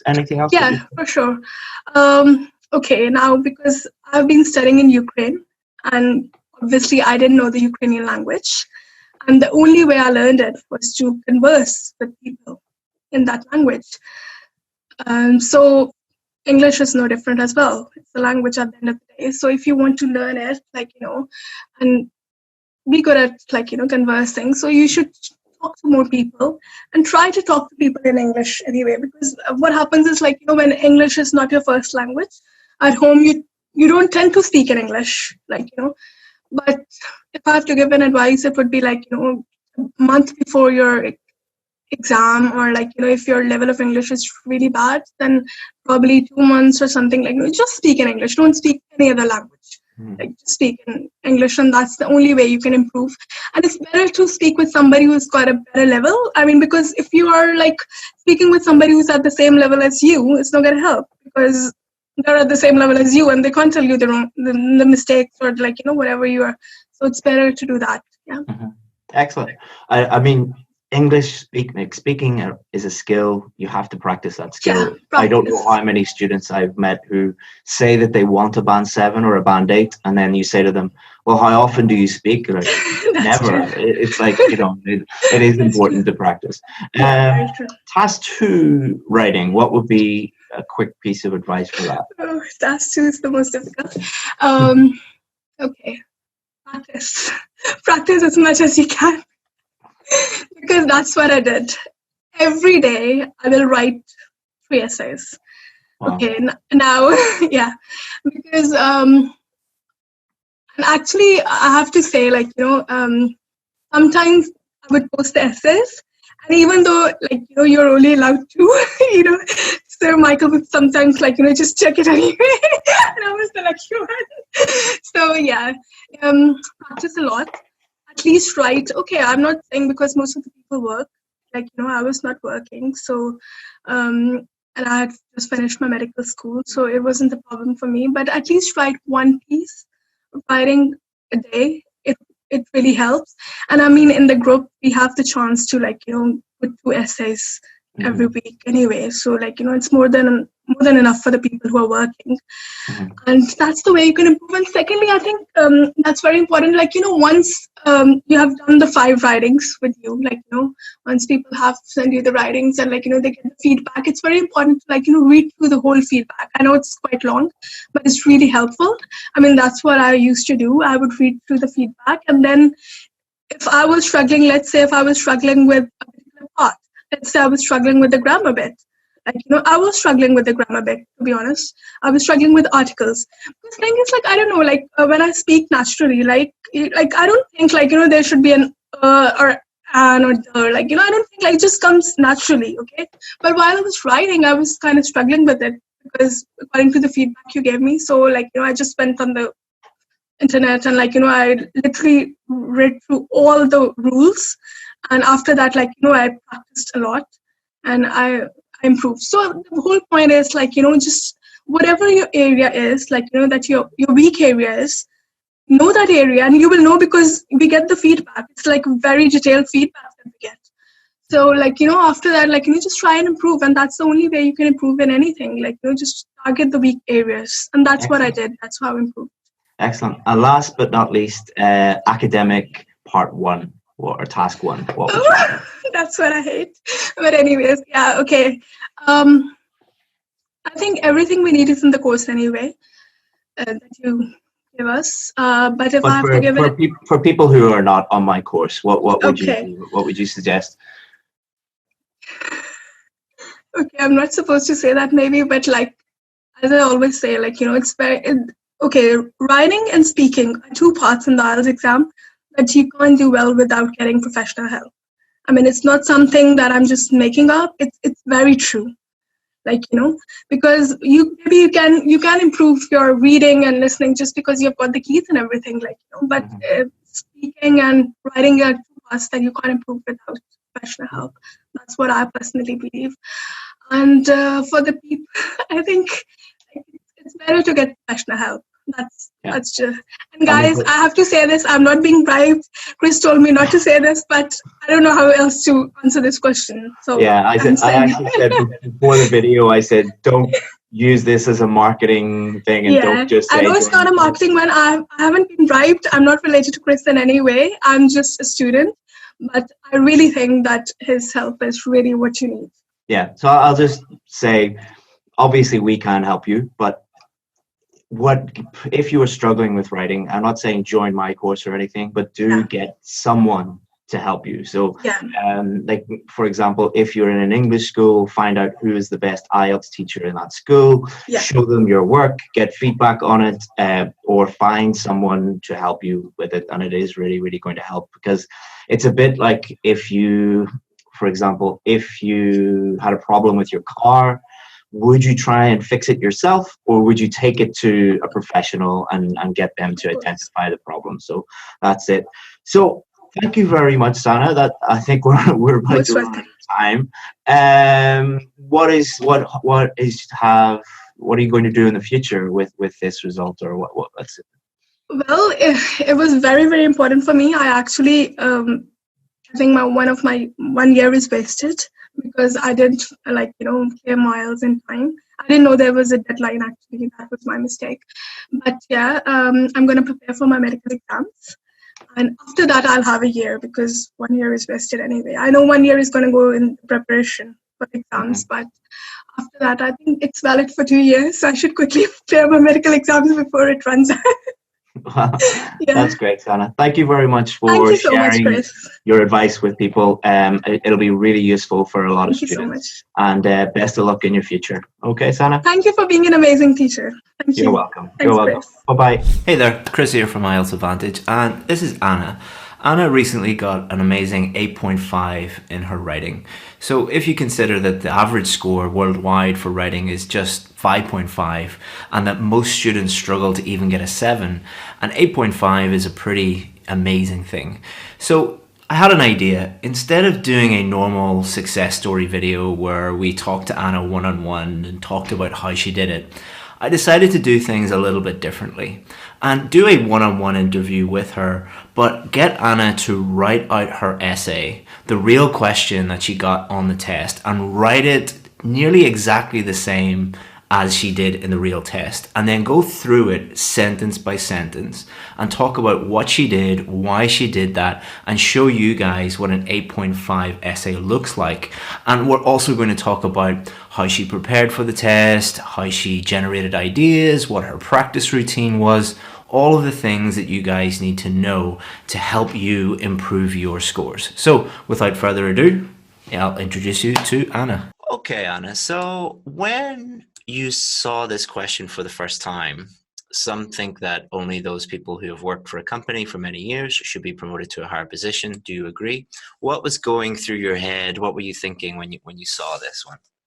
Well, first of all, I was over the moon because that very topic was one of my favorite, because I realized that I did have a lot of good vocabulary and quite clear ideas, because it's not something, vague or something too complicated. Everyone can have good ideas about this. So, and then I followed your strategy, which you usually mention during your course, which is not to support your real viewpoints, your real, perception of life, because initially I don't think so.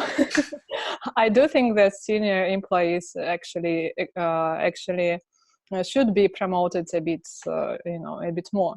But I decided to stick to the ideas which I can clearly and easily understand without spending a lot of time on just going through a lot of ideas and thinking how to put it together. So it wasn't my real opinion, but it was something which is easy to describe. Yeah, whatever makes it easy for you to write is the best choice. So you might totally disagree with that in real life, but if you agree with it, you can easily write about it because you have good ideas, good examples, good vocabulary, just use that. The examiner is not testing your personal opinion. They're testing whether you can write effectively in English. So that's and great. Also a good life hack, so the so-called life hack also from your course is to stick to simple ideas. So they weren't so complicated. Yeah. They were obvious. Because I do know from your course that we should show our ability to explain, to deliver our thoughts, not our scientific knowledge. Exactly. It's not a knowledge test. And they're not testing how complex your ideas are. They're testing whether you can think of ideas that actually answer the question, which is normally the simplest ideas that come to mind. There's a game show in the UK and the US called Family Fortunes, and they ask a question and they say, we asked 100 people this question, and the game show contestants have to guess the most popular answer. Normally, the most popular answers or the most straightforward or obvious answers are the easiest to use. Would you agree with that? Yeah, totally. Excellent. So how did you generate ideas? Was there any technique, or did they just pop into your head because it was a very obvious question? Or so I followed the strategy to stick to a one-sided opinion. So first I chose my side, which was against senior employees. And then I just immediately thought about two main points, which are easy to describe. That's it. Exactly. There's a lot of strategies, like we have the coffee shop method on the course. A lot of teachers teach brainstorming, but sometimes you will get a question where the answers or the ideas just pop into your head. They're very obvious, and you don't need to go through that whole technique and strategy. They're helpful if you can't immediately think of what is going on, but if they pop into your head, just use those. Yeah, and also Also, I think it's important to write a lot of essays to practice this very skill. Mm-hmm. Because before that, 1 year ago, it took me much more time just to think of ideas. I was really stuck looking at some essay topics. Yeah. But just practicing this skill it may be developed. It's not something unique. Yeah, it's like if you wanted to learn how to play football or learn how to improve your cooking or singing, you have to do those things. And writing is a doing thing. Often people will ask me, well, why is my listening and reading very high, but my writing is very low? And I said, well, you've been listening to English your whole life, but you never write in English. And even smaller things like analyzing the question, idea generation, planning, these are all skills that you should practice before you. So that's great advice. So did you do any planning, or did you just think of the ideas and immediately start writing? Yeah, because of that practice, quite intense practice, I didn't have to write down my ideas. It was a computer-delivered test. So I did have a list of a sheet of paper to write down my ideas, but I didn't need it because they just were in my head. And in fact, I put it in my introduction, so they were in front of me. Exactly. So you had the structure already in your head, and because you had done it so many times, you could just immediately start. Yeah. And we'll talk about that in a second, where we teach you to kind of plan your essay in your introduction, and your introduction is a mini plan. Yeah. Excellent. So let's get into it, and let's have a look at your first sentence. So your first sentence, there is an opinion that primarily staff members who've dedicated many years to working for a particular company should be given executive positions in a company. So what the examiner is looking for there is your ability to paraphrase. And they'll be looking at two things. Number one, does that sentence mean the same as the sentence in the question, which it does, and is your grammar and vocabulary accurate, and have you varied your vocabulary enough? And you did that perfectly, and you did an excellent job. So the examiner is looking at that, and immediately they know you know how to paraphrase, you've understood the question, your grammar is good, your vocabulary is good. So that would immediately give the examiner an indication that you know what you're doing. So the second sentence starts off with, I disagree with this viewpoint. So what that does is it indicates to the examiner, here is my opinion. My opinion is, I know exactly what I want to talk about. My opinion is extremely clear from the beginning. That helps the examiner understand the viewpoint, but also helps Anna, when she's writing, stick to that viewpoint and make sure the rest of the essay links up with that and is nice and coherent and cohesive. Now, the second thing that she has done in that sentence is she has listed her two main ideas, her two reasons. In as much as younger workers may have more skills, and if not provided with an opportunity for a promotion, they will become demotivated. So Anna has put two main ideas here. Number one, younger workers have more skill. And number two, if they're not promoted, they'll become demotivated. So it's very clear to the examiner, here's my opinion, and here are the two reasons to support my opinion. And as Anna said before, that acts as a mini plan for the rest of Anna's essay, because the first main idea, lack of skill, she's going to use that in main body paragraph 1.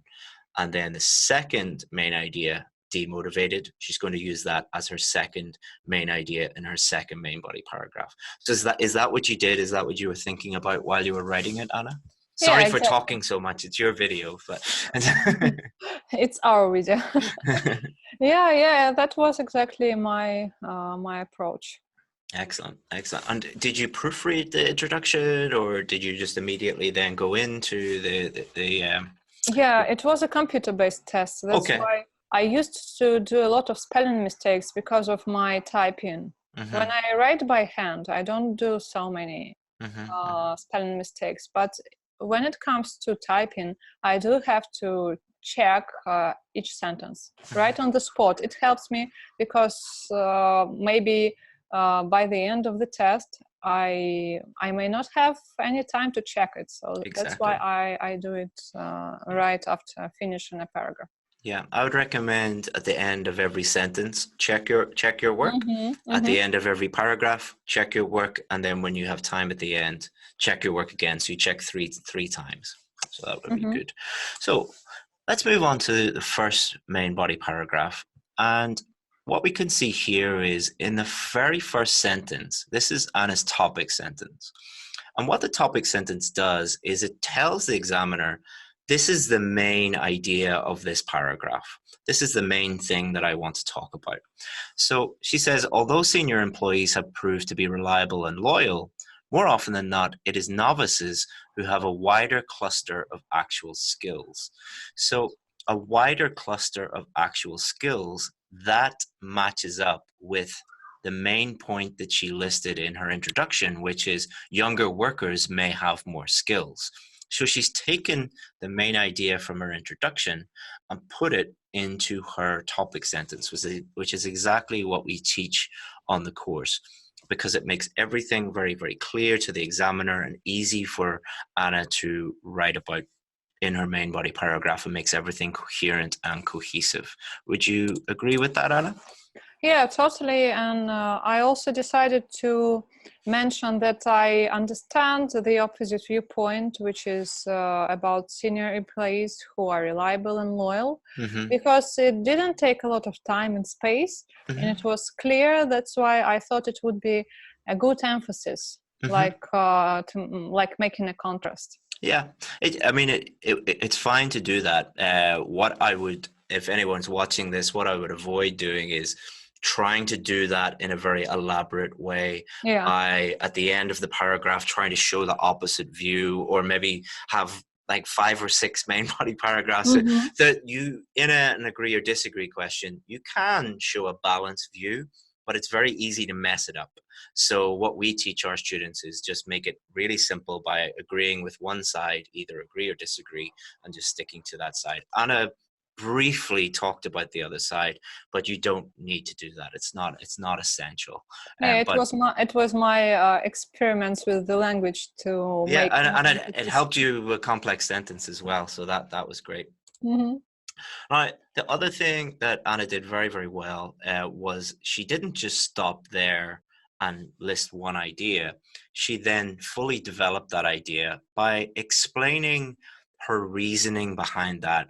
A good way to think about this is someone saying to you, well, I understand that idea, but how does it actually answer the question? Give me reasons, give me justification.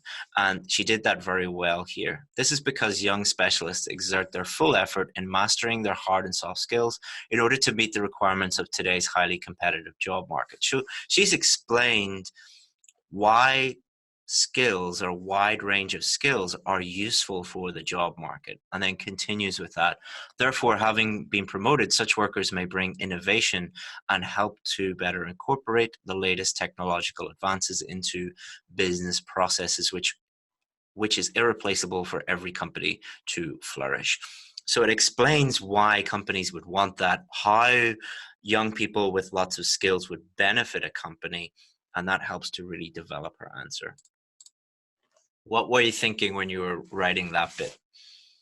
Frankly speaking, I was thinking how to put together everything I know about this topic and to a bit show off my vocabulary, but then I realized that actually I don't need to show it off, because I already had a lot of good expressions, and they come out of me naturally.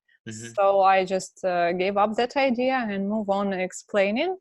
And then I thought, okay, I need an example here, but I don't have time. I decided to write this essay at the end of the test, because my weak side was the first part, so I started off with it. And then I had only 37 minutes for the essay. That's why I just decided to leave it here, to leave it there like this. And if I had time, I would come back and then add an example, but I didn't have time. Mm-hmm. Yeah, so I've added an example in here. This is the only amendment, only change that I have made to Anna's essay. I've put it in yellow here. I put in, for example, the average age of a new hire at Facebook is only 23 for this very purpose. So Anna didn't add in an example because she was running out of time. And I think that's a really good point to make, that sometimes you have to be a little bit strategic with your timing. So what happens with a lot of people is they think, I have to put an example in, and they can't think of an example, and then they waste 5 minutes or 10 minutes, or they add an example in. People often do that with vocabulary as well, especially when paraphrasing. They're like, how do I change this word? And they waste a lot of time. So Anna had already developed her main body paragraph sufficiently. An example would have improved things, and I've added that in just to show how someone could add a very, very short example that would take just 30 seconds or 1 minute to write. But I think if Anna had have added in a good example, it would have even brought it up to a 9. That's one of the reasons why I think it is at an 8.5 instead of a 9, but 8.5 is pretty good for writing anyway, Anna. So I don't think you should be too hard on yourself. Yeah. I also thought that, in fact, I had a quite explicit and well-developed explanation. That's why it might have worked as an example, so I decided to move on and just to finish the essay. I mean, for anybody watching, definitely do try and put a good example into each main body paragraph. But in real life, under real exam conditions, often things can go wrong. You might, have to repeat a word sometimes, or leave out an example or something like that. Try and make it as perfect as you can, and follow the system that we're giving you. But sometimes you have to make a trade-off. You can't do everything perfectly. So let's move on to your second main body paragraph. And people see a big thing in red here, which Anna added in, but we'll talk about that in a second. But what Anna has done here in her topic sentence, yet another reason why less experienced staff members should have even chances for a promotion is that otherwise they will not be motivated to do their best. Again, so she has taken demotivated, her main idea from her introduction, and she has added that into her topic sentence. And we've already talked about why that is a good idea, so we can move on. Explanation. Knowing that however hard they try, they still will not be given a higher position in a company, young employees are likely to grow reluctant to go the extra mile, which may negatively affect the company's revenue and curb its development. So a good way to think about explanations is, imagine somebody saying, well, so what? Well, what does that mean? So they'll not be motivated. So what? So I used to have an English teacher in my English when I was in high school, and he would walk past us and look over our shoulders when we were writing essays, and he would point and say, so what? And what he was trying to get us to do was elaborate and give reasons, rather than just state our opinion, give reasons for our opinion. And I think Anna did that very, very well there. Did you use that little trick for writing explanations? Yeah, and were it not for your course, I wouldn't do it at all, because I wasn't like that. Initially I thought, oh my gosh, one sentence is enough. Why should I write more? But when I sent like 10 or 12 essays for correction, then I realized, I have to elaborate my ideas. Yeah, I think it's the difference between speaking and writing. When you're speaking to someone, they can ask you follow-up questions. They can say, what do you mean? Or so what? Or can you tell me more? But when you're writing something, the person reading that doesn't have the chance to ask you follow-up questions. So you have to leave everything on the page and kind of anticipate follow-up questions that they might have. One of the great things about your essay is an excellent example here in the second main body paragraph to illustrate a prominent IT entrepreneur, Pavel Durov. I don't know if I'm pronouncing that correctly, but I'm sorry if I'm mispronouncing it, had to leave his first workplace since despite his outstanding abilities, he was not rewarded with a leading role. As a result, he has successfully set up his own business while his employer lost his company due to a lack of highly qualified workers. So is that a real example that you read about in a newspaper or magazine or something? I know I'm not so rounded. I just came across Pavel Durov's page on Instagram, and I do know that he's a prominent IT specialist, and he's one of the most successful entrepreneurs in the world. But I really don't know about his working background, about his story. Yeah, it was just made up for the to show the example. That's it. That's a really good point, because sometimes you'll be able to think of a real example that is 100% true. Sometimes you won't be able to think of a real example. And in that situation, you can make up an example as long as the example makes sense and it fits the question. And it's not like some people write 99% of, they make up some crazy statistic, but yours was false, but it did a very good job of exemplifying that point. So it's fine to make up examples as long as they make sense. Yeah, in fact, it was the most difficult part in the writing practice, because it was really hard for me to come up with ideas. With examples? For ideas, for examples. I'm no good at all in making up things. So I did a lot to master this skill. And for anybody watching this who feels the same way as Anna does, a really great way of doing this is to go onto like the BBC News or the Guardian or some good news source, and you will find technology news, the environment news, education news, health news, and those are the common topics that come up again and again and again for writing task 2. So if you just read one newspaper article a day for 2 or 3 months while you're preparing, you'll get lots of ideas and lots of examples, and it'll help with vocabulary and everything. Takes 10 minutes a day, 20 minutes a day, but can make a huge difference to your overall score. So let's finish off. Before we get into the conclusion, Anna left in a spelling mistake. So she's put this in red. Entrepreneur. Entrepreneur is a difficult word to spell. Most native English speakers mess it up as well. But it was great that Anna left that in to show that she made a small mistake, because a lot of people think that band 8.5 or band 9, like Anna got 8.5, which means that she got a band 9 in at least 2 of the criteria. And to get a band 9, you can make small grammar mistakes. You can make small slips, not many of them, and they're just slips. Same with vocabulary. You can make a slight spelling mistake here or there. You should try and minimize those as much as possible. But many people watching this, even when I post sample essays, someone will see 1 comma out of place and, oh, you made a mistake. That's terrible. It's like this. Everyone's human. You're writing under exam conditions. Try and minimize your mistakes as much as possible. But even band 9 students make little slips, and it even says that in the marking criteria. So you're not for most students, I wouldn't focus on the small details as much as focusing on getting the big things correct.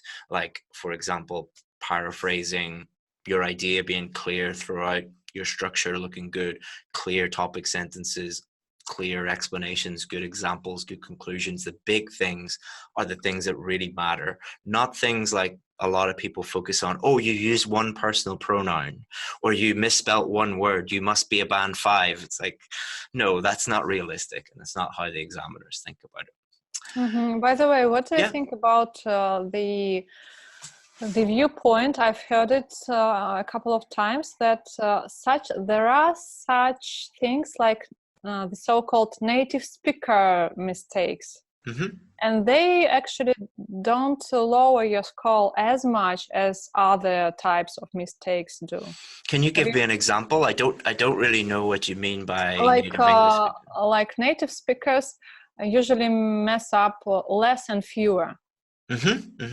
Yeah. So if you do this in your essay, this is just one out of or only one, or you have only 2 mistakes throughout the whole essay, it won't affect your score that much, because even native speakers do this. I mean, And if you listen to if you go and live in London or New York or Sydney and you listen to how native English speakers talk, they make little grammar mistakes a lot.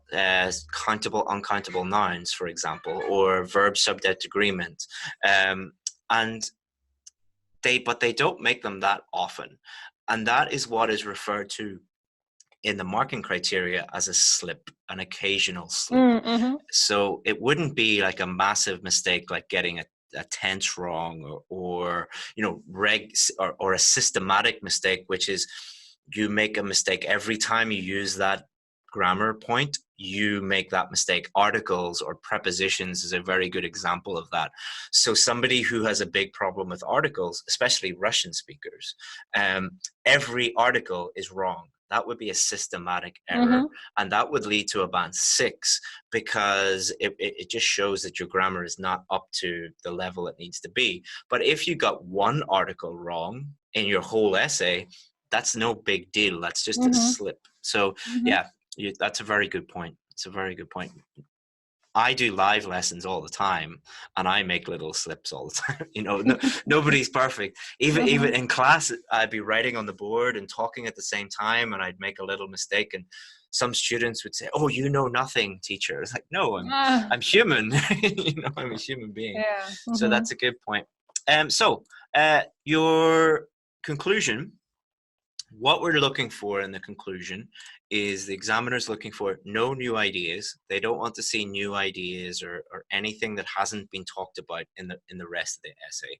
The examiner is looking for a clear opinion. Again, your opinion must be clear throughout the essay, in your introduction, in your main body, in your conclusion. So Anna did that in her conclusion, and a summary of her main points. So taking the same 2 ideas from the introduction and the same 2 ideas from the main body and stating them again in the conclusion. And a lot of people have a problem with this. Every time I teach this, people will say, well, how could you're repeating ideas? Like, well, that's what a conclusion is. A conclusion is, this is what I just talked about. This is a summary of what I just talked about. And that will improve your coherence and cohesion, because everything links together and is very, very clear. And how you do that is, you need to improve your vocabulary, because you can only do that if you have a wide-ranging vocabulary and you can vary the language. You should avoid repeating the same word again and again and again and again, although if that happens, it's not as big of a deal as people think. But you can repeat the same ideas in your introduction, main body paragraph, and your conclusion. So is that what you were thinking about? You're thinking about paraphrasing whenever you got to your conclusion? Yeah. I used to look at my introduction just to remind myself of my own ideas, and then I decided to put that concession which I did in the first body paragraph, just to stick to one rule. If I made it once, so I decided to repeat it just to be on the safe side. I know I could avoid it, but I decided it wouldn't damage my score, so I did it. Yeah. Excellent. So there's 2 more things I want to talk about before we finish. Talk about why this is such a good essay and why it's at such a high level. The first one is grammar. So the number 1 thing you're looking for to get a band 8, to get a band 9, is not so much range, although that's important. It's accuracy, the avoidance of making lots of mistakes. So Anna has nearly all error-free sentences, and that is what the examiner is looking for. They're looking for lots and lots of sentences with no grammatical errors in them whatsoever. Also, Anna has used a range of simple and complex sentences. Every sentence does not need to be complex, but most of her sentences are complex, and a range of different grammar structures. But what is very impressive about Anna's work is you can tell that she hasn't tried to show off her grammar. She's tried to answer the question clearly. And as a result of doing that, she has naturally used a range of structures, complex sentences, and kept her grammar extremely accurate. One of the things that a lot of people say about Band 9, Band 8.5 essays is, oh, it looks very simple. How can it be such a high band? It's not about showing off and using complicated language. It's about answering the question clearly. Is that what you tried to focus on, Anna? Yeah, and during the exam, I realized that all the time I spent on mastering my grammar actually helped me, because I practiced inversions a lot. And but of course I didn't use them all the time. And during this essay, this inversion, like knowing that however hard they try, or it is novices who, they just came up naturally. So I wasn't thinking, oh, now there should be an inversion. Yeah. Or some people think, I need to write an inversion here, and then a passive sentence, and then a conditional, and then, and they imagine trying to write a normal email like that. Instead of just writing an email to your boss or someone, you're like, I'm going to try and use the future tense and the past tense and the progressive tense. And it's just very confusing and difficult to do. Instead, just answer the question, focus on accuracy, and the rest will take care of itself. Yeah, and I also practiced a lot by forcing to use this complex grammar, but out of my essays, just in my writing practice at home, and just my essays which I didn't send for an assessment. So yeah, I did force myself before the exam a lot, but during the exam I avoided this. Yeah, that's what I suggest with grammar and vocabulary. During your preparations, take chances, push yourself out of your comfort zone, try and get better, but on exam day, play it safe. A good analogy is when they send astronauts up into space, they try and break everything before they go when it's safe on Earth, but when they're up in the space station, they take no chances, and they play it very, very safe, which is a good way to think about essay writing as well. So finally, again, we'll talk about vocabulary. Again, when people look at a Band 8 or a Band 9 essay, they often say, oh, it's not good because the vocabulary is simple. But then what I do with that is I highlight all the good vocabulary, and then they go, oh, actually it is very good. So if we look here, staff members, dedicated many years to working for a particular company, executive positions, younger workers, provided with an opportunity for a promotion, demotivated, senior employees, reliable and loyal, novices, and it just goes on and on and on and on. And the two things that are very impressive about Anna's vocabulary, number one, it's extremely accurate, which is what you're trying to do. You're not trying to use big, complicated words that are wrong. You're trying to use words that help you answer the question, that are correct. The second thing is, she has an extremely wide-ranging vocabulary because she's using so many topic-specific words. Words that you only really use to talk about this specific topic, such as staff members, executive position, younger workers, reliable and loyal, senior employees, hard and soft skills, meet the requirements, highly competitive job market, bring innovation, business processes, irreplaceable, flourish. You don't use those words to talk about the weather or to talk about what you did last weekend. And what that demonstrates to the examiner is, if this person can talk about this topic with such a wide-ranging vocabulary and accurate vocabulary, it's a good indication that they can do that for any topic. So sometimes you might get lucky, and like, for example, if you're a doctor, you might get a health question. If you're a teacher, you might get an education question. But it is a very good indication, if you can use those topic-specific words, that you have a wide-ranging vocabulary. And did you work on your vocabulary before the test for a long time, or what did you do to try and help you in that area? It was a lot of effort from my side. I studied every day. I did an exception. I had a weekend like once a month, and that's it. I read a lot of tons of articles. I've written a list of more than 2,000 words and idioms, and I had an English-speaking friend to bounce ideas off. So yeah, I really pushed it. Yeah, most of the really successful Russian students I've worked with, they really systematically, like every day, try and do something to improve their vocabulary. And what I did is that I followed the so-called bottom-up approach, which means that you learn in chunks by heart. And then they come out of you naturally, both collocations. Collocations and chunks, like so if we look at your dedicated many years, provided with an opportunity for a promotion, bring innovation, meet the requirements, so that's how our brains normally learn vocabulary when we're children, or when we're adults as well, but we don't learn single words, we learn chunks of language. So that's very good advice as well. So it does take up a lot of time, but it's really well worth it. Definitely.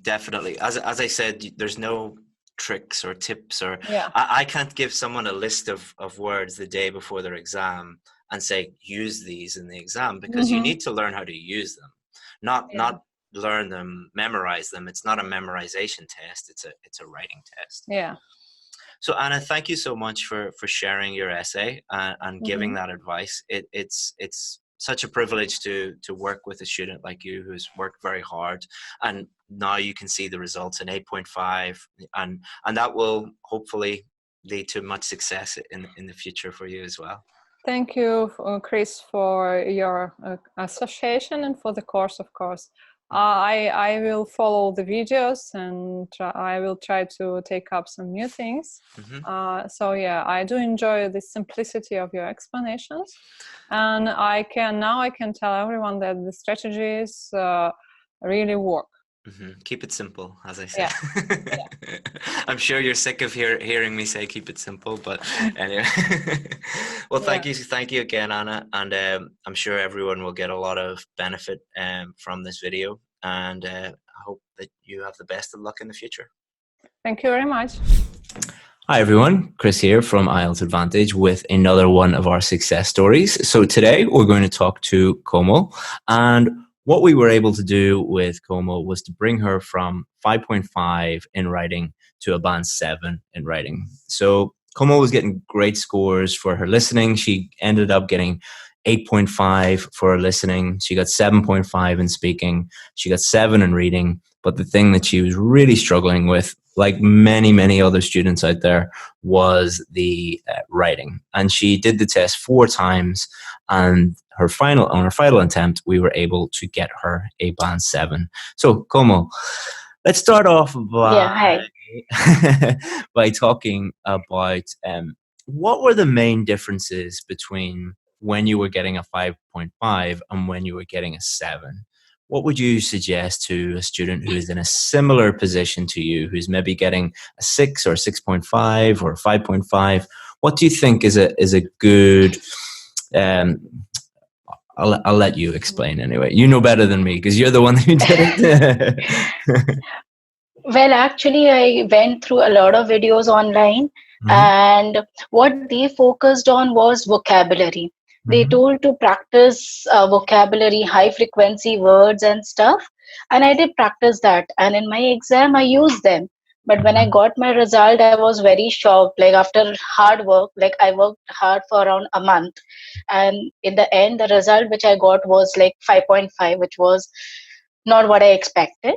Then I thought of going with your course after trying your challenge. And I was quite happy with the structure. And specifically what you told was keep it simple.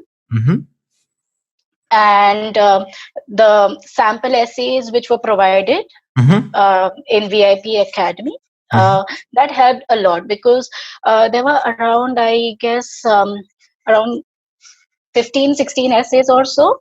And I went through each and every one, and the topics were different.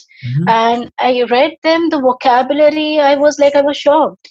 I mean, is this a band 9 essay? Yeah. Wherein, yeah, wherein others tell that you have to focus on vocabulary and stuff. And the formula which we have to keep in mind is keep it simple. So I used that strategy. I went through your videos, specifically the structure. It's so specific, so easy to understand.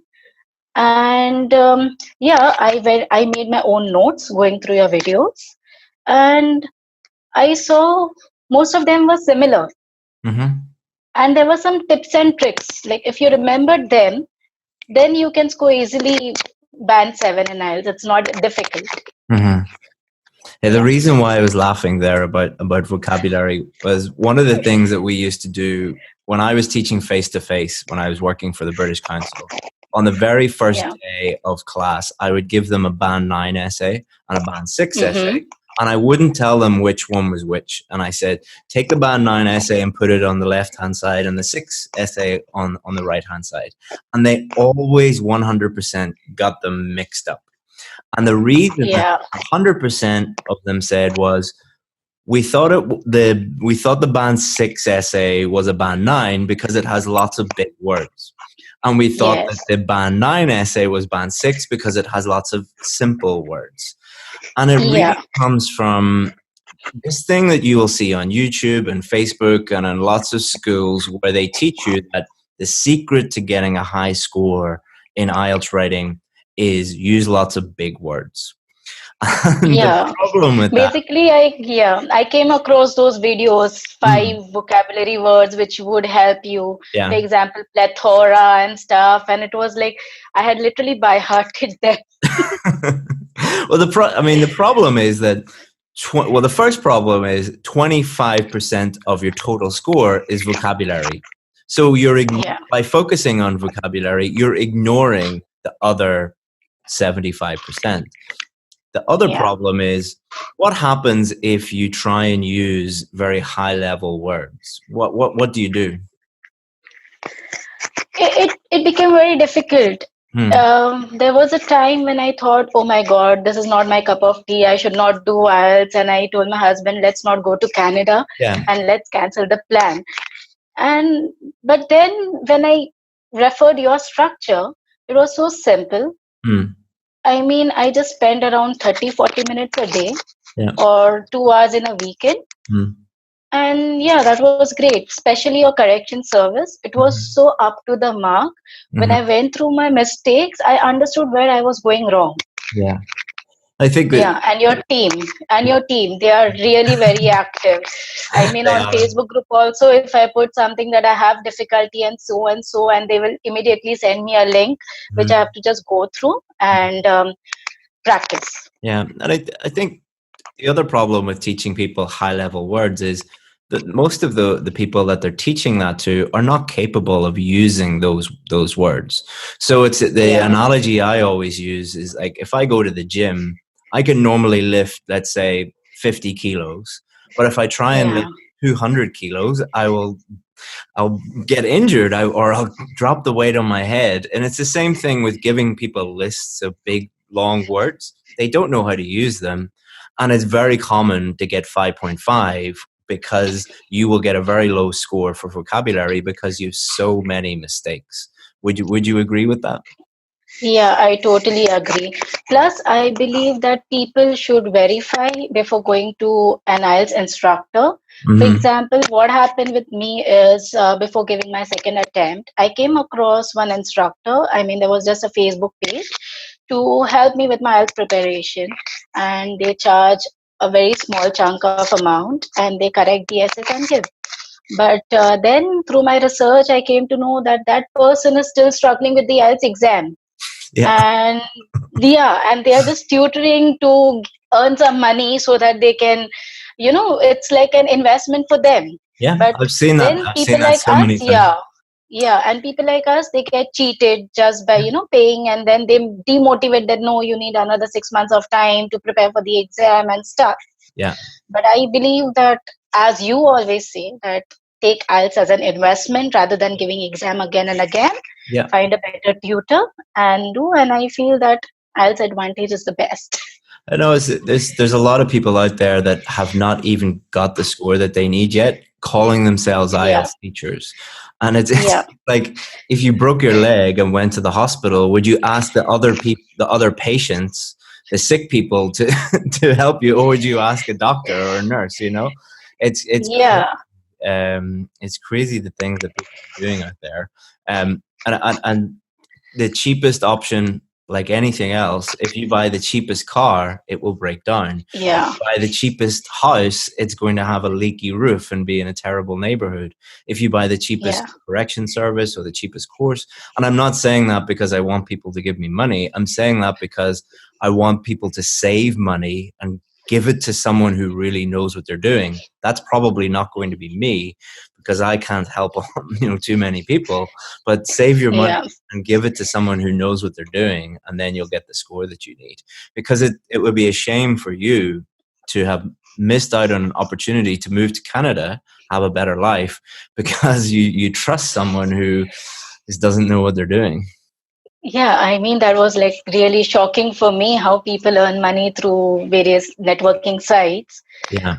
So I think people should verify before going through any institute or any classes.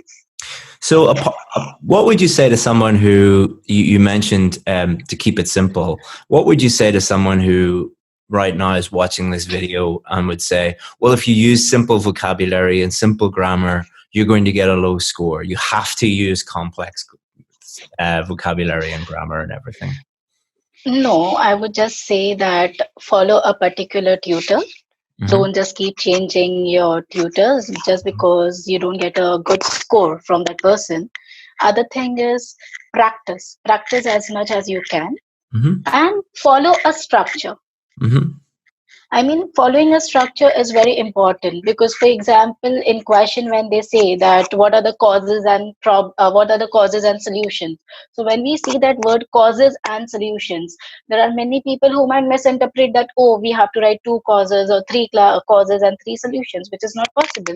In fact, I also used to feel the same. But when I followed your structure, I realized, okay, we can write 1 cause and 1 solution for the same, and we get good marks for that. Yeah.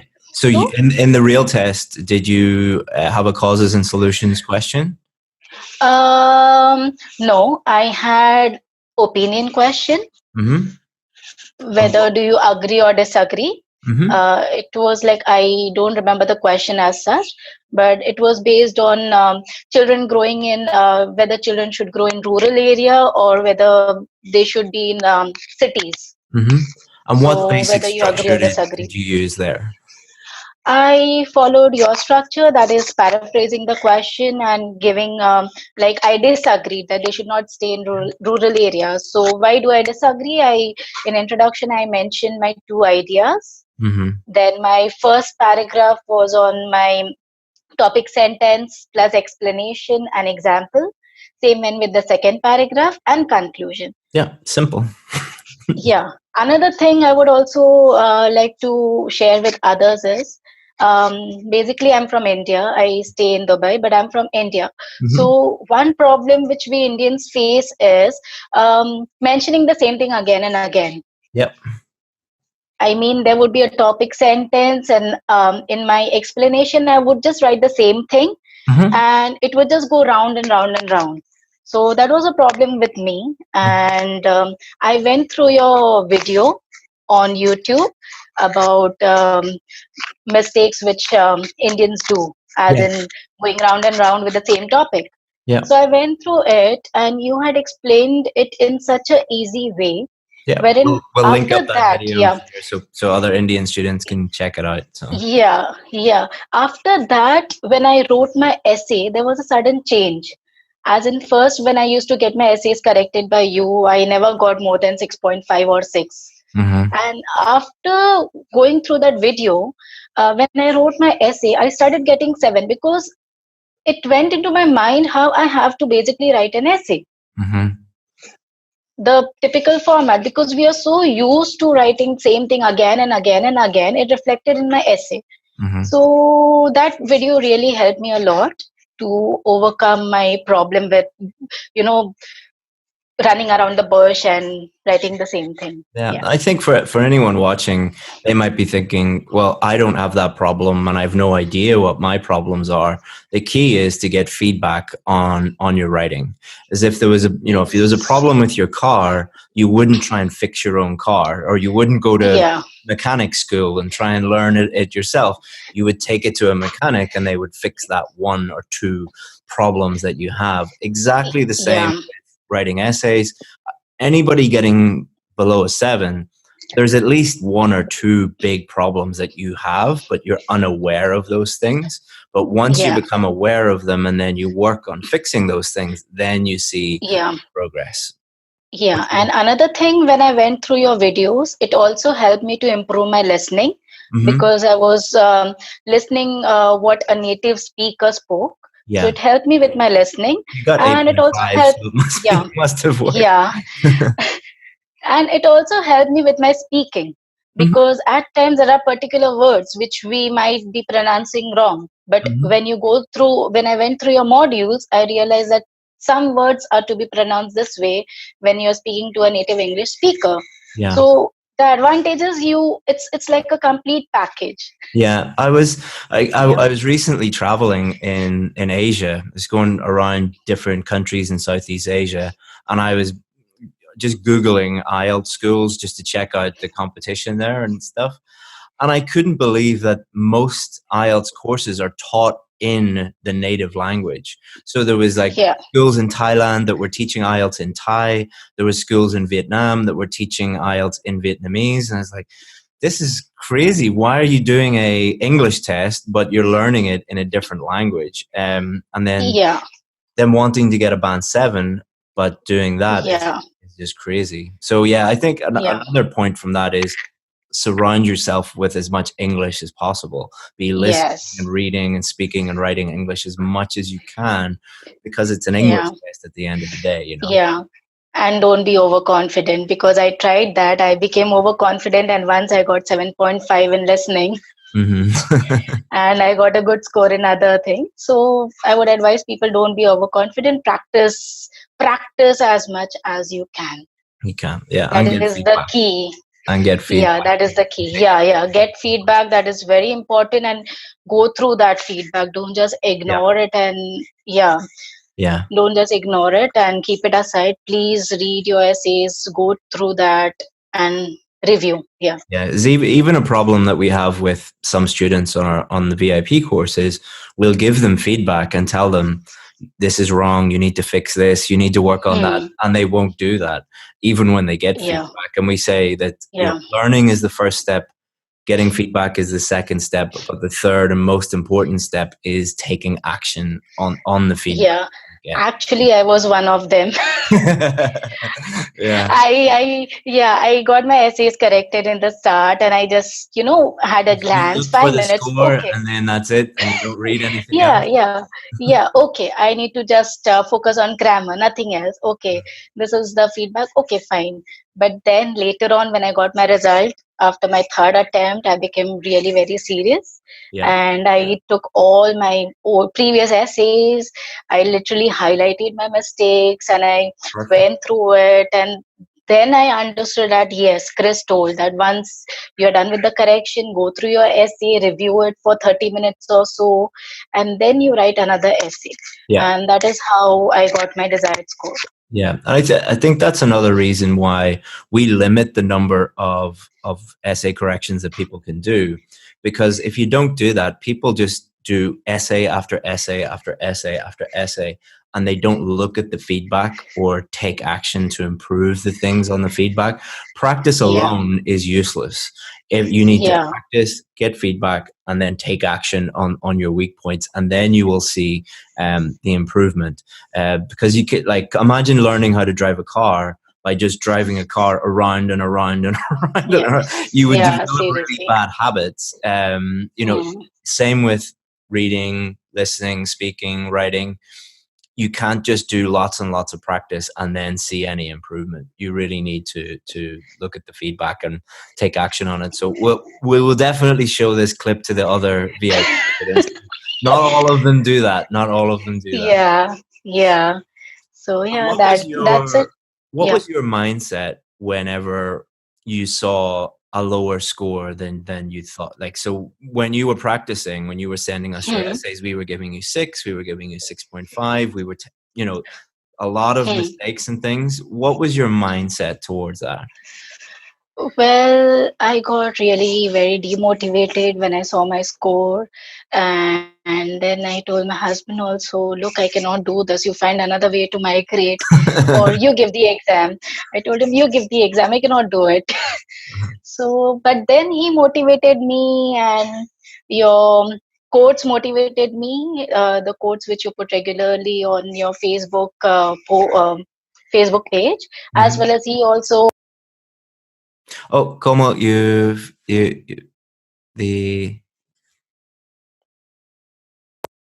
there we go. Yeah, can you Fixed. hear Sorry, me? you must have hit the button by mistake. Sorry. You were Yeah. saying that you seen the stuff on in the Facebook group, the motivational stuff. Yeah, motivational stuff, as well as he put that 8777 score in front of my eyes. So whenever I used to see it, I used to see that. And I'm a teacher basically. So then I thought that what would others feel if they see that their teacher's only not trying her level best. Mm-hmm. So that is how I woke up one day. And I had like Cambridge books 11 to 15. Oh, they did it again. Okay. Yeah. I had already practiced those books. So I took copies of those books again. And I was continuously practicing. I dedicated myself towards IELTS for around 8 to 9 hours in a day, Mm-hmm. continuously doing those listening modules and writing and stuff. In fact, I used to finish my writing task 2 in around 20 minutes. Wow. Wow, that's amazing. Yeah, but the problem with me was idea generation. Mm-hmm. And I was not very sure about that. Mm-hmm. Like, And how then would I you? went, That's a yeah. good. So, how would you help someone if they were struggling with idea generation? Because there's a lot of people who do struggle with that. Would you say brainstorming is effective? No, I loved your coffee shop method. Mm-hmm. So I went through your previous videos on YouTube as well as Facebook, and I went through the mini module Mm-hmm. in VIP course. I went through it again and again. I made my own notes. Mm-hmm. Then again, I bought essay correction service again because my previous one was already finished. I had got my 5 essays corrected. Mm-hmm. So I bought another essays correction service, and then I started writing. And that is how I got around 7 from you in all the essays I wrote. Well, we'll And then link up our idea generation video here because you talked about the coffee shop method. But we'll link the video here to so other students watching can have a look and improve as well. Yeah. So come Yeah, on. and that's when I came to know, yes, I'm actually prepared for the exam. Excellent. So congratulations again on going from Thank you so much. 5.5 to 7 in such a short period of time. And now you'll be able to go to Canada, is it? Yeah, and just a few days back, I came to know I have to give IELTS academic as well because I'm into teaching. Okay. So I have to revisit the course. I have to give IELTS again. Well, if you have any problems, well, you know that you've got lifetime access, and we'll help you. Yeah. I feel that I took a right step enrolling myself with IELTS Advantage, and it's a very good investment for me. And thank you so much for helping me out. You're welcome, Koma. Yeah, because it's because of you that I'll be going to Canada now. You're welcome. Well, thank you so much for helping other people, and it's a really inspirational story, and you've given really good advice. So if you need anything in the future, just let me know. We're here for you, and we'll do anything we can to help you. All right. Sure. Yeah. Thank you, Koma. Thank you. Bye. Yeah. Hi everyone, and welcome to a very special success story. Meet Andrea, who was one of our students, and what we're going to do in this video is Andrea did the test 10 times? Yeah, about more or less. And she was telling us about all the mistakes that she made, and what we'd like to do is share those mistakes with you guys so that you can avoid making those mistakes and you can get the score that you need next time. So we're kind of fast tracking you to getting the score that you need. And we'll also talk about how we helped her get a band 8 overall. She managed to go from a band 5 to a band 7 in writing, and now we're sitting in Cambridge where she is going to be living and working. And why don't we just start off by you introducing yourself to everyone? So. Yes, of course, Chris. Well, my name is Andrea. I'm from Venezuela, which is in South America. And I started this journey 1 year ago, more or less. So it was when I finished my training as an oncologist, and I decided to start preparing this exam. And in that moment, I never thought that it would be so hard. Mainly because it's true that the main thing is that you have to point out that you are making a mistake and you are not so good as you thought you were. And the other thing is that you have to work on your mindset, because it's not easy to be constant and disciplined with your studies and at the same time dealing with frustrations and failures and rejection. So I did a lot of mistakes, many mistakes. Well, that's good for our audience because they can avoid them now. So. Yeah. So when I found Chris Academy and I saw that video about the mistake that you shouldn't avoid or you shouldn't do, and when I saw that video, I say, I did all those mistakes. So I wish I didn't, but I did, and it was part of my journey, and hopefully these kind of things will help someone. Not so good for you because you wasted a lot of time and a lot of money and thousands of dollars, but we got you there after you joined our academy, and we'll be able to help people now. So what are some of the big mistakes that you made that led to you failing the test? Well, the first thing is that, the main problem with the IELTS is that you are not able to find a reliable source of information. So part of my journey, I did it alone. So I didn't know anything about the exam, the structure, how to study, how to prepare this exam.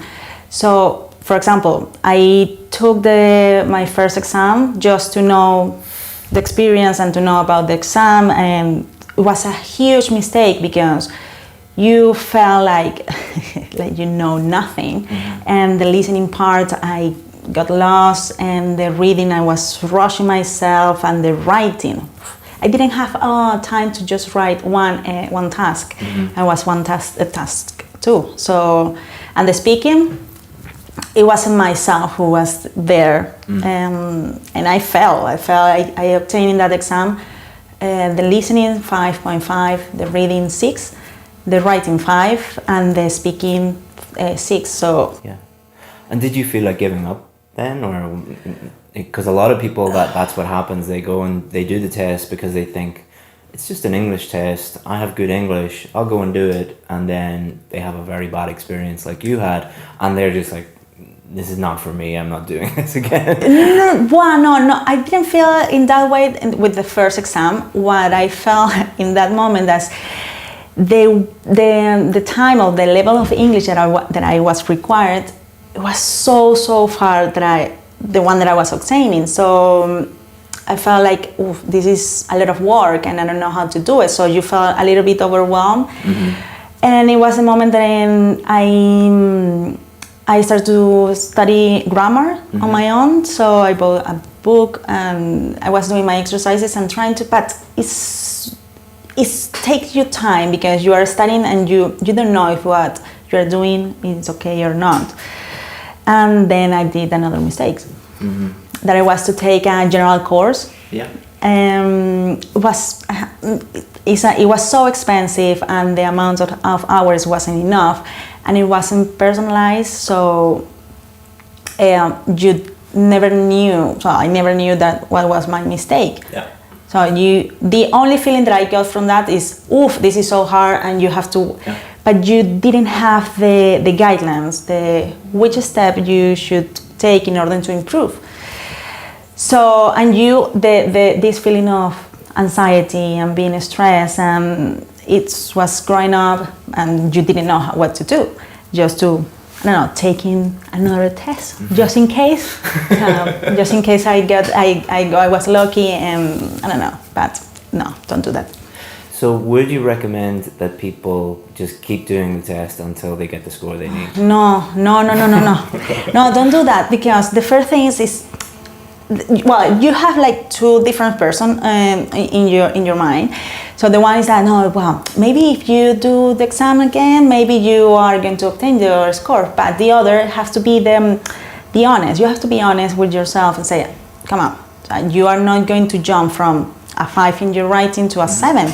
Yeah. It's not possible. Or your listening 5.5 to a 7, the score that is needed to. So you have to work on that. And then what happens if you take the exam many times, that you are going to deal with the stress of being under exam conditions, and then to deal with when you are receiving your scores and it's not the one that you wanted. So it's like, oh, and you have to start again.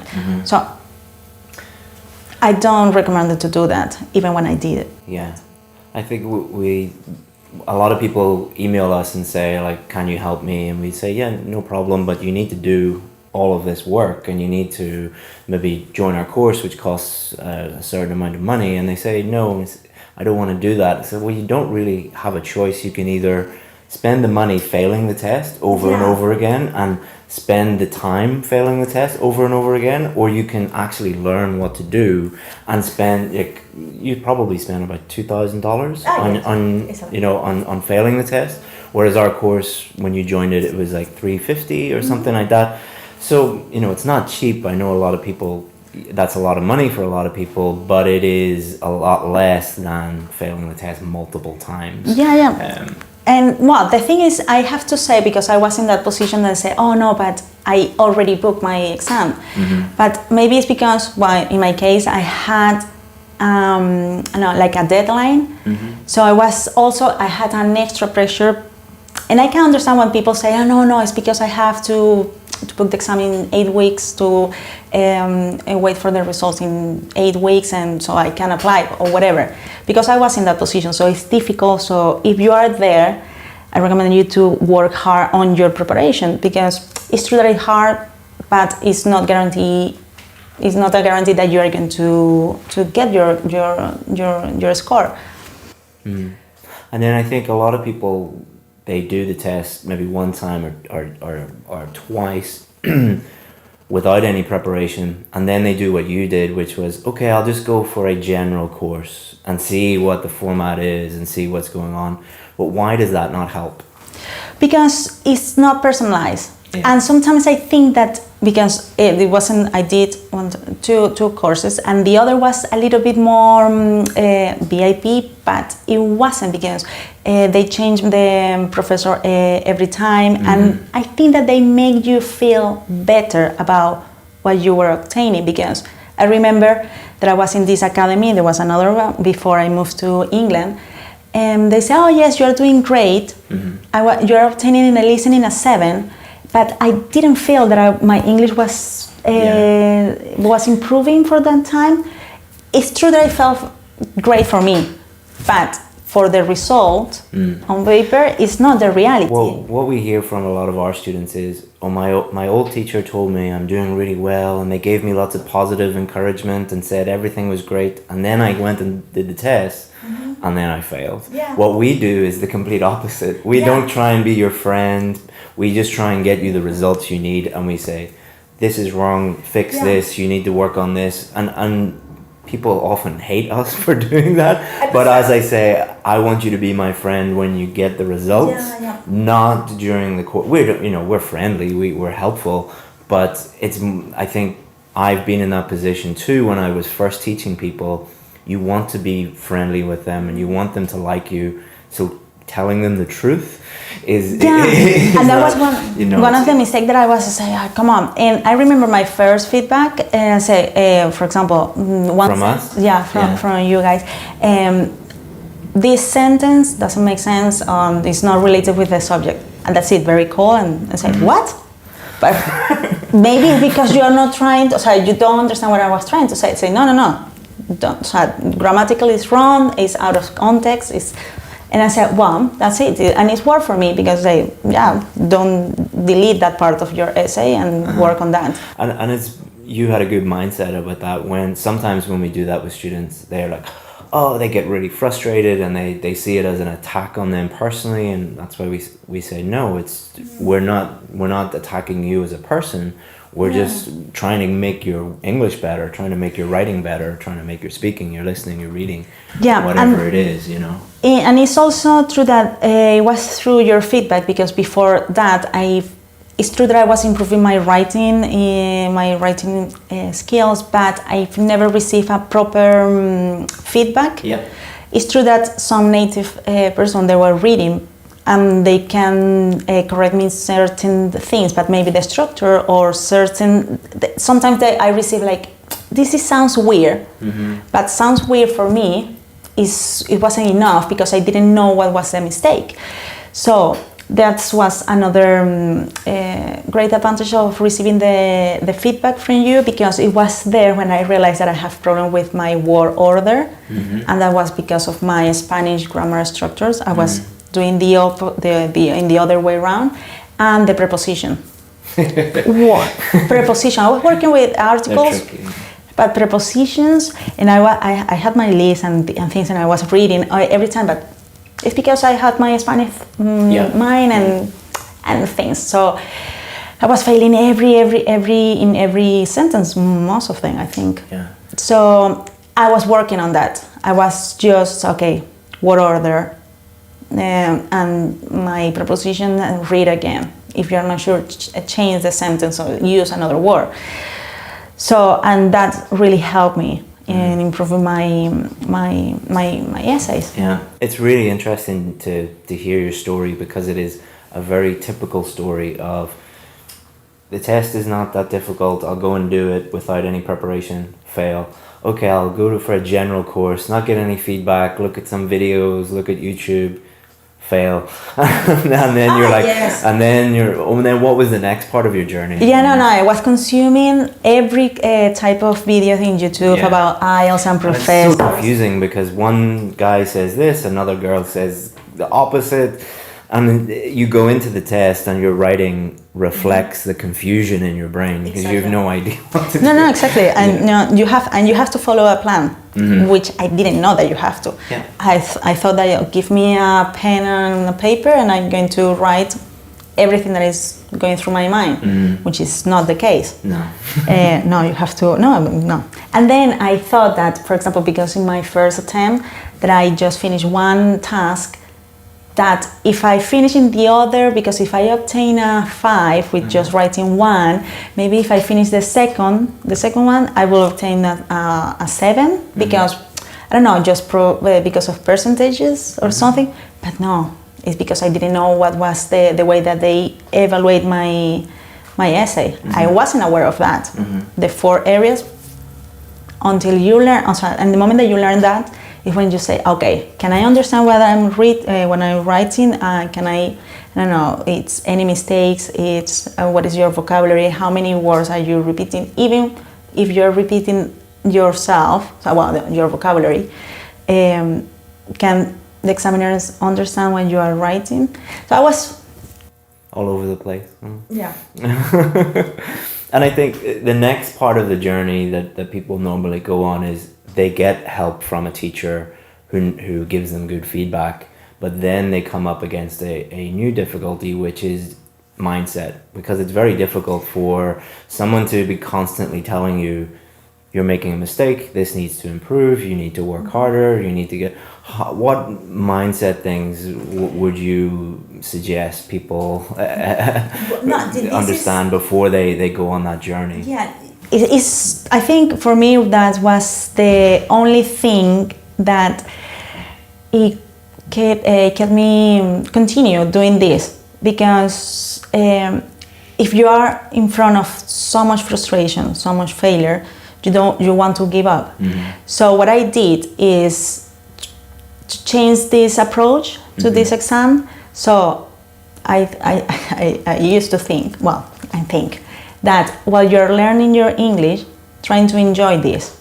So everyone say, this is horrible. So for example, for me, writing an essay, it was my fear, because I didn't want to fail again. So in the moment I put in my schedule, Andrea, you have to write tomorrow 4 essays. I said, 4 essays sounds horrible. But I say, okay, Andrea, maybe 1 introduction, then the overview. And it was so much easy. And at the end of the day, I wrote, 4 essays per day.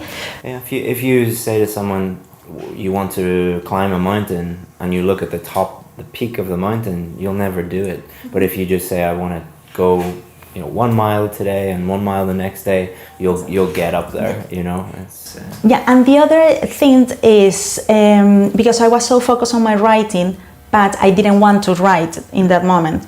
But what I did was, okay, Andrea, so try to find another way to learn the English and how you can apply this in your studies. So I was listening and I was reading and listening different news, and I was trying to explain myself. If like I was talking to myself at home. Your neighbors must have. If you had a camera on my house, you say, oh, come on, this lady is a little bit crazy. Yeah, because I was explaining in front of the mirror. So I knew that I was working on my idea generation. I was working on topics that I wasn't feel comfortable. So in the moment that I read a question that, I don't know, it was religion, I think that because that was the other thing. Oh, I don't have idea, I don't know how to write. So I found that by doing this, in the moment that I would have to write, it was so much easier. So, and at the same time, I was, learning new words, I was working on my vocabulary, I felt more confident in front of someone to explain my point of view. Because that was the other thing. At the beginning, you feel so frustrated because you are not able to express your opinion. Yeah. So, and it'll help you here in Cambridge as well. You'll have a much richer life because you'll be able to meet new people and explain what you mean, and your work will be better and everything. Yeah, exactly. So I said, Andrea, this is helping you. Come on, and I know that you don't want to write, but I changed my mind and say, Andrea, you have to enjoy this. Otherwise... Yeah, we speak to a lot of people who say, I want to move to Canada, for example, and they're at a band 5.5, and we say, you should improve your vocabulary. I don't want to do that. It's like, why do you want to move to Canada? It's like, you want to move to Canada and not speak to anybody and not get a job and not do, this is not only going to help you with your IELTS preparation, but your life in general in your new country. So I think that's one of the goals, if you're lacking in motivation, is to not just think of it as a band score on the IELTS test, but improving your life in general, because your communication and skills and everything will improve. Yeah, of course. So, for example, I remember that one of my first moments here that I wasn't able. I was in a place with many people, and I couldn't understand, or I couldn't participate in that conversation because, or I couldn't understand what they were saying, or if I wanted to say something, I didn't have the word to express my opinion. So I said, Andrea, change this, and in the moment that you start to improve this, your vocabulary, your grammar, and you are writing, because okay, you're going to do this and you're going to write because you know that this is your difficult part, and at the same time you are learning how to be yourself in another language. Exactly. So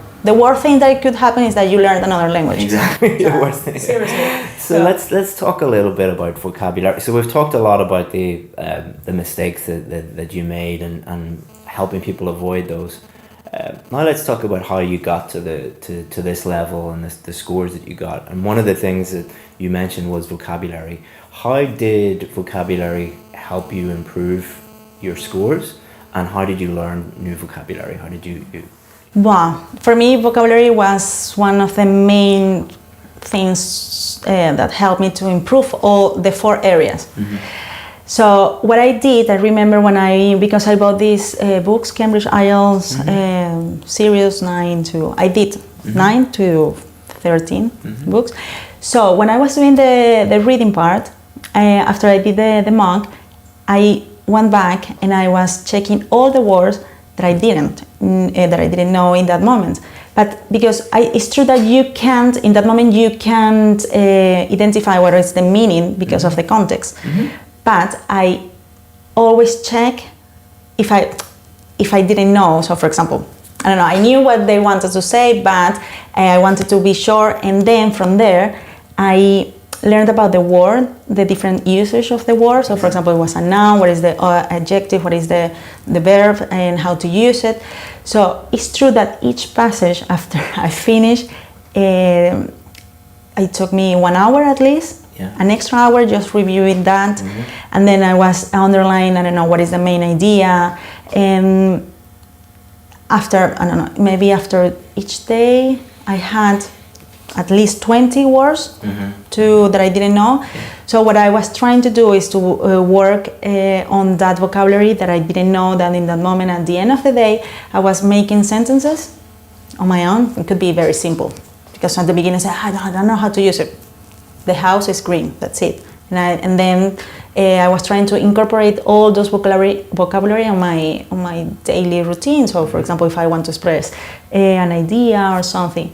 And this helped me a lot, for example, for the listening, because they are, if you want to find the answers, they're going to tell you a synonym. Yeah. So yeah, you were working on that. In the reading, if you know a lot of words, you don't have to skim or scan. Just you're reading faster because your comprehension is also improving. And for the writing, you're able to express your meaning, you're able to be more fluent. And the speaking, obviously. So I have to say that working on my vocabulary, it helped me a lot.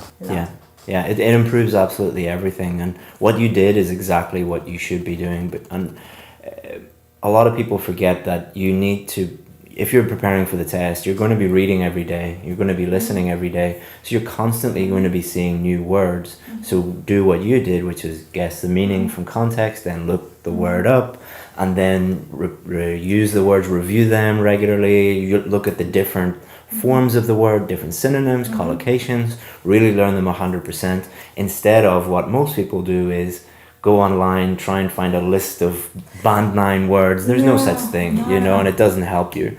You have to learn them, learn the words in context from real English, and review them and then use them. Yeah, exactly. Otherwise, you're going to make more mistakes.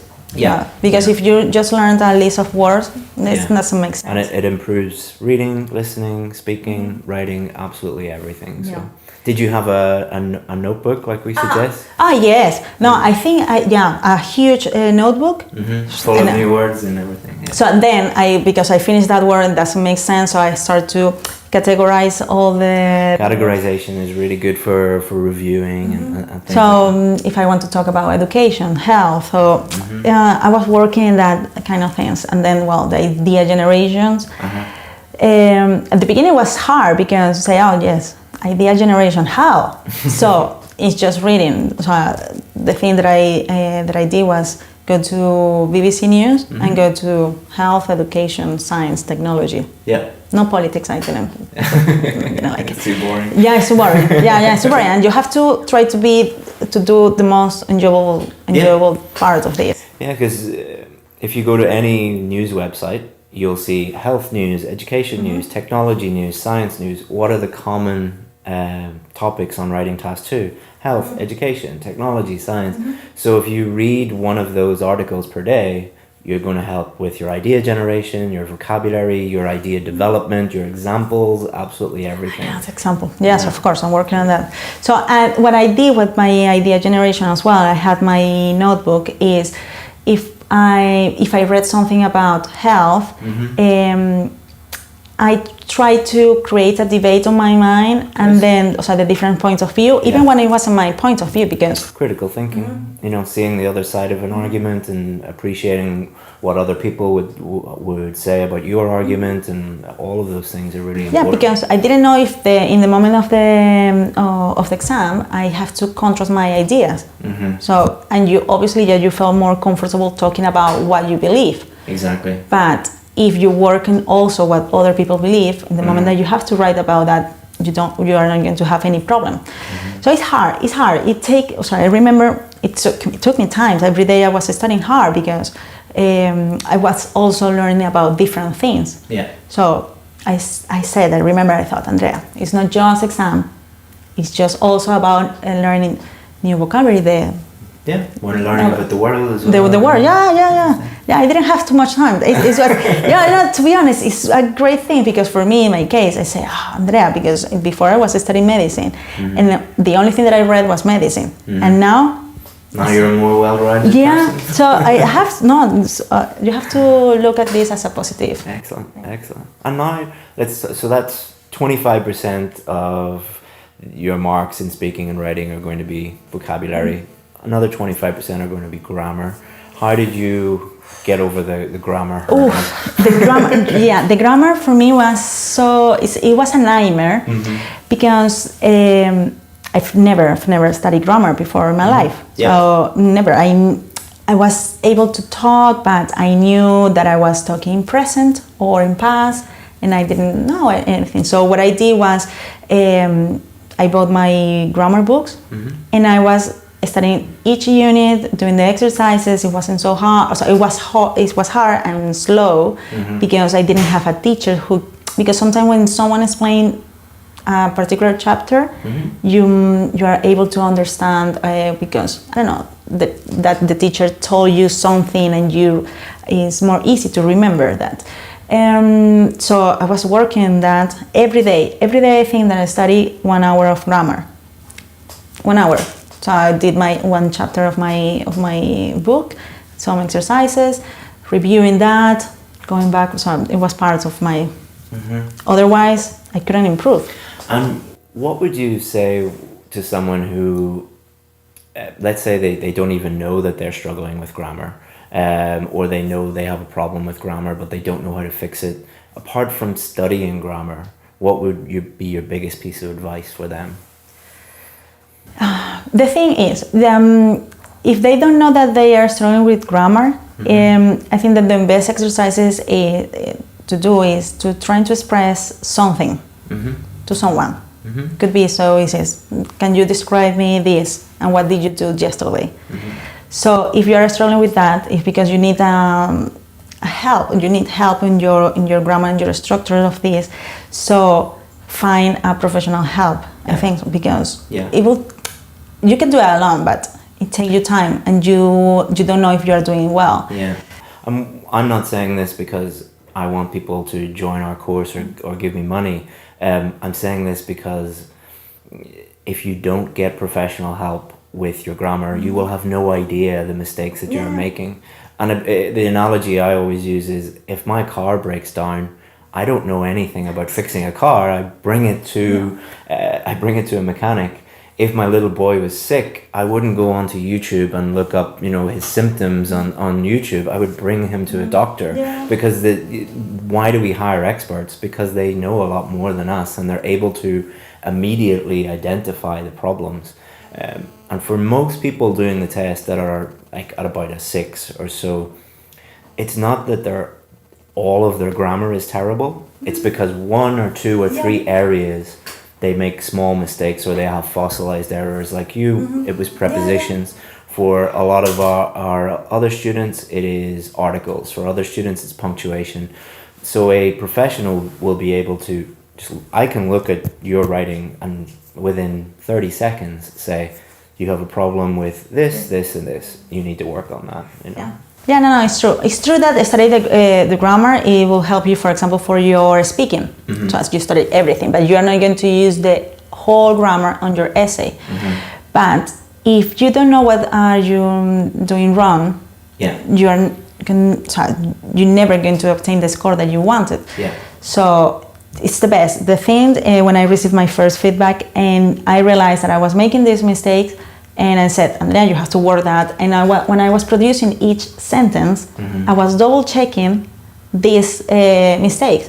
So I say, okay, it makes sense. Verb, agreement, subject, things. It's not Spanish grammar. Okay, go. So it was the thing that it helped me a lot.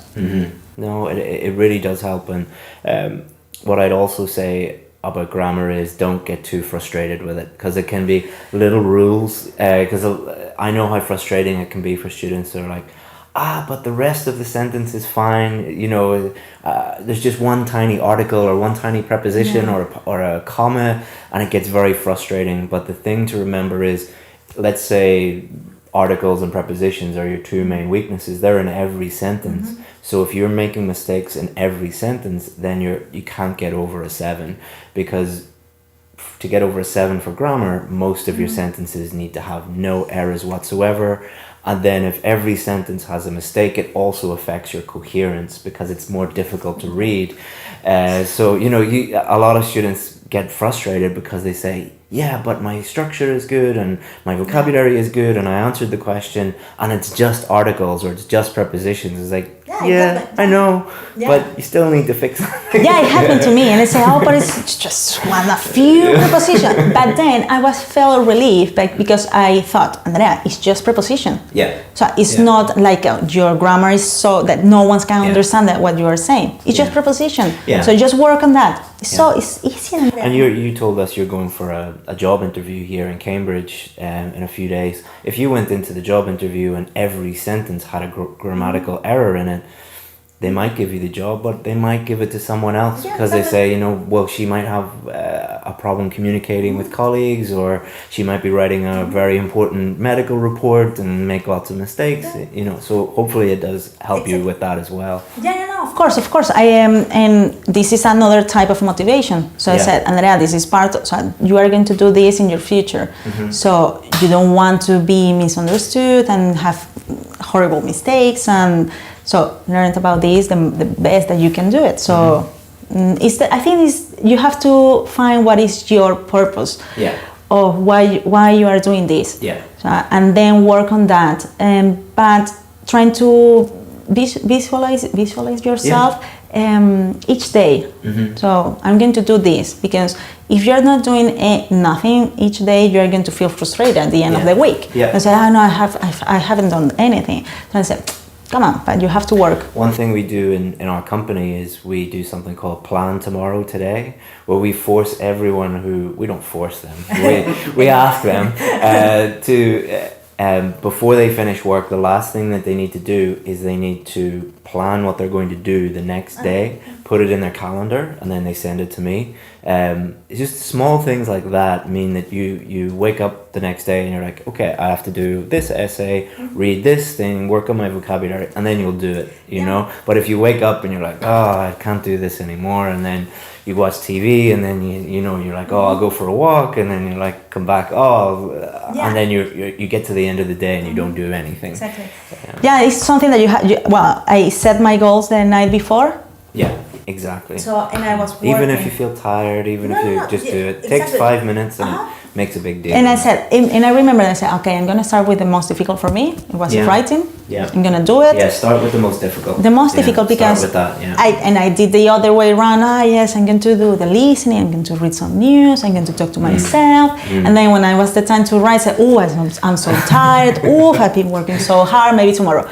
So yeah, there's a book called Eat the Frog, I think it is, but it's like eat the frog means that you do the thing that you hate the first thing in the morning, when you have the most energy, the most motivation, because your motivation will go down throughout the rest of the day. So, you know, and when you first start, the thing that you are struggling with the most, focus on that.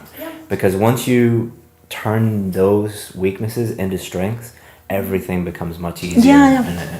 Yeah, it's true. I remember I finished my essays and the first things in the morning, and I remember in between I have, so you are going to do some exercises, and that was like, okay, Andrea, if you finish all those essays and then you read and you practice this, you're going to do exercises, and then you can do whatever you want.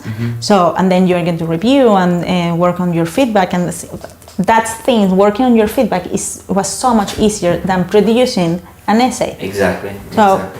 Yeah, I think that's something that even our other VIP students struggle with, where they'll do the course, they'll submit the writing, and we'll send them like 4 or 5 pages of feedback, and they'll say something like, so where am I going wrong? It's like, you have to look at we told you exactly what you're doing wrong, and then they say, well, what do I do now? And it's like, fix those things, work on those things.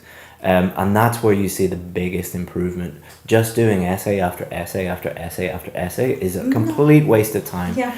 If it's better to do one essay and take action on the feedback than it is to do 100 practice essays and don't do anything, because you just make the same mistakes over and over and over and over again. So, and I that's difficult for people to understand, because they hear things like practice makes perfect.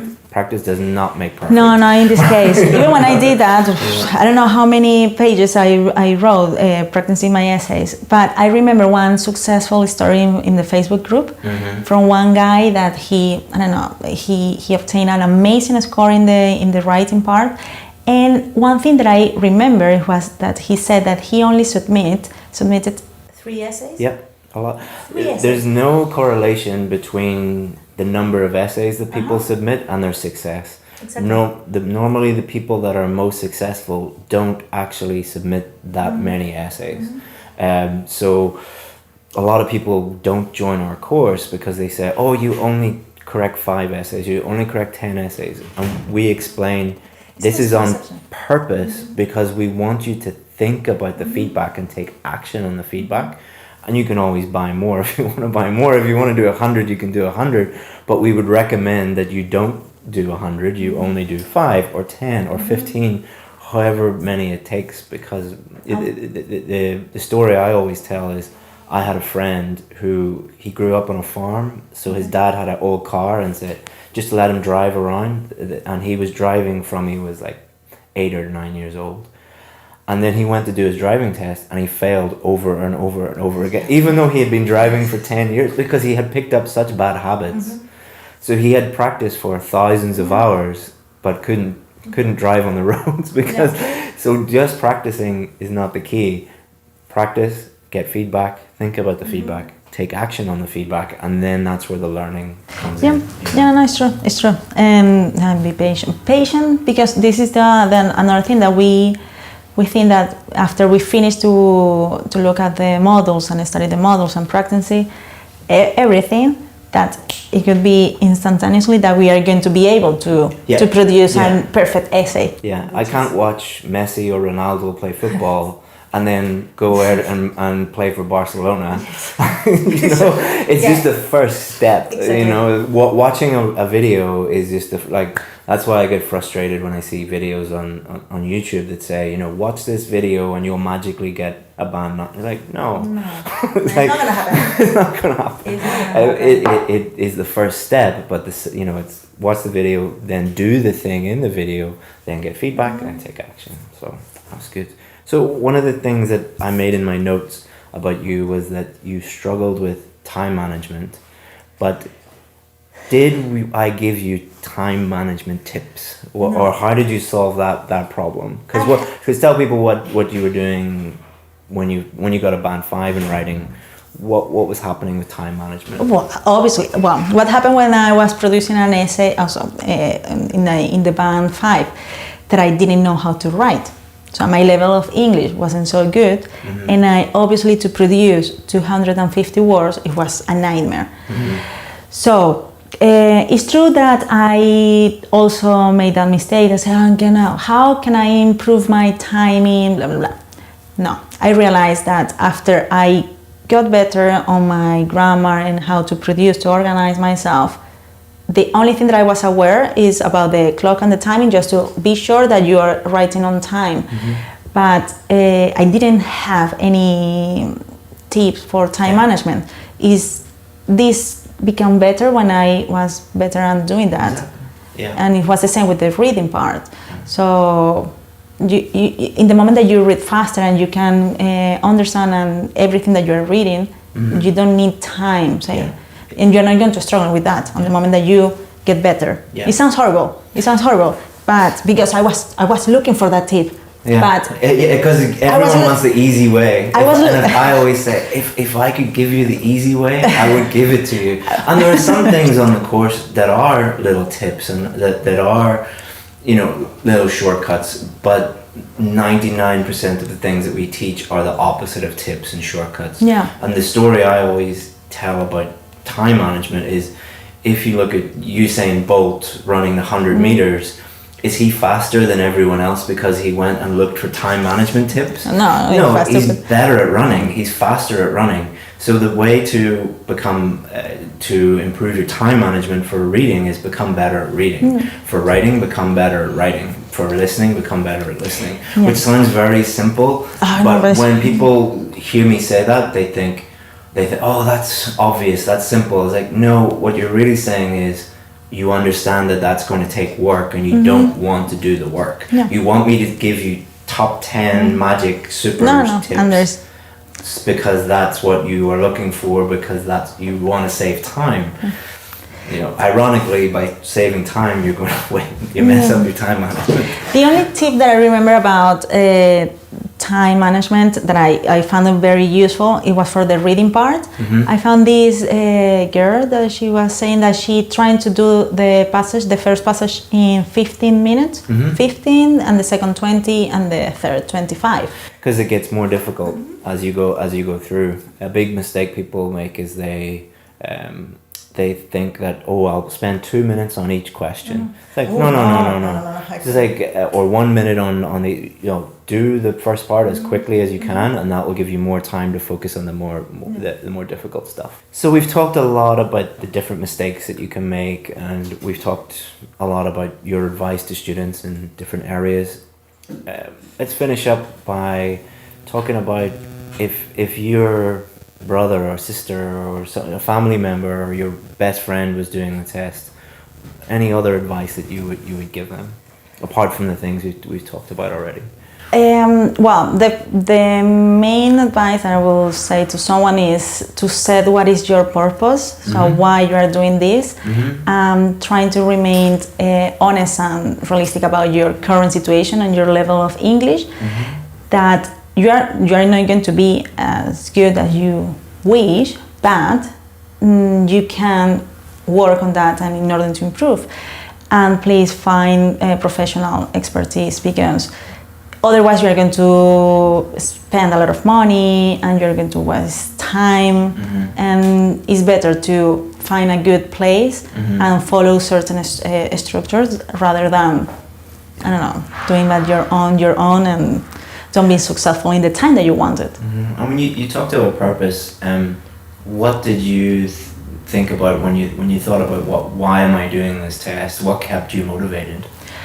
Well, the thing is, my main motivation was to work in England, but that was like too big, so a too wide goal. So then I narrowed this goal and said, Andrea, my main purpose was to be able to express my ideas in English.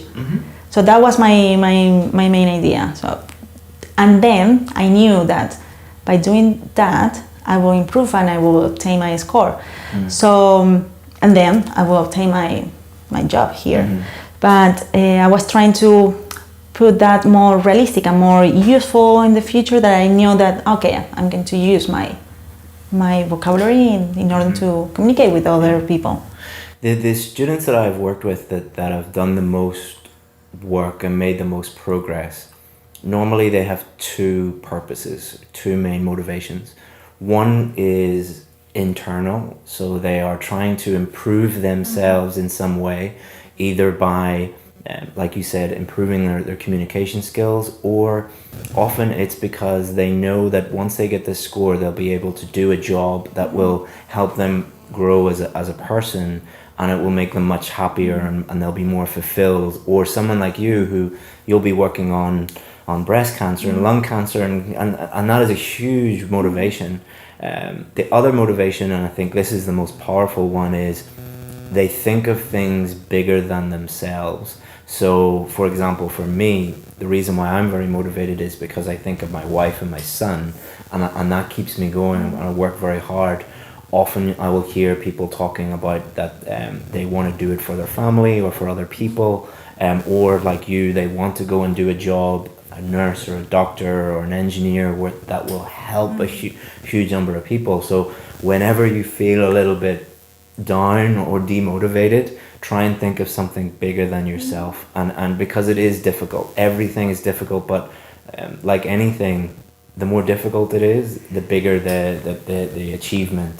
And the way that you are going to feel in the moment that you obtain your score is unbelievable. Yeah. So that moment, guys, is priceless. Yeah. Fridays are always the best day for us, because we look in the Facebook group and we see, I got this score, I got this score, I got this score, and that's really motivating for us. And you talked also about being honest with yourself. That is so important. Is a lot of people, the people that are I'm not being very fluent here or very coherent. The people who are easiest to lie to are ourselves. So a lot of people will say things like, I don't have time. It's like, you have 24 hours in a day, you chose to do something else.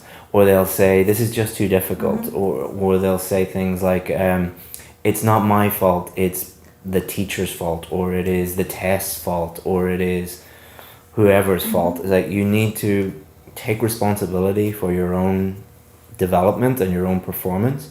And if you have that very humble attitude, then you're going to do very well. And we have that attitude in our team as well. We always look for people on our team who are very humble, because we don't want people running around blaming everybody else and never wanting to get better.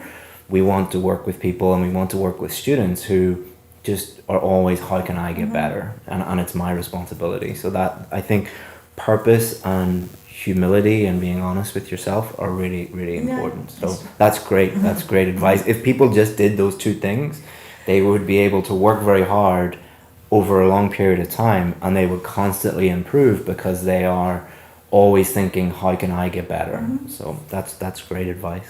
So before we finish, any last minute things that you would tell people? Well, the most important thing is that you have to believe in yourself, and you have to work on whatever you want. You need to work, because you are going to be able to achieve your score. The thing is, work every day, a little bit, and then at the end of the month, at the end of that week, you will be better than at the beginning. So do that, and you are going to obtain your score. Thank you so much, Andrea. It was really, really helpful for the people watching. And the reason why we do these is there's a lot of confusing and conflicting information out there, and people don't know where to turn or who to believe. So someone like you, who has gone from really struggling and doing the test over and over to getting a band 8 overall, moving from a band 5 to a band 7 in writing is unbelievable. So thank you so much. Hi everyone, Chris here from IELTS Advantage, and today we have another success story, and we have Vikas, who amazingly got a band 8.5 overall, which I was just saying to him is higher than a lot of native English speakers and even IELTS teachers. He got an amazing band 9 in reading and 9 in listening.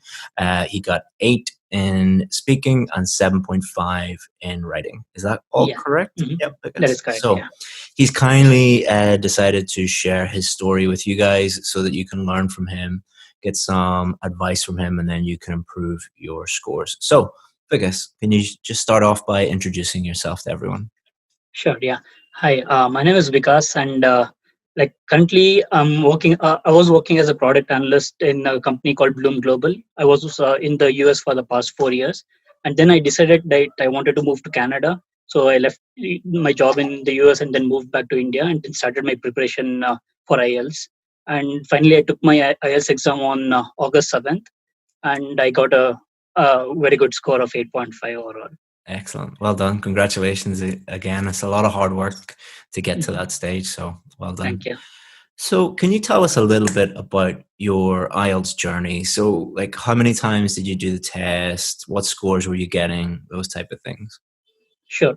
Actually, the official test, the final test, I took it just once. So this is, but before that, I took some of few mock tests, 2 or 3 of mock tests.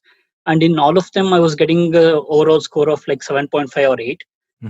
But I was not getting good scores in speaking and writing exams. The reason was I was not doing good in task achievements or anything. But my scores in listening and reading were always varying. I was always getting either 8 or 8.5, and it was always varying. The main reason I think was because I was having pseudo confidence in my listening and reading abilities. So I was not practicing to the right, what do you say, to my potential. So what I was doing initially was I was just going on YouTube and then looking for tests, and then I was just practicing and like was following practice makes perfect kind of thing. So I was just doing that, and instead of correcting my mistakes, I was just practicing again and again. So and after I watched your videos, I learned about like what we should do. Instead of practicing a lot, we should just take in a few exams and then work on our what is it our shortcomings or what all mistakes we are doing. I just started working on my weaknesses and then I got better at it. Yeah, it's like you work in software development and product development. It's just like debugging. You know, if you create a product and it's going to have a bunch of bugs because that's normal. When you're learning a language, you're going to make lots of mistakes, and when you're doing the IELTS test, lots of mistakes. But the key thing is, just like any good developer, is to focus on debugging. Why did you make that mistake? And really thinking about why that was, and then addressing that. So when you were going through our method for improving your reading and your listening, what were the bugs, the mistakes that you seen? Okay. So with the listening, the issue that I had was instead of writing the same words that were spoken in the audio, I was using like synonyms of it or writing some meanings of it. So I concentrated on like listening to the actual word and then writing down the same thing. And other thing was like plurals. Like I was not like if the word was newspapers, I was instead of writing it as newspapers, I was writing as a newspaper. And this was having a lot of grammatical issues. Like I was having such issues. So I tried to concentrate on those things in like listening. And one more thing was like different question types have different strategies, like put in your videos. So I was not following them. Like whenever I used to watch the YouTube videos, I just used to practice them, and then I never used to understand like where I was lacking in the listening section. So my most like the most problematic section was for me was the maps, and also the section 4 of listening, because it's 10 question and they don't give any gaps between the questions. So I tried to improve myself on those sections, and then I got better score in listening. And in the reading, I was like I was trying to read the entire passage before going into the questions. So because of this the time, like I was short on time, and then I couldn't concentrate on everything. So what I like after watching your videos, what I learned was like I just had two strategies for different types of questions. So for any questions like matching the headings or matching information, I first went to the passage and then note down my keywords, and also like came up with my own headings, and then I answered the question. And for the rest of them, I just went with the question and then noted down the keywords and then went to the passage. Yeah. Excellent. So if we just go back to listening a little bit, when you said that you spotted two key mistakes, one was using synonyms instead of the actual word, and one of them was a problem with plural nouns and things like that. And I think that's a really great thing to highlight, because it shows that there was no problem with your listening skills. There was no problem with your English. There was no problem with your intelligence or anything like that. It was just silly little mistakes that you were making. And I think that's why, practice doesn't make perfect, because if you just kept practicing and you kept making those mistakes and not spending the time to really analyze your mistakes and figure out what the bugs were and remove those, then I know that takes, 1 day, 2 days to figure that out, even less. Whereas if you just tried to practice your way to a band 9, it would take, years. So I think, hard work is important, but working smart as well is also, very important, as you probably know from your career as well. And then you also mentioned the different question types and having different strategies for those question types. And again, I think that's, nothing to do with your listening skills or your English level or anything like that. It's just being a little bit more strategic and aware of the different types of questions, and then having strategies for them. And it also reduces the stress a lot, because you know what's coming, and okay, this is a maps question. step 1, do this, step 2, do this, step Mhm. 3, do that. Would you agree with that? Yes, I do. Like that's the same thing that I did as well. Like after practicing all your strategies, like it became really easy for me during the exam. Like I knew what is going to come next, and then I was able to be prepared better and then answer it properly, and then Excellent. concentrate on the right answer. Like while I'm listening to the audio. And then the last question, section 4, is always the most difficult. Oh yeah. And anyone who's having problems with that, the last section of both listening and reading are the most difficult. It gets the first questions are the easiest, and then it gets more and more and more difficult. And that's really the last part, is to separate out the band 9s and 8.5s and 8s and 8s and 7.5 and 7. So if you're struggling with the last part, it's probably because you're not at that level that you need to be, and you need to focus on your listening skills, your grammar, your vocabulary, things like that. Yes. If So anyone's even I struggling had the same issue. Like I was always having trouble concentrating on the last part. Like when it came to the last one, like I was like, oh yeah, this is the end of the exam. So I was becoming more relaxed. So what I kept in my mind is like till the speaker tells this is the end of the speaking test, or the listening test, I was not going to stop concentrating. So that helped me a lot in the last part. Yeah, it's you think of your brain as a muscle, and if you were, let's say you are very unfit, like at the moment I'm going for a run after this, and I can only run like 5k at the minute. So think of that as like focusing on your listening for 5 minutes. Well, how does a runner get from 5k to 6k? Well, they push themselves out of their comfort zone and do a little bit more, and then you're 7k, then 8k, then 9k, then 10k. So exactly the same principle with listening. Try and focus completely for 1 minute, and then 2, and then 3, and build it up, because it is just like your brain isn't a muscle. I know, I'm aware of that. I'm not that stupid. But it does feel like that sometimes when you're trying to. Even things like meditation can help as well. Or reading can help as well. Just doing things that, like, one thing that's quite surprising when you do this with other, I've did this with a lot of students, is say, just read in English for 1 minute and don't think about anything else. Just read. And a lot of people can't do it. And in the same way that a lot of people can't run 5k or 10k, it's not because they're bad people or there's anything wrong with them. They just have never done it before. And you need to keep pushing yourself out of your comfort zone a little. Would you agree with that? Yeah, like you said, like the reading part, right? So I did not come out of the blue. Like I did not become an expert in reading or listening just overnight. So I was like reading novels since I was in my 10th standard, and then it has become a habit for me. So I keep reading books, and then I note down the words and then learn new words through it. And also listening, but like I used to watch a lot of movies, so this has helped me, like without subtitles. So that helps a lot. So that you try to listen, and then you understand the accents of people, and then also the way they speak. So it really helps. Yeah, and it's a gradual process. Yeah.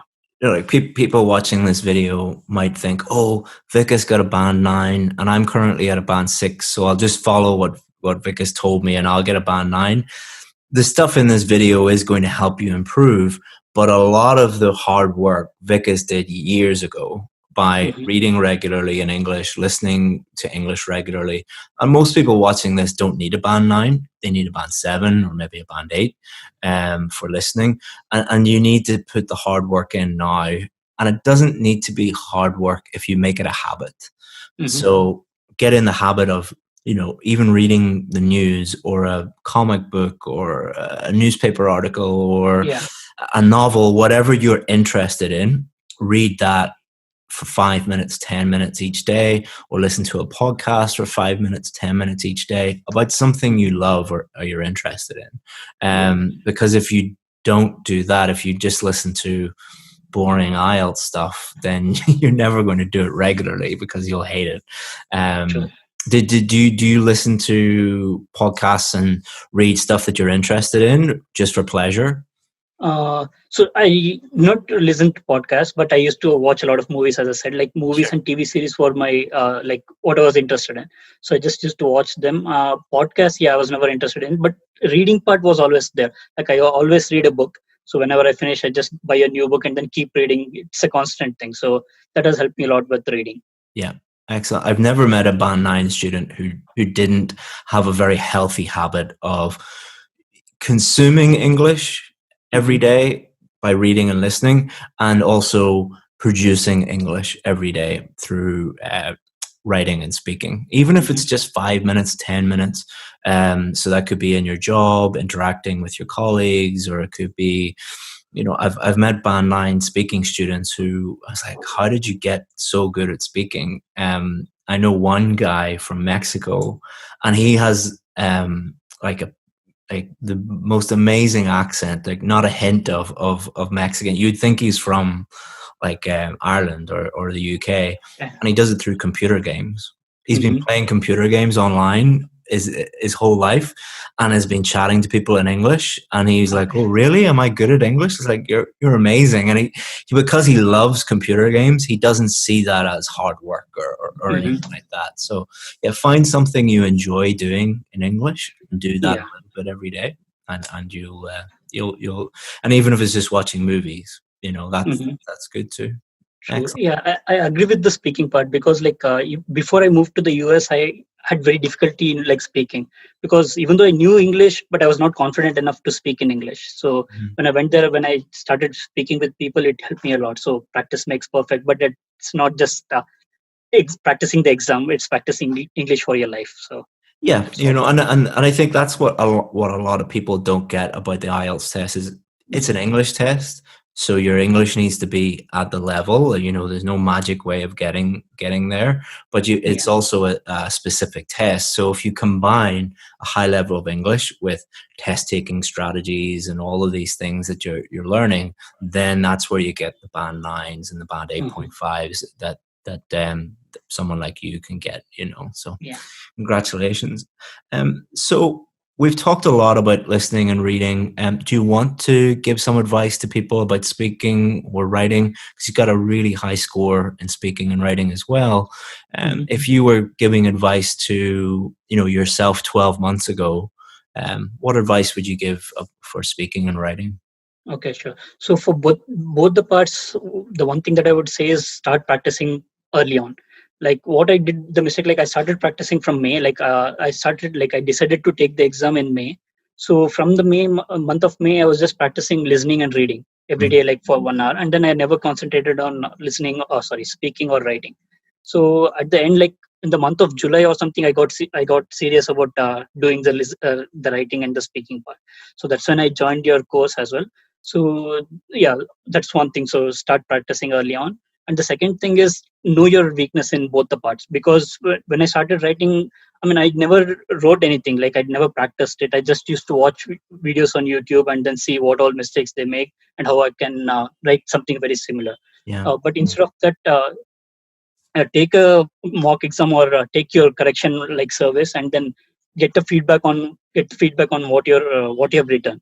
So this helps you to like find out the weakness, and then you can improve on that one. Yeah, so that's the same thing for writing and speaking as well. There's a huge difference between learning on YouTube and getting your individual weaknesses assessed by a real expert. You know, YouTube, don't get me wrong, there's some great YouTube channels out there that will familiarize you with what you need to do. But you know, it's like you work in software development.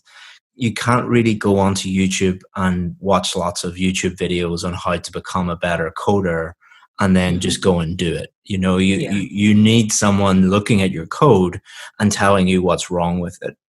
In the same way with your writing and your speaking. There's a difference between reading and listening and writing and speaking is you're producing language when you are speaking and writing.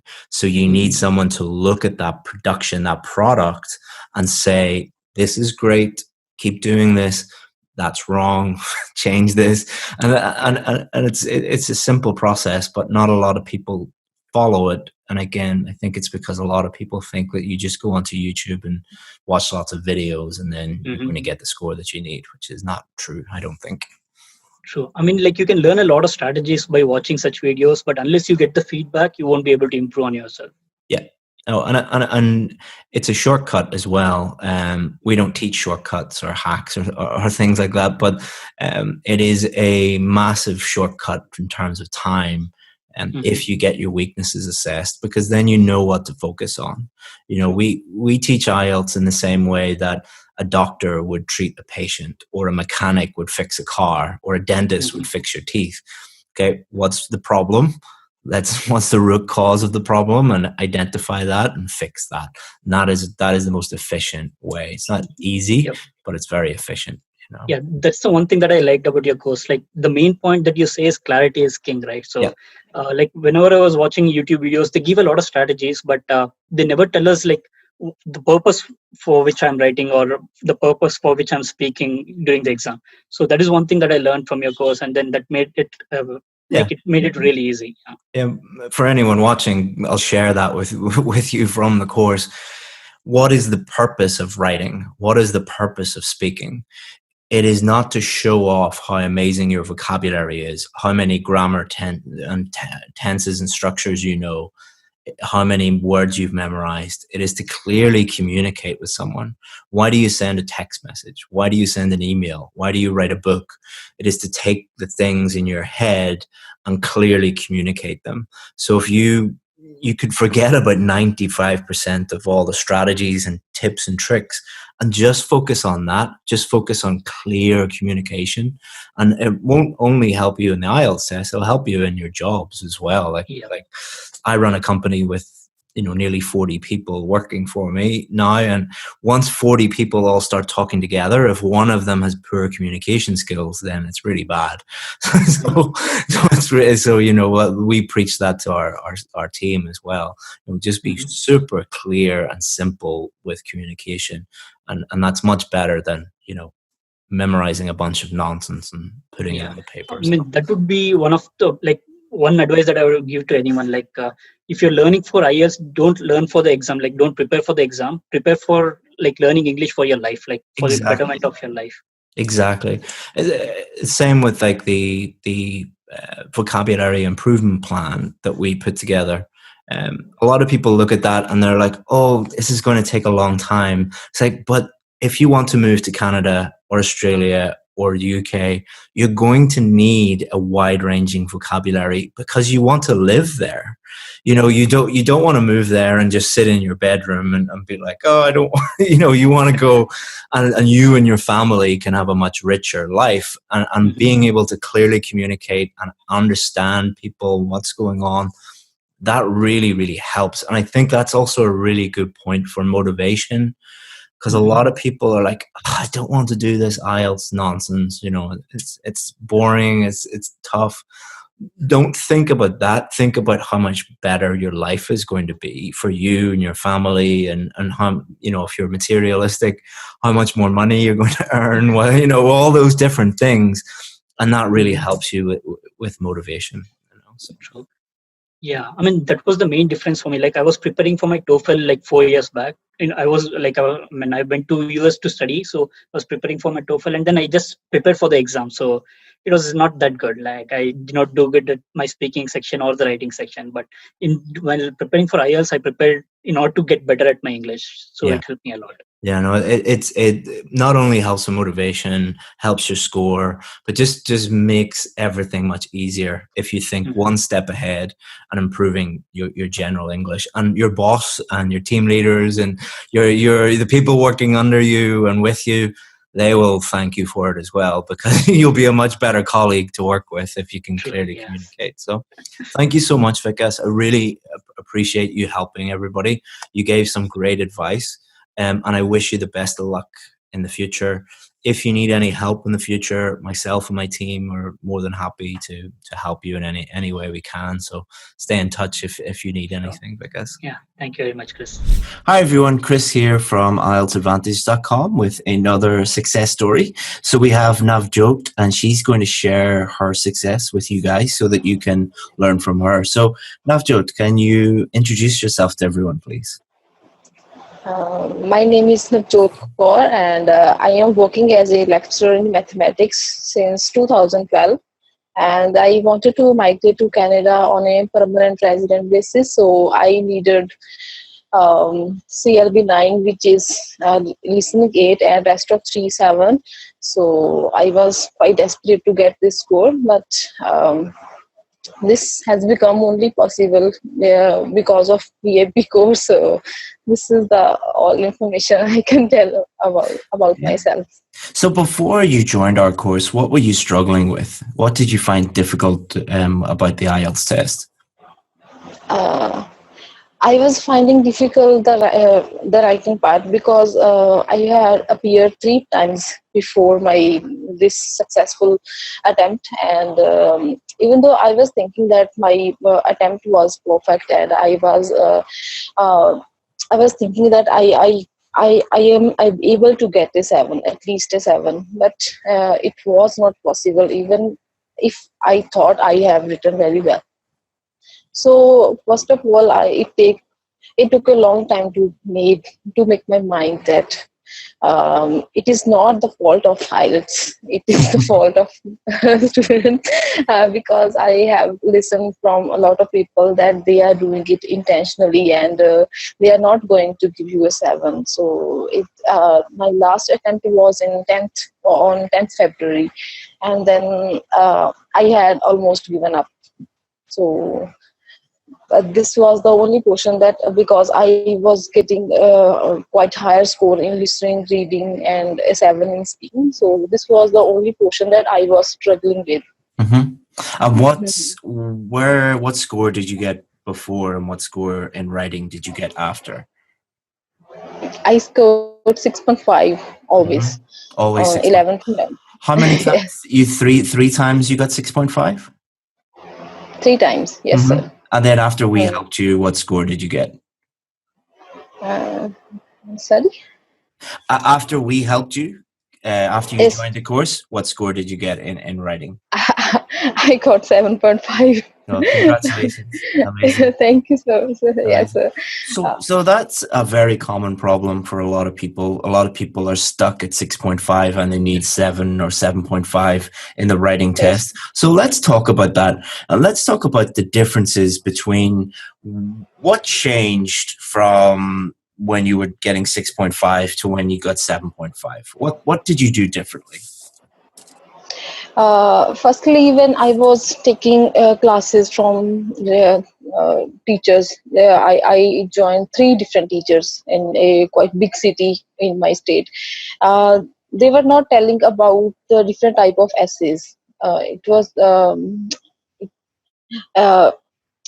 like they are saying that we have to answer the question in a similar way, whether it is a discussion essay or it is an opinion essay. Then we can make an opinion essay a discussion one. This was the biggest mistake I have done in the previous attempts. So this time things were more clear because I knew what I had to do in the exam. Everything was crystal clear in front of me because I knew there are 5 type of essays, as you told, and there are different approaches to attempt all these questions. So I was quite confident this time that I will certainly get my score in the writing section. Yes. And apart from understanding the different types of questions and having a different approach, was there anything else that you think made a big difference in changing your writing from 6.5 to 7.5? Keeping the things simple. Yes, because I was making everything complicated. Because I don't think whose fault is this, but by default we are thinking that we have to write quite complicated vocabulary and we have to we have to use a typical type of sentences. That is not the main thing, because we have to convey our ideas and and our opinion to the examiner or whoever is reading. Then this is the main thing. I think it can take a long time for everybody to understand that this is the main thing. We cannot use any random words which we have learned from random sources. So I think if everybody can understand it, but I think Yeah, there are a lot of things.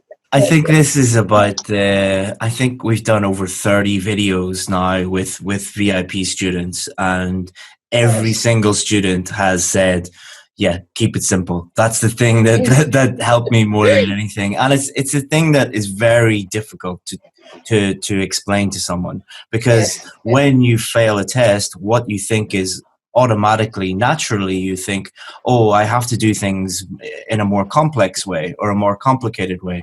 So when you tell a student the opposite of that, then they find it very difficult to accept it. And especially it's the opposite to what a lot of other teachers are telling them, which is, use complicated grammar and vocabulary, and then you'll get the score you need, which, it is not true.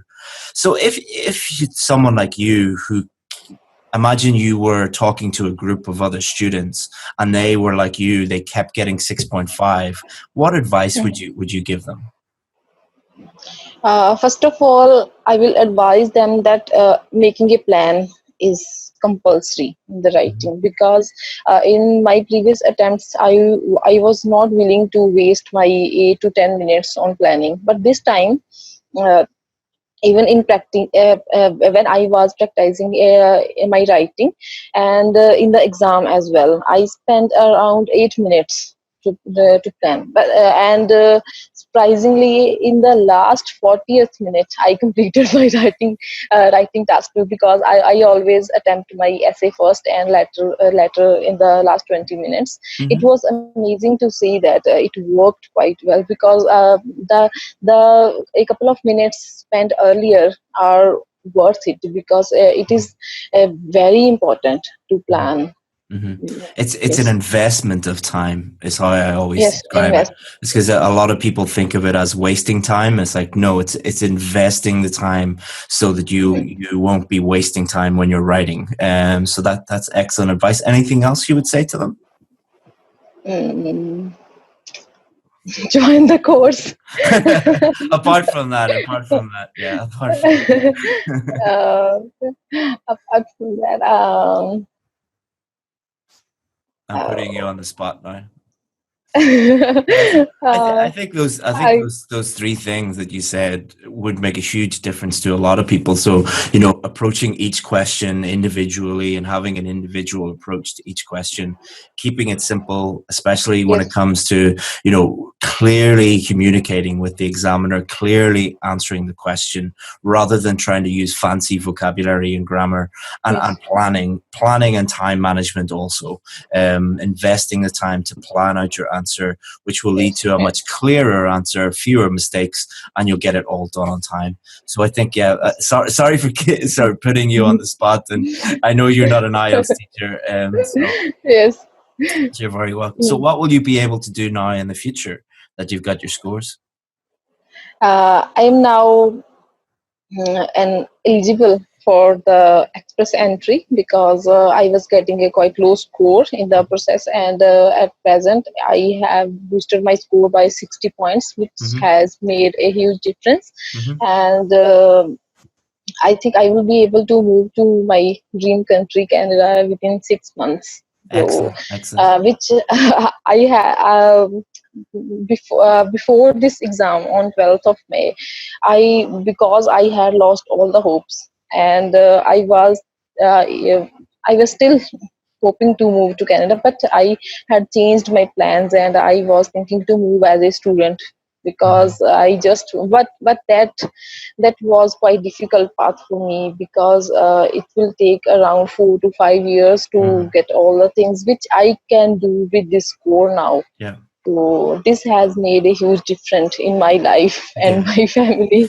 I mean, I was talking to a lot of students today, and they were saying to me,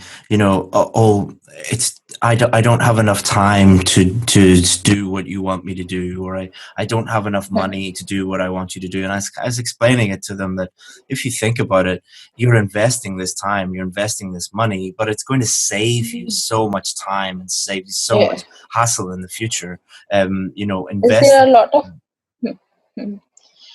there are a lot of people who are trying again and again by thinking that luck will get to them soon and they will get a 7 suddenly.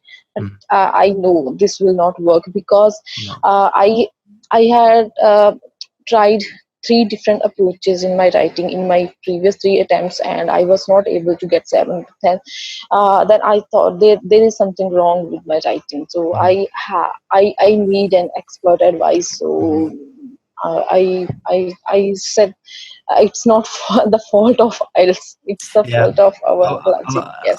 I think a lot of people who are failing over and over again. I was speaking to one guy yesterday, and we were talking about whether he could join the course. And on the call, he was saying he was blaming IELTS, he was blaming the examiners, he was blaming everybody. And I said, "Listen, you're not welcome on our course." And he said, "Why?" I said, "Because you won't accept that it's your fault. It's your fault that you're getting those scores, and blaming everybody else is only going to lead to further failure.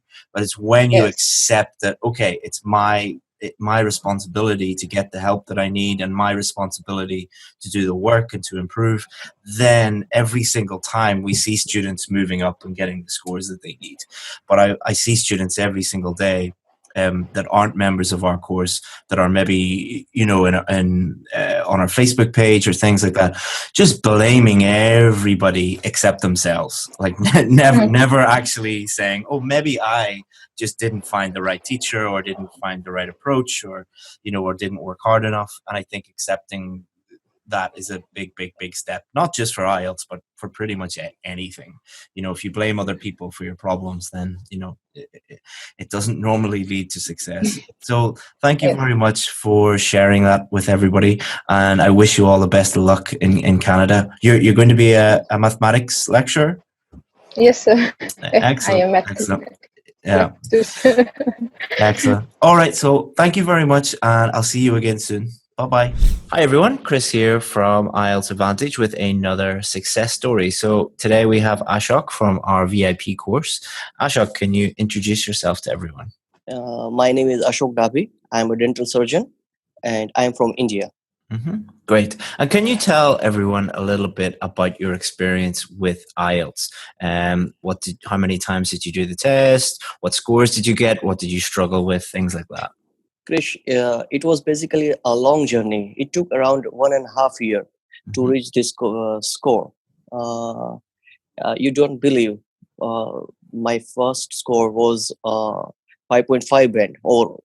But I just wanted to achieve my score at any cost, because I wanted to move to Canada. So that is why I worked hard.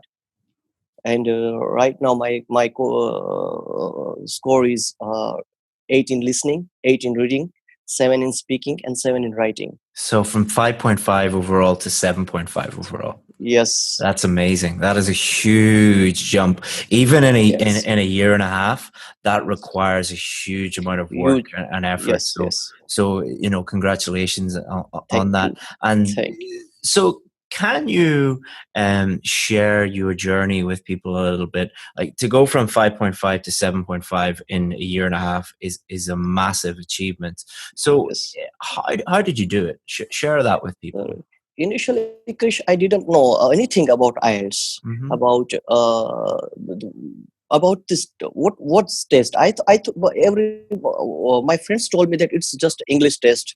So every time I read English, that's enough. And I also read initially I also read some sample essays, but I never practiced. Means I never wrote essays, or I never practiced a lot. So initially I also took up some local training course from India, but it didn't work. After that I got 6.5. So one of my friend, he is also a dentist, and he is also a member of PAL Academy. Do you know Manthan Solanki? He is also my friend. So we both decided to enroll your course. So after that, you don't believe, I got 3 times 7 and 7.5 bands in writing. So it was, the writing was the big hurdle for me initially, because I didn't know anything about writing. I didn't know the different parts of the different types of the essays. So it was the basic, it was the main hurdle for me. So after that, what I did, I strongly followed your advice. 2 main ideas, then explanation, then example. Initially what I did before enrolling your course, before taking your course, I mostly started writing whenever I got my question. So I started writing immediately without planning my essay. But when you told me that I had to plan essays before I write, before starting writing. So after that, I gave at least 5 minutes for writing, planning essays, and then after I start writing my essays. Secondly, you always told that read newspapers. So I was I also prefer to read newspapers. So what happened, after reading newspapers, it became very easy for me to write down the examples. So I didn't have to think about the examples at the time of writing. Apart from this, it also benefited me in speaking portion, because in type 3, in part 3 speaking part, it's quite a typical questions. The examiner asked some typical questions, so it became very easy for me to answer all these part 3 questions. So that is why I mostly concentrated on reading newspapers. So I downloaded the Guardian, the Hindu. So at least I gave 1.5 hour to read newspapers every day, and every day. Wow. And you don't believe, Krish, I wrote more than 300 essays. That's a lot. Yes. I didn't correct and I also advise each and every members of the PAL Academy as well as other students that never miss Mondays as well as Wednesdays essay classes. I cancel my appointments for Wednesday, and I strongly read different students' essays. So it helped me to get all these ideas of different students. So at the time of exam, I didn't have to worry about the ideas. I didn't have to worry about the examples. I didn't have to worry about the explanations. So all these things, they're just stuck in my head. So it became very easy for me to write essays, particularly on exam days. So there was no room for nervousness. Yeah. So when you were sitting down on test day, how did you feel compared to the first time and the last time? Was there a big difference in how you felt? First time, I didn't know anything about essays, different structures of the essays. But after enrolling your course, it became very easy for me. Initially, what happened, our local trainer always told me, advised me to write down heavy vocabulary, so-called heavy advanced vocabulary, so many ideas without explanation. So that is why I got around 6 and 6.5 band. But you have after to be very careful with local trainers. Some of them are really good, most of them aren't. So it's a shame. Yes. So initially, I also believed that I had to use heavy vocabularies, and I had to use so many ideas without any explanations, without providing examples. But all these things are very necessary if you want to get a 7 or 7 for more than 7 bands. And secondly, newspapers also. I forgot one thing, that newspapers also play a very important role to learn grammar, because grammar is really a boring portion. But if you really, for me, it's quite boring. Whenever I read, whenever I start, whenever I read grammar, even though I created a whole grammar course, I didn't enjoy it. So when I read newspaper, so I was familiar. I was familiar with the prepositions and articles. So if anyone knows about the prepositions and articles, then they will definitely win this game. Because you don't have to write down heavy, active and passive voices or conditional sentences in this particular exam. The main aim of this exam is that how you can convey your message in English in simple way. So keep it simple. Read newspaper And third most important thing I would like to share with you is that if you have a good friend who is also preparing for IELTS, then discuss with your friend. Yeah, It sure. not help to it will not help you to improve your English, but it also help you to provide so many ideas related to essays as well as your speaking portion. And last Oh, go ahead. Sorry. and last thing is that many times people always advise that watch BBC, but I mostly advise students to watch Discovery as well as National Geographic channels, because in reading and listening portion you will get same topic in your last sessions, so it become very easy for you to predict the answer. That's excellent advice. It's you seem to have just surrounded yourself with English and with Yes. IELTS for a long Yes. time and worked Yes. really, Yes. really hard. And Yes. it's great to hear that, because you are an example of someone who has followed the system that I encourage everyone to follow, which is not very complicated. I mean, it's find out what your weaknesses are, Yes. turn Yes. those weaknesses into strengths.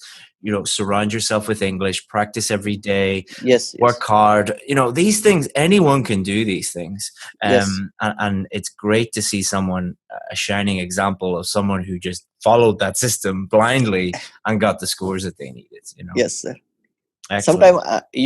Sometime what during Wednesdays you many times scolded me because I mostly prefer to do some experiments with my essays, particularly in your class, because there is no room in exams. So I mostly preferred you advised me very well. I really followed your advice, and I during test time I You hear me? yes. Yeah, all good, all good. Yeah, keep going. Oh.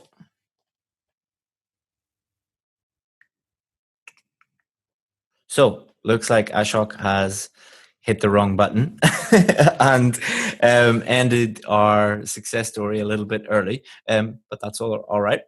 He pretty much said everything that he needed to say. Maybe he lost power, or maybe he lost the internet or something like that. But now that you have me alone, if you look at all of our success stories, all the students who were on the VIP course, they pretty much followed the exact same formula.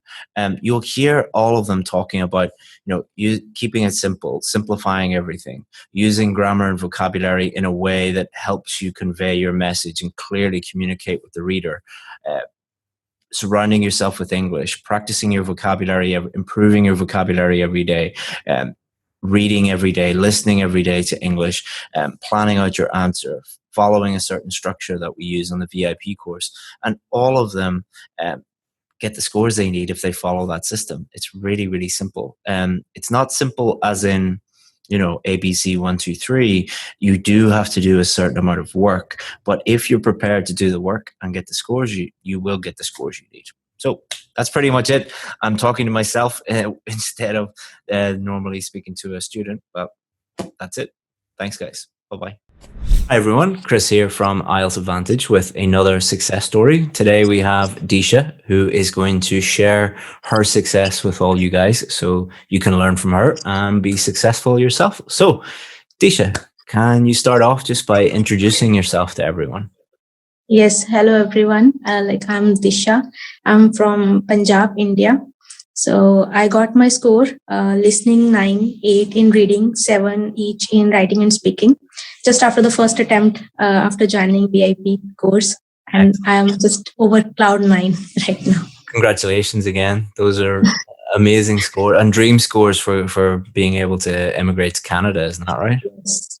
Yeah, I waited for a very long time to get this score. Excellent.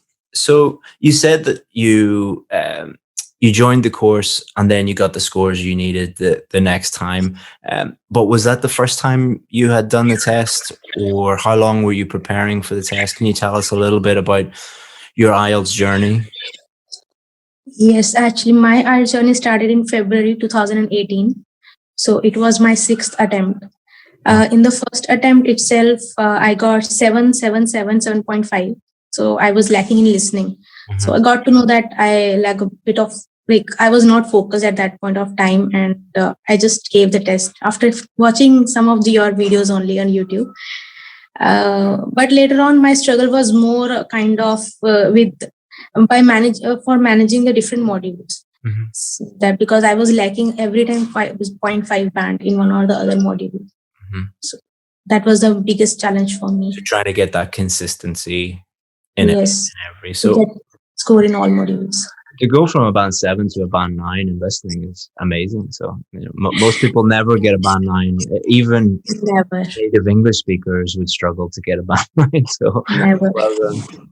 Yes, in fact, in my third attempt, I lost in listening only. I got 7.5 in listening, then 8, 7, 7.5 in others. That was fine. In fact, if one day before the test, this time also, I was so nervous about listening that I don't want to face that recording again. Because I'm so afraid of it. Yeah, I mean, fear and the stress can cause a lot of problems and things like that. So would you say that your biggest challenges, your biggest struggles were consistency, or were there any particular things, weaknesses or struggles that you had? I think in the beginning, my struggle was with consistency and focus. And with the time, as I got to understand about IELTS skills in various modules, my writing was quite fine. But now, and after failing a lot of times, because I used to think like I failed, my struggle was with the mindset. Okay. So when I purchased this VIP course and I first gone through all the videos of mindset, and even every time I was a little bit demotivated, I saw your videos, mindset course, and I just buckle up again.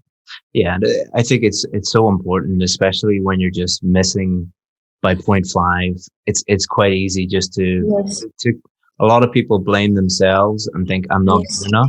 But our attitude is the opposite of that. Is okay, learn from your mistakes, use those to get better, and turn your weaknesses into strength. So that is not easy. That's very difficult.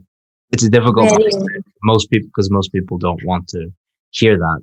So well done for having that. Because I always used to be a kind of topper, you can say, and even my family was looking at me like, oh, "What are you doing? You are not going. You are not able to get the score. It's just an English exam." So she'd say, "Well, you go and do it then." So now when I saw your videos, like we feel like this, but eventually we can change our mindset when anytime we can. So every time I watched your videos and I got the motivation I needed to prepare. So we'll come back to mindset, but you talked a lot about focus, especially in regards to listening. And a lot of Indian students that I speak with need a band 8 or even higher for the Canadian PR. So if you were to give advice to someone who needs to increase their listening score to a band 8 or a band 9, what advice would you give them? In listening, I think most of the people they try to, they focus more on the words. They don't try to make the connection, what exactly the speaker is trying to say. In fact, I found it very useful that the way speakers talk in listening, even by their intonation, by the way they speak, we get to know many things. Like, okay, this can be the answer by their tone itself. So instead of just focusing on getting the answer, we should relate to them. That makes things easier. That's excellent advice. So instead of going very in close into the individual words, to kind of zoom out a little bit and understand the general sentences, the general meaning, the intonation, and all of those different things. Yes, and in fact, in listening, because we always we have a short time duration in between the sections, so it is very important when to make the best use of that time, when we have to look at all the questions just to understand quickly, and then when to focus on the connected speech, when to just eliminate the options which we feel like they are not the answer. So this helped in MCQs especially too. Yeah.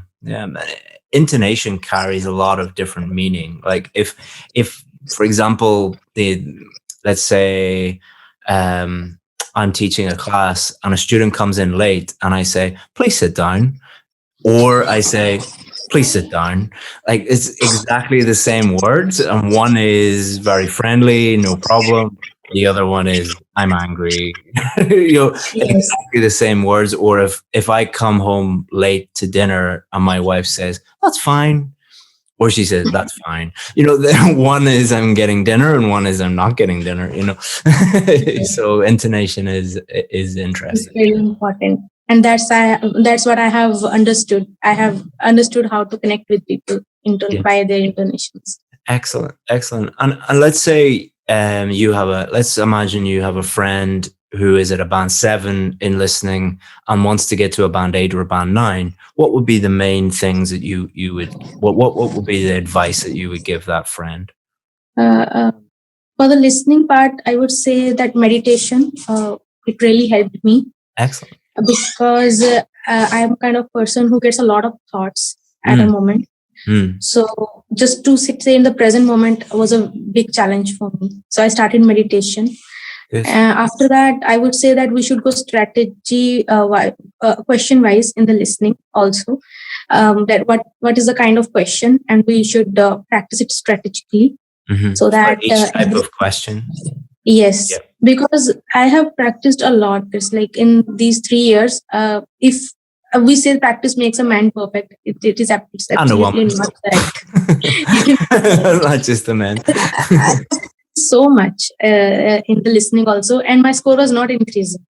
So when I listened to your videos, I got to know that we have to fix our problems. So I started analyzing my mistakes, what kind of mistakes I make. It was not of spelling, it was not of grammar, it was sometimes of plural, singular, but most of the times it was like I did not know the strategy of the question, and I did it wrong. If you got 2 students and one student does 100 practice tests and another student just does 5 practice tests, but that student looks at the 5 practice tests and all of the mistakes and analyzes the mistakes and then learns from those mistakes, the student who does 5%, just 5 tests compared to one who does 100 will do much, much better, because it's not about practice. It's about practicing strategically. Yes, that's what I learned, analyzing my mistakes, which I was not able to figure out earlier.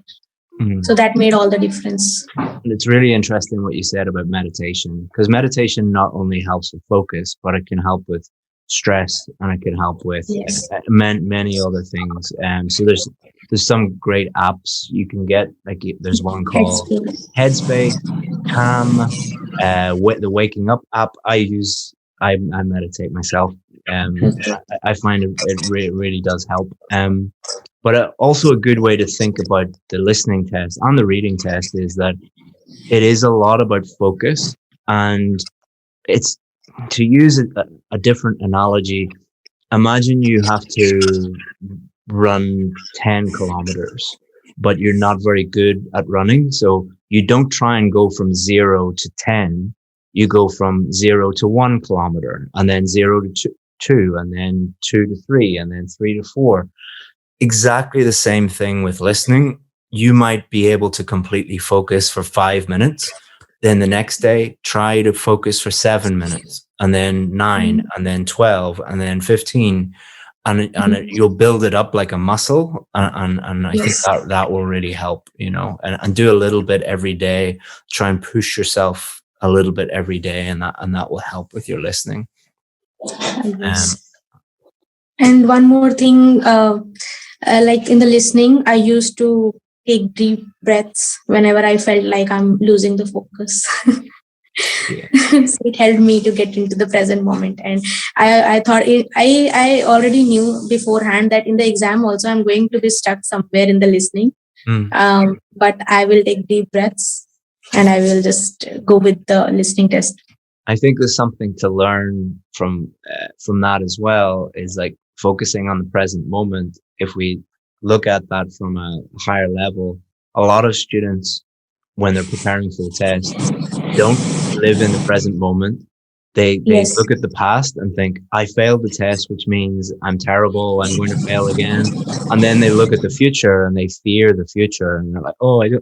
So I think meditation, living in the present moment. Each day, just like what do I have to do to get better today? What little thing can I do to improve? And really focusing on what's my biggest weakness that I need to work on today.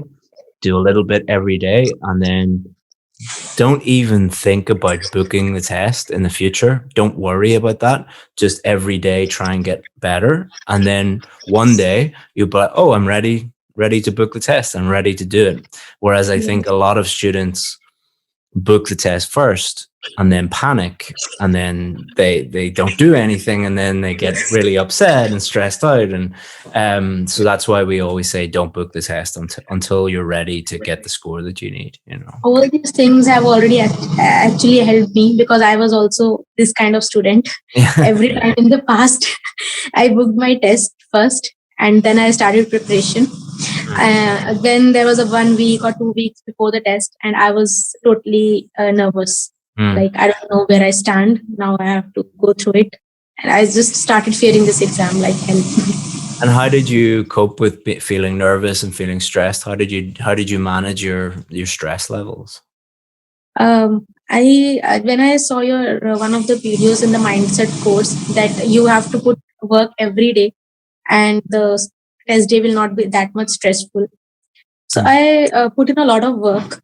I got good score in writing also. In listening, one day before, as I mentioned, that I knew that I have done a lot of work, but still, I had this thing that anything can happen in the exam.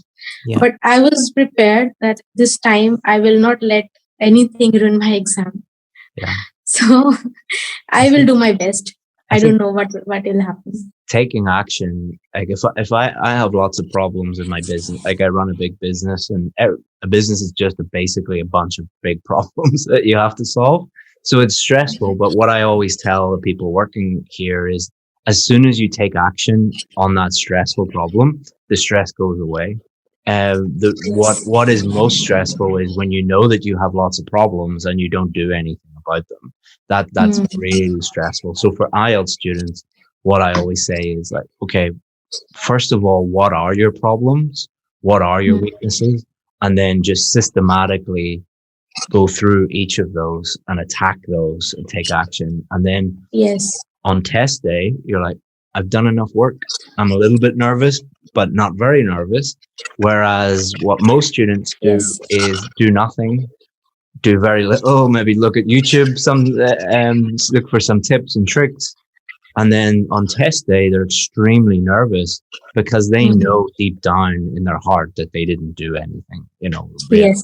And I did not want any such thing in my mind this time, that I would regret I could have done this, or I didn't do this. So I was prepared. I prepared question type wise. I did a lot of practice tests. Listening was the one module which I never missed doing it. So yes, I was able to do it on the exam day. Excellent. Well, Disha, thank you so much for sharing how you got a band 9 in listening, and an amazing band 8 in reading, and 7 in speaking, and 7 in writing. And thank you so much for sharing that with everybody. And do listen to Disha, like the basic things, fundamental things that she said, such as practicing strategically, learning from your mistakes, learning how to focus on the test, and managing your stress levels. Like those things are very, very important. But if anybody needs help from us, feel free to get in touch with us, and we'll be happy to give you any advice that you need. Disha, I wish you all the best of luck in the future. And if you need anything in the future, get in touch with us. Any last minute advice for students? I would say to everybody who is sailing in the same boat that don't give up, because I was about to give up. But I don't know how. One of my friends, he called me on my birthday last year. He told me that why are you giving up? You just take IELTS Advantage. I got CLP 10.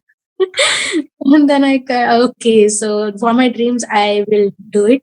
And I never knew that I will talk to you so soon. Well, thank you so much, Disha. You deserve all the success because you worked so hard and put the work in. So thank you so much again for sharing everything with us. Thank you. Susan here, I'm part of the academic team, as you probably know, and we're here again to record another success story and to offer our congratulations to Nishtha. So Nishtha, could you just introduce yourself and tell the students a little bit about yourself? I am Dr. Nishtha Arora, and I've been working as a consultant dentist in a private dental college in a small city in northern region of India. And I plan to immigrate to Canada. So I wanted to take this IELTS general training course exam. So I looked up online and I came across IELTS Advantage course through a video in which a person had failed IELTS exam for 6 times. And when he took this course, IELTS Advantage course, he could get through the exam. So that really motivated me. I didn't want to make that kind of a mistake, and I wanted to clear the exam in the very first course. So I took this VIP course. I registered myself in the waiting list, took this course, and fortunately, I was able to crack the exam with high scores in the very first attempt. So. And you'd never taken IELTS before? Never. This was my first attempt. And what score did you need in order to achieve your desired score? The basic score that we need is 8,777. That is 8 in listening and 7 in the rest of the part. And that is what we needed. Would you like to tell everyone what you achieved? Okay, so my score is 9 in speaking, 8.5 in speaking, and 9 is in listening, 9 in reading, and 7 in writing. So that's pretty impressive scores, especially on your first attempt. It will now allow you to migrate to Canada. What did you find most difficult about the IELTS exam when you were preparing? Was there anything you were particularly worried about? Yes, in reading section, I was very, very worried about true, false, not given section. I took a lot of time to grab the actual strategy to attempt this kind of a question. And in listening section, the multiple choice question was something that I was worried about. So these two things made me a bit nervous, but eventually after practicing and listening to the tape scripts of the listening section, I was able to understand the accent, the slang used, and where paraphrasing is done. So those things were clear to me after listening to the tape scripts that is given in the official Cambridge preparation textbook at the back. So that was really helpful for me, and I was able to understand and was able to get such high score. Mm-hmm. And how did you get on with the writing part of the course? I've scored 7, so I'd say there is a scope of improvement. But basically, I listened to Chris's videos, and he told that there has to be a good structure for the answer. You have to think about ideas, make a structure, and then attempt the question. And you have to address the question as it is. It's not like you can write everything that comes to your mind. No, you have to make points, then clearly communicate your message precisely, shortly, using good vocabulary and punctuations and synonyms, and sort of keep it simple and accurate. Accuracy is what he taught us in the videos. Yes, I was just going to say, keep it simple, I think, is the main key for the writing tests. Try not to make it complicated, and also you have to keep to the right length, because if you write too much, you won't have time to check your accuracy. So well done. And the speaking, were you concerned about the speaking at all?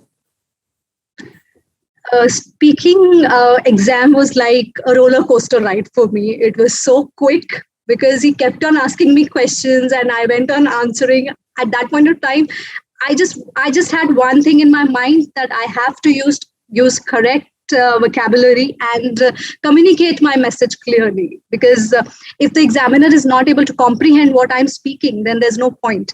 And I think it's all about the comfort zone and how comfortable you are while speaking this language. So that is what I had in my mind. And I listened to quite a lot of podcasts and stuff like that to, grab the slang and try to speak like native speaker. And I recorded myself. The most important thing is I always used to record myself. I used to read a question, then answer it for like 2-3 minutes, and then see what mistakes I was making. So that really helped me. So that is something. And then when you were analysing your speaking, did you record the mistakes that you were making and to try and avoid them the next time? I attempted same question thrice or 4 times with different methods to really understand what I was lacking in and whether I was confident enough to, appear for the exam. So that ways, I am a teacher myself, so I teach students. Okay. Dentist as well as teacher. So you understand where we're coming from. Exactly. So I tried my best. And then when the results came through, did you get a text message? How did you find out what you scored? We have a website and it quoted that the exam result will be out in 13 days. So I had an eye on that website, and on the 14th day, I clicked for the result early in the morning at 6 o'clock when I woke up, and I saw that I was so happy, to have a 9 in listening and reading was something which I really appreciated. Yes, absolutely fantastic. That's 100%. Yeah.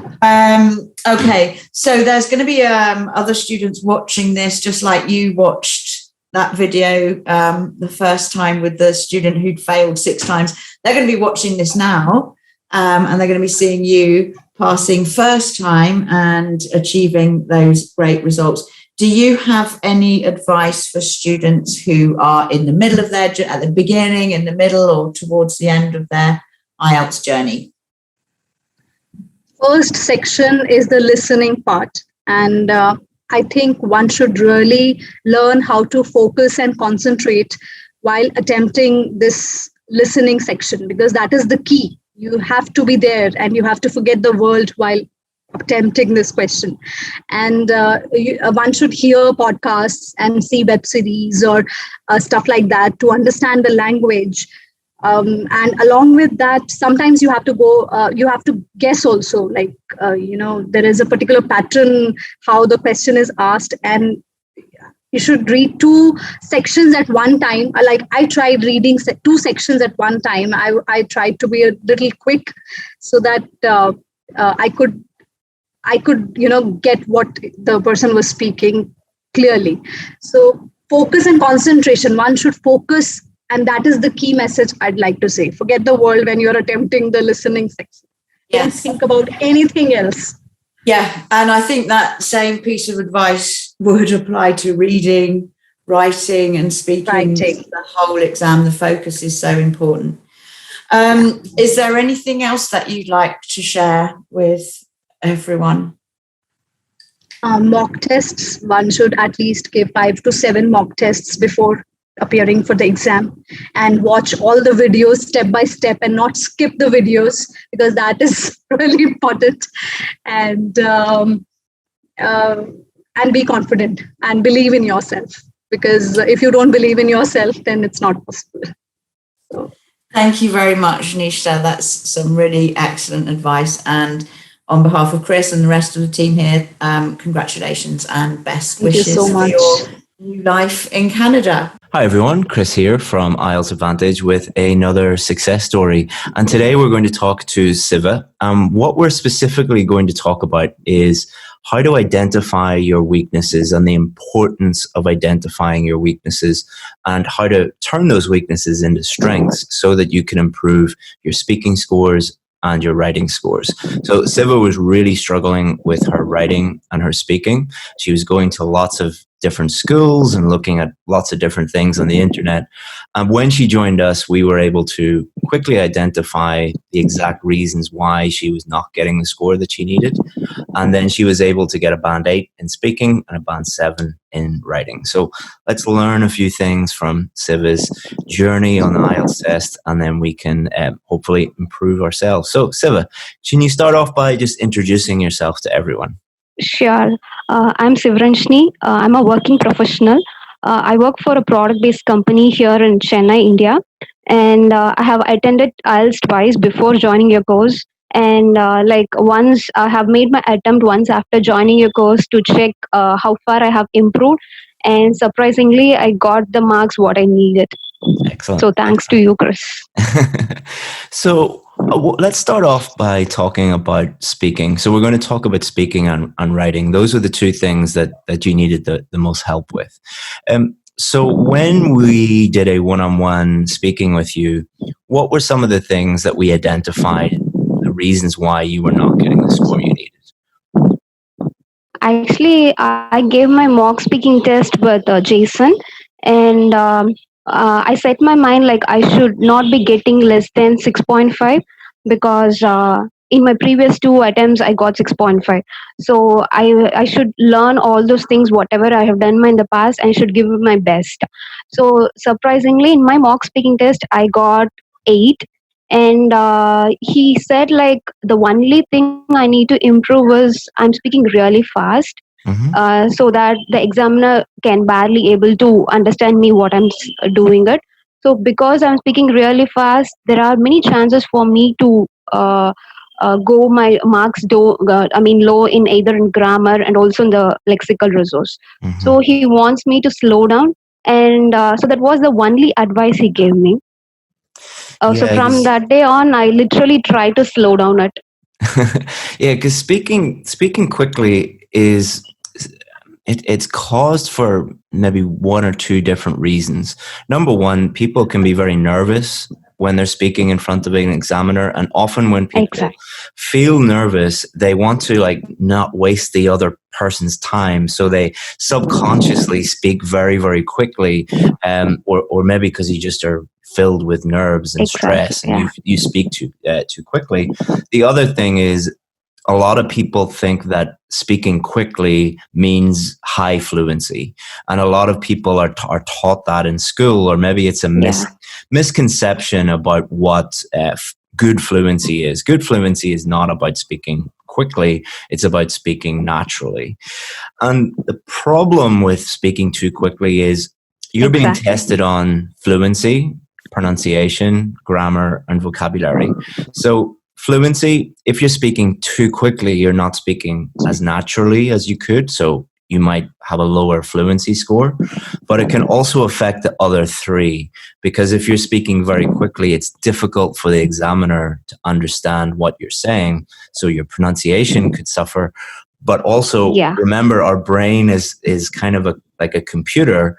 If you're trying to do too many things at the same time and too quickly on a computer, it starts to slow down and it can make mistakes. Same when you're speaking too quickly, you can make more grammar mistakes, more vocabulary mistakes. So that is why, for you, Siva, that was the one thing, and it improved everything for you. So, and anybody watching, you might have a problem with speaking quickly, but you might have one of other 50 other problems. It's really important that you try and work with someone who knows what they're doing to help you identify that. In the same way as if my car was broken, I would take the car to a mechanic and get the mechanic to fix it because he or she knows what they are doing. So what was the improvement in your score? In my first two attempts, I constantly got 6.5 in speaking, and in my third attempt, I got 8. Yeah, that would make total sense, because if the examiner can't understand you, you can't get above a 6 for pronunciation, and then you might have got 6 in one of the other things because you were making more mistakes. So it's totally normal to get 6.5 because of just one thing, and that's frustrating for a student, but it's very satisfying when you understand what that one thing is, and then you can fix that. So well done, and congratulations for getting your band 8 in speaking. Thank you. And even the worst part was, even I was not aware like speaking really fast could affect my score. So I was not in that consciousness. So later when I attended Zoom session, I learned that like You have to speak naturally, Mhm. and you have to let the examiner understand each and every word, whatever you're trying to say. Mhm. So that is the key thing. I've also And found also that not with. trying to. Sorry for there's a delay between the two of us.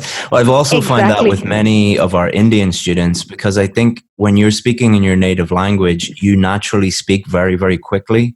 Yeah. And then you start to speak English in the same way, and that can cause a problem for the examiner to understand. Not every Indian student, but many of the. Would you agree with that? In your native language, do you speak more Yeah. quickly than you speak English? Even in the Zoom session, I could see many Indians speak at the same pace, whatever I speak. So it is like it's a common problem in India, actually. And then often you will have you don't have a problem with your pronunciation, but often the Indian students will have a little bit of accent interference, Exactly. and Yeah. that's not a problem. But when you combine speaking very quickly with a little bit of accent interference, that causes an issue because the examiner can't understand 100% of what you're saying, and that will lower your score to a 6 for pronunciation. So it was great to be able to help you with that. Hello, Tommy. Come here. Look, I can't. Look. Hi, Tom. Hi. Siva in India. Say hello. How are you? I'll be up in 5 minutes, okay?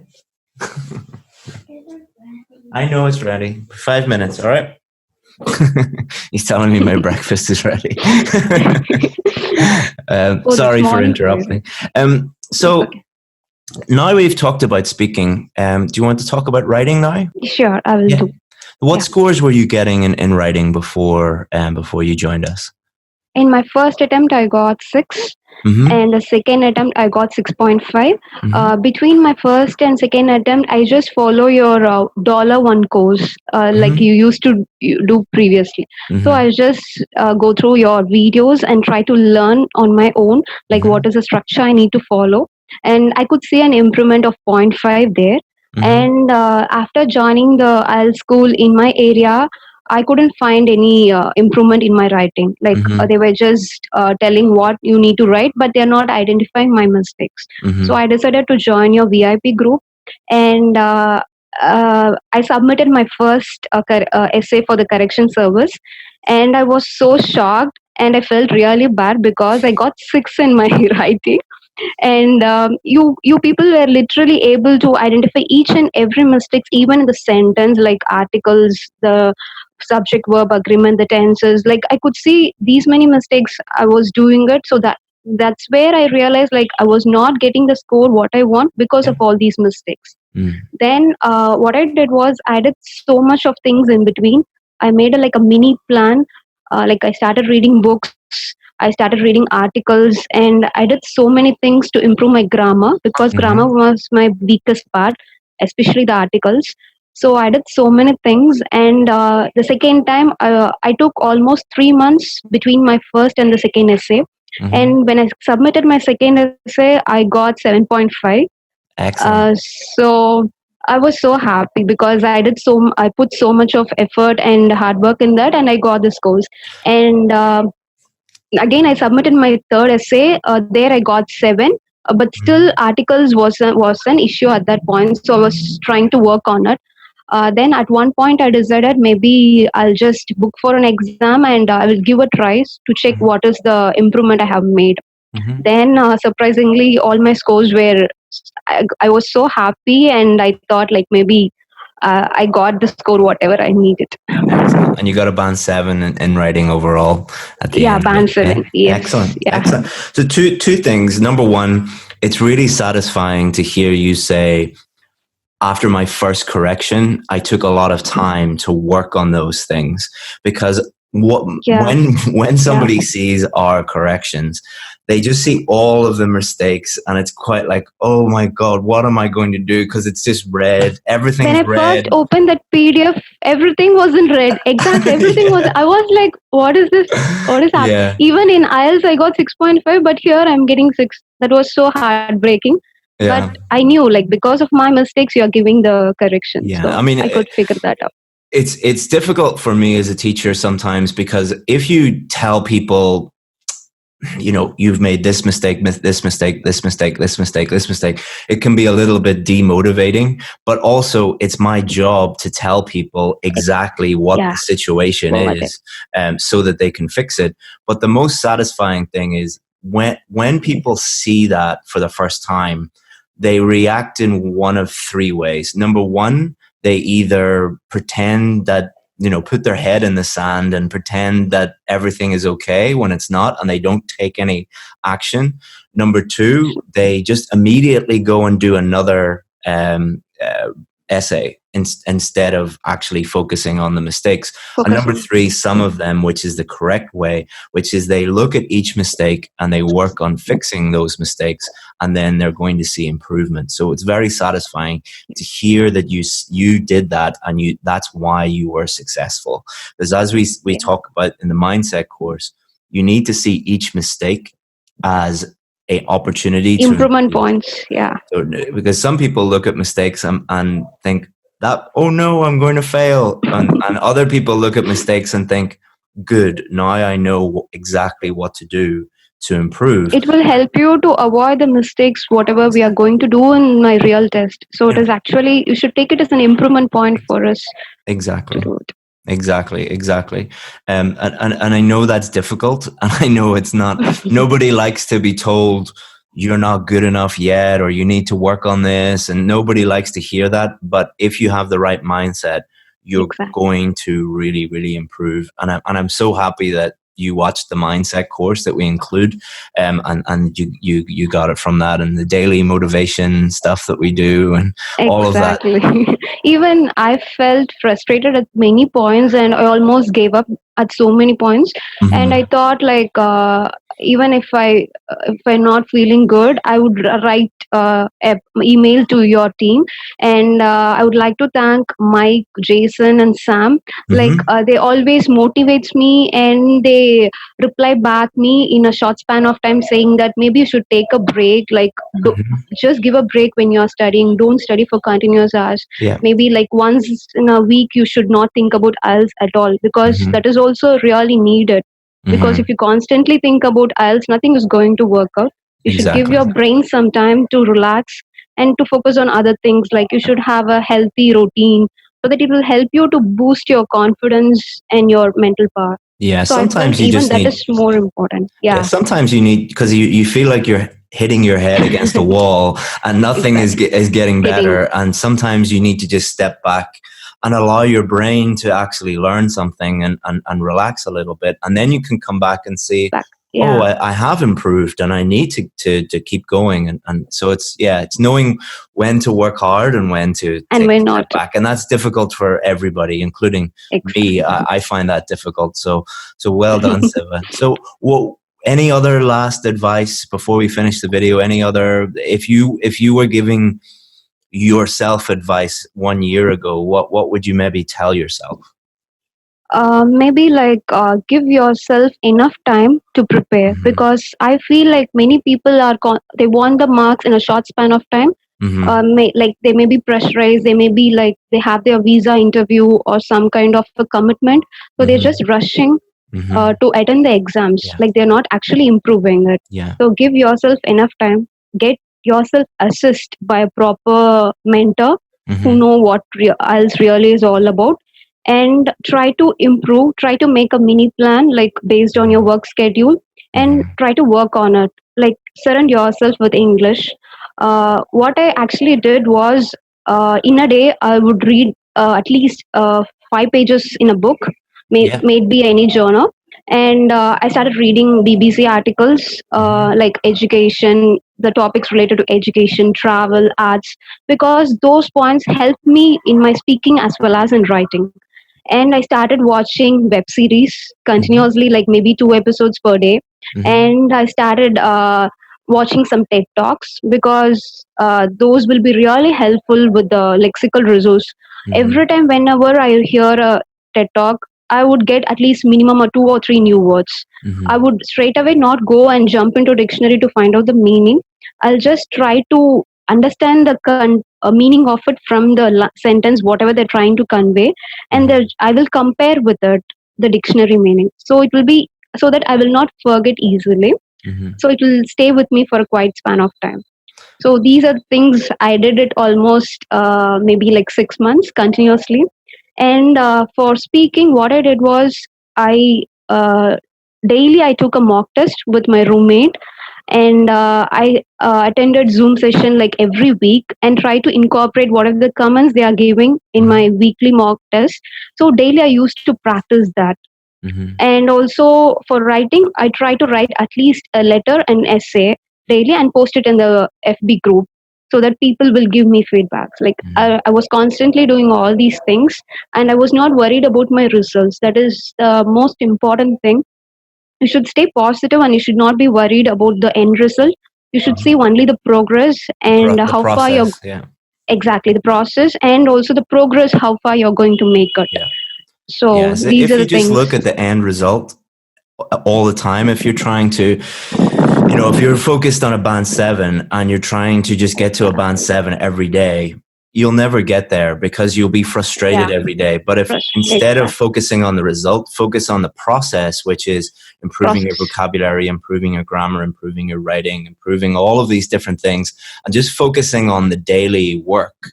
And then you will look up one day and be like, "Oh, I'm at a band 7." You know, it's like My if you're result swimming. was like that. Yeah, if you were swimming from one point to the next, and you look up after every stroke, you'll be very frustrated. But if you keep your head down, then you just get there before you know it. You know, so that's excellent advice. And also during on your test day, you should not worry about whatever you have done in the past or the marks. You should give your 100%. Even if I'm particular in listening, if you miss out one question, like if you didn't hear what is the answer, you should leave that and move on. Don't panic. Yeah. Because you should not panic and you should focus properly. So that is the key point. Excellent. And in speaking, you should be very natural, like you're talking to a person. And you should try to put the standardized phrases and the fancy words, because that is not going to work out at all. Because examiner will immediately find out like these are the things that people have already memorized. It is very easy for them because they have seen so many people. Yeah. So see, someone who got a band 8 didn't use fancy phrases or fancy words. So, you know, I don't know how many times I have to say this, but I'm very, very proud of you, because it's very satisfying for me to give people the advice and then someone takes it and then actually gets the scores that they need, because we give a lot of advice in the group and free advice, but not many people take that advice and actually do the things. And the people who do everything that we say, they always get the scores that they need. And I know we have very high standards and we expect people to work very hard, but it's the only way. You know, there are no tips or tricks or hacks, and you know, but if you do the work, you'll get the scores that you need. And thank you so much for sharing that. And congratulations again. And I wish you all the best of luck in the future. Is it Canada you're going to? Yeah, I'm applying for Canada.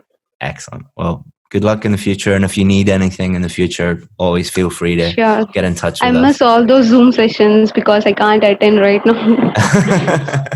Excellent, Siva. Well, thank you so much again, and thank you for helping everybody who's watching. Hi everyone, Chris here from IELTS Advantage with another success story. Today we have Alba, who recently got a band 8 overall. Am I correct? Band 8 overall. That's right. And she is coming over to Ireland to help us out soon. And she has agreed to share her success story with you guys so that you can learn from Alba. So, Alba, can you start off just by introducing yourself to everyone? Yes, well, I am Alba, and I'm from Spain, and I joined the course this Christmas, the last Christmas. And I just worked really hard and I went through all the models that Chris has there, complete all of them, practice as much as I could, as he always advised. And it took me 3 times, but I finally did it.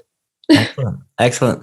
And can you tell them a little bit about like what scores were you getting before when you tried to get the scores that you needed? Yes, I was pretty close. honestly, every time, because I always got like 7.5, and always the 6, the famous 6.5 in the writing. That was exactly the same 2 times in a row. And after I got 8, 8, 9, 8, and the 7 in the writing. Excellent. Excellent. You got band 9 in reading? In reading, Excellent. 8 in listening and speaking, and the 7 in excellent. Amazing. 7 in the writing. So when you were going through the course, or we were giving you feedback, could you identify the reasons why you were struggling, or what were the big challenges that you had? Yes, always. So I was like focusing just in the key mistakes that in the feedback I already had, and I think that was the key of the success, because if you have a lot of them, as you always say, once you erase them, your score rise a lot. Mm-hmm. And what were those key challenges that you had? In my case, it was the articles. Mm-hmm. Reviewing always the third person, that I was always missing that in the writing. I don't know why. And they were the fossilized ones that you always say in the course. And what else? And was mainly that. And keep it simple, because I always trying to like impress the examiner and trying to maybe look fancier or something like that. And in the last try, I did it really simple, and it was when I got the 7. Yeah, I've noticed that with a lot of dentists and doctors. I think it's because you guys have gone through medical school, and you're dealing with complex things all the time, and often, especially with the more intelligent the person is, the more complex they make everything. And it's often they have a fear of writing in a simple way, because they're like, oh, if I write in a simple way, I'm going to fail again. Is that how you felt? Sometimes, yes, because sometimes I had the feeling of, okay, if I write this simple, it sounds like a primary school essay, but making it more complicated, it was always more mistakes, always. So I just kept it simple, and it worked. Yeah, and you mentioned also that you had some mistakes in your articles, for example. Yeah. So often what we will see is that the student will use complex ideas and then find it difficult to explain those clearly.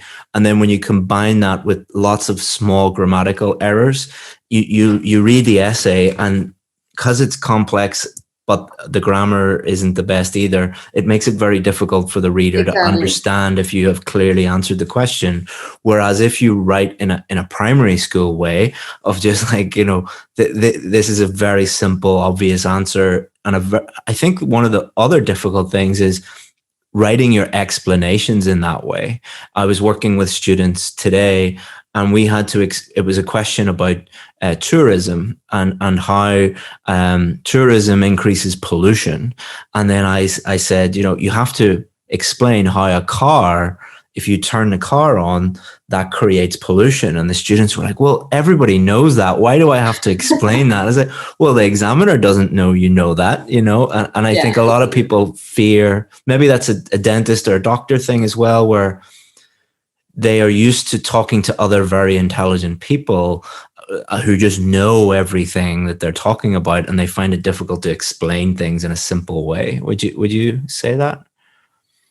Well, I don't think I am that intelligent, or my friends are, but maybe yes. Maybe we try to we take things for granted. Yeah. And if you take things for granted, then you are not conveying the meaning, because if you say if you are writing a thought that you have, and you are trying to convey something, but if you didn't explain from where it is coming from, you are not doing anything.